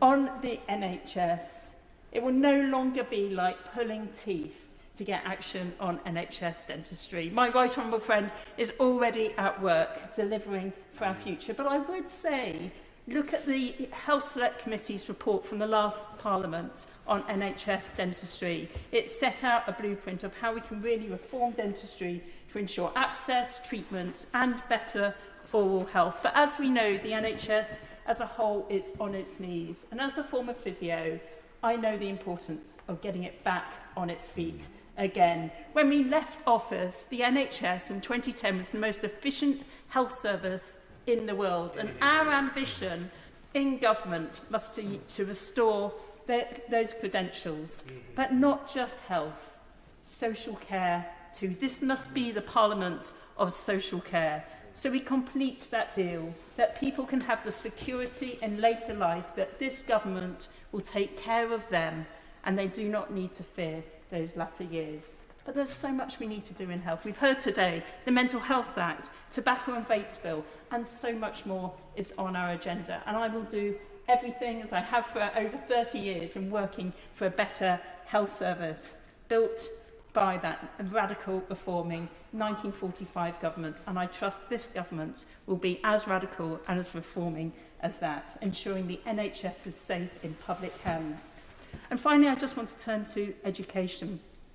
I say to our education team, We need a new approach. We need to rip up that behaviourist approach which is doing so much harm to our young people, and to introduce a nurturing therapeutic approach to education. I'm really heartened by hearing about the Children's Wellbeing Bill, so needed at this time. Reviewing the curriculum, ensuring that young children don't just leave school with good results, but as confident young people where their well-being and their mental health is as important as their exam results. But I further call on the government to take action on academy trusts that have spun out of control. We need accountability, we need funding on education spent on actual education, not on executive salaries and bonuses as it currently is. And we need that education brought back under local authority control so the whole system can hold together and work together. Those changes at Ofsted are necessary, but we need to ensure that all of our children have access to a nurturing education system that will make a difference for them and their future. And I certainly will work with our front bench to ensure that children, no matter what challenges they face, that's home and school, that we are looking after them. Order. Dame Karen Bradley. Thank you very much, Sir Edward. It's an honour to be called in this debate. And can I start by thanking my constituents for putting their faith in me again and returning me to this place for a 5th term. I also want to comment on the previous speeches. There have been some absolutely excellent speeches, particularly the 3 maiden speeches we've heard. This Parliament is unique. Every Parliament is unique because each and every Parliament is made up of the people, the members. And I think what we heard today in those maiden speeches was that we can have faith that this is going to be an excellent Parliament, because those speeches showed us that we have some truly great champions for their local area here in Parliament. I also want to comment on the 2 opening speeches. The speech by the Honourable Member for Bootle was a wonderful speech to open the debate and propose the humble address. He is one of the kindest members of Parliament, and it was lovely that he was chosen to be the proposer. And also the seconder, the Honourable Lady from Vauxhall and Camberwell Green. And I wanted to pick up particularly on her comments to my very good friend, Nikki Aitken. We miss Nikki desperately, but we're so pleased she got her pedicabs bill through. It was an achievement for her, and I know something that the Honourable Lady is also benefiting from. Now, I'm struck by the King's speech that there is much in it that feels like it's a process, not an event. I look at many of those bills, and I go back to times when I was a minister. I think about the work I did when I was in the Home Office on the Violence Against Women and Girls strategy, and the work we did to strengthen our laws on domestic abuse. And I am very pleased to see that there is a bill in the address that we will be working on, because all the while you cannot stand still on this issue. It is an issue we constantly have to keep moving on, because I'm afraid perpetrators get wise and perpetrators work out ways to buck the system. So I'm very pleased to see that that was included. Also pleased to see that there will be a new law on spiking, something that was many of my colleagues were looking to introduce before we had the general election. And I'm also pleased that there will now be a Mental Health Act, something that many of us have pushed for. And again, I want to pay tribute to a previous member, Dame Jackie Doyle-Price, who was such an advocate for this and raised it on numerous occasions. I'm pleased we're going to see Martin's Law introduced. I was the Secretary of State in the Department for Digital Culture, Media and Sport when the Manchester Arena attack happened. And it is good to know that the lessons we've learned from that attack, we can take steps, legislative steps, to make things safer for the future. I will also want to pay tribute to what I see as the progress that's been made from the work of a previous Prime Minister, soon to be in the House of Lords, Theresa May.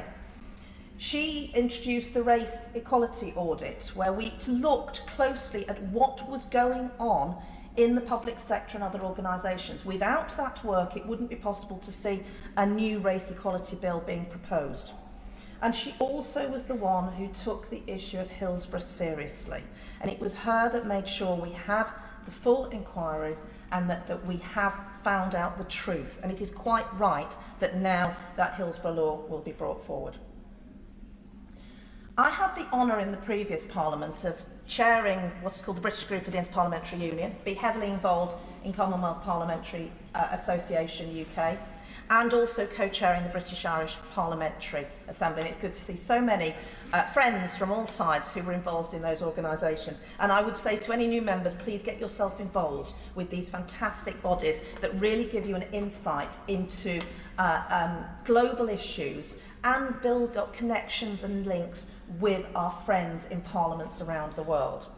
So I do welcome that there will be a new bill to look at the issue of legacy in Northern Ireland.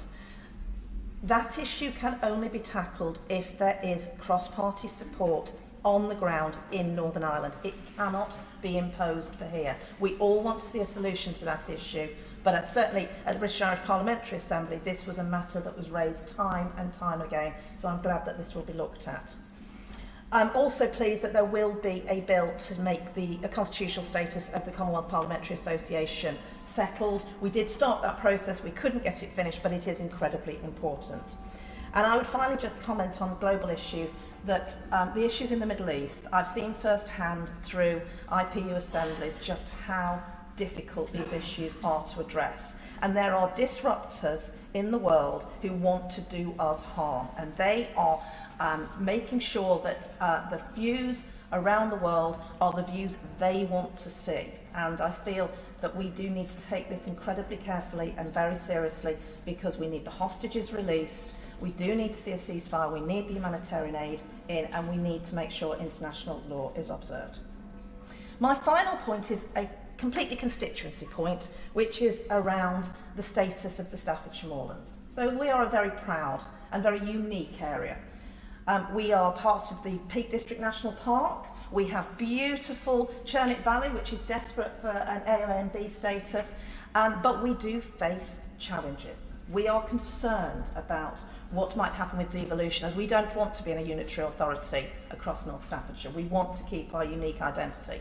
We don't want to see the green field between our villages and the city built on. And we want to make sure that we have the powers locally to make sure that solar farm developments, battery storage developments, pylons and other matters can be dealt with locally, so it is the people who are elected locally who can make those decisions. So I would urge the government, please no top-down targets, please no imposition from above, listen to the people on the ground, this matters to them. The Staffordshire Moorlands needs to keep its unique identity. Thank you. Ruth Jones. Thank you, President. And it's a real honour to speak in this debate on the King's speech today, and also to follow up the Honourable Lady opposite for Staffordshire and Moorland, and I thank her for her thoughtful and considered speech today. And I'd like to commend the 3 new members on their maiden speeches today. Each individual, but each very definitely different and heartfelt and completely appropriate. So well done to all of them. And the good news is they have now achieved it and they've got it out the way so they can get on with the rest of the job. But it's also a real privilege to speak as the first Member of Parliament for the new constituency of Newport West and Isloin. And as I said in my acceptance speech on the 4th of July, it is an honour to represent the constituents of this new constituency, which includes the former seat of Lord Neil Kinnock, Don Tewig, and of course my immediate predecessor, the late great Paul Flynn. And I'm very pleased that our new Labour Prime Minister has set out so clearly that this government is here to serve the country and not be self-centred or self-serving. We in this House are public servants, and we should do all we can to make sure that we represent the people that voted for us, but also those that didn't, to ensure their voices are heard in this place of power, and we must work to ensure the best outcomes for all of them. This King's speech is full of details of legislation to be laid in the coming months, and I am excited to see it unfold, and we can start to make a difference to people's lives in Newport West and Isloin, across Wales and the rest of the UK. Now, as a former trade union officer, I'm so glad to see the new deal for working people will be brought forward to ban exploitative practices and to enhance employment rights. We need to end the terrible practice of fire and rehire quickly and the use of zero-hour contracts. It's so important that people are paid fairly and that work is rewarded. But we also need a safety net for those that are not able to work, who need support, sometimes for a short while, others need longer-term support. Legislation to reform rail franchising will be most welcome, especially people like me who travel on the trains on a weekly basis. We need to ensure there is fair investment across the rail network and that passengers get a fair deal on tickets and get to their destinations in comfort and on time. And I look forward to the establishment of Great British Railways in due course. I'm also looking forward to the introduction of Great British Energy, a publicly owned clean power company, which will be based in Scotland. I have to say gently to the government, I'm sure we could have had it based in Wales, but I will leave that debate for another day. I also welcome the measures to strengthen community policing, deal more effectively with antisocial behaviour and improve victim support. And I've worked with a number of women in my constituency who have suffered domestic abuse for many, many years. And I want to make sure the police learn from their stories and make sure any potential victims in the future have their issues addressed and their lives made safer as quickly as possible. Another area I'm pleased to see included in the bill is to progressively increase the age at which people can buy cigarettes and also, most importantly, impose limits on the sale and marketing of vapes. Yeah. As a former physiotherapist, like my colleague from York Central, I'm extremely concerned that people across the UK are still dying from cigarette-related conditions.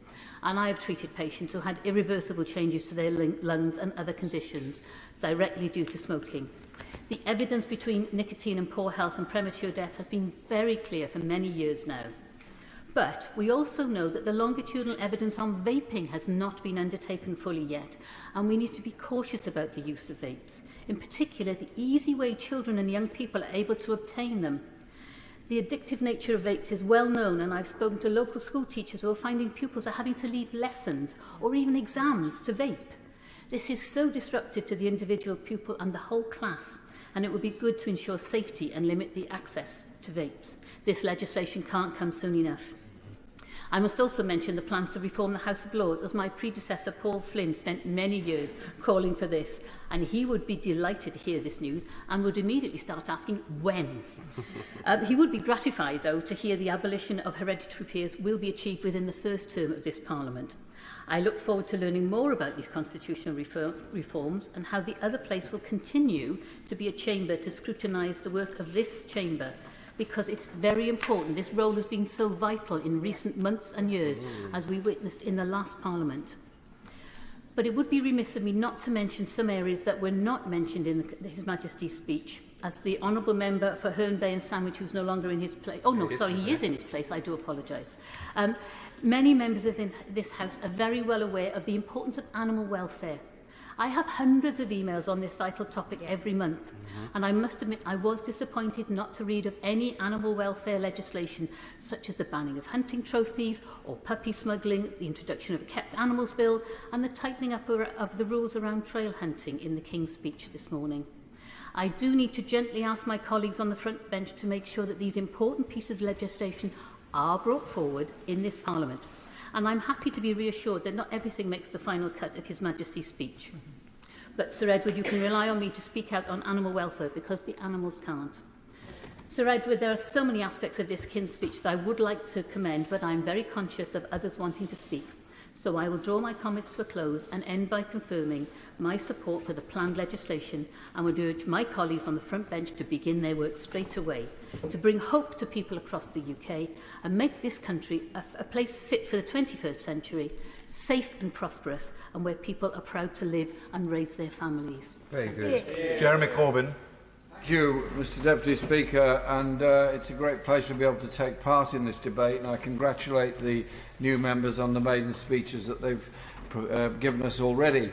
I also want to put on record my deep thanks to all the people of Islington North constituency for voting for me to be an independent MP in the election that's just passed, which was an interesting experience after fighting 10 elections as a Labour candidate, then fighting as an independent. It's a very different experience. You have to have a deep and very honest conversation with everybody on every doorstep as to why you're doing it. And I'm grateful to the people for the response, the confidence they have in me to be their Member of Parliament, and I want to record my thanks to them. This election also showed an enormous parliamentary majority for the Labour Party in this election. I congratulate all those Labour MPs that have been elected and congratulate the government on taking office. But I think people should be a little bit careful. The global vote for Labour was lower in this election than it was in the last two general elections. There were a number of independents like me elected to this House. There was an increase in Green MPs and an increase in Plaid and an increase in Sinn Féin from Northern Ireland. There are levels of discontent within our society that were reflected in this election result, and I think that we ought to reflect on that. People in this election were totally fed up with falling living standards, increasing levels of poverty, increasing levels of homelessness, higher levels of mental health stress, and deep unease amongst many people in all our communities. As the member for Hayes and Harlington said earlier, if the government doesn't deliver on improving living standards for the very poorest within our society and deliver on improving public services that everybody relies on, then the alternative is a turn towards the far right in politics, who will simply blame migrants, refugees or any handy minority for the problems that people face. We need something concrete which sets out a strong message about how we're going to go forward in improving living standards and making for a fairer society. A good start would be to end the two-child benefit cap immediately. It would cost $1.3 billion. It would take 250,000 children out of poverty immediately, and it would be a signal that we're serious about this. The idea of a commission to look at poverty, very welcome, I'm sure. I'm sure Sir Humphrey thought that one up very quickly. There's a quick, folks, there's a problem. A lot of MPs are complaining about the two-child cap. Let's set up a commission and just delay it. Why not do it now and just say, quite simply, we're going to end the cap? It's simply cruel and nasty to say that the third, fourth or fifth child in a family is less valuable than the first two. And I just hope that the government will listen to that. And if there is a vote next week on it, that a substantial number will vote on this in exactly the same way as happened in 1997 when the incoming government decided to cut the lone parent benefit and forever was marked by that decision. Why not make the decision now? My constituency, like many others, suffers very serious housing problems. It has levels of homelessness that are increasing all the time, not just rough sleeping, but overcrowding, and it has a totally unaffordable private rented sector. I was very interested in the King's speech in the section on regulation of the private rented sector. Everything in there was fine. I agree with it all, except there's something missing. It doesn't say anything about controlling rent levels in the private rented sector. That is the fundamental problem. Yes, we want security of tenure. Yes, we want decent conditions. But if we don't have a regulation of the private rented sector, then inner city communities like mine will simply suffer further migration away from them as people are priced out of the area. We need a comprehensive housing strategy that regulates the private rented sector, brings the housing associations under control, because they're not democratic in any way, in my experience, and above all, ensures the resources are available for the building of council housing. It's the most secure, permanent form of housing that we can provide, and that would help to reduce the levels of housing stress. There are 1 million people on the social housing register. Two other points I want to make in the short time we've got available. The Thatcher government from 79 onwards was beyond obsessed with privatisation of public services. And whenever they were opposed on this, and I was in the chamber throughout all that time, and I'm happy to say I voted against every single one of the privatisations, they always said, it's fine, regulation will take care of it. Well, we've had now more than 30 years of regulation of the water industry. And during that time, £72 billion has been taken out of water companies in either profits or dividends. It has not gone on investment in infrastructure. We now have record high bills, we have a demand for even higher bills by the water companies, and we have unprecedented levels of sewage disposal in our rivers and in the sea, which is contrary to the Global Oceans Treaty, which we apparently support. So, surely, it's pretty obvious. Privatisation has failed. Let's bring it back into public ownership and ensure we get reasonable priced, clean water and investment rather than profit-taking out of the industry. The last point I want to make is on the global issue. And I'll say this very quickly because there's only a minute left. The war in Gaza has already cost 40,000 lives. Surely now is the time to do a number of things. One, demand a ceasefire with all the vigour we can bring to it. Secondly, end arms supplies to Israel. It's our bombs, in part, that are being used to bomb Gaza and have taken the lives of 40,000 people. But it's also a question of the withdrawal of the occupying forces. Surely peace can come if we do something about it. A defence review is coming up. I hope that in that defence review, it won't be just about increasing defence expenditure. It will instead be looking at the global situation and seeing what we can do to promote a peaceful, sustainable world and defend human rights and defend democracy in the world. In the last Parliament, I was a member of the Council of Europe. I enjoyed that activity there in defending the principles of the European Convention of Human Rights and the Universal Declaration of Human Rights. We can make a contribution for a peaceful, sustainable world if we want. Mary Rimmer. Thank you, Mr Deputy Speaker. It is a pleasure to follow the member from Islington North. May I congratulate all members who have returned to the House of Commons, and particular welcome and congratulations for all new members, and I wish you every success and happiness in your time in this chamber. The humble address given to us by the member from Bootle, a great friend of mine, and the member from Vauxhall and Camberwell who seconded it. Very warm, kind people, probably the two kindest I know in the chamber.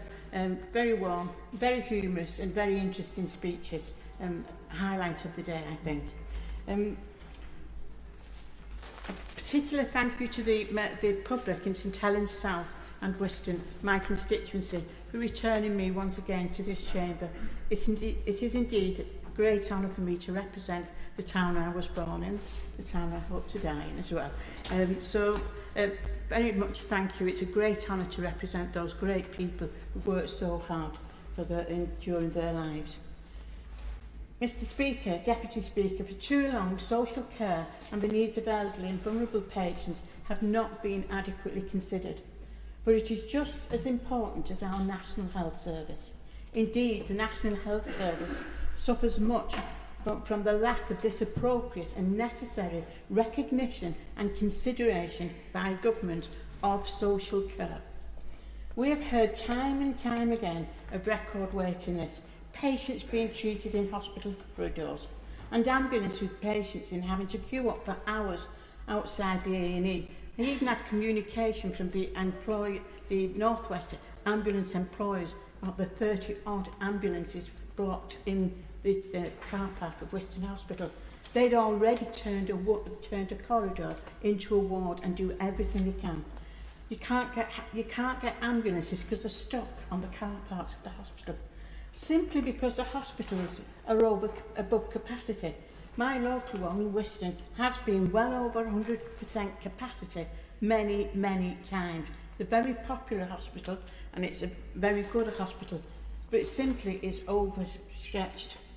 Elderly and chronically sick people are not being given the dignity they deserve. At times, there have been unsafe discharges occurring in different hospitals, and this needs to change. Unsafe discharges because they're not there for mental health. There's a new title now. It's not bed blocking. It's not clinically needed accommodation. Social care must be fixed and financed properly. It would be truly affordable for the people to use. The pressure that the NHS is under will only be fixed if social care is fixed as well.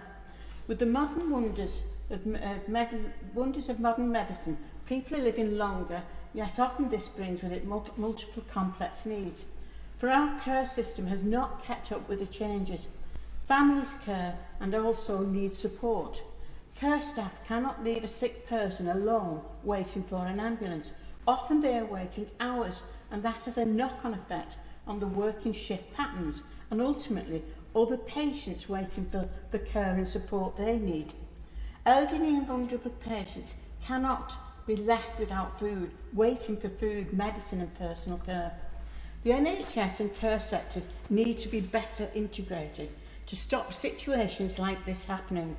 Care homes and nursing homes are also closing, so there's a lack of capacity there. And this is why there becomes unsafe discharges. The sector is in crisis and patients are suffering. When it comes to adult social care reform, priority must be given to treat patients at home where they feel comfortable, where they've got their family around them, the neighbours can bob in and that. This is both essential to protect hospital bed capacity and to give elderly and disabled people the dignity they deserve, and to stay in the homes they love in familiar surroundings. Most of the care and even some of the medical and clinical treatments can be given at home. I've witnessed this.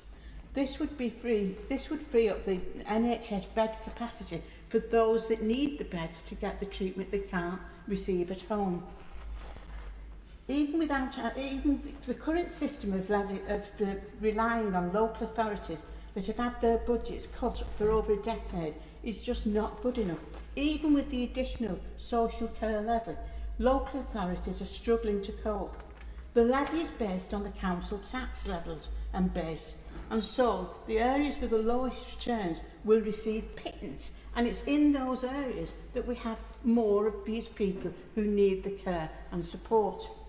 According to Local Government Association, 57% of council tax already goes on social care. It's not sustainable. There's less and less money and more people. We live longer now and will continue to live longer in the long term, and the problem will only continue to get worse. Social care should be financed nationally, and it should follow the needs of patients. You can't give a quota of money when you've got hundreds of people in one borough and you've got perhaps 100 in another borough needing support. It needs to follow the needs of the patient. One of the major problems the sector has is hiring and returning care workers. It is an incredibly difficult job. They are absolute angels, looking after our elderly relatives and loved ones with love and compassion. Social care should be promoted as a valued service. Professionals in the sector deserve recognition and respect, yet the pay, terms and conditions need to match the duties we are asking of them. The whole sector needs a rework to make sure that it pays fairly and offers progression so that staff can afford to stay in the job that they love and they want to do. And then they should be valued as well. Labour has rightly promised to set up a national care service, finally putting care on par with the NHS, as it needs to be a modern healthcare system.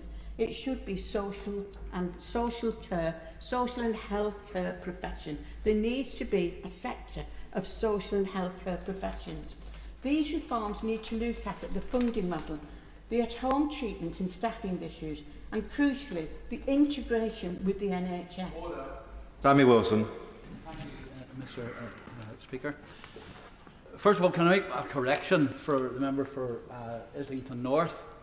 There's not an increase in Sinn Féin representation after this election, though you might be forgiven, given the way the BBC reported the Northern Ireland election, for thinking so.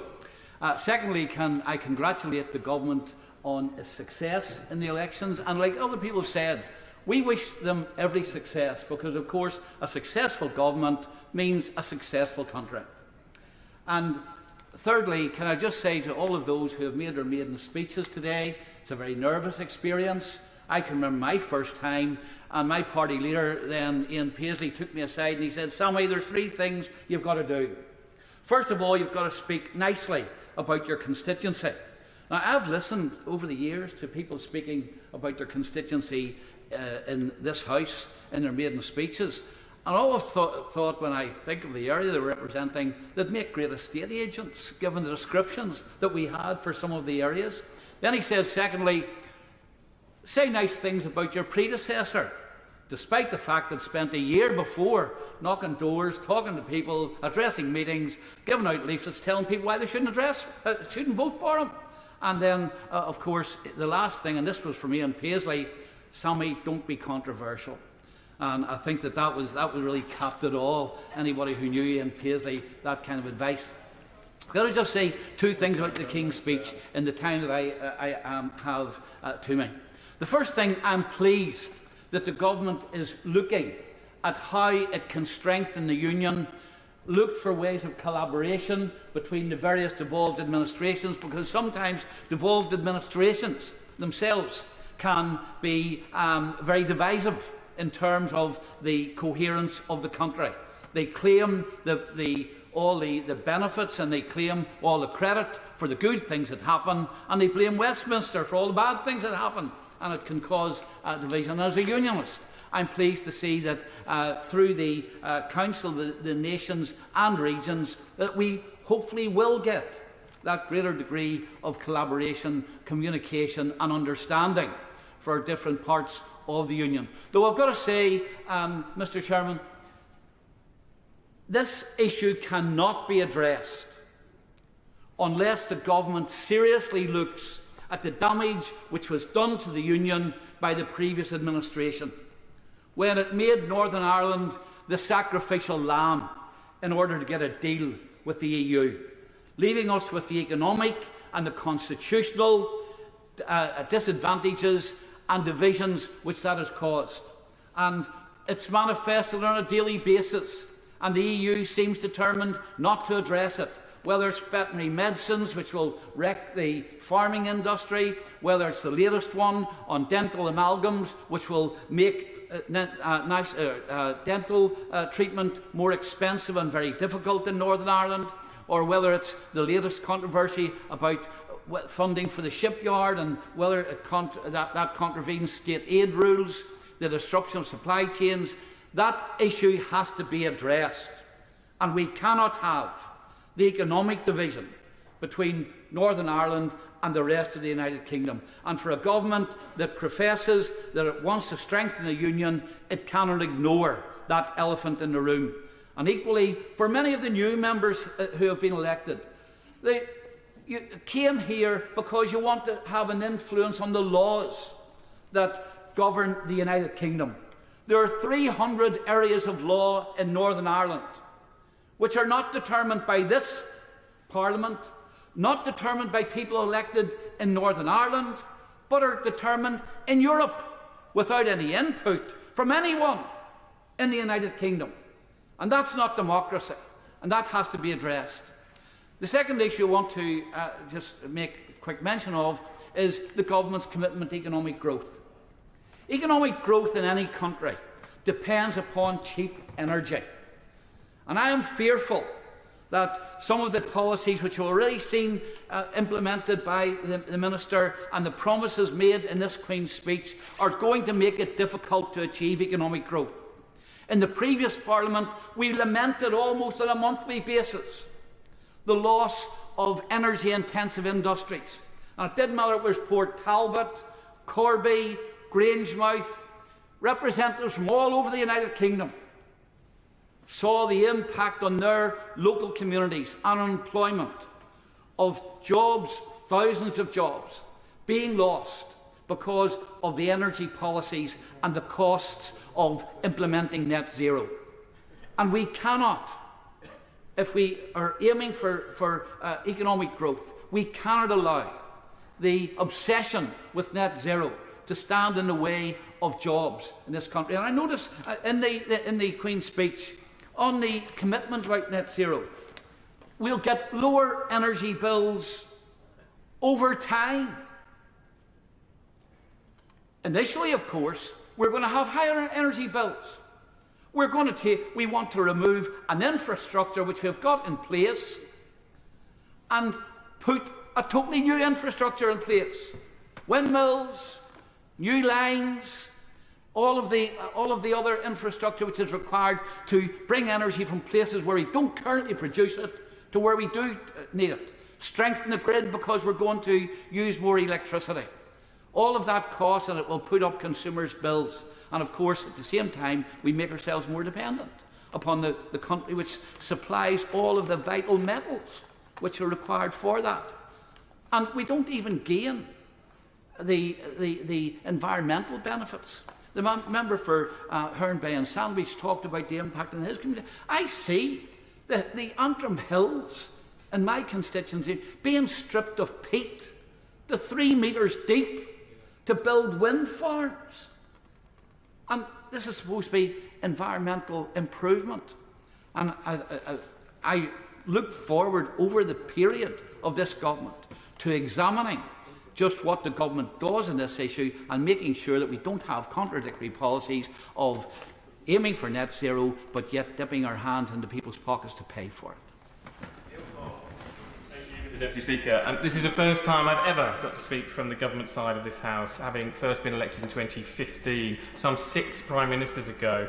In the 2015 election, Bermondsey and Southwark was so far down Labour's target list, 84 I think, that the rule of thumb was if I won, we were in government. So I won't ask where everyone else has been for the last 9 years, but I will thank them and congratulate them on being here today, and especially those who already made their maiden speeches and those who make them in the coming weeks and months. It is amazing to be here on this side finally, but I cannot say it's been worth the wait given what the Tories have done to our country in the last few years. The overwhelming sentiment from my constituents since the election is one of relief, shaking off that sense of shame and embarrassment about the last government, an embarrassment about the economic devastation. My constituents are still paying the bills, higher bills than mortgages as a result of Tory economic incompetence, but also the relief that the shame of the last government is over, that saw the Equality and Human Rights Commission have to investigate the Department for Work and Pensions for its unlawful behaviour towards disabled people. A second biggest spending department in government, unable to through political incompetence and maladministration to support disabled people properly. Change could not be more refreshing in the leadership of that department, and of course relief that the Rwanda policy is scrapped. An unlawful, immoral, an international embarrassment raised with our Foreign Office, raised on every trip I went on with the Foreign Affairs Select Committee to the UN, to the US, to Brazil. Wherever we went, countries saw that we were shirking responsibility while others shouldered a greater responsibility.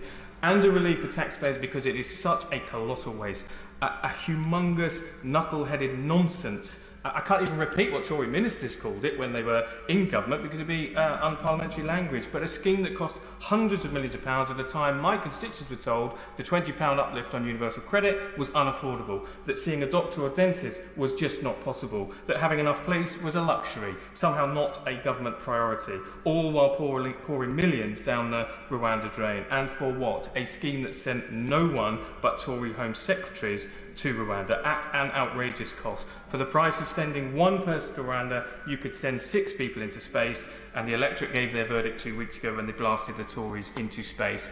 And yes, terrible puns was on my leaflets in this election. So, look, the leader of the opposition, and it feels good to say that, said today that he wishes to work with the new government on certain policies. To new MPs, I say, from opposition, I was able to improve the laws on housing rights for women fleeing domestic violence, some terminally ill, disabled people receiving support from personal independence payment, and support for communities affected by terror attacks. Take the Prime Minister up on his offer. He said the door was open. Take him up on that offer to seek improvements that benefit your constituents. Since the election, I've had constituents come in. 2 schools have come in to Parliament, St Michael's College in Bermondsey and the Southwark Inclusive Learning Service from London Bridge. It has been amazing to speak to young people about the new priorities and how the new government is already beginning to mend and heal the UK, and the work done in the first week and announced today in the gracious speech. Lifting the ban on onshore wind despite Green opposition, boosting UK investment, beginning to fix our NHS, tackling crime and antisocial behaviour, reasserting targets for house building, which is a very welcome priority for my constituent Southwark, where housing is always the #1 priority. And I would just flag to the new government and new ministers that the Bakerloo line extension would bring 20,000 new homes at least, and benefit not just transport infrastructure and homes, but jobs across the country and boosting our economy. I hope to see the Bakerloo line extension delivered under a new government, offering new hope, offering new ambition for Britain. A government that finally says to people not what they can't have, but what the government is seeking to achieve for our country and for our people's future, including today, a particular personal importance to me, is fixing mental health services. My mum has schizophrenia, mental health condition, and it was my route into public policy awareness and politics. To have the chance to influence and shape mental health services as we in the Labour Party begin to fix them and build out better is an enormous privilege. And I wanted to end today with a special thank you to the wonderful people of Bermondsey and Southwark for giving me my 4th win, including defeating an independent Corbyn candidate, and to the Labour members in my constituency who fought so hard, both locally and in other target seats, and importantly my local Labour Party executive for all their hard work and support in the last Parliament in particular and over the election period. I look forward to delivering the better Britain they fought for under this Labour government. Maiden speech, Graham Ledbetter. Thank you, Sir Edward. It's been an honour to have been elected to represent Murray West Nairn and Strathspey, something of an amalgam of a couple of previous constituencies. Firstly, as others have done before me, I'd like to thank the electorate of the constituency for sending me to this place to represent them and putting their trust in me for the years to come.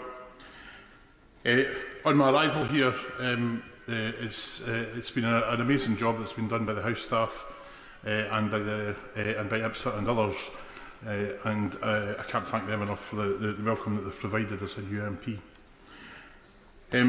I have a number of predecessors that I need to thank, not least because it's nearly two constituencies rolled into one.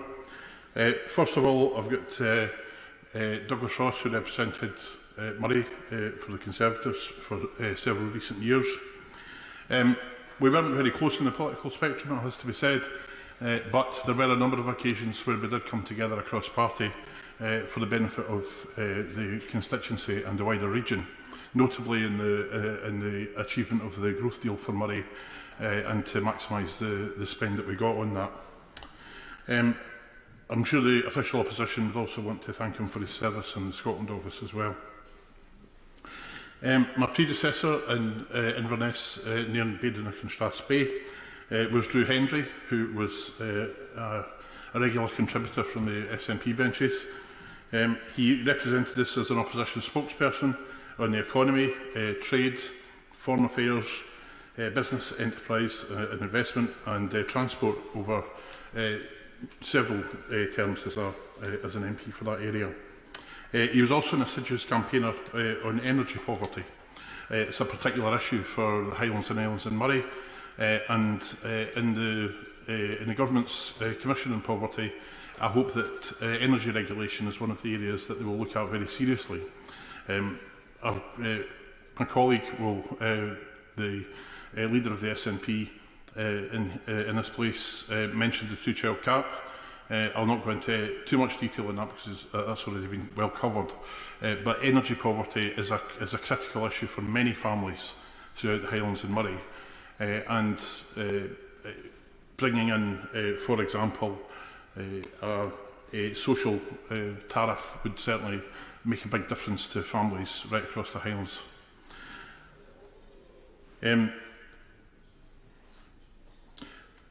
On other predecessors, I have several well-known parliamentarians. Members opposite, I'm sure, will be pleased to know that my constituency is the birthplace of Ramsay MacDonald.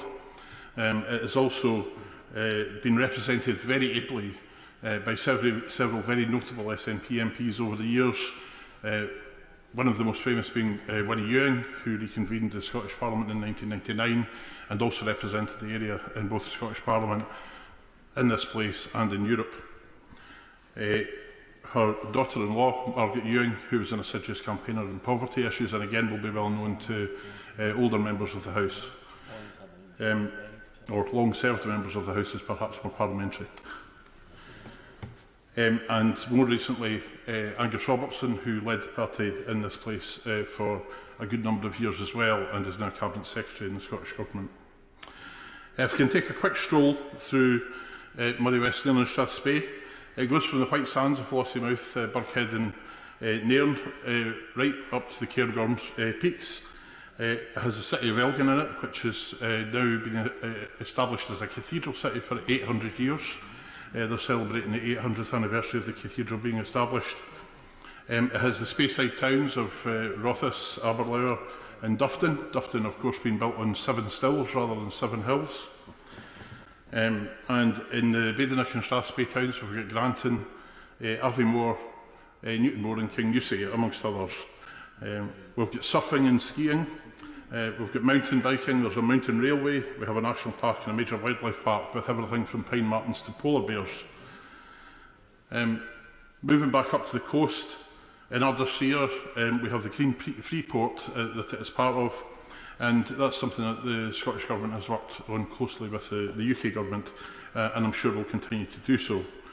The Green Freeport is incredibly important to us in Moray, West near Strathspey. It is projected to have 3,500 jobs in it within 10 years, and is going to be vital for just transition. And that is going to be something that will need careful scrutiny over the coming years. Tourism in the labour market and affordable housing are a major issue, particularly in the Maiden and Strathspey area. Businesses have difficulty staffing their businesses. They're often only open 4 or 5 days instead of 7. There isn't any significant unemployment really. It's around about the 2 to 3%. There is maybe some room for getting more employment out of the local labour market, but fundamentally the biggest impact on the labour market there has been Brexit. And immigration for us in that part of the world is a really significant issue in that there's not enough of it. We have difficulty staffing care homes, difficulty staffing the NHS, difficulty staffing many businesses, with businesses basically fighting over the same labour population.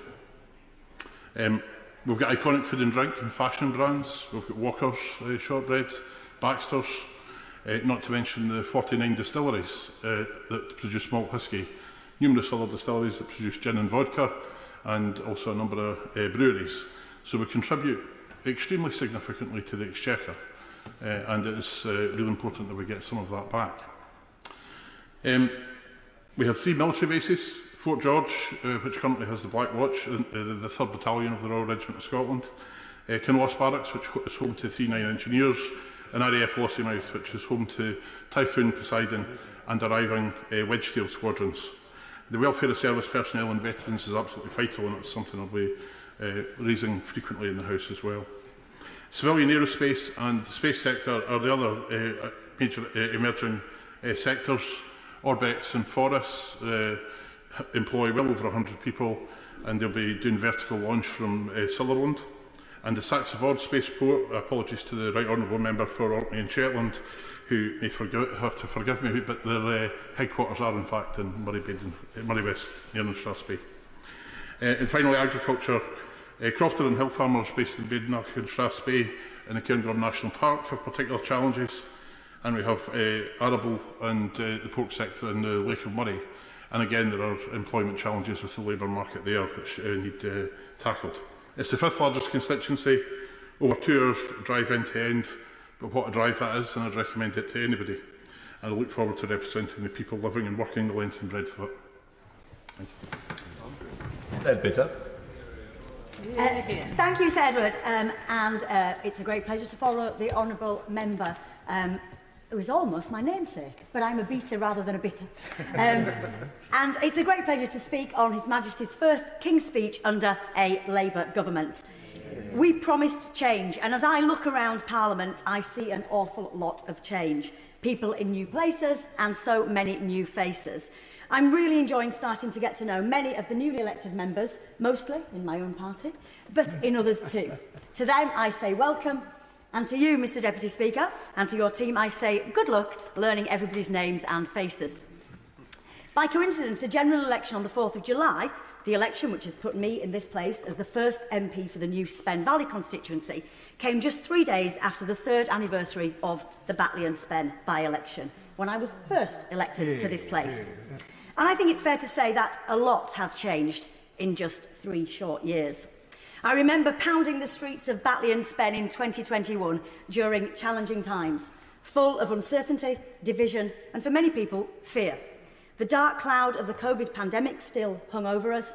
Many people were struggling with the cost of living, and politics felt worryingly polarised in this and other countries. And I think it's fair to say that the Labour Party was not in a great place. Many doubted we would see power again in 10 years, never mind 3. And if the result in Batley and Spen played its part in turning things around to get us where we are today, then I'm delighted we were able to help. But whilst I was delighted with the result, the Batley and Spen by-election was not a pleasant experience.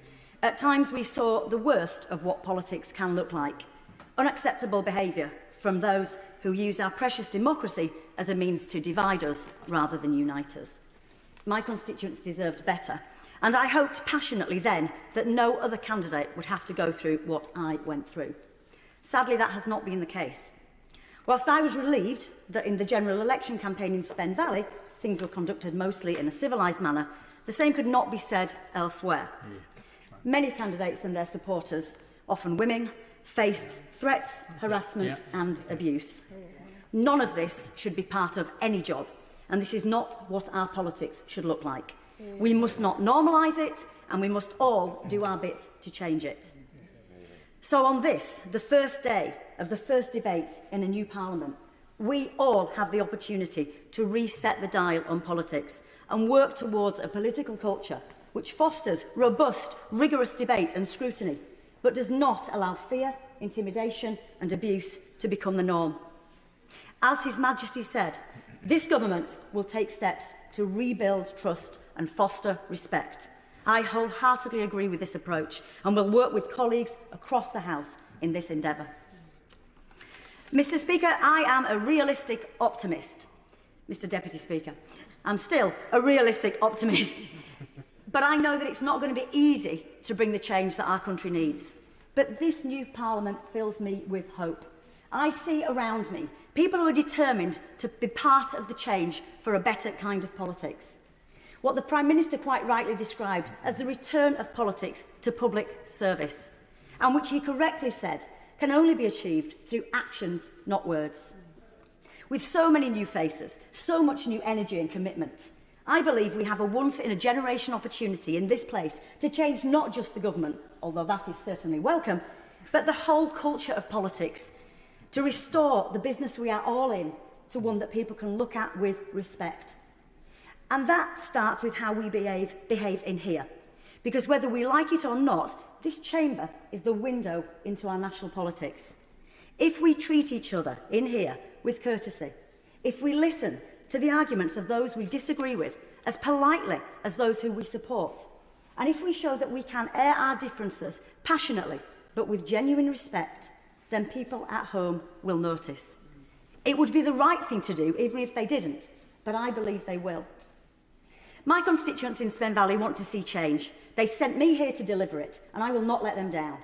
It's a wonderful part of West Yorkshire, where people have a real sense of pride in where they're from, whether that's the towns of Heckmondwike, Mirfield, Birstall or Cleckheaton, or the many beautiful surrounding villages. Too many to list, but I'll certainly be making sure they all get a mention over the next 5 years. And I understand that pride, because I share it. It's where I was born and have lived all my life. In Spen Valley, we tell it like it is. We're not easily fooled, and we take no nonsense. So my constituents will only believe in change when they see it and when they feel it. This King's Speech sets out the busy but exciting agenda to make that change happen, and the duty falls on us to make sure it does. Whether it's affordable housing, safer streets and more police in our communities, tackling antisocial behaviour and violence against women and girls, shorter waiting times and better access to GPs and dentists on the NHS, better education and opportunities for the young, academic and vocational, including those with special educational needs and disabilities, reliable public transport, support for people with mental health, and social care that offers dignity in old age and for the most vulnerable in our society. And I'm all for giving local people more power to make decisions that affect their lives. So I welcome the Deputy Prime Minister's pledge to kick-start a devolution revolution. And with the economic growth and prosperity that underpins all of this and helps give them a bit more at the end of the month. Another thing about Yorkshire people is that we don't waste money. And we know that you can't spend what you haven't got. So when my good friend, fellow Yorkshire MP and our first female Chancellor, the member for Leeds West and Pudsey, warns that we have got to get the nation's finances in good order, that it has to be our first priority, people get it. Politics as public service relies above all on trust and honesty. Only if we are straight with people about the challenges we face as a country, and if we have honest conversations with our constituents about what we can and sometimes what we can't do or can't do straight away, will they start to have faith in politics as a force for good in their lives. We have in our hands today a tremendous opportunity to begin the transformation of this country into a country that is looked on once again with respect around the world, ready to step up and play our part, whether that's tackling climate change or defending democracy when it's under threat, or doing everything we can to end the appalling and devastating conflicts in the Middle East, Ukraine and elsewhere. A country, in short, of which we can all be proud. There's a lot of work to do, but the time starts now. Maiden speech, John Berry. Well, thank you, Mr Deputy Speaker, for calling me, and congratulations to the Honourable Member for Moray West, Nairn and Strathspey, as well as the Honourable Members for Bolton North East, Wolverhampton West and Southport who spoke earlier, all for giving excellent maiden speeches before me today. I'm so honoured to be here in this historic chamber today as part of a brand new group of Green colleagues who I must now call my honourable friends. We are very pleased today to hear a wide range of new bills being proposed, with some measures we welcome, some we will seek to improve, and some we will seek to change or add to. Listening to people in my constituency in the election, it was hard not to be affected by the strength of public feeling and distress about the climate emergency, the degradation of our natural environment, and the huge desire to defend social justice and public services. This Parliament must seek to deliver for them. This is my maiden speech, and I stand here thanks to the votes and values of the fantastic people of Brighton Pavilion. They put their trust in me and the Green Party, and for that I extend my heartfelt thanks and appreciation.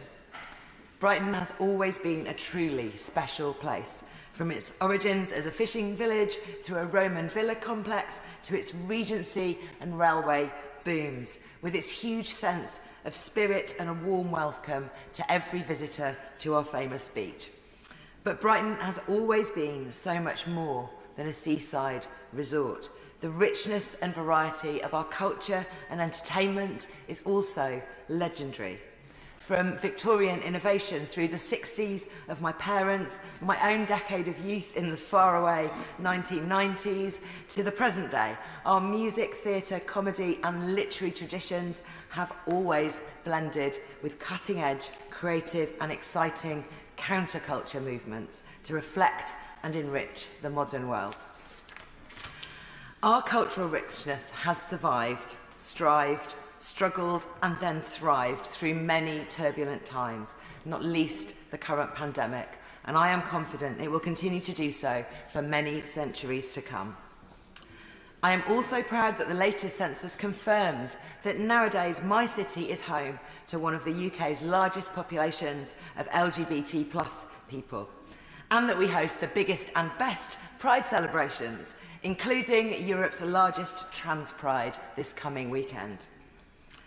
Brighton and Hove is a welcoming city in so many ways, so I'm also very proud we are a city of sanctuary, committed to a culture of hospitality and welcome for those seeking refuge from war and persecution. Brighton Pavilion also has a history of dedicated, long-serving MPs. From its first election as a single-member constituency in 1950, it was represented until 1969 by Sir William Burke Teeling, an Irish writer and self-described amateur tramp who walked from London to Newcastle to explore how councils were tackling unemployment. Our MP was then Julian Amery for 23 years, Derek Spencer for 5, and then David Lepper served in this House as a highly respected and hard-working MP for 13 years. And, of course, I have one of the easiest and most pleasurable jobs amongst new MPs this year in paying tribute to my immediate predecessor. Brighton is also a special place because it has been at the heart of the Green movement in England and Wales, and this continued when our own beloved Caroline Lucas won the seat for the Green Party in 2010. Caroline held the seat through 3 further elections, leaving a 14-year legacy that I look up to as a shining mountain to climb as I take my very first steps here today. As well as being an excellent constituency MP, of the many ways in which Caroline influenced policy, I think I was most charmed by her success in working with the nature writer Mary Colwell to win a new GCSE in natural history, helping to inspire and train up a generation of new David Attenboroughs is a real national service. And then, most impressive, I think, has been Caroline's steadfast and long-standing opposition to threats to the public's right to protest. Caroline lived that principle and through it played a key role in ending fracking in the UK. I know that all of us sitting here today are humbly aiming to live up to the high standards, values and work ethic that I think she represented, and to serve here with the same energy and enthusiasm. Mr Deputy Speaker, it is these principles that will guide my work as an MP, as well as some of my own values and enthusiasms. And people who know my work in other places will be aware that listening to and supporting young people is something I feel very strongly about. So it is today with huge pleasure that I commend to the House the incredible work of Brighton and Hove citizens who have just won a huge campaigning victory with a beautiful example of young people and their voices being raised up and empowered to make change happen. With schools across Brighton and Hove working with colleges, religious groups, workers, universities and the charity sector, Brighton and Hove citizens have this year won a big new commitment from the Council. After a long and engaging campaign, sixth formers Fee Abu-Chanad and Tally Wilcox presented a 2,000-strong petition and won a pledge for hundreds of young people in Brighton schools to benefit from investment in mental health support and counselling. And this is just one group of young people among many inspiring organisations across our country that I can't wait to hear more of in this job. They include Green New Deal Rising, the Youth Climate Coalition, Young Minds, People and Planet, the National Society of Apprentices, the NUS, and many, many more. Young people should have a louder voice wherever decisions are being made, not just when they organise. I'm therefore disappointed to see no specific bill in today's list removing barriers to voting for young people, including voter ID and age limits for elections to this House and English local councils that do not apply in Wales and Scotland. Our 16 and 17-year-olds and our young people need a real voice and need those measures in this Parliament. I hope that in the course of hearing the bills put forward in today's speech, the voices of young people are sought out, listened to, and many changes and additions made where they are needed most, including removing the two-child benefit cap. And I'm grateful now for your patience in listening to me, and I greatly look forward to seeing the impact of having the young voices I plan to raise up in this chamber being granted the same attention and respect. Thank you. Maiden speech, Luke Charters. Thank you, Mr Deputy Speaker, for giving me the opportunity to speak. I want to pay tribute to the many honourable members that have given their wonderful maiden speeches today. It's an immense privilege to represent York Outer, but I would not be here were it not for the wonderful education I had at Huntington School. The education gave me the confidence and skills to go on and change lives.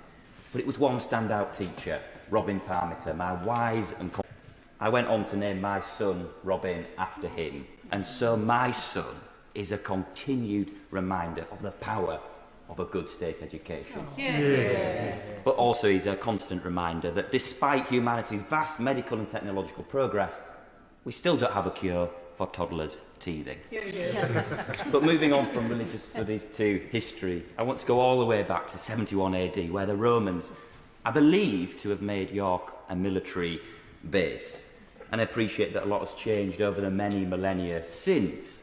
However, York's role as a military base has not. And Queen Elizabeth of Barracks is in Strensall, in my constituency, and I'm very proud to be the first Labour Member of Parliament to represent there. I'm incredibly proud of this government's unwavering commitment to our armed forces and to our veteran community as well. It's important to note that my predecessor, Julian Sturdy, played an important role in protecting and saving those barracks. He also was a forceful advocate for our rural communities, and I want to continue that work. I wish him all the very best for the future after 14 years of service.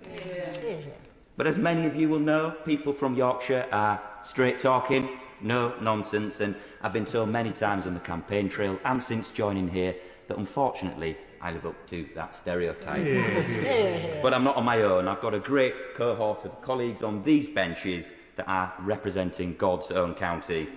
But what's even better is that we've got a Chancellor also from the White Rose contingent, and that means that the best thing is we've got the Yorkshire value of frugality as a national policy, ensuring the public gets good value for money. And how welcome that is after 14 long years of managed decline, as our country finds itself at a critical juncture. Thankfully, the question is no longer who gets to rebuild Britain, but how will we take the mantle on? Yep. And I think we can all learn from our colleagues in the York community. Just 40 years ago, on the 9th of July 1984, lightning struck the roof of York Minster and the south transept was destroyed by flames. I'm proud that my dad, an outspoken Yorkshireman, if ever there was one of the Minster apprentices joiners that went on to rebuild it after the Great Fire. The Minster joiners' commitment centres around the values I share, around dedication to duty, service and desperation to rebuild. But there are already groups in York Outer that are embodying these values.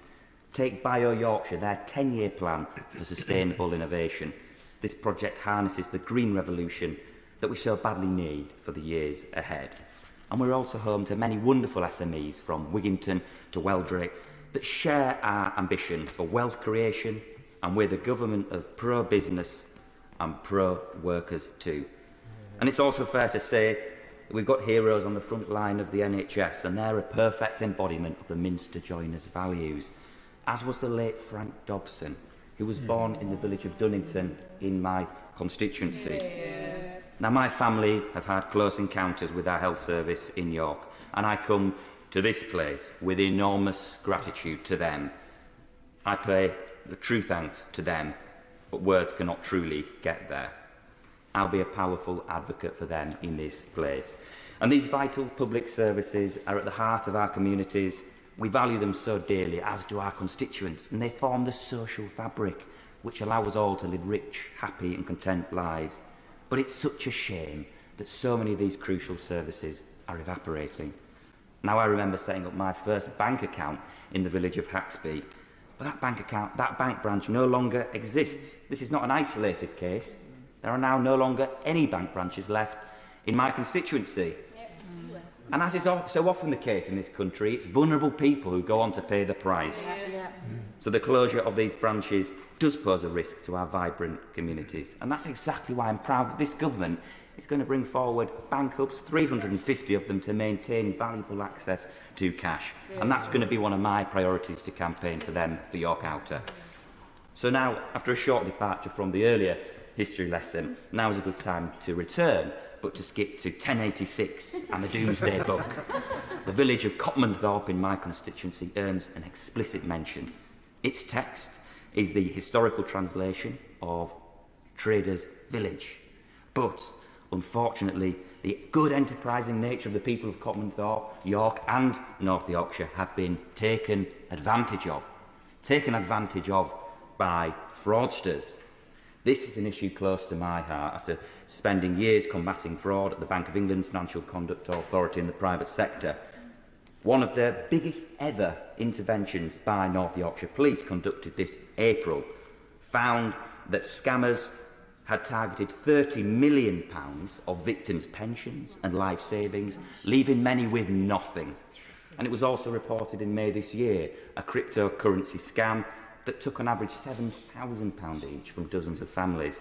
And as many of you have noticed, these victims cannot be named, but I dedicate my maiden speech to them. Each of those people affected by fraud are a loved one, a family member, a friend. But fraud is the biggest crime in the UK, and under this Labour government, I want to ensure that there's no safe harbour for fraudsters and no compromise in our pursuit of their schemes. There'll be no escape from justice. But on a more positive note, I've been fortunate enough to meet thousands of constituents who share the wonderful community spirit of York Outer, from New Ayswick Bowls Club to the Island and St Leonard's Hospice, which lovingly cared for my uncle in his last days, to the Wilberforce Trust, who've supported visual and hearing impairments for nearly 2 centuries. Giving back is second nature to the good people of York. And as the new Member of Parliament for York Outer, I'll be tirelessly dedicated to my constituents, and I'll be a strong national campaigner when it comes to improving financial services and tackling fraud. I'm ready and willing to serve the area that's given me so much. And finally, Mr Deputy Speaker, may I be slightly unconventional and end by thanking the House staff. They have been welcoming to honourable members to this place, and it's clear in their dedication and service. I look forward to working with them in the years ahead. Thank you. Maiden speech, Seamus Logan. Thank you, Sir Edward. I'm grateful for the opportunity to make my maiden speech during this important debate. And like others, I want to congratulate all those who spoke before me, particularly those who are making maiden speeches, not least the Honourable Member for York Outer, who made a very substantial contribution there. Thank you.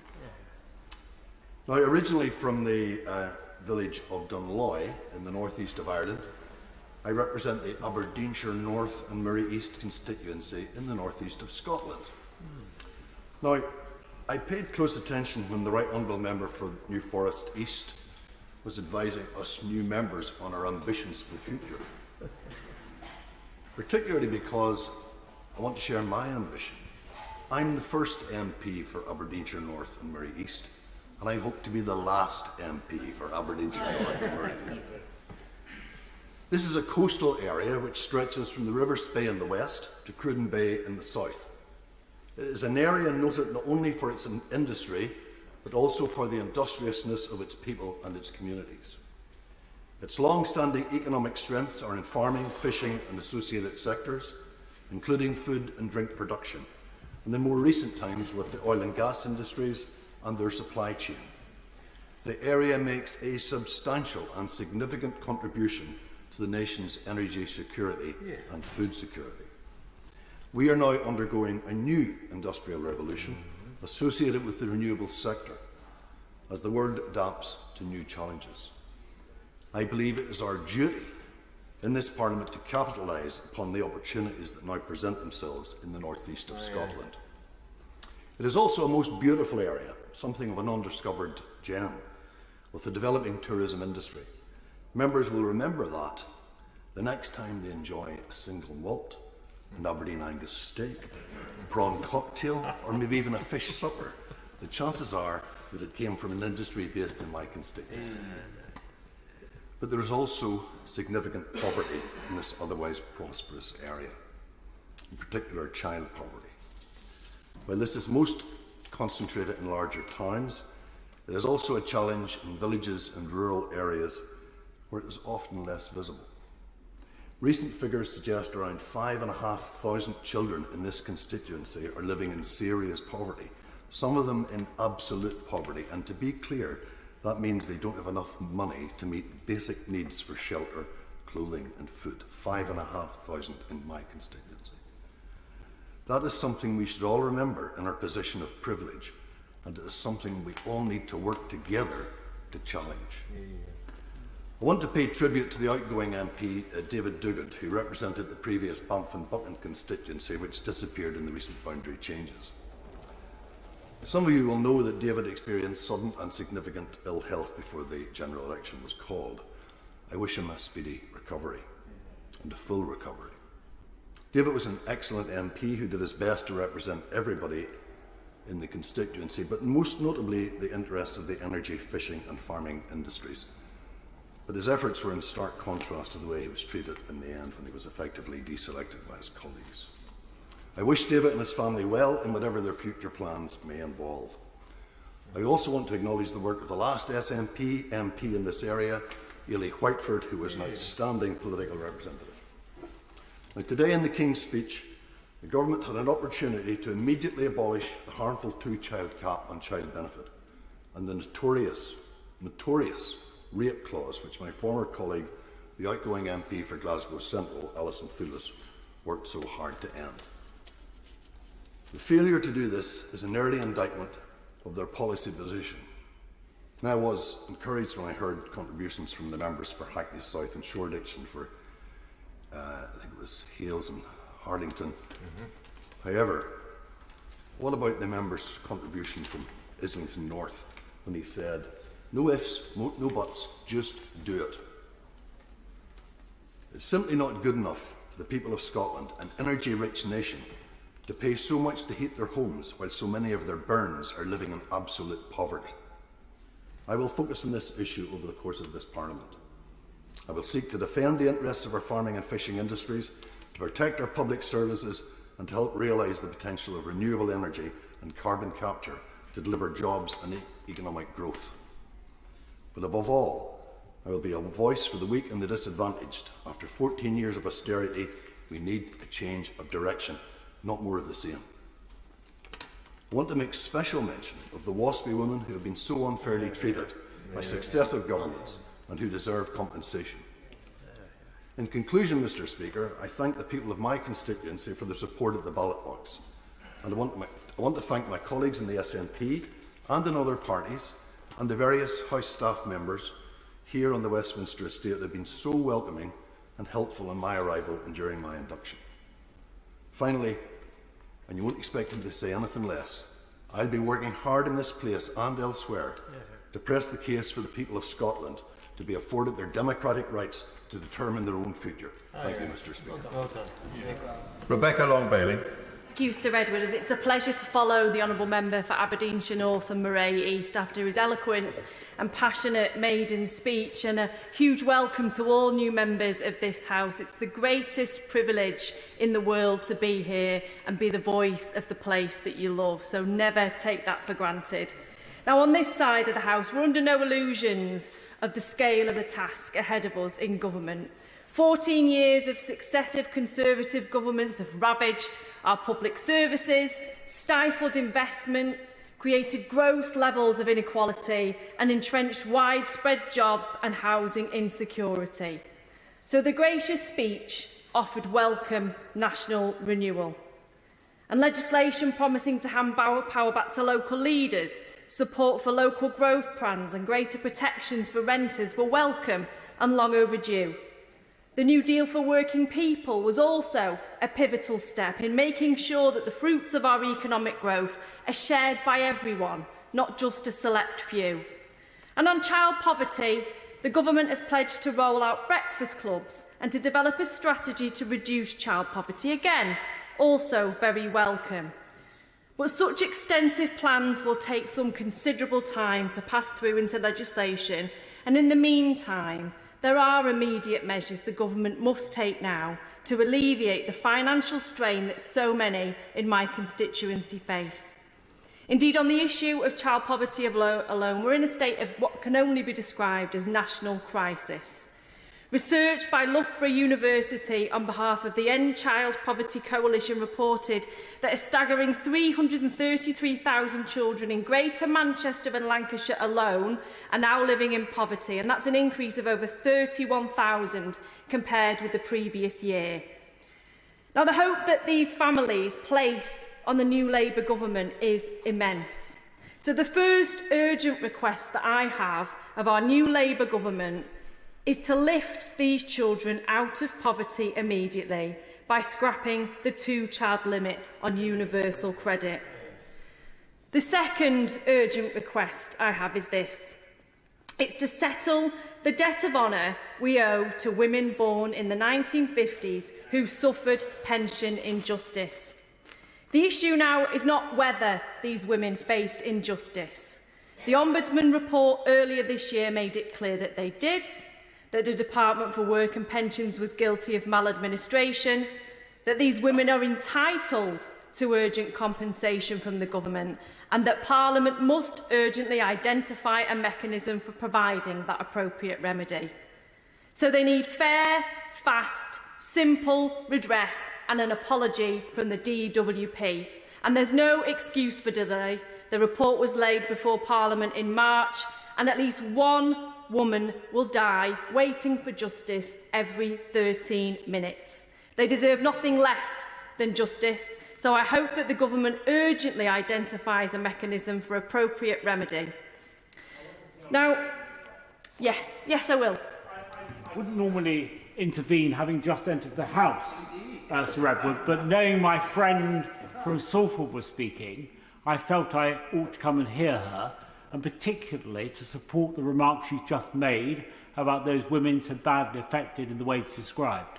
It is critically important, as she said, this is done speedily. And actually that means simplifying the system. That won't please everyone, by the way. Some people want a detailed analysis of detail, but that's unfortunately likely to lead to obfuscation. So it's very important, as she describes, to have a simple, deliverable mechanism which delivers justice to these women speedily. And I agree with the Right Honourable Member wholeheartedly, and it's an example, the work that myself and himself have carried out throughout the last Parliament, of how we can work cooperatively with members of opposite parties and how we find those issues that we can serve our constituents well. And he joins us at an opportune moment, because I'm about to talk about an issue that's very close to his heart, because my final urgent request of the government is one of moral duty. And that's the moral duty to recognise, support and compensate our nuclear testing veterans and their families. These are the men who put their lives at risk in dangerous atomic weapons tests to ensure our long-term security. And for decades, campaigners, lab rats, veterans and their families and the indefatigable Susie Boniface have been fighting for recognition for these heroes. They have highlighted scientific studies which show increased rates of miscarriage, increased birth defects and the same rate of genetic damage as clean-up workers at Chernobyl. And the campaigners take pride, of course, that it was the Defence Secretary and the Prime Minister who met with them in opposition and supported their campaign to receive the long overdue recognition that they deserved. But sadly, it remains the case that despite winning that campaign for medallic recognition, the UK still remains the only nuclear power that refuses them adequate compensation, research and support, unlike the US, France, Canada and Australia. Medal criteria is very limited. There hasn't been a formal recognition event, and even access to war pensions have been impeded. Veterans and sometimes their wives, widows and descendants have reported making repeated requests to gain access to their blood or urine testing records from samples the veterans recall being taken during the nuclear testing programme. And sadly, many confirm that their service medical records frequently don't include the test results, and they just don't understand why. This data is currently vital for their war pension applications and an understanding of the conditions that they suffer. But sadly, the absence of such records means that the war pension applications of many veterans are refused. Now, I want to place on record my thanks to honourable members right across this House who've continued to support these veterans, and particularly the Right Honourable Member for South Holland and the Deepings, who's worked closely with myself and campaigners in recent years. We've both written this week to the Defence Secretary and the Parliamentary Under-Secretary of State for Veterans, requesting that they urgently meet with ourselves and veterans and campaigners and work with us to deal with their concerns, and we hope that this is made an urgent priority, because ultimately the government can and should deliver justice for these families, and now is the right time to do so. Thank you, Sir Edward. Last but not least from the opposition bench is Jim Shannon. Thank you, Mr. Chair. Can I thank first of all you for calling me, but also thank all the honourable members who have made contributions so far. I'm glad to see you in your place, Mr. Deputy Chair, and as I am, I'm glad to be in my place as well. And I want to put on record my thanks to the good people of Strangford for voting for me at the last election. I wish all right honourable members every blessing, God's richest blessing in this House for this term and indeed for the years ahead. I'm very, very pleased to see the Labour Party and the Prime Minister in his place. I believe the wishes of us all across this House and out in the nation that we represent are for things to go good and go well. There's goodwill, there's a wish to see things in a better way. And I was delighted to hear within the King's speech the goal of the Prime Minister in taking the brakes off Britain as a goal that every party can get behind, and yet the Unionists and me would gently remind the Prime Minister and the Labour Party that this responsibility applies equally to the rest of the United Kingdom and not simply to the mainland Britain. We need to remove the brakes wherever it may be within the United Kingdom of Great Britain and Northern Ireland. And there's one brake at this moment in time. My honourable friend, the member for East Belfast, referred to it. That's one holding Harland and Wolff from providing jobs and financial stability by not fulfilling the contract promised by the last government. Security in this loan is critically important for the removal of to prevent the removal of economic growth, and I do hope this will be released urgently. I also welcome the indication that the creation of wealth, which is also a Labour Party priority, is to be, as this is foundational for any nation. I welcome this and look forward to working with the Labour Government to ensure this is spread across all of the United Kingdom, with Northern Ireland being an integral part of that as well. There is work to be done when it comes to Northern Ireland's place within the Union. In my intervention to the Prime Minister today, it was quite clear that the Prime Minister is committed to ensuring that Northern Ireland's position within the United Kingdom is strengthened. And if that is the case, then that's good news. But I look forward to seeing those words become action. My colleagues and I are anxious to continue the work of ensuring that our constituents have the same treatment as the rest of the UK, from shopping, for post to import, for border controls. And I look forward to meeting with our new Secretary of State for Northern Ireland. The Honourable Member is in a position to establish that working relationship to the benefit of all within the United Kingdom. There is work to be done on the remnants of the protocol, and I know this must be a priority for this new government. There is also work to be done on establishing an adequate formula for funding. My honourable friend, both friends, East Antrim and East Belfast, referred to the funding formula. And I was on the Northern Ireland Affairs Committee along with my other colleagues. It was clear that all parties on that Northern Ireland Affairs Committee and the government officials were clear that the funding formula was wrong. It had to be addressed. We're 500 to 600 million shy of what other parts of the United Kingdom are getting. And there was a commitment given to ensuring that would come through. So my request will be to the Labour Government, and in particular to the Secretary of State for Northern Ireland, ensure that £600 million gaping hole in Northern Ireland finances is addressed. We need to address that issue, and with great respect, Mr Deputy Speaker, I say this: we don't need a vanity project of Casement Park over a cost of over £300 million whenever the very basics of life are being neglected. I was pleased to hear the aim of improving mental health services. Others have referred to it, and in particular for our young people. In Northern Ireland, we have the largest prevalence of mental health problems in the whole of the United Kingdom. So my request to the Labour Government, to my Prime Minister, as he is, to ensure that the mental health programme that he has for here, that we can work in conjunction with, in particular with the Northern Ireland Assembly, to ensure that we can address head-on mental health issues for our young people. Again, there's a way of doing that. We do it here at Westminster. We make sure that the Northern Ireland Assembly is working alongside in that partnership, and I very much am very, very keen to ensure that that happens. I also put a plea, if I can, to see the aim of peace in the Middle East being an aim of government.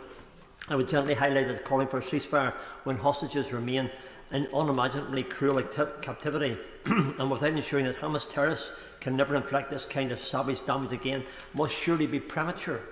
There is a solution, and it can be found, and I know that this is the desire of all our constituents as well as our friends in Israel and on both sides of the Gaza Strip as well. I believe that government must consider maintaining the previous government's procedural challenge to the International Criminal Court's jurisdiction in Israel and in the Palestinian territories. It is important that the ICC retains its proper role within the law and exercises jurisdiction based upon the Rome Statute and in accordance with the principle of complementarity. I also make a plea, if I can. We've asked, in the last term, and as long as I've been here, from both sides of the chamber, there was always a plea for the IGRC to be condemned and made illegal. The pleas came from this side when Labour were here, when in opposition. They're now in government, and I would hope that those pleas will mean that the IRGC, the world's most powerful terrorist group, committed to the conversion or murder of Jews, of Christians, of Zoroastrians and others it considers to be infidels. For over 45 years, the IRGC has pursued its repugnant goals through violence on a global scale. It's time for the IRGC to be prescribed, and I would ask for that to happen as soon as humanly possible.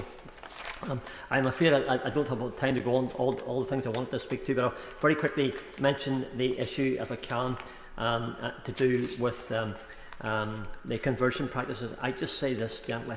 I think the Minister responsible has got it. There will be a consultation beforehand. It has to be. There are many of us who have Christian faith and beliefs, and we wish to see and ensure that the beliefs that we hold fast to are considered fully when it comes to making any decisions. I also make the plea, as Honourable Lady for Salford did and others have, on the WASPI woman. I led the debate, as you probably know, Mr Deputy Speaker, on that. I believe that government needs to deliver on that aspect for the WASPI woman. I have some 5,500 in my constituency. There's 76,000 in Northern Ireland, and we have an obligation, I believe, for everyone across this great United Kingdom of Great Britain and Northern Ireland to deliver. This is a new government with a new ways of doing things and new aims, but there are also new opportunities, and I, for one, will do all I can with government, alongside government, working with them to achieve the aims of making this wonderful United Kingdom of Great Britain and Northern Ireland a wonderful place to live, educate their children, work and thrive. We, all of us, Mr Deputy Speaker, we, all of us in this House, I believe, can work together to see the goal realised and their lives better as a result. Thank you. Councillor Smith. Here. Sir Edward. And after 9 years on the opposition benches, it is something of a disorientating experience to find yourself on the government benches, but it just got a little bit more topsy-turvy when I found that I was speaking after the member for Strangford, which I don't think has ever happened before, but it gives me the opportunity to thank him for his friendship and to let new members know that in this House you will find friends in the most perhaps unlikely places. But I thank the honourable friend for his friendship and support, and I know I speak for many on this side. It's my first opportunity to give a substantive speech as the new member for Lancaster and Wyre, as my constituency did undergo some significant boundary changes at this election. And I'm going to break with convention slightly, Sir Edward, and pay tribute to the MP who I've replaced, in the sense of most of my constituency was represented in the last Parliament by Ben Wallace, who served as an MP in Lancashire since the 2005 general election, first for the Lancaster and Wyre constituency and more latterly for the Wyre and Preston North constituency. Ben was actually the MP elected in the first general election I voted in. I voted in the Lancaster and Wyre constituency. I did not vote for the winning candidate, I must confess. But his assiduous service should be noted, especially his service to the country in the role as Secretary of State for Defence. It's an opportunity to acknowledge the change that has happened to our electoral map at the general election, and the country voted very clearly for change. I'm excited to see a lot of the content inside the King's speech, and particularly when it comes to getting Britain building through planning reform. I was pleased to see it was very clear talking about infrastructure and housing. It's clear to me that when we build housing, it has to go with infrastructure. It's loud and clear from my constituents along the A6 corridor, particularly around the Garstang area, that by building new houses without infrastructure puts more pressure on our public services, on GP surgeries and on school places. I was pleased to see in the King's speech, about local leaders taking control of local bus services. This week, Stagecoach, who run the bus services in my community, have increased the price of their under-19s day rider, which has been met with quite a lot of response, shall we say, from my constituents, both those that are attending schools and colleges, but also the parents who are often the ones picking up the tab for what is very expensive service and often unreliable. As a North West MP, I am served on the West Coast Main Line by a train company called Avanti. So believe me, bringing rail back into public ownership is something that my constituents welcomed, and it was loud and clear on the campaign trail that Avanti are not a fit company to be running a so-called train service down the west coast of our country, serving right from Glasgow into London Euston. They let down passengers on a regular basis, and I think they know their time is up. Some of my youngest constituents are running campaigns at the moment around sewage dumping. So we know that Ofwat need to have more teeth and more powers in order to regulate these water companies. And I know that some of my youngest constituents will be very pleased to see that part of the speech. Turning to the strengthening integrity of elections to encourage wide participation in the democratic process. In the last Parliament, I had the privilege of being the spokesperson for the Speaker's Committee on the Electoral Commission, so forgive me if this turns into something of a hobby horse of mine. But I am deeply concerned about the state of our democracy, and I look forward to playing a full role from backbenches, supporting the government in improving the integrity in our electoral process. But we can't lose sight of the fact that a 52% turnout nationally at the general election should be concerning every single one of us. In Lancaster and Wyre, it was 58%, but I take absolutely no comfort in the fact that we are marginally higher than that national average. That is what's keeping me up at night, because we need to engage people in our democracy, because the alternatives are unthinkable. I support moves to move to automatic voter registration. Does the honourable friend want to...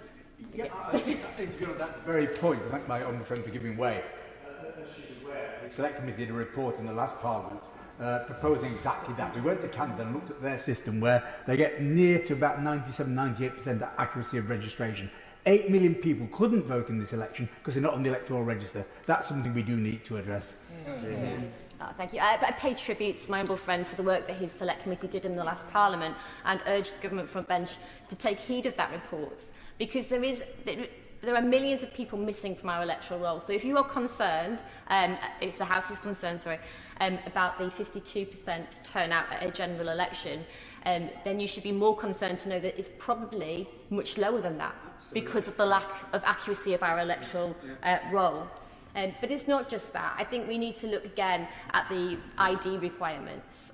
We have all got cases that we came across in our constituencies in that general election where people thought they couldn't vote because they didn't have the ID, they weren't aware of the voter authority certificate. And one conversation stands out to me was a conversation I had in Skirton in my constituency with a gentleman who had voted in every general election since the 1970s, and he wasn't voting. He said, because I don't have ID, so I can't vote now. Totally unaware that the voter authority certificate had been an option, but far too late to apply for one a few days out from polling day.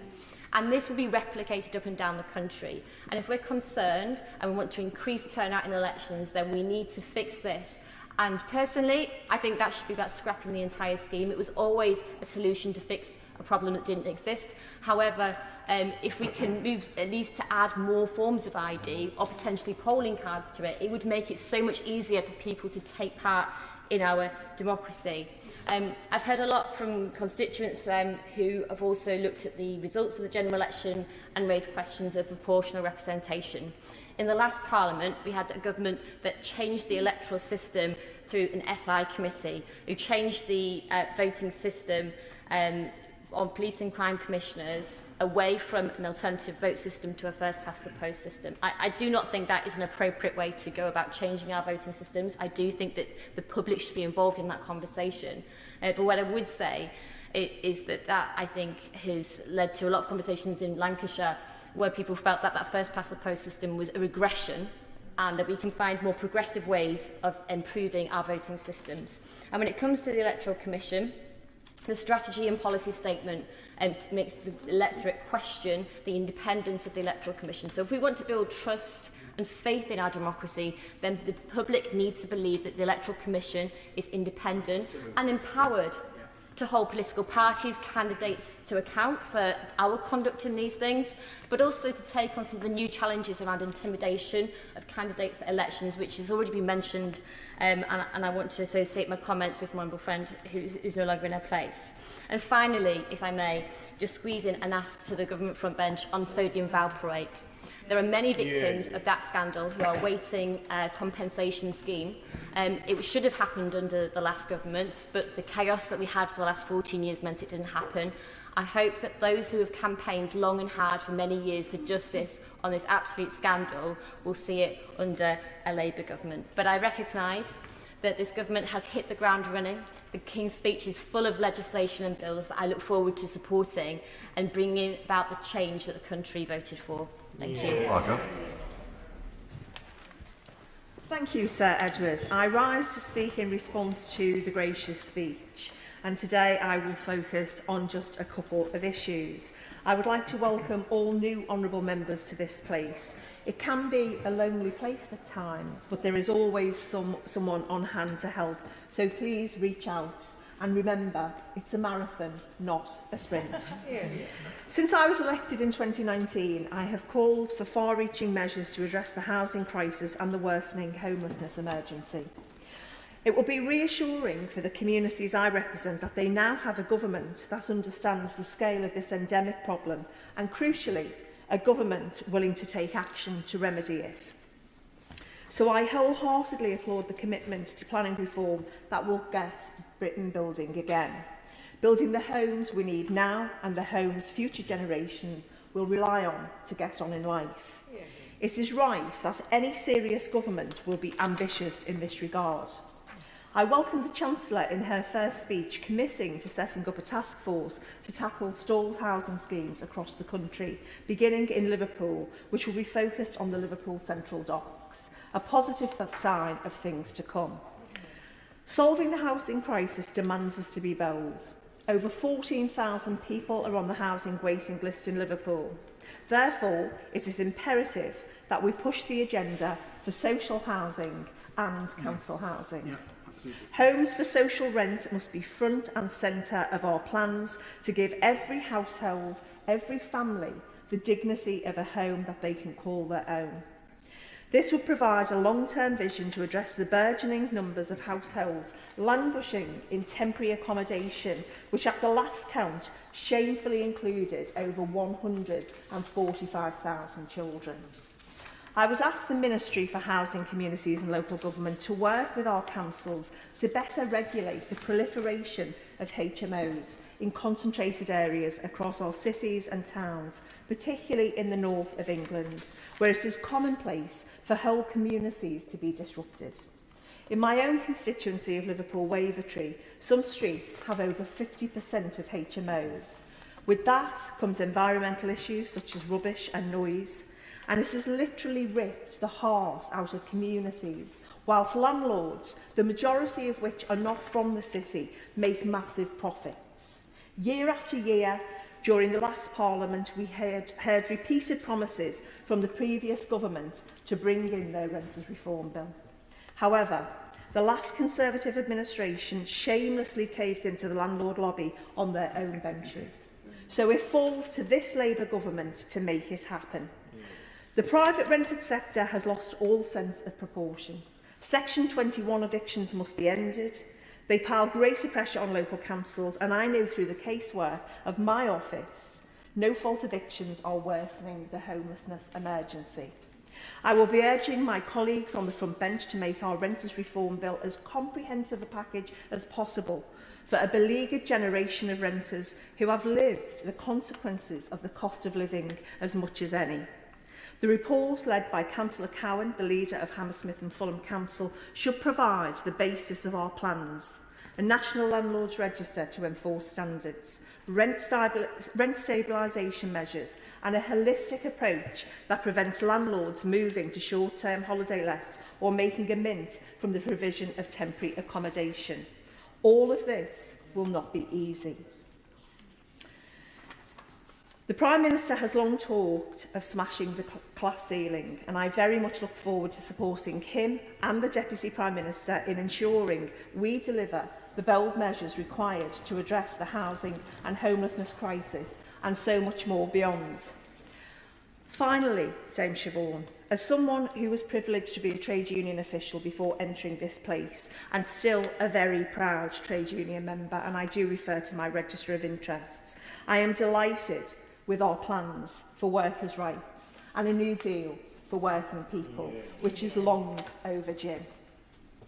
As a proud Liverpool MP, I wanted to say how delighted I am that a Labour government will deliver the long-awaited Hillsborough Law, and I pay tribute to the resilience of the families who lost loved ones, the survivors, and my city as a whole, who have never given up their fight for truth, justice and accountability. And of course, my neighbour, the Right Honourable Member for Liverpool Garston, who has spent decades in this place fighting to get it on the statute books, and this shows what tenacity can deliver.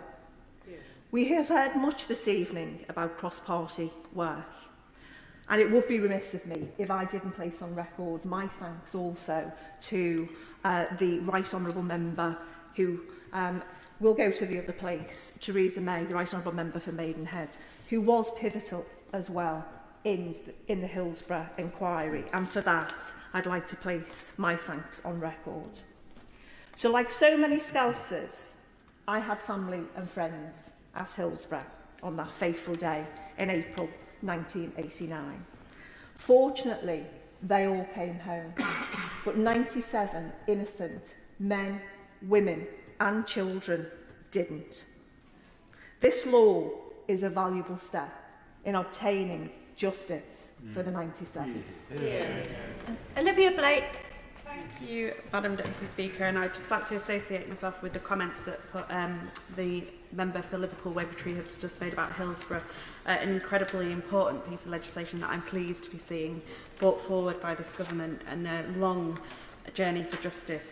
I'd also like to congratulate everyone who made their maiden speeches today. I think they've been absolutely fantastic, and I think they show the calibre of the people who have been elected to this place, and also to welcome back my fellow returning MPs, some with a larger break than others, but it's great to see people back in this place with all their depth of experience.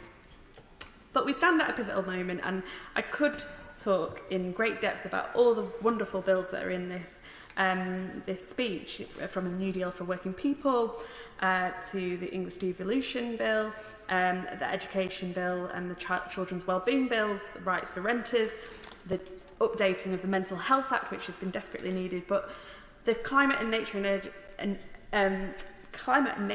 crisis are already impacting our lives, so I want to focus my remarks mainly on that and slightly on transport as well.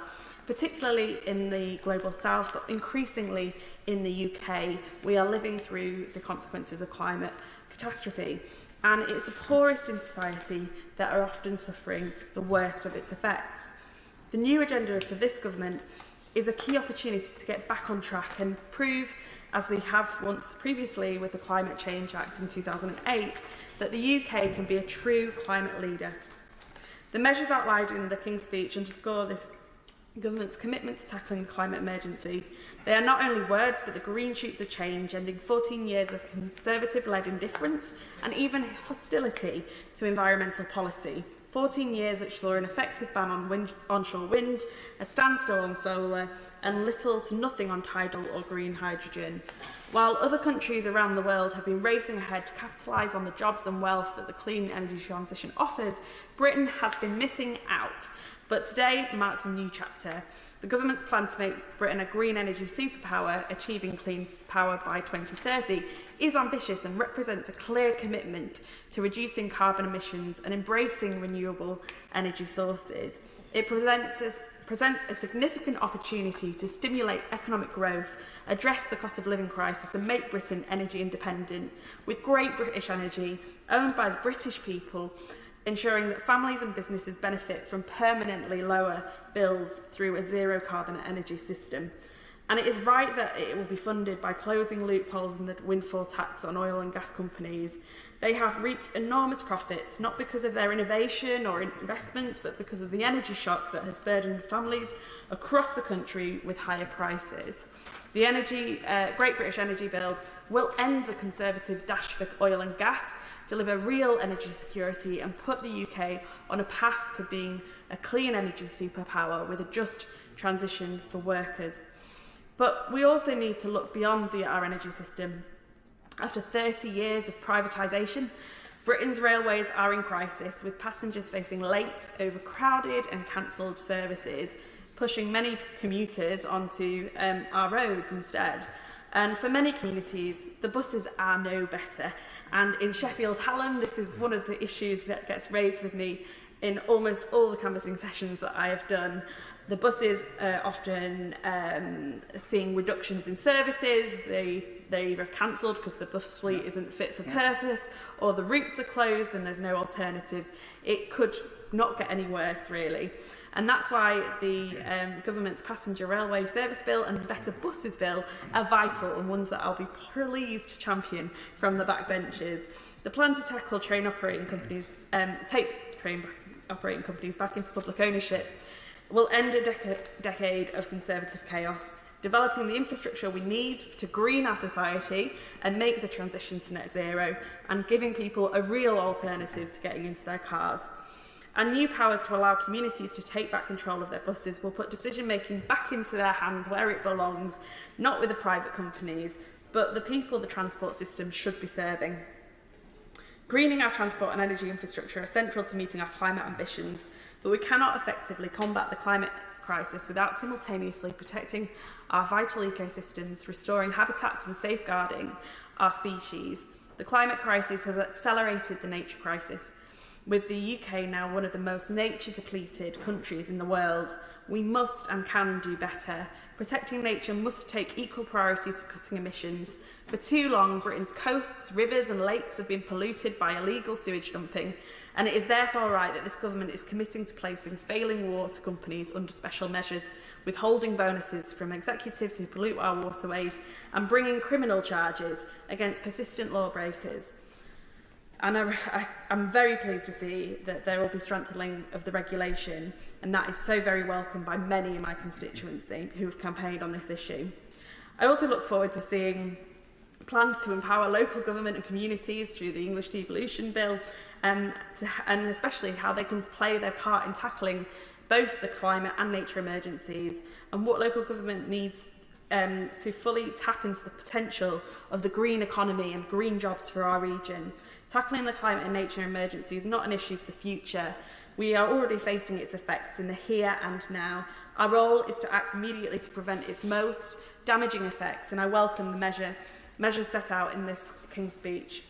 They must be the springboard for a wider debate on greening our communities, revitalising our ecology, and building a greener, cleaner and nature-positive economy that works for everyone. And one final plea on an unrelated topic for the front bench is around the care for people who have undergone miscarriage, something I campaigned very hard on in the last Parliament, and I will continue to raise in this place to make sure that there is proper provisions for women's health going forward, and that everyone gets the support they need. Hear, hear. Chris MacDonald, maiden speech. Thank you, Dame Siobhan. And speaking as a new member, I would like to add my congratulations to those honourable members who've made their first speech today for the confidence and clarity in which they were delivered. They've really set a very worryingly high standard, I think. The gracious speech today contained many fine bills, but for me it was much more about a new way of governing, a government of service, of change and of action. And I know that this will be warmly welcomed by my constituents in Stockton North. And the reason for this could be seen quite clearly Saturday last, when I was in Durham playing my cornet with the Durham Miners' Gala. The village banners at the gala display the prides and hopes of the community, and behind me was an image of the great miners' leader, Peter Lee, and emblazoned on the banner was the slogan, "The past we inherit, the future we build." This belief in a positive future, one that we can determine ourselves, has instilled in me the tenacity and determination to stand here. It is also characteristic of the people that I represent in Stockton North. Stockton North is an industrial place, and the people are industrious people. Stockton was home to the world's first passenger railway, opened in 1825, with one of Britain's most famous engineers, George Stephenson, driving the engine. The line which he built is now used by the nearby Hitachi rail factory to transport new locomotives onto the national network. Stockton thrived on industries such as steel and shipbuilding, and whenever I hear the chimes of Big Ben ring out across Westminster, I'm reminded that the first bell for the Elizabeth Tower was cast in Stockton North in Norton. John Walker, a pioneer of chemical engineering, invented the friction match on Stockton's famous High Street in 1827, but it was in the 20th century, with the dawn of the chemicals industry, that the neighbouring town of Billingham began to boom with the manufacture of ammonia for explosives and fertiliser. This industrial progress continues, with Billingham and Stockton home to catalyst technologies and life sciences, with new investments planned in sustainable aviation fuel, which also featured in the gracious speech. Small modular reactors, carbon capture and hydrogen projects are all planned. During the COVID pandemic, vaccines were developed in Oxford but manufactured in Billingham. From Wynyard to Port Clarence, we have the skills and expertise to deliver this government's industrial strategy and attract the private sector investment that our new National Wealth Fund demands. We know that Britain is great at industry, which keeps us safe, generates fairer economic growth and creates new opportunities for our young people, which is sorely needed in Stockton North, where a third of our children live in poverty. We will seize this chance to help the people who need it most. It's an honour for me to have the good fortune to succeed Alex Cunningham. Alex is as well regarded in Stockton North as he was in this House, and it's been a joy for me in the last week to meet members here who know Alex and describe his fundamental decency and fairness as a person, values that we would all like to see more of in political life. Alex has given great service. Over 4 decades as a local councillor and Member of Parliament, he held a series of shadow ministerial positions, but his personal priority was always to promote opportunities for young people through education and health. These interests were combined in what I know Alex himself sees as his greatest achievement, the extension of restrictions on smoking to include private vehicles where children are present, a measure that will undoubtedly save the health of so many young people, and I'm sure he would have been delighted to see the smoking measures that were proposed today. In a slight break with tradition, I would also like to acknowledge the former member of Langbar, the late Ashok Kumar. Ashok and I were both chemical engineers in the steel industry before being elected to Parliament. We worked together at British Steel's research laboratories in Redcar, which I know is why many of my colleagues over the last week have been referring to me as the steel guy. At that time, I was fresh out of school, and Ashok was taking a rest between general elections. I recall he devoted as much of his time at work to political campaigning as he did to steel research. Ashok was a well-loved colleague, and I took the opportunity a few years ago to re-establish the Ashok Kumar Fellowship, which is a collaboration between the Parliamentary Office of Science and Technology and the Institution of Chemical Engineers to promote understanding between engineers and parliamentarians. I believe I have the privilege of being the first and only Fellow of the Royal Academy of Engineering to sit here and bringing together these two worlds of engineering and of politics in the area of industrial strategy is something that I hope to do usefully in my time here. The people of Stockton North recognise the value of service, and we count many service members, veterans and cadets amongst our number. As a signatory of the Armed Forces Covenant, I welcome the measures to establish an Armed Forces Commissioner. I personally feel a great responsibility of service as a member of this House, and my concern is to ensure that this Parliament delivers a noticeable improvement in the lives of the people of Stockton North.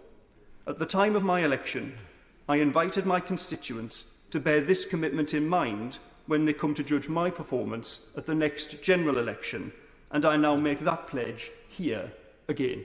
Thank you. Dan Carden.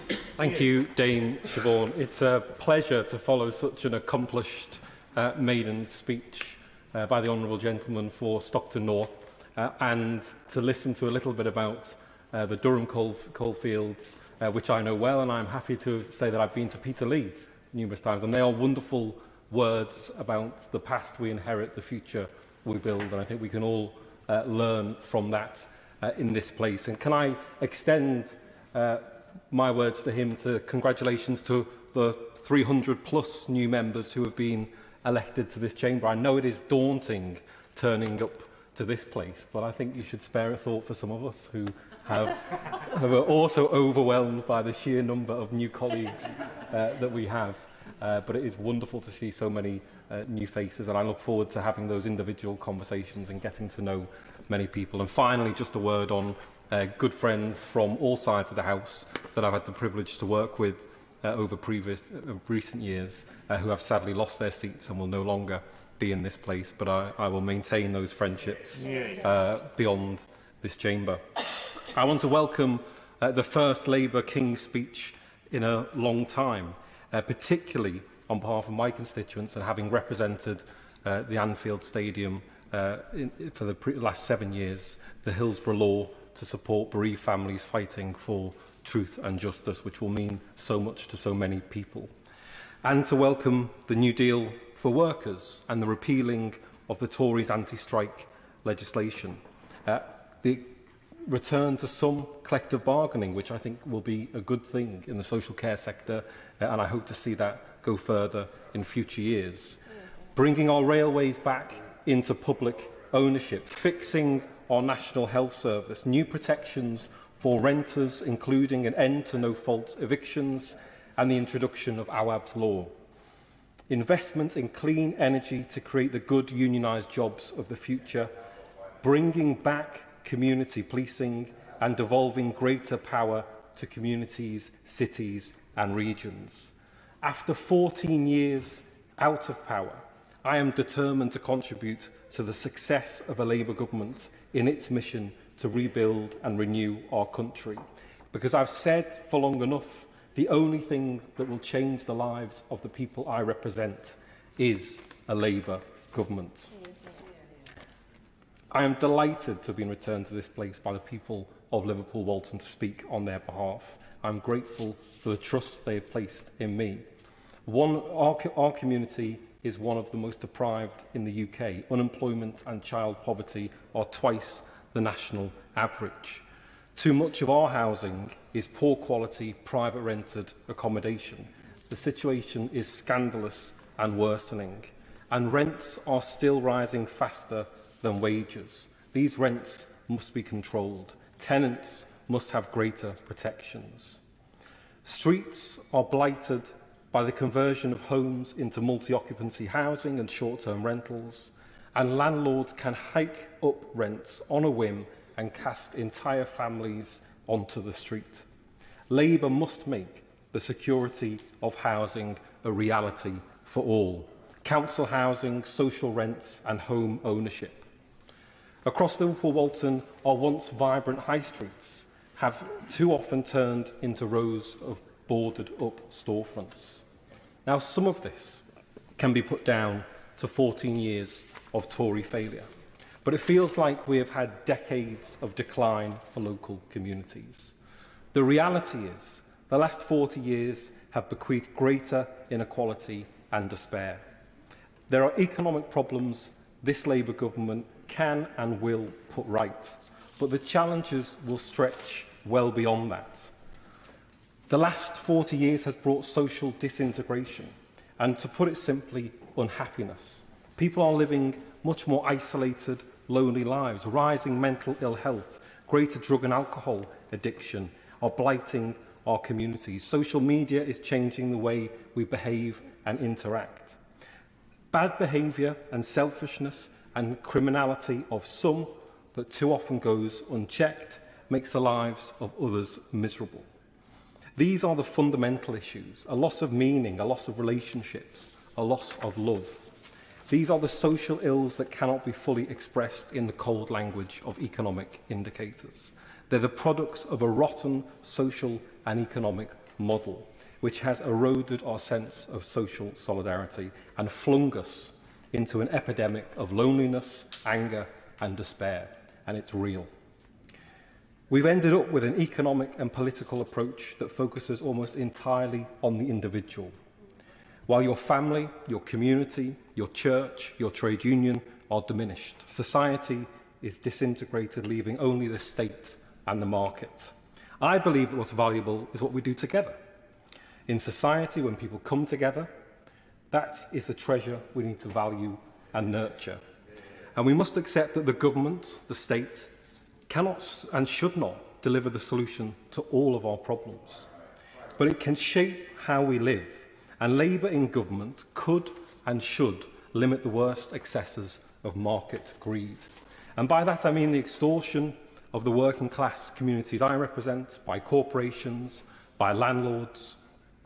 People know when they're being ripped off. And Labour in government could and should limit the most damaging elements of the 24-hour global consumer capitalist world we find ourselves thrust into with little choice, to give us back what's really important in our lives, whether that's time and space for our families, our friends and social pursuits, dignity at work and dignity at home, or space for local trades, local producers and shops to flourish. It must also bring about an end to the unaccountable states, the Hillsborough cover-up, the Windrush, the post office scandal, contaminated blood. The story is always the same. Liverpool has a rich history of trade unionism and working class struggle, a fierce sense of independence and a unique character. And we know our community is full of potential waiting to be unlocked. And I hope this Labour government will do just that. Thank you. Clive Betts. Thank you, Madam Deputy Speaker. Well, first of all, thank my constituents in Sheffield South East for re-electing me for the 9th time. I sort of remember when I made my maiden speech many years ago and the challenges that posed and the nervousness. So really great credit to all colleagues on both sides of the House who've done that today so ably and so well. Just reminding me, my humble friend, the member from Sheffield Hallam who spoke before, now we're 6 Labour MPs in Sheffield. I also reminded that of the 6 Labour MPs, I'm the last man standing now. That's the change of balance in this House. We have 5 women MPs for the city, and that's absolutely great. But we'll always continue to work together as colleagues and work on behalf of our city. I think the comments about the Sheffield Tea Room meeting that we have once a month to come together is quite famous. I want, Madam Deputy Speaker, to draw particular attention to issues that were raised when I was chair of the Devolution Select Committee in the last Parliament. There are so many issues in the King's Speech I would want to mention, but particularly to refer to those. And of course, first and foremost is the commitment to build 1.5 million new homes. Housing has been a passion of mine ever since I was chair of the Housing Committee in Sheffield back in the 1980s. And clearly we have major problems that all constituency MPs can refer to about the people without homes in their constituency, those living with in-laws, those in shared accommodation, those in inadequate homes with families living in upper floor flats. We need to get Britain building again. It's good for the homes people need and it's good for growth, and it's an important part of our growth agenda. I would say, however, Madam Speaker, that if we are going to build 1.5 million homes, and it's good that we're going to make local authorities have to set targets which are achieved in their local plans, not advisory as the previous government did under the Levelling Up Bill, but targets that have to be met. That's absolutely right. But we also have to recognise that the private sector, private developers, are not going to build 1.5 million homes. We're not going to hit that target without a substantial contribution from councils and housing associations. That's right in terms of the numbers. It's right also to address the housing needs of those who can't afford to buy, who need a decent home to rent. So my passion is to get Britain building, but to building social housing as well. And it's important in trying to achieve that we just draw attention to a particular development in my constituency, because it's right that we build on brownfield sites as well as far as we can. And the idea that somehow the changes the government proposing in planning is going to mean that central diktat determines where houses are built is not the case. Local plans will still determine where houses are built at local level. And the Sheffield local plan gives priority to building around the city centre and in the old industrial areas in my constituency. And the first of those, called Attercliffe Waterside, will see up to 1,000 new homes built by a private developer situ. The first 350 have just been given planning permission. Credit to Sheffield City Council, to the Mayor of the Combined Authority, Oliver Coppard, and to Homes England. Because first of all, this development is not going to create 106 funding to help with affordable housing. The Mayor's going to have to put £4 million of money in to build on a brownfield old industrial site.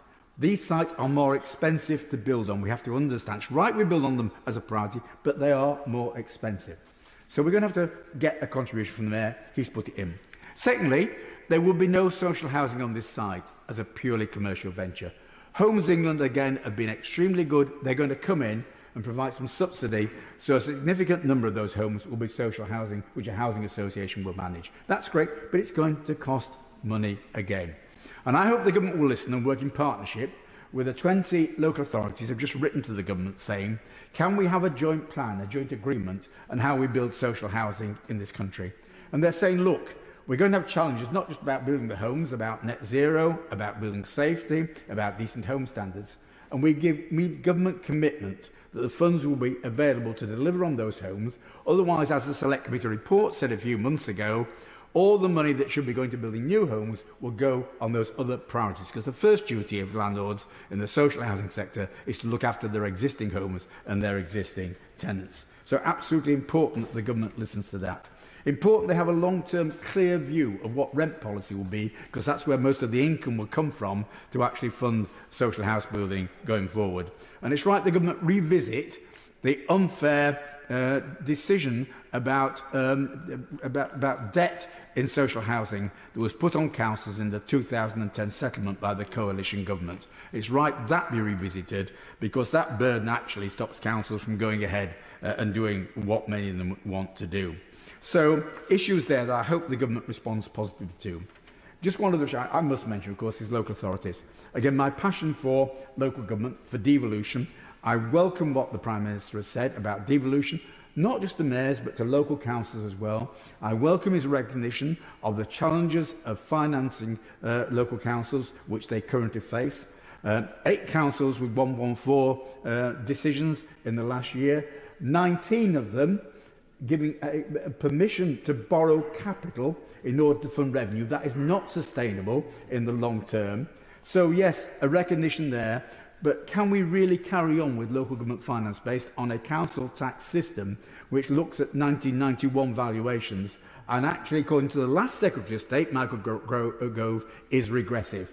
I'm not sure Labour government can sustain that going forward. So I hope for some proper discussions with local councils about a new system going forward. Finally, just in terms of my own constituency, going for growth, I want to see early decisions about small modular reactors. We can build those in Sheffield. Sheffield Forge Masters is in my constituency. Hydrogen should be supported. It's in the legislation. ITM Power, a major hydrogen company in my constituency. I welcome the work being done by University of Sheffield on sustainable aviation fuels with Boeing, and Boeing now developing research into light-bodied frames for aircraft going forward. Again, a contribution to jobs, help equalise the wages and living standards in my constituency, and to net zero as well. I hope to see those measures come forward as a matter of urgency. Sarah Edwards. Thank you, Madam Deputy Speaker. It is wonderful to be here following the first King's Speech under a Labour government since 1950. When Labour was elected to form this country's next government, it was on the promise of change, and today's King's Speech wastes no time in doing just that. The package of legislation announced today places growth at its heart, with an ambitious plan to raise living standards for working people. I welcome the announcement of a crime and policing bill. I know how important it is to my constituents in Tamworth that they feel safe, but under the Conservatives, Tamworth's police front desk was shut down. The very notion of community policing was developed by former Tamworth MP and Prime Minister Sir Robert Peel. So it is with great irony that local residents are currently without a public police station. I've written to the Home Secretary since her appointment and look forward to working with her to make this a reality. I visited the Central England Co-op in my constituency recently and spoke to staff and Usdaw officials about the abuse that they face on a daily basis and the consistent threat of violence from shoplifting, and that as a business the Co-op has lost more than £70 million due to shoplifting last year. And I am therefore pleased that the Prime Minister has wasted no time in delivering a bill that will establish a new criminal offence of assaulting shop workers. In Tamworth, the Holiday Inn has been used for asylum purposes for years, and the simple reality is that residents want their hotel back. Tamworth benefits from local tourism, and as I have said before in this chamber, the Holiday Inn should be for holidays. I therefore welcome today's announcement that the Border Security, Asylum and Immigration Bill includes plans to end asylum hotel use. It was great to host the then Shadow Home Secretary in Tamworth earlier this month to brief her on the situation, and I look forward to working with her in the coming weeks to discuss the issue in greater detail. My constituency of Tamworth and its villages is at high risk when it comes to flooding incidents, but amidst chronic underfunding the Environment Agency, we remain fundamentally unprepared to tackle it. Labour has set out plans for a flood resilience task force, and I look forward to presenting them with the findings of the flooding summit that I hosted in March of this year. The summit was well attended and explored new ways of working and key strategic approaches to local, regional and national stakeholders. All around us, we can see that the NHS is struggling, and over a decade of austerity and consistent deprioritisation by Conservative governments have seen local people hit hardest. I've had too many conversations with constituents waiting for months for appointments or cancer screenings, or in mental health crises that are unable to get support. In my own constituency of Tamworth, the closure of the George Bryan Centre means that my constituents need to travel many miles in order to access mental health support. And I know many constituents will also welcome the Children's Wellbeing Bill, which promises to raise standards in education and requires schools to cooperate with local authorities on SEND inclusion. It is great to see that on day 13 of a Labour government, we are already addressing this important issue. Many people in Tamworth have had to endure the cost of living crisis that they did not ask for, nor do they deserve. While Tamworth's incredible network of community groups has gone above and beyond to fill the gap of support, the reality is that the Conservative government's mismanagement of the economy hit the most vulnerable people in my constituency the hardest. We must take action to address soaring rent prices, and during the last few weeks, my team has still been supporting people who have been made homeless or are being at risk of being made homeless. It is fantastic to see the Prime Minister put forward a renters' rights bill that gives greater rights and protections for millions of people who are renting and unable to afford their own home, and that it includes proposals to abolish the Section 21 no-fault evictions, and this should have been done a long time ago. It was great to open the Business Commission West Midlands event in Parliament last week alongside the Chamber of Commerce, and I will be working alongside businesses, just as I have been for the past 8 months, to spearhead investment and their strategic priorities, to support the town centre economy and local businesses. Tamworth has a strong entrepreneurial spirit and has huge untapped potential.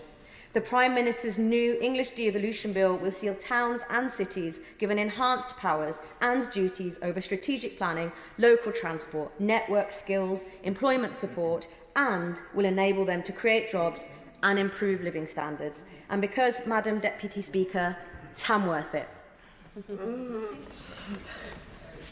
I beg to move that the debate be now adjourned. The question is that the debate be now adjourned. As many of that opinion say aye, or the contrary no, I think the ayes have it, the ayes have it. Order, order. Debate to be resumed what day? Tomorrow.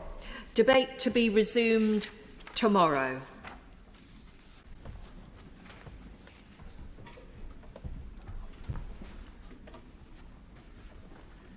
Do I hear a whip? I beg to move the House to now adjourn. The question is that the House do now adjourn. Jamie Stone.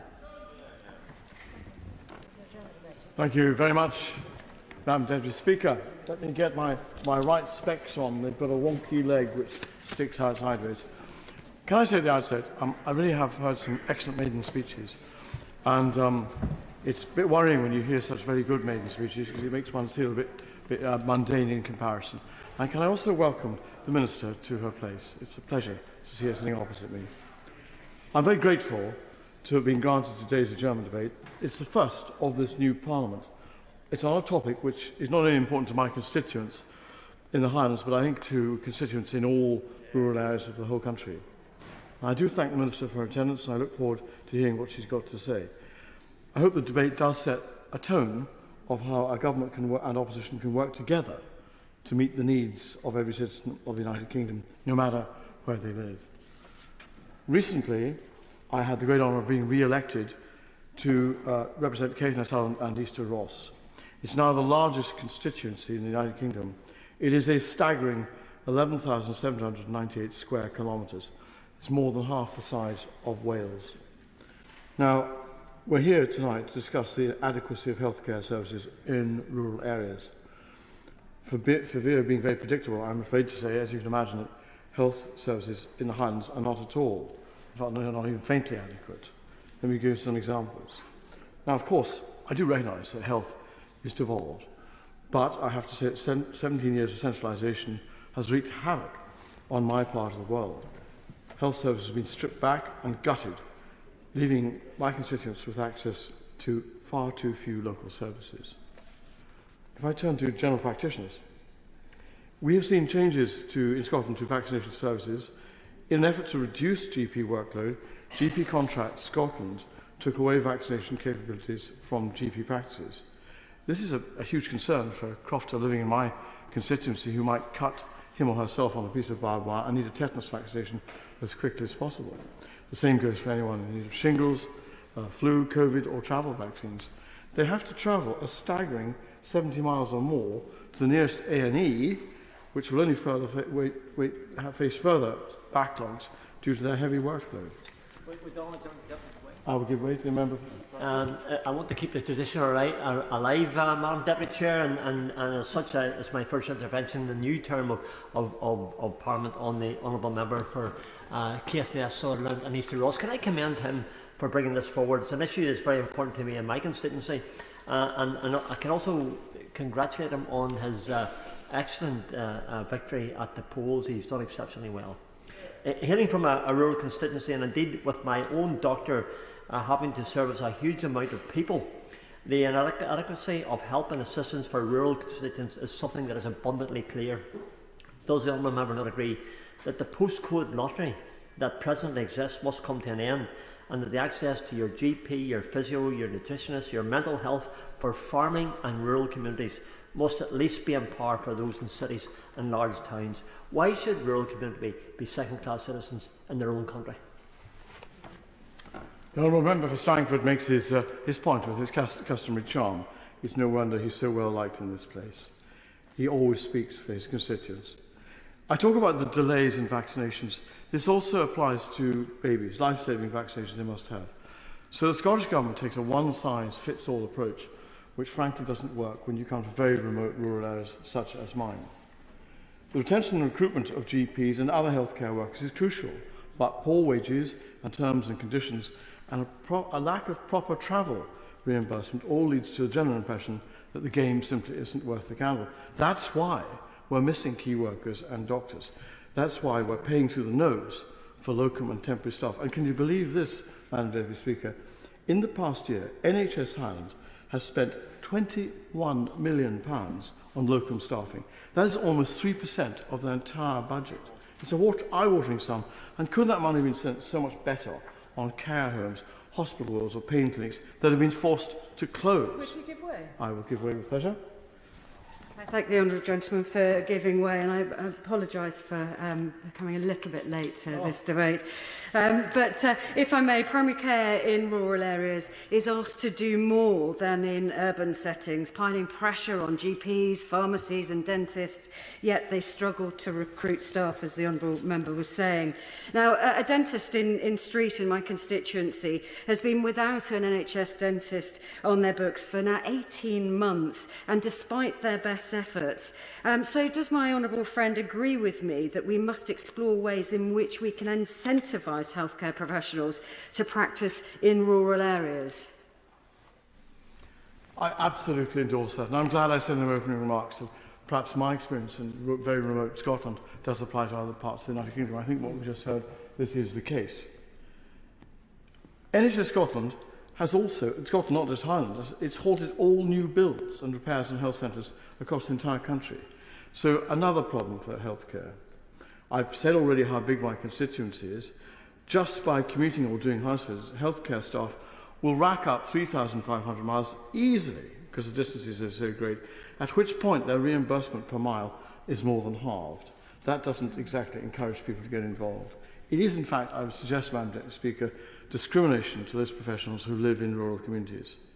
Training is overwhelmingly based in urban areas, but there's very little incentive to get people to come and work in rural areas. There's a big lack there.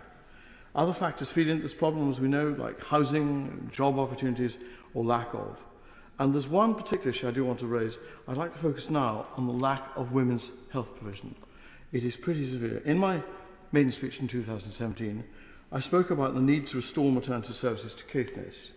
7 years later, it is just more important than ever now. Caithness General Hospital used to have a consultant-led maternity service, which meant expectant mothers could have their babies locally in the far north of Scotland. It was downgraded once before, when I was the MSP for the constituent member of the Scottish Parliament.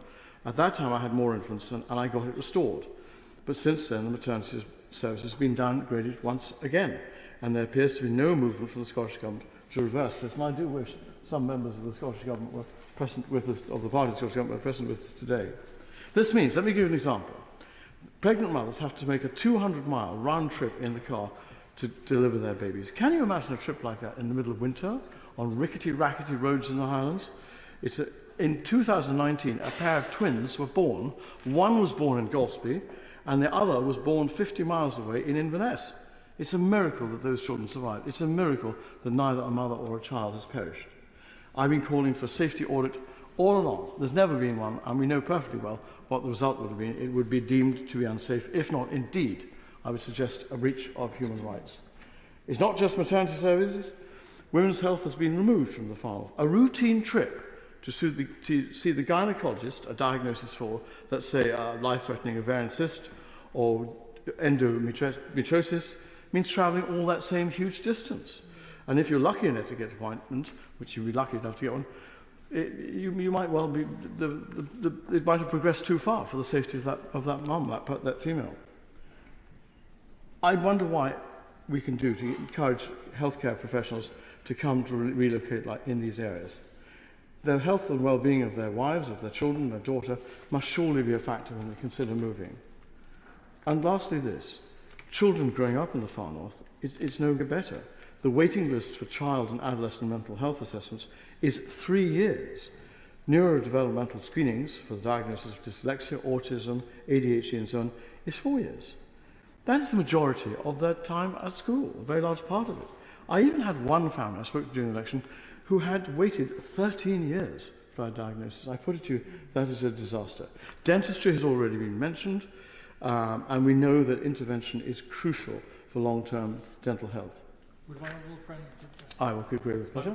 I'm very grateful to my honourable friend for giving way, and I do apologise, Madam Speaker, and to him for being caught out by the early starting of this German debate. But I just wonder whether he would agree with me that it would be really helpful if the new government could achieve a quick win to get some to raise the morale in rural areas where services have been so depleted for so long, and not only in West Cornwall, for example, which we can't call on services from the north or south or west very easily, that in those areas we have, like other areas, a dentistry desert. The NHS care services in the biggest crisis it's ever been in the history of those services, and what we need in hospitals like West Cornwall Hospital to re-establish the urgent treatment centre overnight, for example, those kind of quick wins could achieve the lifting of morale within the service and start moving things forward and upward from where they are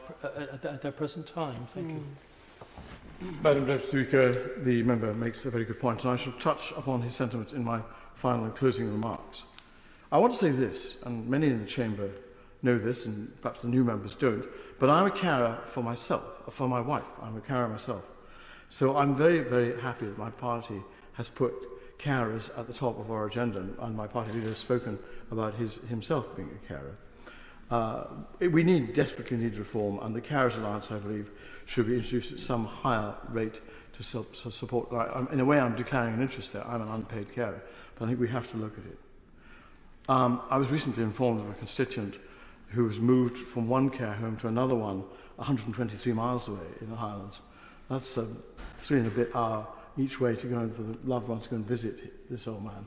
And you can see why it's not just great for morale. So in conclusion, I am from the Highlands. I love my native Highlands. I care passionately about where I come from. But I do think that we need urgent intervention. Now, my ask of them is this, I recognise the nobility of intent to address these problems at the UK level. And I look forward to working with the government in these endeavours. But the fact is that, and again to say I'm sorry that there are no Scottish National members here, that there's not the delivery under devolution that there should be. Now, I'm a committed devolutionist. I actually was part of the Scottish Constitutional Convention. My name is on the Claim of Right for Scotland. And yet I find it incredibly disappointing that we see the outcomes a lot worse than they were. And when I was in government in the Scottish Parliament, in coalition with the Labour Party, we could see progress between 1999 and 2007 when the SNP came in. And now we see things have gone backwards. And it was the issue on the doorsteps in Scotland. It was the issue. So I hope that the Labour government can work hard at improving things. I asked them in a cordial way to do everything that can be done to improve the relationship with the Scottish government, and thereby perhaps encourage the Scottish government to look at best practice for the rest of the UK and perhaps adopt that. I'm not talking about hypothecation, I'm not talking about unrolling devolution, but by working together perhaps we can achieve something. And also, it'd be great if we could encourage NHS England to work closely with NHS Scotland, because it is a complete and utter nonsense that people could cross the border and get treatment, but are being prevented from doing so by bureaucracy, sometimes by politics of the not-so-clever sort, and also because the computer systems don't match or whatever. That's nonsense. If you live in the south of Scotland, you could get the operation done in Newcastle, then let's just go for it, absolutely. And my last thing is this, I look forward to a Labour government giving extra money to the health service, and I'm sure they will, and we will be looking closely at how that happens. There will, of course, be Barnett consequentials that will put that money to the devolved Welsh Assembly and the Scottish Parliament and Northern Ireland. I would hope that the UK government would look very closely at where those Barnett consequentials go. Do they go where we would hope they would go to improve the health service, to shorten waiting lists, to sort out the nonsenses, and give the standard of health service that my constituents, and I believe everyone in rural parts of the UK, are crying out for. Thank you very much. Minister. Thank you, Madam Deputy Speaker. It is a real privilege to be the First Minister of this new Labour government to respond to an adjournment debate. And I'm grateful to the Honourable Member for Caithness, Sutherland and East Ross for raising this important matter, and indeed for his kind words at the start of this debate. At the start of this Parliament, I do hope that we can begin as we mean to go on and to be candid about the formidable challenges which the NHS faces. As my right honourable friend, the Secretary of State, said on his first day in the job, the NHS is broken, and it will be the task of this government to build a new NHS for the future. And that means the NHS in our towns and the cities, but no less in rural and coastal areas. So I do agree with the Honourable Member for Strangford as well on that particular point he made in the intervention. Facing these hard truths does not take away from the heroic efforts of the people working in health and care, who have done the utmost in incredibly difficult circumstances. And we all owe them on behalf of our constituents, a debt of unending gratitude. Instead, what we want to focus our attention on rightly is on what needs to be done, including early action on how to improve access to primary care, dentistry and dental health services in particular. We await the conclusions of a thorough investigation undertaken by the distinguished surgeon Lord Darcy to properly understand the scale of the problem. The government will then begin work on an ambitious programme of action, a 10-year plan to put the NHS back on its feet. And Ms McDonough, it is a privilege to be part of a Labour government that is committed to fixing the NHS and making it fit for the future. And as honourable and right honourable members would expect me to say, the responsibility of the department, of course, as the honourable member has said, only stretches to the NHS in England. Healthcare in Scotland and in Wales and Northern Ireland is a devolved matter and will continue to do so. But on the substance of this debate, I would like to congratulate the honourable gentleman for being first out of the tracks very quickly on behalf of his constituents to have this debate tonight. And as a committed advocate for his constituents in one of the most rural parts of Scotland, the Honourable Gentleman does have a deep understanding of the matters affecting rural communities, as we've heard this evening, and of caring, of which I've heard him speak very often in this chamber. And it's good to see him back again doing just that. So I can't speak in detail about the NHS in Scotland, of course, but I can speak about many of the common issues regarding access to care that are relevant to rural constituencies in England, Scotland and in Northern Ireland. And Wales, and I know how rural his constituency is and the particular challenges that creates in accessing GPs, dentists or emergency care, and particularly the issue that he raised so passionately and has done for so long about women's health and maternity services in particular. Maternity services are a problem across the whole of the United Kingdom, but I absolutely accept some of the examples that he has outlined this evening. Now, few places in England are as remote as his constituency, but I am very aware of similar issues affecting more rural areas near my own constituency in Bristol in the southwest of England, and we've heard from two other honourable members from Glastonbury and Somerton, and I think St Ives, new names on constituencies is a challenge for us all, I think, Mr Turner. But it made the absolute example about morale and the difficulties that we do face across other parts of the southwest as well. So I do hope that in the years ahead we can share and learn from one another across all of our borders, because in many rural areas we face the challenge of improving access to services that are compounded by those travel times, by recruitment and retention of staff.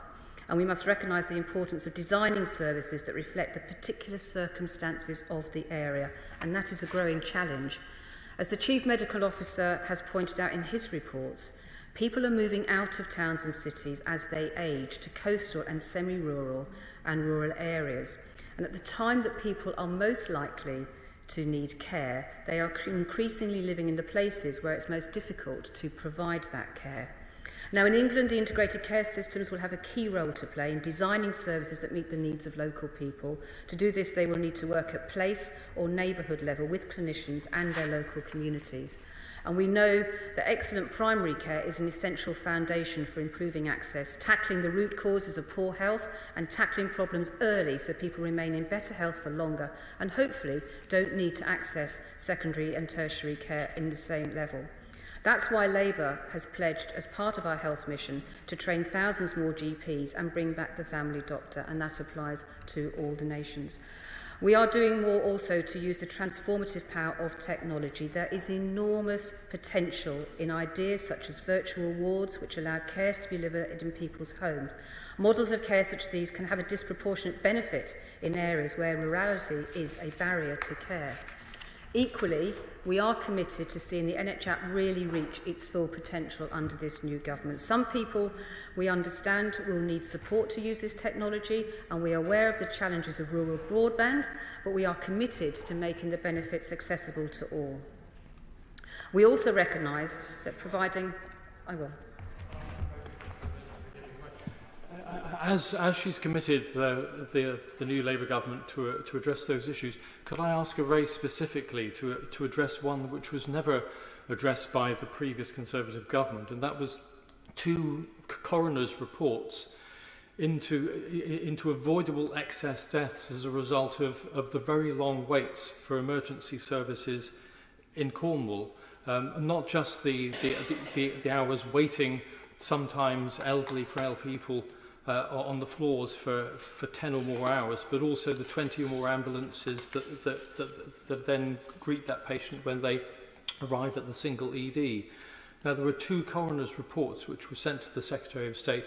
There was never any kind of adequate response to that, and that is very much at the nub of what I very much hope the new Labour government will review the failings of the previous government and to address those very serious concerns which affect many other rural areas. Thank you.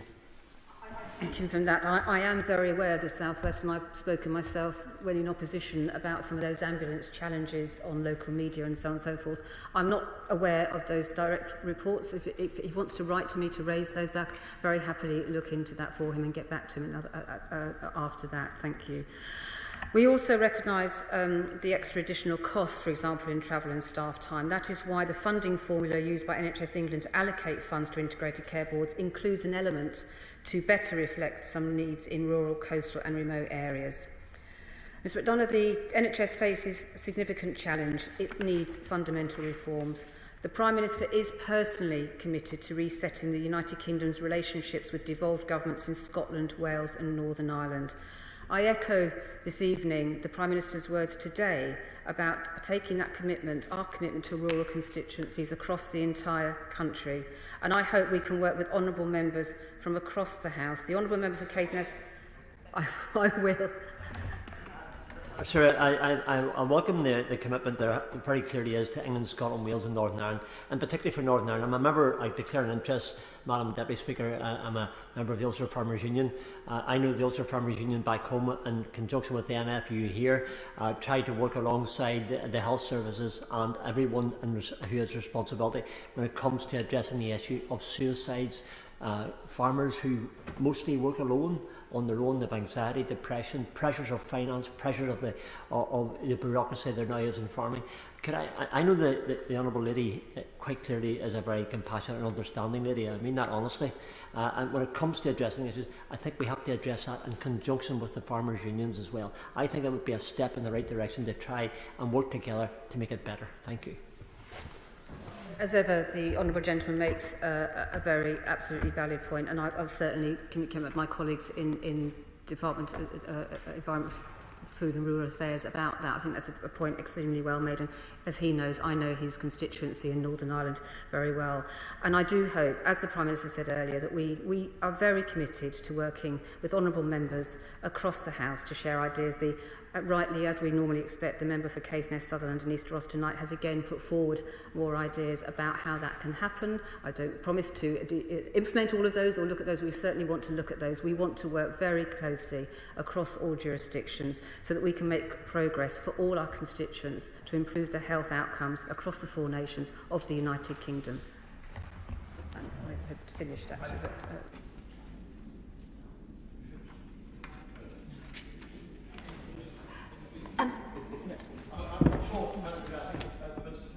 Contribution.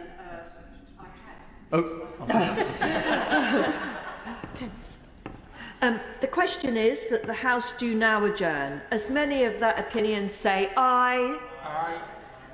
To the contrary, no. The ayes have it. The ayes have it. Order. Order.